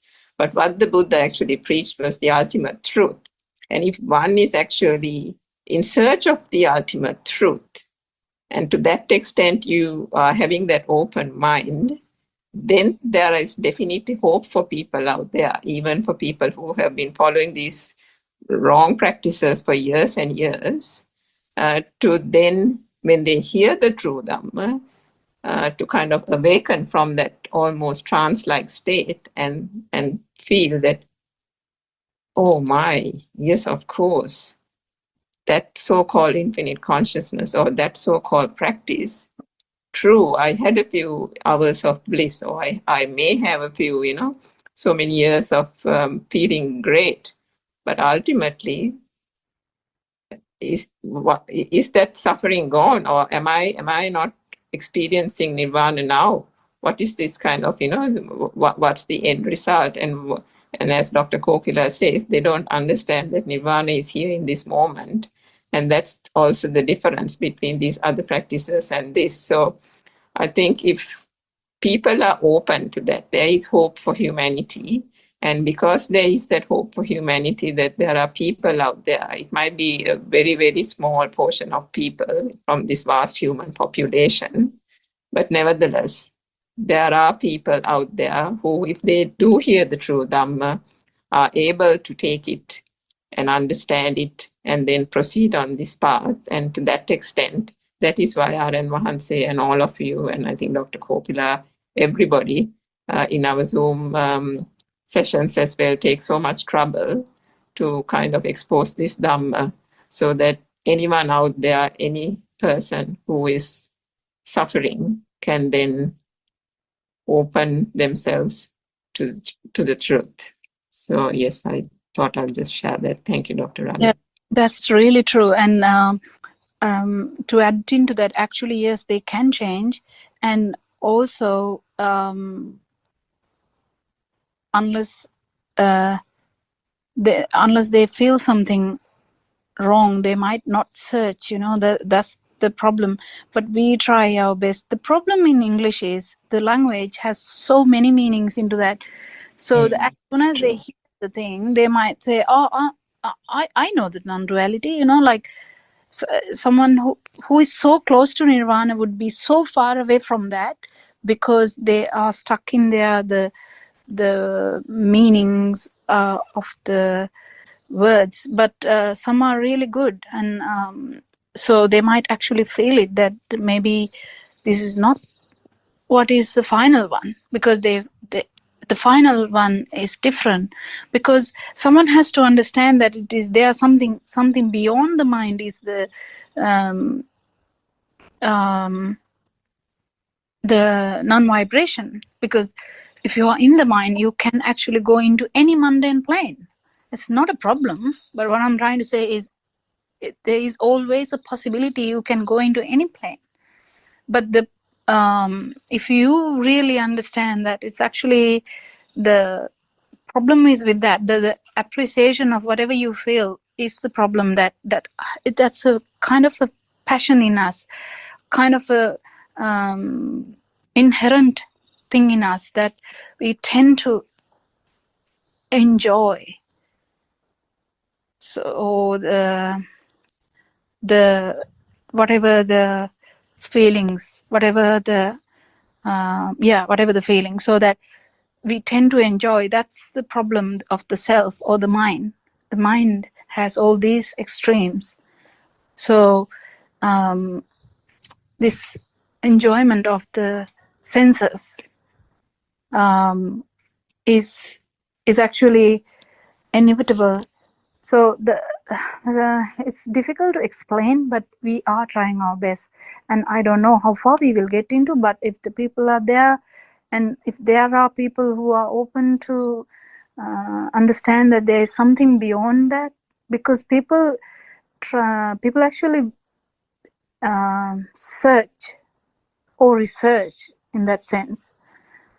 And there are things like, there's so many stuff like in quantum theory that they talk about how, and even Aryan Wahanse says this, that the person, how a consciousness can telepathy into a consciousness, like whatever the light years away. But the problem is that again, that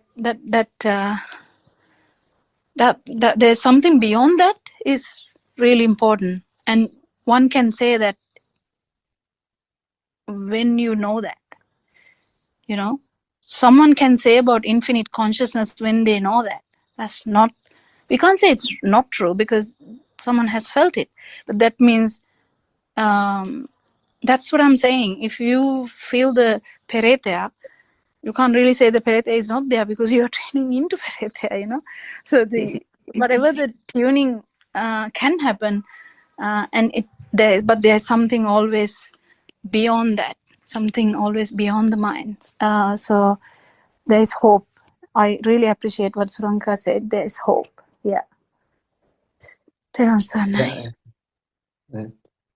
Dr. Kok, yeah. So one more thing. So at the Buddhist era, even there were so many definitions for the same thing. I mean, so they have been practicing this Sattva before this Buddha's teaching. So but Buddha said there are Sattva in your teachings, and also there are Sattva in my teachings as well. So if someone comes and asks you, is that the duality that you are speaking is the same with the going parallel with the teaching of the other people? So we can directly say, no, this is not the thing. So if only he becomes more curious about what we say, we can explain them. Otherwise, it's very difficult to explain because we are using the same words, right? So yeah, using the same word is the problem, because when yeah. they talk about non-duality, what they say is they can tune into something, and Yeah.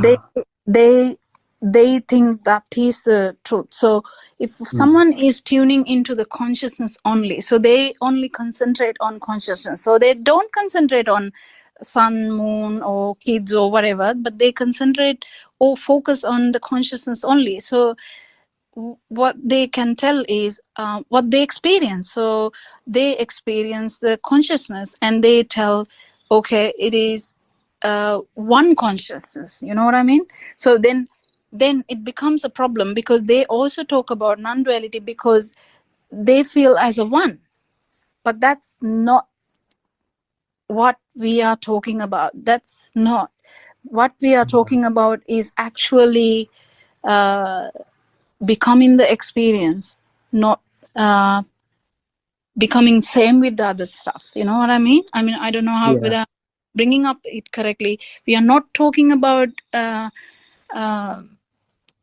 telling into another thing or getting similar into another level. We are actually giving up this end. Yeah. And then there is a non-duality again, because there's no end here. But that's difficult to explain because the words have been used. So we are trying to invent words, as Aranwanse says. We are trying to invent words to say, because we talk about super awareness, because people talk about awareness, and awareness is in the mind, but the super awareness is outside the mind. But who can actually say this unless you have actually experienced it? So it's difficult. That's the Aranwanse's problem in explaining this, because all the words have been used for some stuff, you know, some other meanings. Yeah. Exactly. Yeah. So I can see our noble friend Buddothpado is also joining with us. Yeah, there was an also. So Sattva is, I think, is the topic, no? But you know, this two type of Sattva Bojjhangas. So Bojjhanga Sutras there. So I explain this Sinhala Dhamma discourses. Not the 7 Sattva Bojjhangas. Sattva Bojjhangas, 14 Sattva Bojjhangas. No, do you heard that? Are you heard? No, that's a 14 Sattva Bojjhangas. Is why this 14. There's inside meditation guys also have Sattva Bojjhanga. Otherwise, is the concentration meditation guys have Sattva Bojjhanga. So what is this? These are not same. These are different. what is the difference is inside meditation guys, they know the truth. They know it's here, the stimulus is not real. You know, otherwise is the nobody is here. There's a system is working here. No, the other guys is in illusion. They are thinking this world is real, but you know this. Someone know this Dhamma. What is Buddha's explain independent origination? It's a real. What's the Buddha's Dhamma discourses? What is Buddha explained? The Buddha. We are talking about the Ditti Chanubagama Silava Dasana Sampano Dasana Samanaga. What is this Dasana? Dasana Samanaga is the right way. We are talking about eightfold path. No, right vision. No, is a samadhi. Yes, right So vision. what is the right vision? But the right vision is this world is not real. It's our mind creation. This light, our eye, and our there's a ear. Otherwise, the smell, taste, and the skin. These are senses creations. So together coming, that's mind sense. So this is a process. It's not real. So this is the understanding. This is the truth. You can experience it. Otherwise, this world is not real. So that is the insight meditation. Someone, that's a why the Buddha said that's a rare thing is the human life. Otherwise, the rare thing is the truth. Understand? That's a durlabha manusatva, durlabha saddhamma soul. Is a rare is a hearing the truth. Durlabha chara sampat. It's the rare is that this present moment only that we are living, and this present moment is not real. This is the chara sampat. It's very rare. It's not common. Most of people in this world is a real. They are they are getting this permanent, but this is not permanent. It's our mind.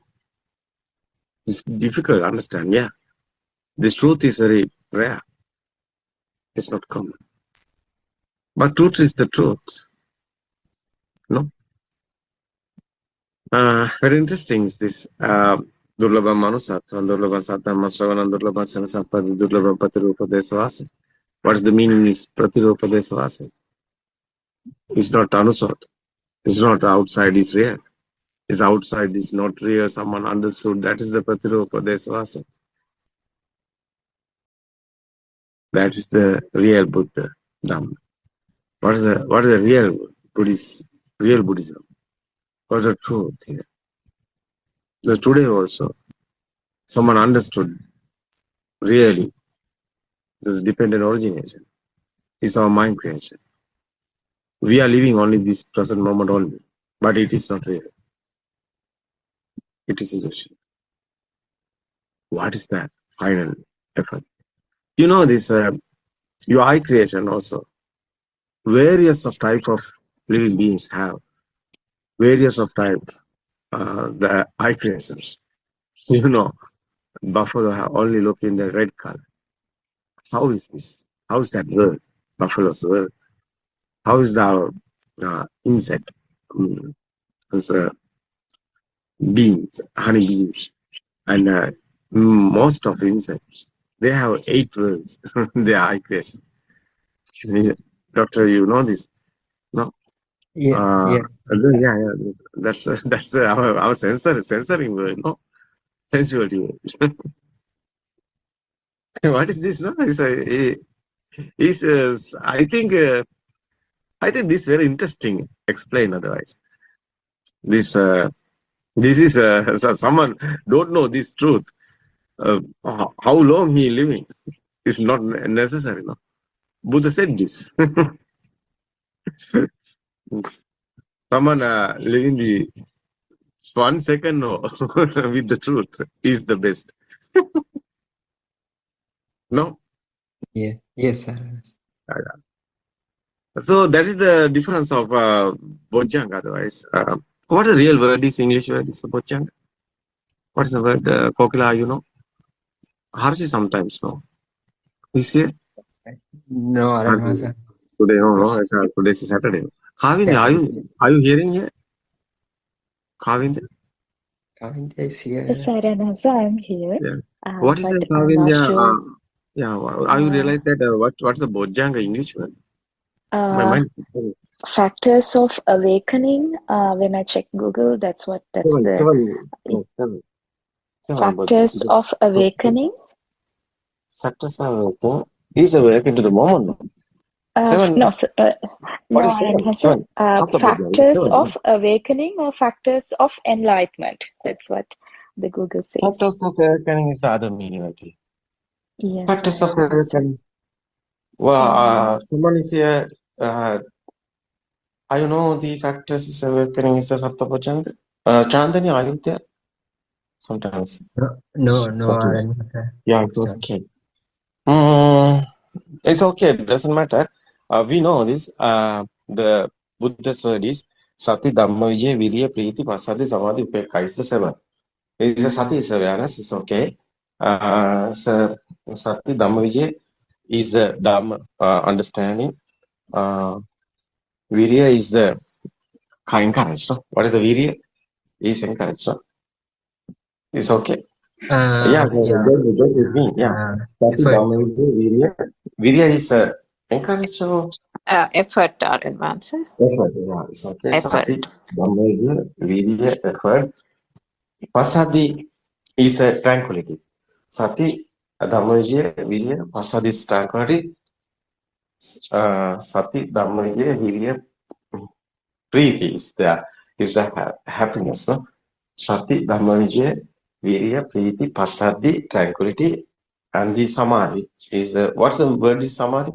Is same Samadhi or it's okay. Samadhi.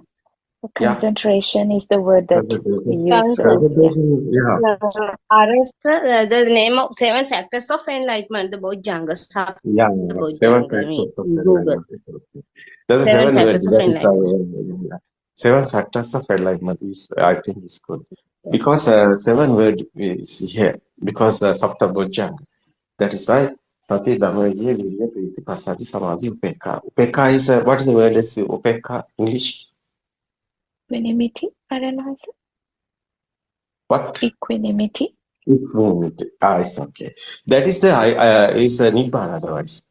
Upekka, Sankara Upekka is the equanimity because no sadness or suffering. That's how is telling that. No sadness or suffering. No. So Raga Desha is we are talking about not attached or disattached. No, it's a triangle here like that. No, it's the same meanings. These seven factors. But you see, there's a concentration meditation guys is okay. They are doing the concentration meditation. Hindus are also doing. Many guys are doing. It's okay. There's a coming these stages. Yeah, tranquility is coming. It's it is okay. But it is soul is there. That is the case because they are talking about the enlightenment. Enlightenment is someone is there in with universe. Nothingness is there, but someone is there.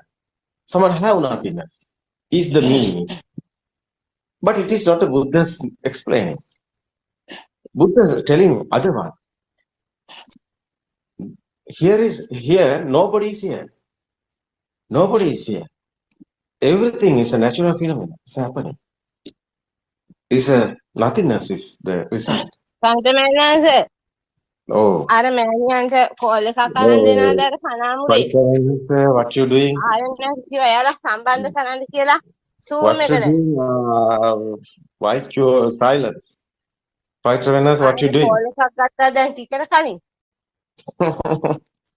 Oh, someone is here to mic mute. It's okay. Yeah. That's the other seven factors is Buddha's explaining one.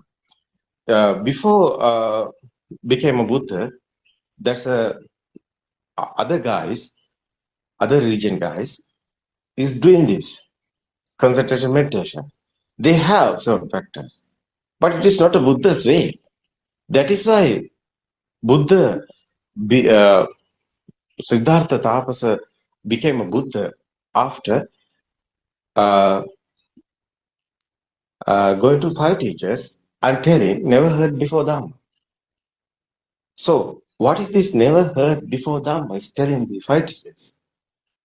It's not that type of 7 factors. It's not that type of samadhi. It's not that result. It's a difference. What is that difference? It's a understand one, nobody is here. What is this understand? Our mind creation is given us this soul, our LIF. That's a soul, living being. Is our mind creations. Every living being, mind creations there. The world also, everything. Our mind creations. Otherwise, that mind creation is not real. So outside also not real, inside also not real. Everything is our inside creations, but it is not real. That is the imaging. That is the imaging, no? It's not easy to understand. It's a system, it's a process. That is a dependent origination. The real dependent origination is the very word. So someone understood that one. Our mind creation, everything. Yeah, suffering is given our mind. Someone thinking, one day I'm dead. He or he is in suffering. He is in sadness. Because his mind given him, not his state, not permanent. So that is why sadness is here. Because the mind, that's example. Everything like this. Someone thinking I'm the king. It's okay, it's mine given him. King or poor guy or no beggar or everything. This is the special. We want to understand. We want to study. We want to learn. We want to know what is the truth is here. It's very good. This is the key. Buddha's explained. Our mind questions. So what do you think about this mind creation? Someone understood this soul is not real. He understanding how is the feel is coming. It's a power like that, electric power like that, mind magnetic power. You know, there's a solar power. How it's creating? It's systematically. It's a natural phenomenon, naturally happening. Like that, our mind power is like a solar power. Our eye, our ear, nose, mouth, and the skin, these senses, creations, power generating. What is this power? It's our thought, thinking power. Someone anger is coming, his power is coming. Someone attacks something, the power is coming. That's a thinking power. That is the mindful power we are talking. How is mindful power? Because our physical body wants the power. How is our arms, legs moving? So some power won't know. How is generating that power? Inside systematically is happening. That's our thinking. That's our thought. That's our mind. Given this. That's the life feel. Otherwise it's the power. It's not, nobody is doing. No one is doing. Sela Sutra is there. Tripitaka. You can search. Naidang Attakatam Bimban Naidam Parakatanga. That's a cause and effect. Everything is happening. It's a vibration system. Our eye senses vibration systems given this power like a spring. It's again and again and happening one thing. It's a power is generating. How is this systematically happening? Unbelievable. You know, that's together coming this light, eye given the light, no, ear given the sound, and the smell, taste, and the skin given the hot and cool, smooth and rough, and together coming one spark is happening, is the huge power is coming. That's a thought. That's a thinking. That's a kindergarten time little child. Don't know red or blue or colors or anything. You know, before kindergarten time, there's a cot in the baby. It's a radiant mind. There is no thinking power. But after what happened, what is the defilement? Defilement is thinking power. No? Is the alive feel? Is that one? That's the existent feel. Otherwise, same alive feel. What do you think? Is someone understood this Dharma? There's a what's the fading? Is the defilements. What is the defilements? Our power is fading. Power is fading after what happened? Those thoughts are creation. Normally, stimulus are coming, senses are working. Normally, you can see, you can hear, but nothingness. What is this nothingness? Everything is there, but nothingness is there. What is this nothingness? No any vibrations, no any inside pain. It's like a robot. System is working. Yeah, no sadness, no suffering. That's the peaceful, that's the tranquility, that's the real tranquility, that's the real immunity. What is this? Real 7 factors is the inside meditation factors. That's a real samadhi. It's a nothingness samadhi is there. You know, non-soul samadhi is there.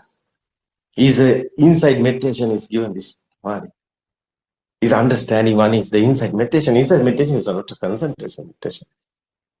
You know, Tripitaka is there. You can search every concentration, guys.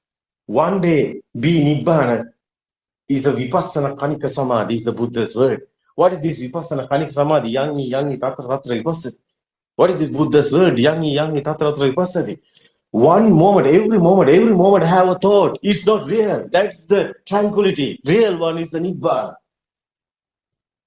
Is understanding one. Is inside meditation. This is not a concentration meditation. It's inside meditation. It's a cause and effect Dhamma. It's a system is happening.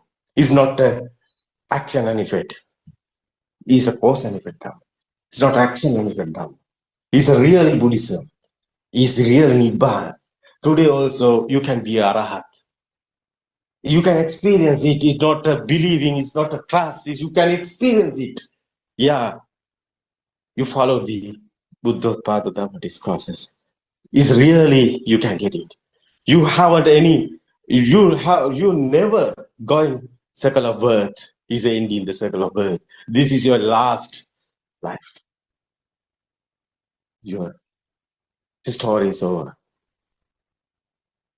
What do you think about Dr. Kokila? Are you there?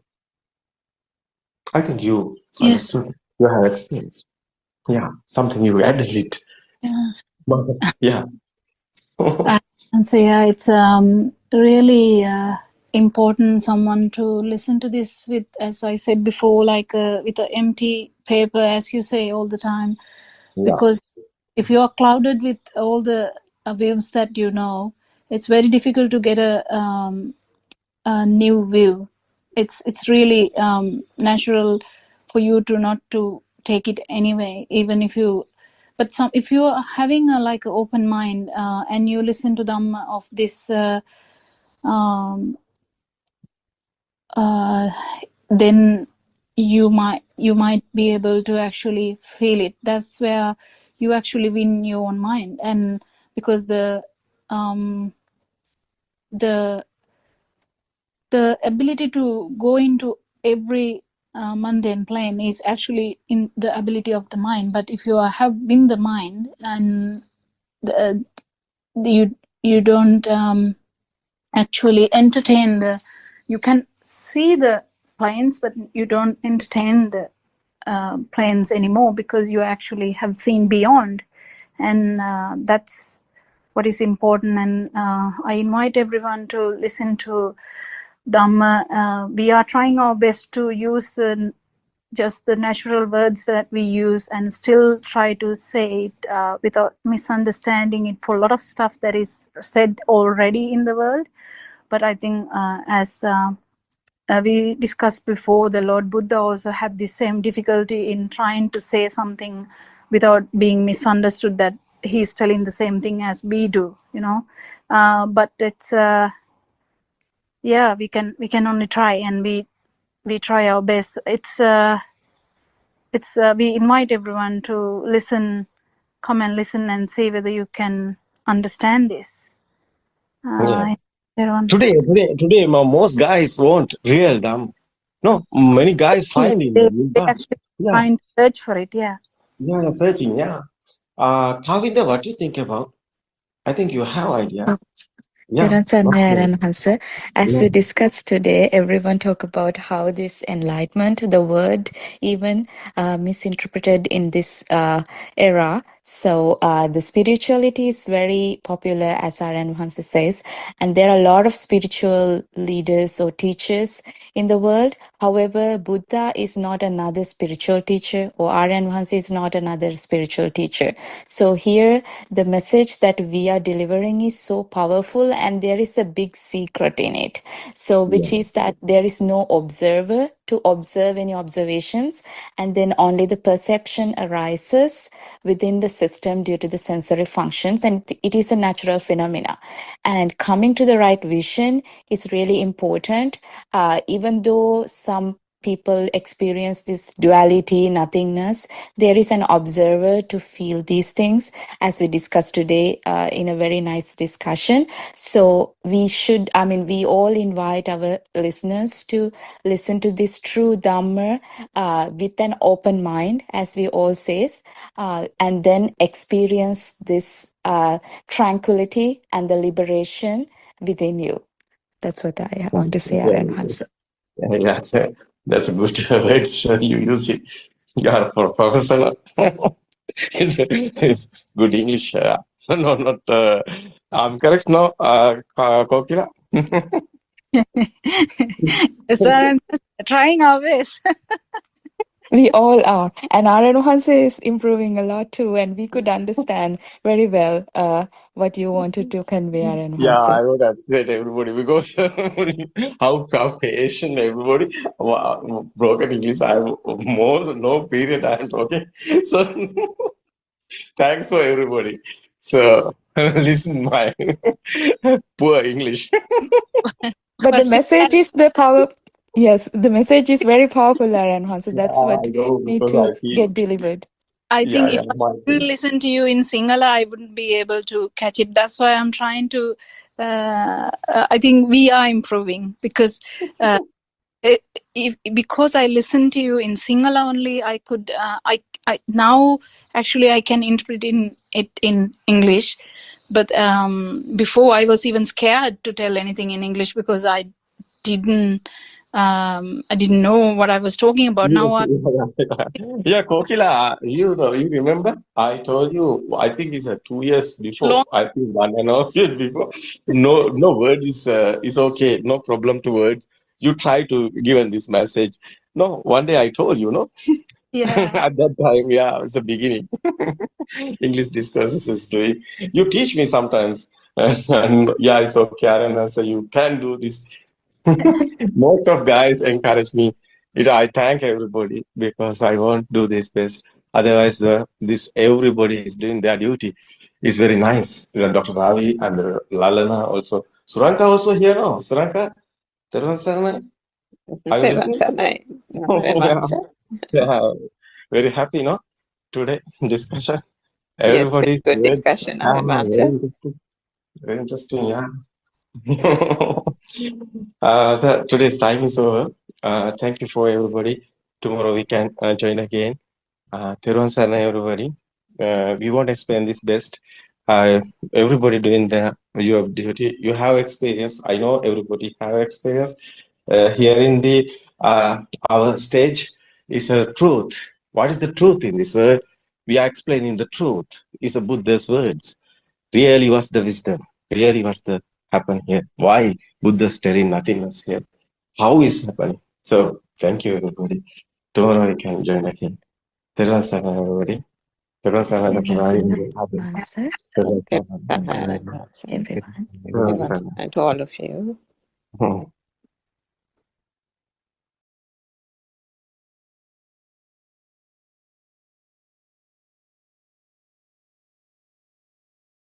Many syllabus, chemistry, physics, maths, many syllabus, but we are not studied our mind. No, how is our mind creation? how is our thoughts are coming, how is our suffering is coming, why we are sadness, sometimes we are in happy, sometimes we are in sad, how is this happen? So, no, sometimes hormones given this. Hormone changing coming, so we know this, the ladies have, there's a period, there's a hormones changing, time is coming, there's a anger is coming. So some guys, loving affairs is going, some, that's time, that's critical time. Some ladies have this type of, there's a period time, there's anger is coming, it can't tolerate that boy, because boy don't know this, how is this there's a girl's mind is creating, especially this period times. So some huge change is coming, some ladies. So it's not real type, it's a hormones case. So this type of many varieties here, does a girl have the type of hormones type of, that's changing. That's given the words that boy. That a boy can't tolerate that after life is sometimes a problem is going on, anger is coming and hate, and after so life is going. Now when someone is falling in love with when a girl is falling in love with a boy, and now the feel of her towards the boy is getting to attach more and more. That means the power of the thought is also becoming very powerful. So when the boy has a change, that girl cannot tolerate, because she has so many made up a very powerful thoughts on towards that boy. So because of that imbalance makes that girl to commit. Yeah, it's happening side by side, two sides. Yeah. So that's I'm talking about the girls' hormones changing is coming that period times. Boy can't tolerate that. Yes, boys. It happens other side. Yeah. Other ways. Both ways it happens, RMS. I understood this. Because otherwise boys have another type of hormones. Yes. Boys the ladies' hormones is the one. Ladies' hormones is the one guy. One guy is the loving. Ladies' hormones like that creating. So but the boys' hormones not like that. So that type of our I think it's our genes. This type of something is someone who don't know this, but this how is the men hormones creating, how the woman's hormones creating, ladies hormones how is creating. So this different, not same. So men's hormones they are creating not all of them. So some are like that, some are different type. So men's type is the hormones type is here. I think until Aranwase rejoins, we can continue our discussion. So Aranwase was telling that due to the certain hormones, we get certain kind of behavioral changes. Yeah, changes, doctor. Yeah, true. Yeah. Especially when young boys and girls, they are different, behaving different ways. Their desires also different due to the hormone system changes in hormones, right, doctor? The sound also changing because of the changes of hormone of boys, doctor? Exactly. So same thing happens in periods, means during the menstruation cycles in the females, the hormonal changes happen. Yeah. So when she is menstruating, the levels of the hormones in the blood will go higher. So with that effect, they get some kind of a behavioral changes. Sometimes they don't feel they are kind of they become more irritable maybe. Sometimes Doctor, I want to ask something. That means, doctor, that there is in that discussion I came to know there's an interconnection between the thought and the hormone system, even, right? Yes, there's kind of, yeah. That's it. Because this physical body, this physical body affects, which bears these 5 sensory organs. So the 5 or 6 sensory organs, the mind. In the doctor, emotions, no? Emotions. That is right. Yes, that's correct. Yeah, that's correct. Yes, I That's a someone not understood how is our mind, our mind how is creating, someone not understood. I think it's the youngest very word to understand the true Dhamma. How is our mind creating? No, how is our thoughts are creating? Our mood is changing, no, that's hormones is changing. Our mood is changing. Especially the girls' hormones changing. And otherwise is the pregnant woman otherwise, pregnant woman's, at that time hormones is changing. So there's animals, how is the animals? You see the cat, lady cat. Lady cat, how is the hormones, how is the feelings? So,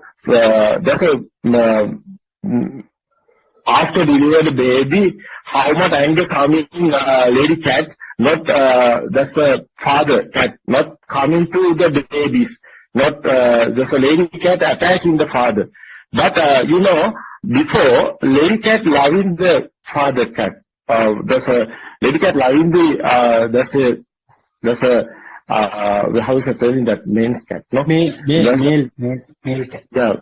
Male cat. So the lady cat very loving male cat because nature given this, almost given this loving feel. So very loving. So after his babies are coming, that's a lady cat changing hormones.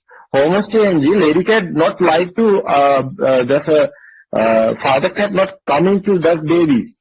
So lady cat attacking the father cat. So lady cat keeping the baby. So hormones are changing. How is this attacking coming?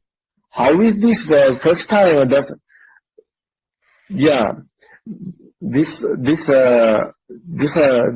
hormones changing.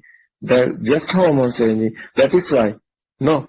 These animals is happening. This type more animals, tigers and cats and the other animals. You can realize this. How is changing these feelings? So nature given the same like girls. Same as girls. Girl like that. So babies are coming. After that mother is the girl. The girl is become a mother. After mother have a babies. So after mother loving the babies, mother not loving the father. It's not type of the before that. No, it's okay. Not type of. It's yes, I won't tell not all of the stories like this, but I'm given the message. This only, you can realize this. Yeah, that's the previous time, monthly hormones, monthly girls hormones changing. That type of changing is happening. Girls' mood is changing. More editable. Like that. So, otherwise is this case, I think Dr. Ravi want few words. The girl became a mother, the baby with the mother, after babies grow up, after mothers loving the baby, so fathers, some type of mistake happen in the mother. Some women I saw, so after don't care the father. So but it is not continuing sometimes. His understanding is coming, is okay, but always not is happening. Always not like that. I know that. But I have experienced some families type of like this is happening. So What do you think about experience, Dr. Ravi and the others? Suram Rao, Surangi Rao, someone is there now. What do you think about these others? Like, I want to join everybody and talk with this type of hormone change and our mind creations, our mind, how is this, our life is the issue, this happen. Yeah, everybody, new one come and join us and your ideas given us, experience. Yeah. තෙරුවන් සරණයි වෙනදා ආර්යයන් වහන්සේ. තෙරුවන් සරණයි. So this is enough for us to understand that there is no person in the body. I think all this happens. Even the wife or the girl wants to be calm, not to get angry, control the emotions due to this natural process that since there is no person who can control, this happens as if it happens to a tree or some natural entity. So that's how I understood it when Aryan had it. Yeah, the sister, have you experienced this? Are you there? Yes, Aryan Saran. What do you think about it? I think we have experienced it, Aryan. During that time, the changes happened in our body, and we were not aware of that at that time. Now only we can understand this is a system and not a person, Aryan. There's no person inside. There's a system is creating everything, and the mind is working according to that. That's what I can also, after listening to your sermon, this is what I got, Aryan.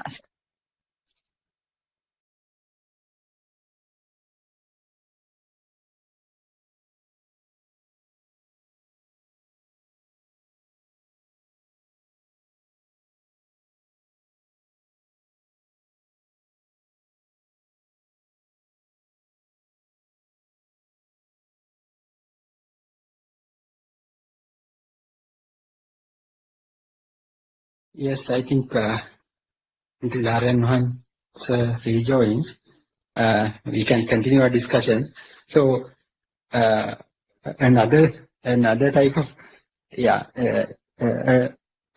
some songs are there also to express this kind of a feeling. So it comes to my mind. So I will tell it. Punchi pute nuba pasu ammi hungak venas vela. Likewise, so after giving a birth to a child, the lady has changed. The behavior of the lovingness of the lady has changed. So that change has been noticed by the father. So from that song also, it says that natural phenomena. So punchi pute nuba pasu ammi hungak venas vela. Likewise, it goes on. Eda wage nahe. Likewise, this male partner identifies the change of this particular woman. After giving the birth to a child, the behavior of the mother has been changed. She does not make love as previously. She does not care about the female partner as previously. So that is kind of a natural phenomena that we are experiencing in our lives, in certain stages of life. So we say, for you, the Babawa Lakuela. That means that says that the women try to give the priority to his offspring, to her offspring, so to her baby. Likewise, so as Dharma clearly said, we have to identify this is a natural thing. So if we understand how this mind behaves, it will be easy to communicate with, to live with. This one is coming to hormones. Yeah. This mood change is coming to hormones. So after there's a girl, the mood is not like that. There's a loving time. How is the girl's mood? It's a very loving. There's a nature is like this. Hormones is at that time. There's a girl's hormones coming to loving, and the there's a hormones coming type of loving type of. That's a estrogen, progesterone we are talking about. That's a men's hormones like that, very loving. So this hormones, how is nature creating? So yeah, that's a woman, that's a girl, that's a hormone before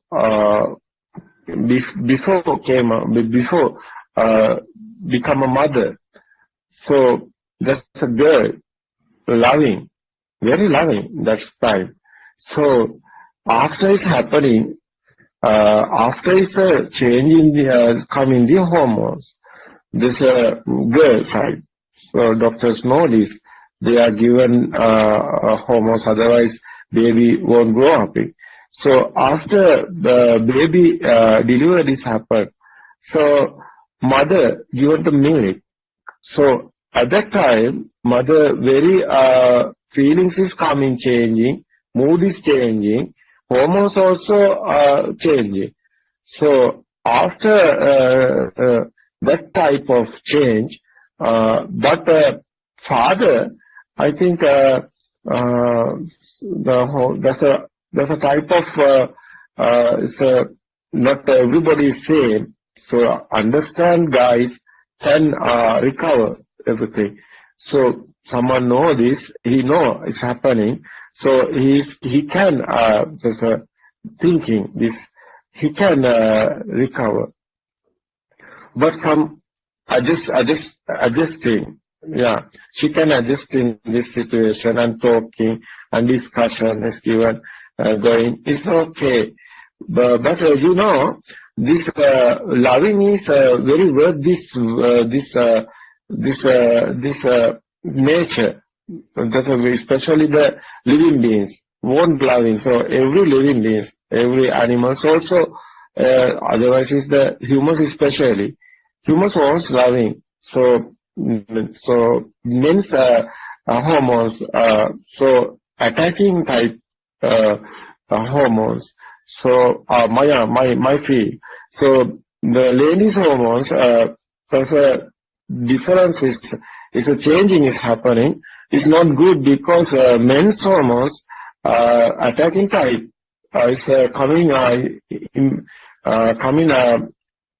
as the image. How is the there's a coming that type of father type. That's a given to security type.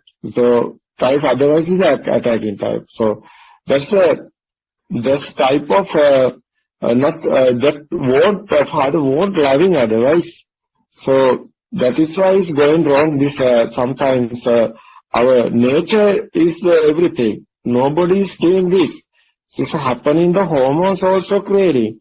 It's a system is happening here. So that is why some nature how we can tell in this the Zoom openly, but we so honestly we are talking the truth is what happened here.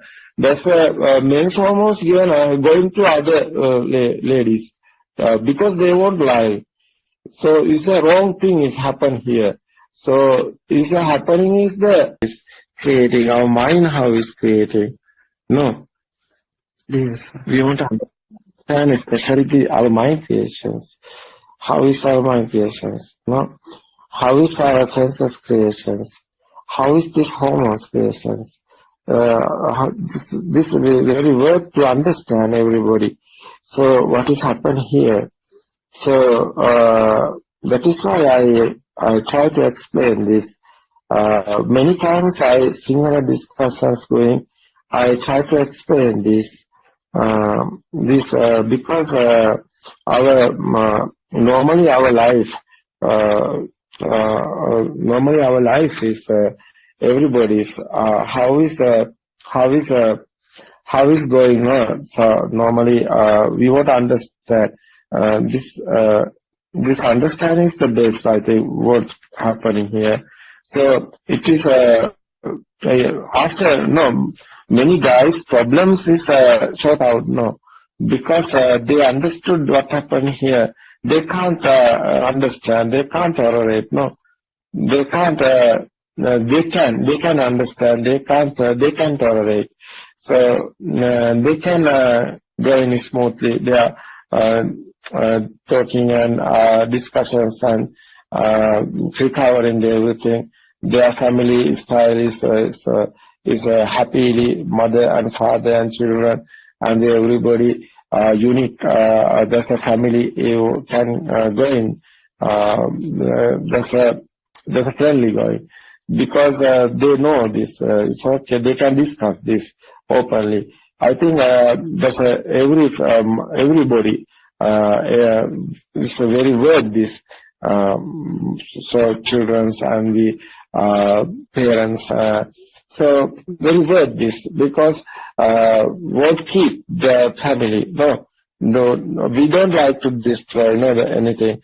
We want to care. We want to keep everything. No, there's a friendly. No, there's a friendly and the unique family. This understand is very worth, I think.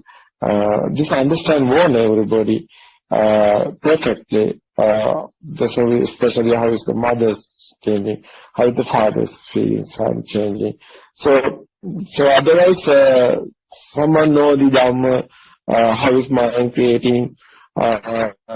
So no problem anywhere. So the system's working. How is our emotions coming? How is our moods are going, changing, how is happening. So sometimes it's not nobody is doing this. It's happening. System. It's a nature. Nobody is doing, Nobody is doing, It's systematically happening, It's very worth now, everybody. It's very worth everybody. So this message is very worth everybody. So we want a peaceful life, everybody. The peaceful, especially the Dhamma, our Buddhist guys, they have Nibbana path. They know that this other religions are talking about God is everything is doing. They are believing the God, but Buddhist guys, just a Nibbana way is going. What is the Nibbana way?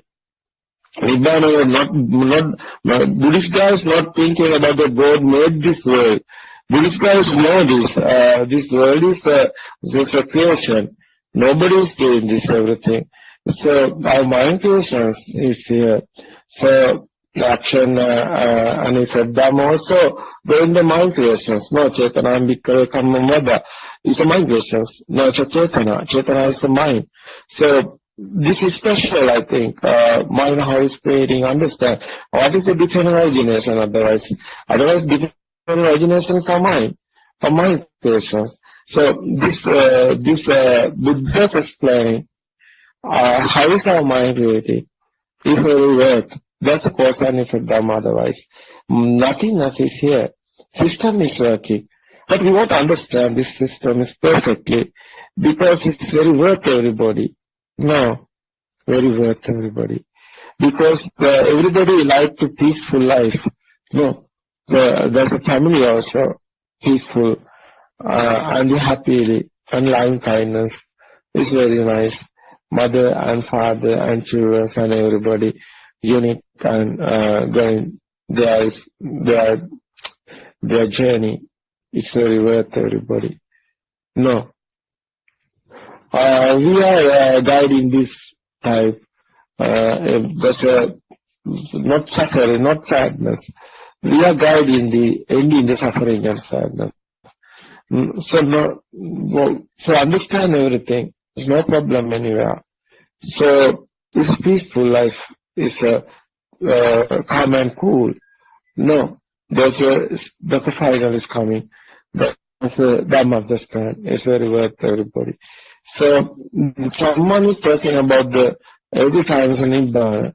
But what is the Nibbana? Nibbana, every time we have a thought. So this thought is given to the just a firing, burning inside pain.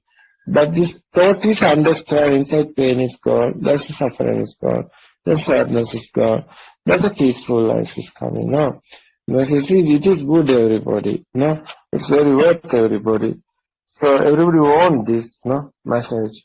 So it is keep everybody's life otherwise. So happily, there's a lifestyle going happily. It's very worth everybody. I think it is good to understand everyone. That's the Dhamma special. Why we want to understand this Dhamma? Why we won't go this way? So it's very rare, very uncommon. This Dhamma, to understand the truth, real Dhamma, real Buddha's explanation. It's very worth everybody.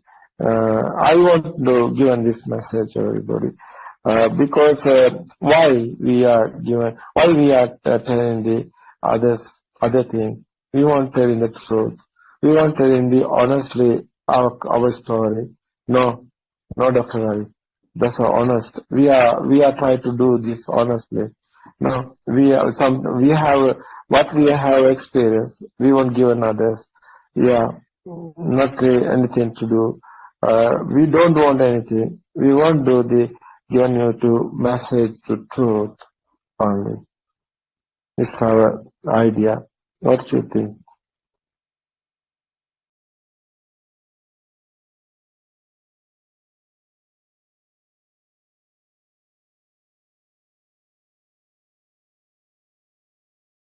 We are thinking outside. We are living outside. No, that's the ignorance. That's the misconception. No, we are living outside, but outside is not real. It's our thoughts. It's sound and forms. Nothing, not anywhere. No, it's our mind creation. This is the understanding one. Someone understood the truth. Outside existence, feel is the power. Outside existence, feel is the power. No, it's the power. Is the that's the senses creations. There's a eye creation is the picture also existent. Otherwise, the sound also existent. No, this smell, taste, and the hot and cool, smooth and rough skin sense also given us the existence. But this existence feel is the power. Otherwise, this sound and forms together coming. That's the chair, table, everything is a power. Is existence feel is the power. The existence feel is outside is real, but not outside is real. It's our mind, no? It's our mind, not outside anywhere. But we are thinking. We have this feel, alive feel, existence feel. It is the misunderstanding. It is the power. Otherwise, existence feel. But it's a thought. It's a thought. Otherwise, it's coming.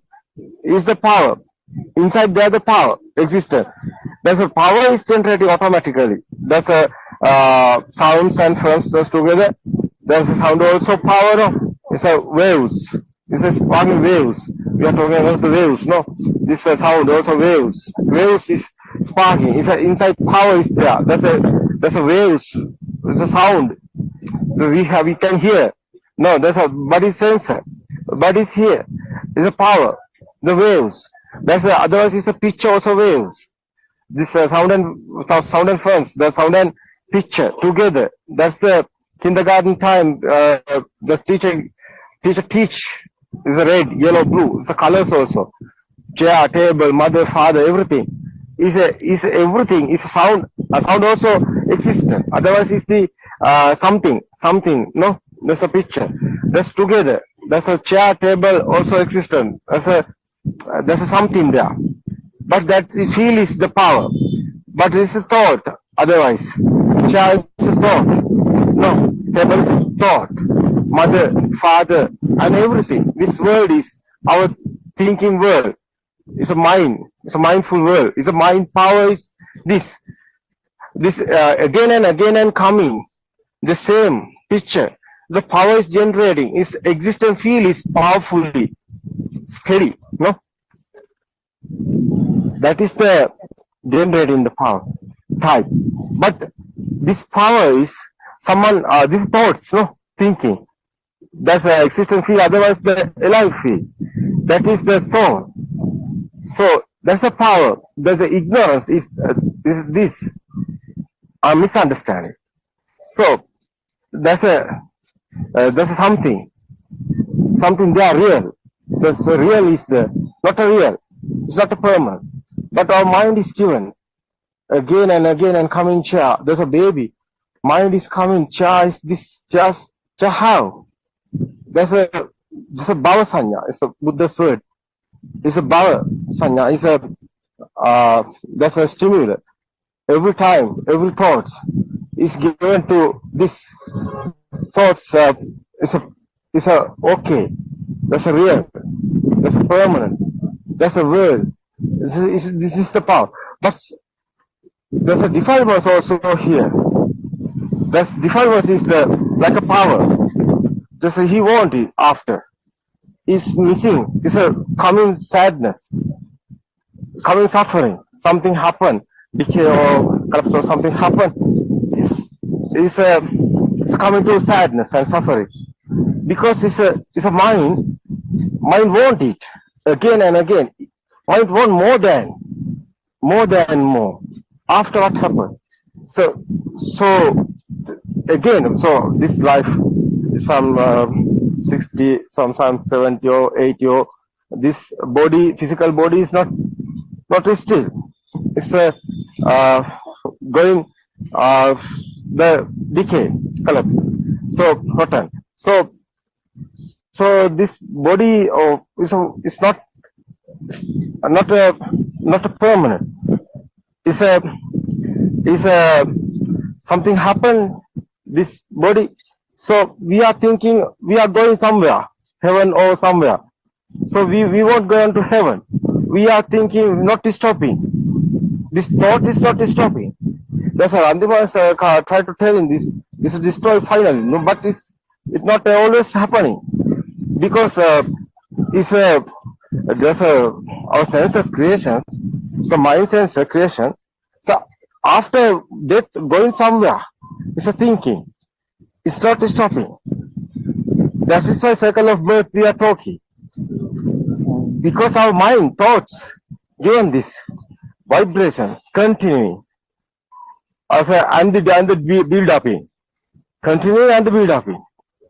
So this is our mind creation. So not stopping. Not the place of stopping. That's why cycle of birth. So but it's a thought thinking. It's a circle, yeah, going around, not stopping anything anywhere. But it's a thought thinking. That's otherwise it's coming more than. That's a craving. Craving is the carpenter like that. Craving is a constructing this circle. So continuing, it's a craving. Otherwise, it's the defilement. It's same thing. No. What think? This someone understood this Dhamma. It's not real. This world is not real. Nothing anywhere. It's our mind. We are thinking everything. So it's not real. It's the nothingness. No, it's not real. It's not permanent. It's a mirage. No, it's illusion. That's what someone understood. This is the truth. That's the true Dhamma. We explain. That's the truth. Someone know the truth. It sounds. It's not. It's not. It's not. Sound is not.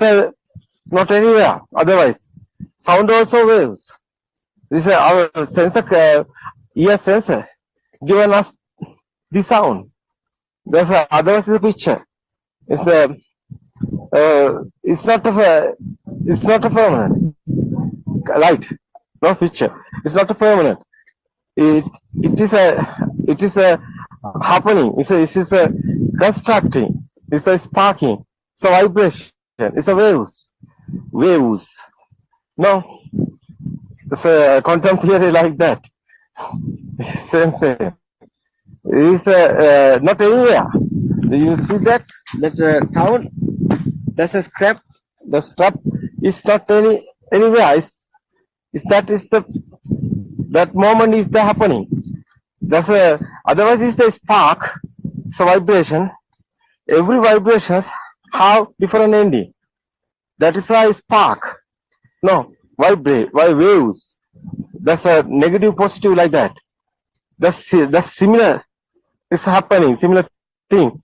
Is the more than vibrations coming continually. That's the we are talking quantum theory. Same. Waves. That's the sounds. Sound is not anywhere. Otherwise, sound is not real. So nothing, anything. Sound or our eye creation given our feature, but it is not real. It is not. It is not real. Otherwise, is the sound also not real. Smell also not. It's a sensor creations. Constructing this automatically is happening. This natural phenomenon. Nobody is doing. That's a taste also. Sensor creation. Hot, cool, smooth, rough. Our skin sensor. Also same. Hot also. Heat also. Hot also is the vibrations. Waves. Sound also waves.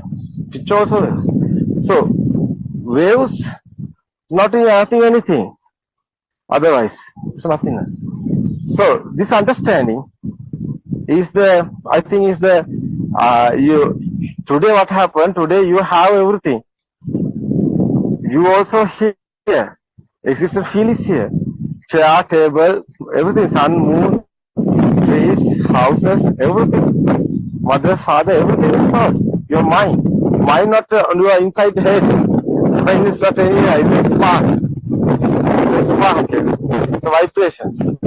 Sound also vibrations. Pitch also vibrations. Otherwise, sound and waves together coming. That's a thoughts also vibration. Thought is the mind creation. That's the consciousness, mind consciousness. We are talking. That's the ear consciousness and the sound and the eye consciousness is the picture. And together coming, that one is the mind consciousness. It's a charitable thoughts. This is a huge mirage. Nothing anywhere. Yeah. Someone misunderstood. That's a power is that's a fading. That's a defilements of fading we are talking.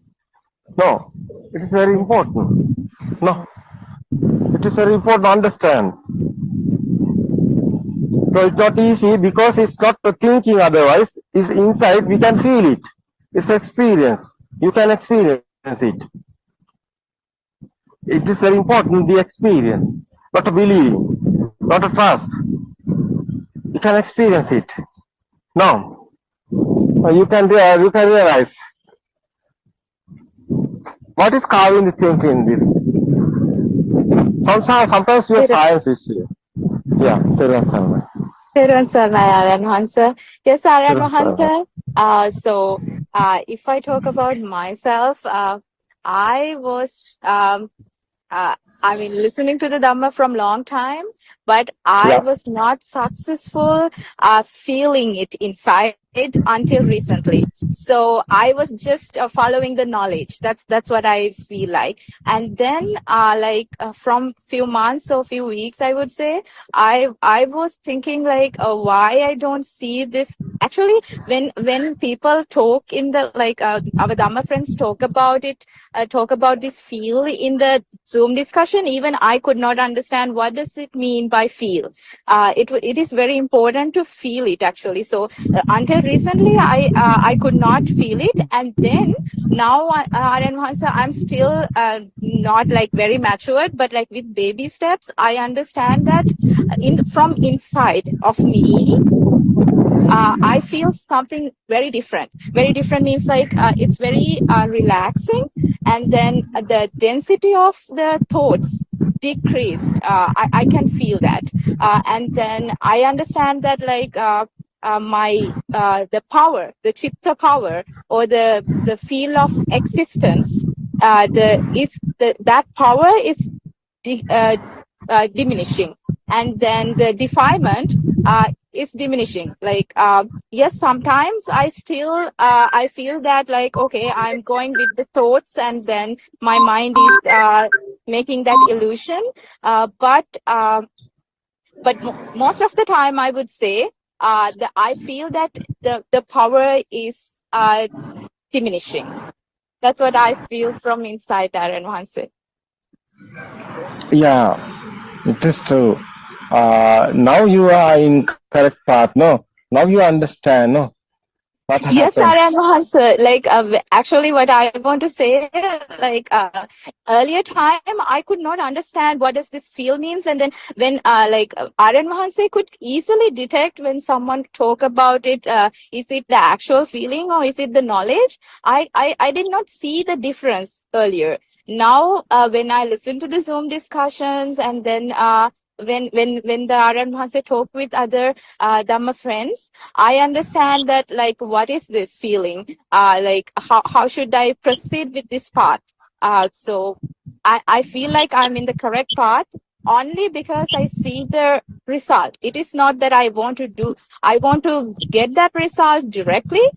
What I want to do is practice this awareness, and then see the truth of this arising, and then like the birth of this thought, and then the death of this thought. I'm just seeing the truth of it, and then practicing the awareness, and then result come automatically. That's what I feel, Aryan Mahanse. Yeah, I think now you are very happy. I think now you have experience, not a thinking, not a thoughts, not a knowledge. It's your experience. No, now you are happy. No, what's the real Dhamma? What is the truth is here? No, it's an experience. No, happy now. Yes. Yes, Aryan Mahanse, it's so relaxing. I mean, I can calm and cool, tranquility. No. Exactly, Yeah. Aryan Mahanse. Yeah. Yeah. It is very And I'm good really for others grateful. otherwise. Yeah. I'm really grateful for these discussions, Aryan Mahansa, because I want to say, like, seeing it from different views. Like, when we have these discussions, like this Dhamma discussion and all the other Zoom discussions and everything, when we see things in different angles, different views, we understand this Satya Dharma, like Satya Jnana in different views, which is very helpful for us to overcome this ignorance, I would say. That is very, very important. Yeah. It is very important. Otherwise, no more people know this Dhamma, no? No more people understand this Dhamma. So few people understand this Dhamma. No, very rare is this Dhamma. No, you are in USA. How is the USA people? They are thinking, no, does God make this world? Or they are thinking after death everything is over, or after death going somewhere. No, that's illusions. No? Yes, I know. Yeah. But it's a science, no? Here, It's practical, no? This Buddha's Yes, experiment. yeah. Yes, Yeah. I always like say to you that this Dhamma is so beautiful because it Yeah. makes sense. It makes sense, and then like everything connect nicely and without any Yeah. loopholes. That's what I feel like a scientist. Like as an example, if I want to explain something to my students in physics, so what I'm Yeah. thinking is like, where are the loopholes? Like if we have a loopholes, I have to explain. So this does not work because of these constraints. But like there is no restrictions here. Everything connect nicely with Dhamma. So that is really nice. And then when you ask about the people here, it's really sad, Aranwansa. Yes, like there are people who believe in different religion. It's not just the religions, it's just the concept or the philosophy, I would say. But most of the people are atheists. That means like they do not believe anything. So any religion or anything. So it's like most of the scientists, I would say. So like any person that I work with in my department, if I ask, that is the truth. So all of them, they don't believe in God. They believe in nothing, only science. And then Yeah,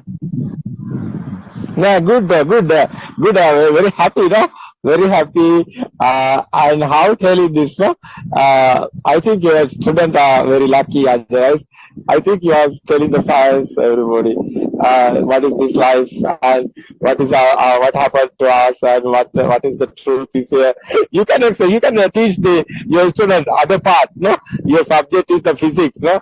As your professor, no? Your students, you are teaching campus, no? It's a big guys, no? The teenagers. They can understand, no?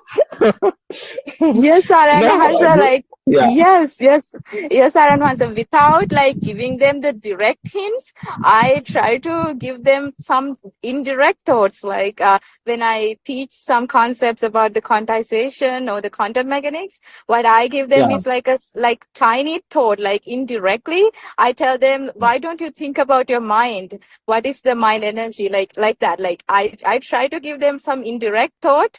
If they want to explore more. Yeah, it is very interesting. I think you are doing very happily because you are interested this subject otherwise, because you are your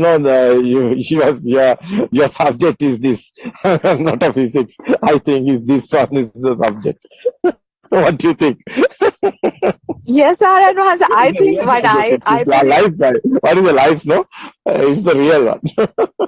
Exactly, Aranwansa. So like I think there is a reason that I had to study physics. So that's what I think. To my understanding of this Dhamma, and then like let's say if I want to explain it to someone with this physics or like in a science way, it might be the reason. Yes, Aranwansa.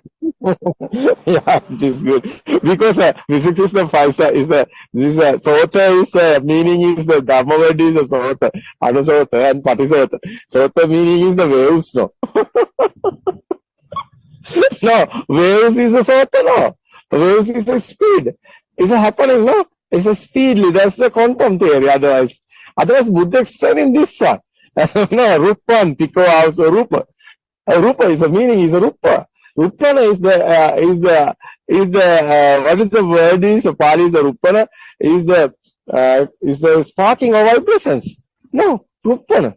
It's vibrations. It's a physics, no? Yes, Aranwansa, absolutely. Yeah. So it's physics. It's your subject final countdown. Exactly, Aranwansa. So the greatest scientist is the Lord Aranwansa. Yeah, science. It's a Trividya is the Buddha's word. So Trividya is how is our mind creations. It's a Kubbe Nivasana Sunyare, how is the radiant mind. Radiant mind don't know anything. After how is the sounds and forms and other senses creations and how is together coming. Speed is happening, rapid speed is here, naturally no one is doing natural phenomena, is automatically creating, no, thoughts. How is this physics? Trividya, is the Pubbenya someone, how is this present moment coming, chair or table or something is a thought? How is coming this? Is the history is there, no, inside. Radiant mind and after sense of creations and after this thought today, chair. How is coming? That's the Chitupata Jnana. This present moment only the thought. This is not real. It's the Asavaksha Jnana is the defilements are fading. Egoistic is gone, disappearing. No? After tranquility. You are today in this way. Tranquility. Just the final. It's a subject Yes, of physics or science or is a Dhamma. It's a Dhamma now. Yes, sir, It's a and once, Dhamma. absolutely. Yeah, so it's so beautiful, like this spark. That's all we can talk about even. The fresh spark. That's all we can talk about. Yeah, it's really beautiful, Aran Hansa. I'm really I'm really grateful for all the Dhamma discussions and sermons that you have done, Aran Hansa, which is Others really is not a thinking, it's not a knowledge, it's a experience, no. Inside changing coming, no any egoistic more, no more egoistic, no. It's a same, no, everything, nature like that. So everything is a nature, no, not a human. Yes, Aran Hansa. No, everything. How is this, no? How nice. Yes, How telling this others? This is not easy to telling others. Yes, Aran Hansa. It's just a uniform vibration. Any object, anything that we define, it's just created by our mind, and it's just one single vibration. But we make the itta sanya, but with the ignorance, again that itta sanya, the everything inside that thought is just a single vibration. Isn't it, Aran Hansa? Yeah, otherwise this death or birth it's only the thoughts. You see that this present moment we are living only this present moment thought we are living only this present moment. It's only the thought. It's not real. Otherwise not history or not future. Is this present moment only the thought? No, future something you can think, but this present moment this thought only. No, you can't go future. You can't go back history. This present moment only the thought. We are living also only this moment. This awaken to the moment is the word. What is this dream? We are awake in this dream. We are living in the stimulation. No, it's a dream. No, it's a dream, daytime dream. But is this now you are awake up? Oh, what is this? No death or birth. No one here. Nobody here. How is this? It's not a thinking, it's not a thought, it's not a knowledge. Yeah, it's a real. Yes, I know. Yeah. How nice this. You can teach this. Wow. Yeah. How nice. Yes, Saran. So like the timeline that we created, just now you mentioned that like history, the present and the future.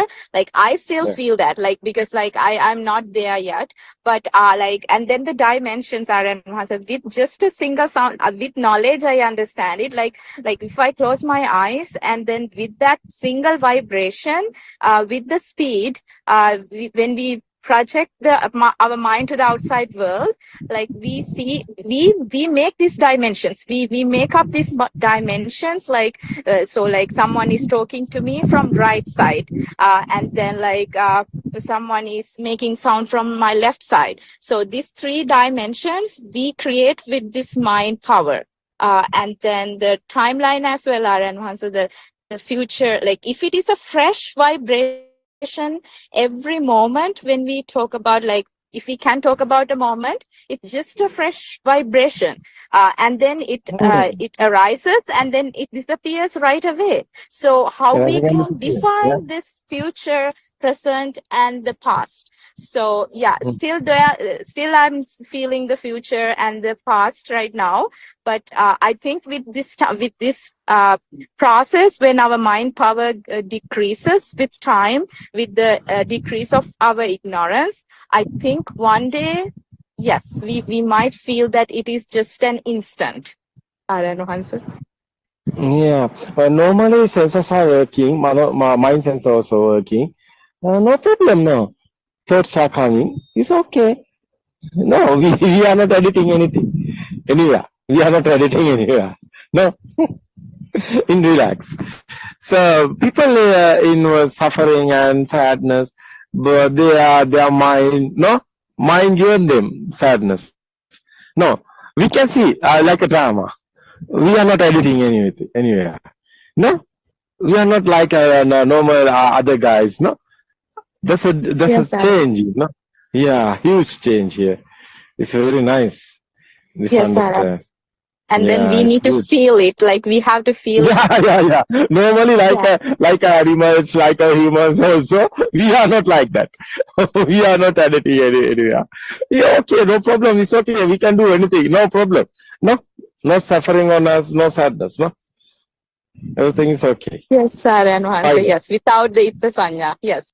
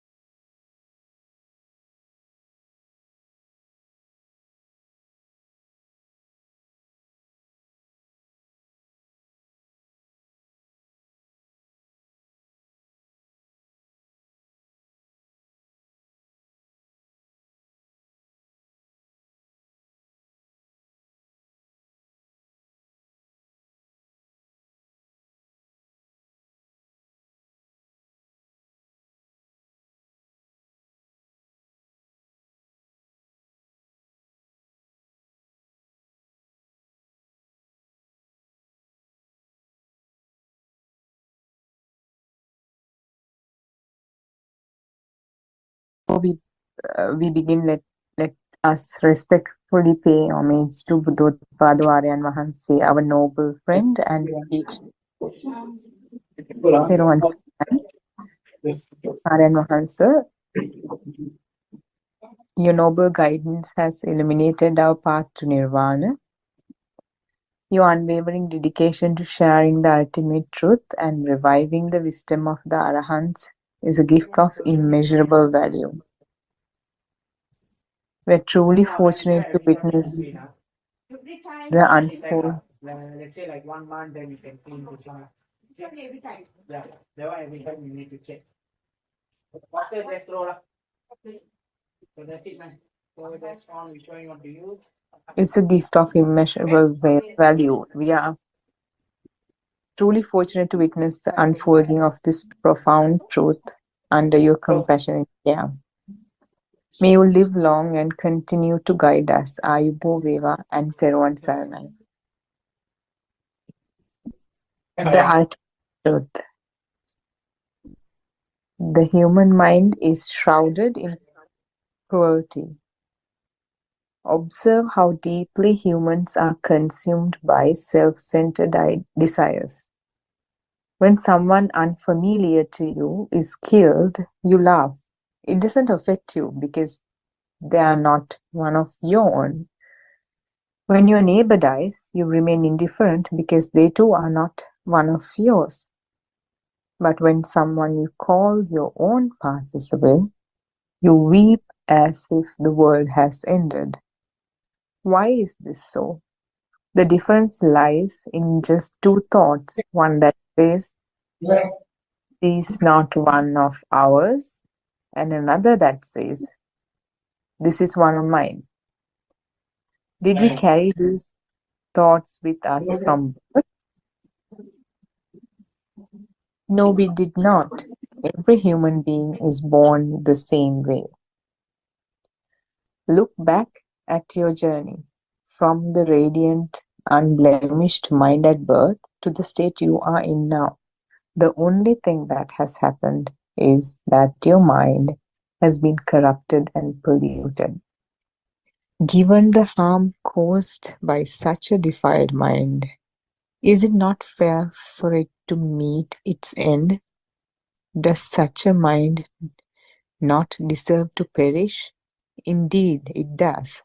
It would be surprising if it did not. Shouldn't you understand this?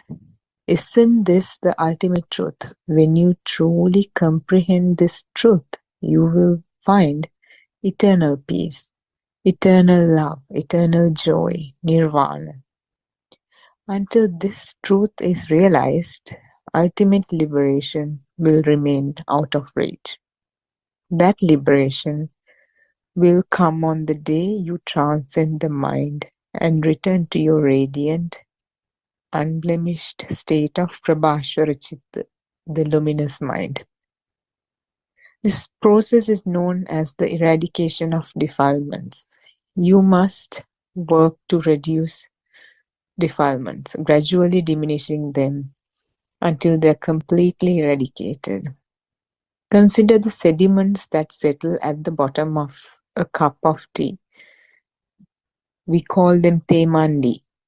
These sediments are like defilements, taints or pollutants, asava, that obscure your inner clarity. Only by clearing them away can you return to the purity of the luminous mind. When you understand this truth, you gain the quality of not being swayed by the 8 worldly dharmas, Atalodahama, gain and loss, fame and disrepute, praise and blame, pleasure and pain. Until this realization, no one can possess this quality. As long as you cling to the notions of me, my mind, myself, or view others as separate and distinct from yourself, you remain trapped in ignorance. The journey to liberation begins with the understanding that there is no division between self and other. Such separations are illusions born of the mind. True liberation lies at the origin of the mind, its source, before it was clouded and shaped by experience.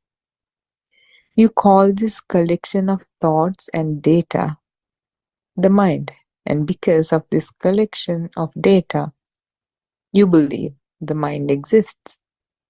But there is no such thing.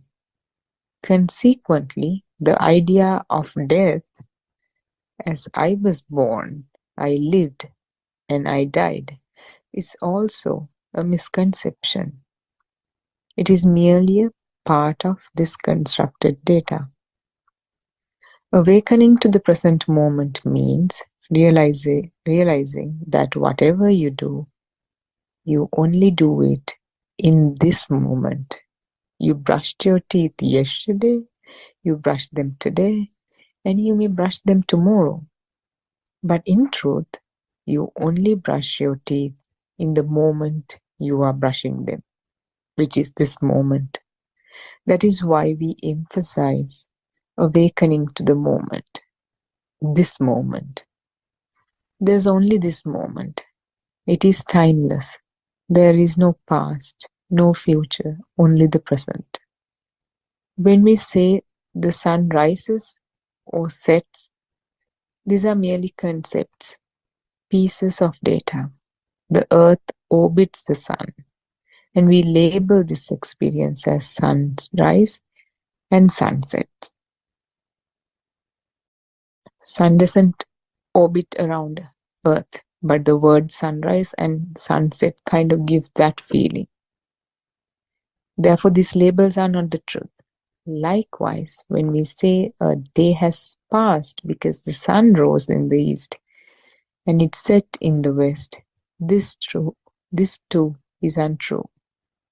All that truly exists is this moment. Whatever happens, happens now, in this particular moment. Turn your attention to your present physical posture.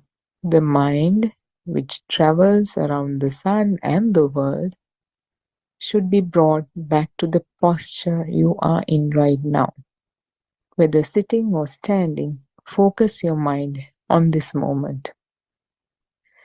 Regret over the past or dreams of the future, everything occurs in this present moment.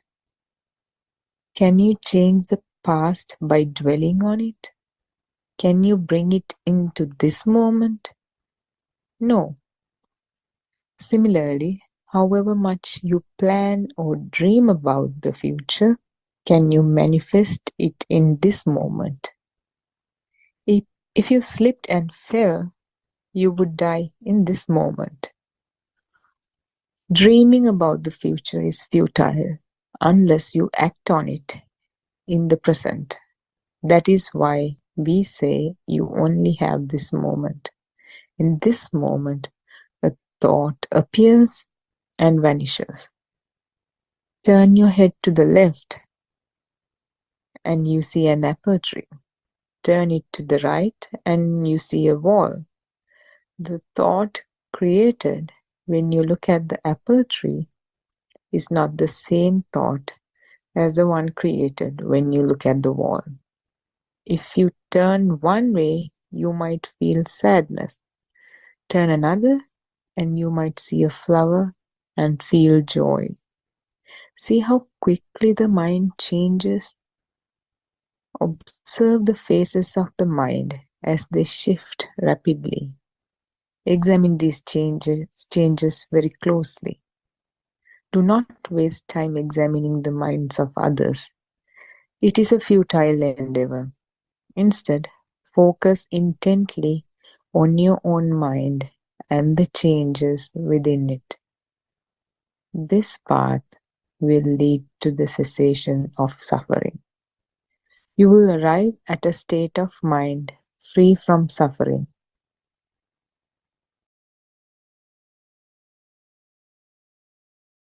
By understanding the nature of the mind and realizing that the mind itself is an illusion, you will experience a serene, blissful tranquility. Etang santang etang pranitang yadidang sabba sankara samato. Meaning that is peaceful and that is blissful and tranquil. All mental formations are settled. Do you feel what this means? Slowly, you approach your source, Prabhasvara Chitta. You transcend birth and death, conquering both. You will experience eternal tranquility. This tranquility is beyond religion. It is an ultimate truth. Everyone deserves this eternal happiness. When we say, may all beings attain nirvana, we wish for them to find this eternal happiness, nirvana. Every religion has its origin in this eternal happiness. However, due to the various sugar coatings applied over time, the essence of this happiness has been obscured. The ultimate truth is hidden beneath these layers. People no longer recognize the source of eternal happiness, nor can they return to it. They have become empty beings.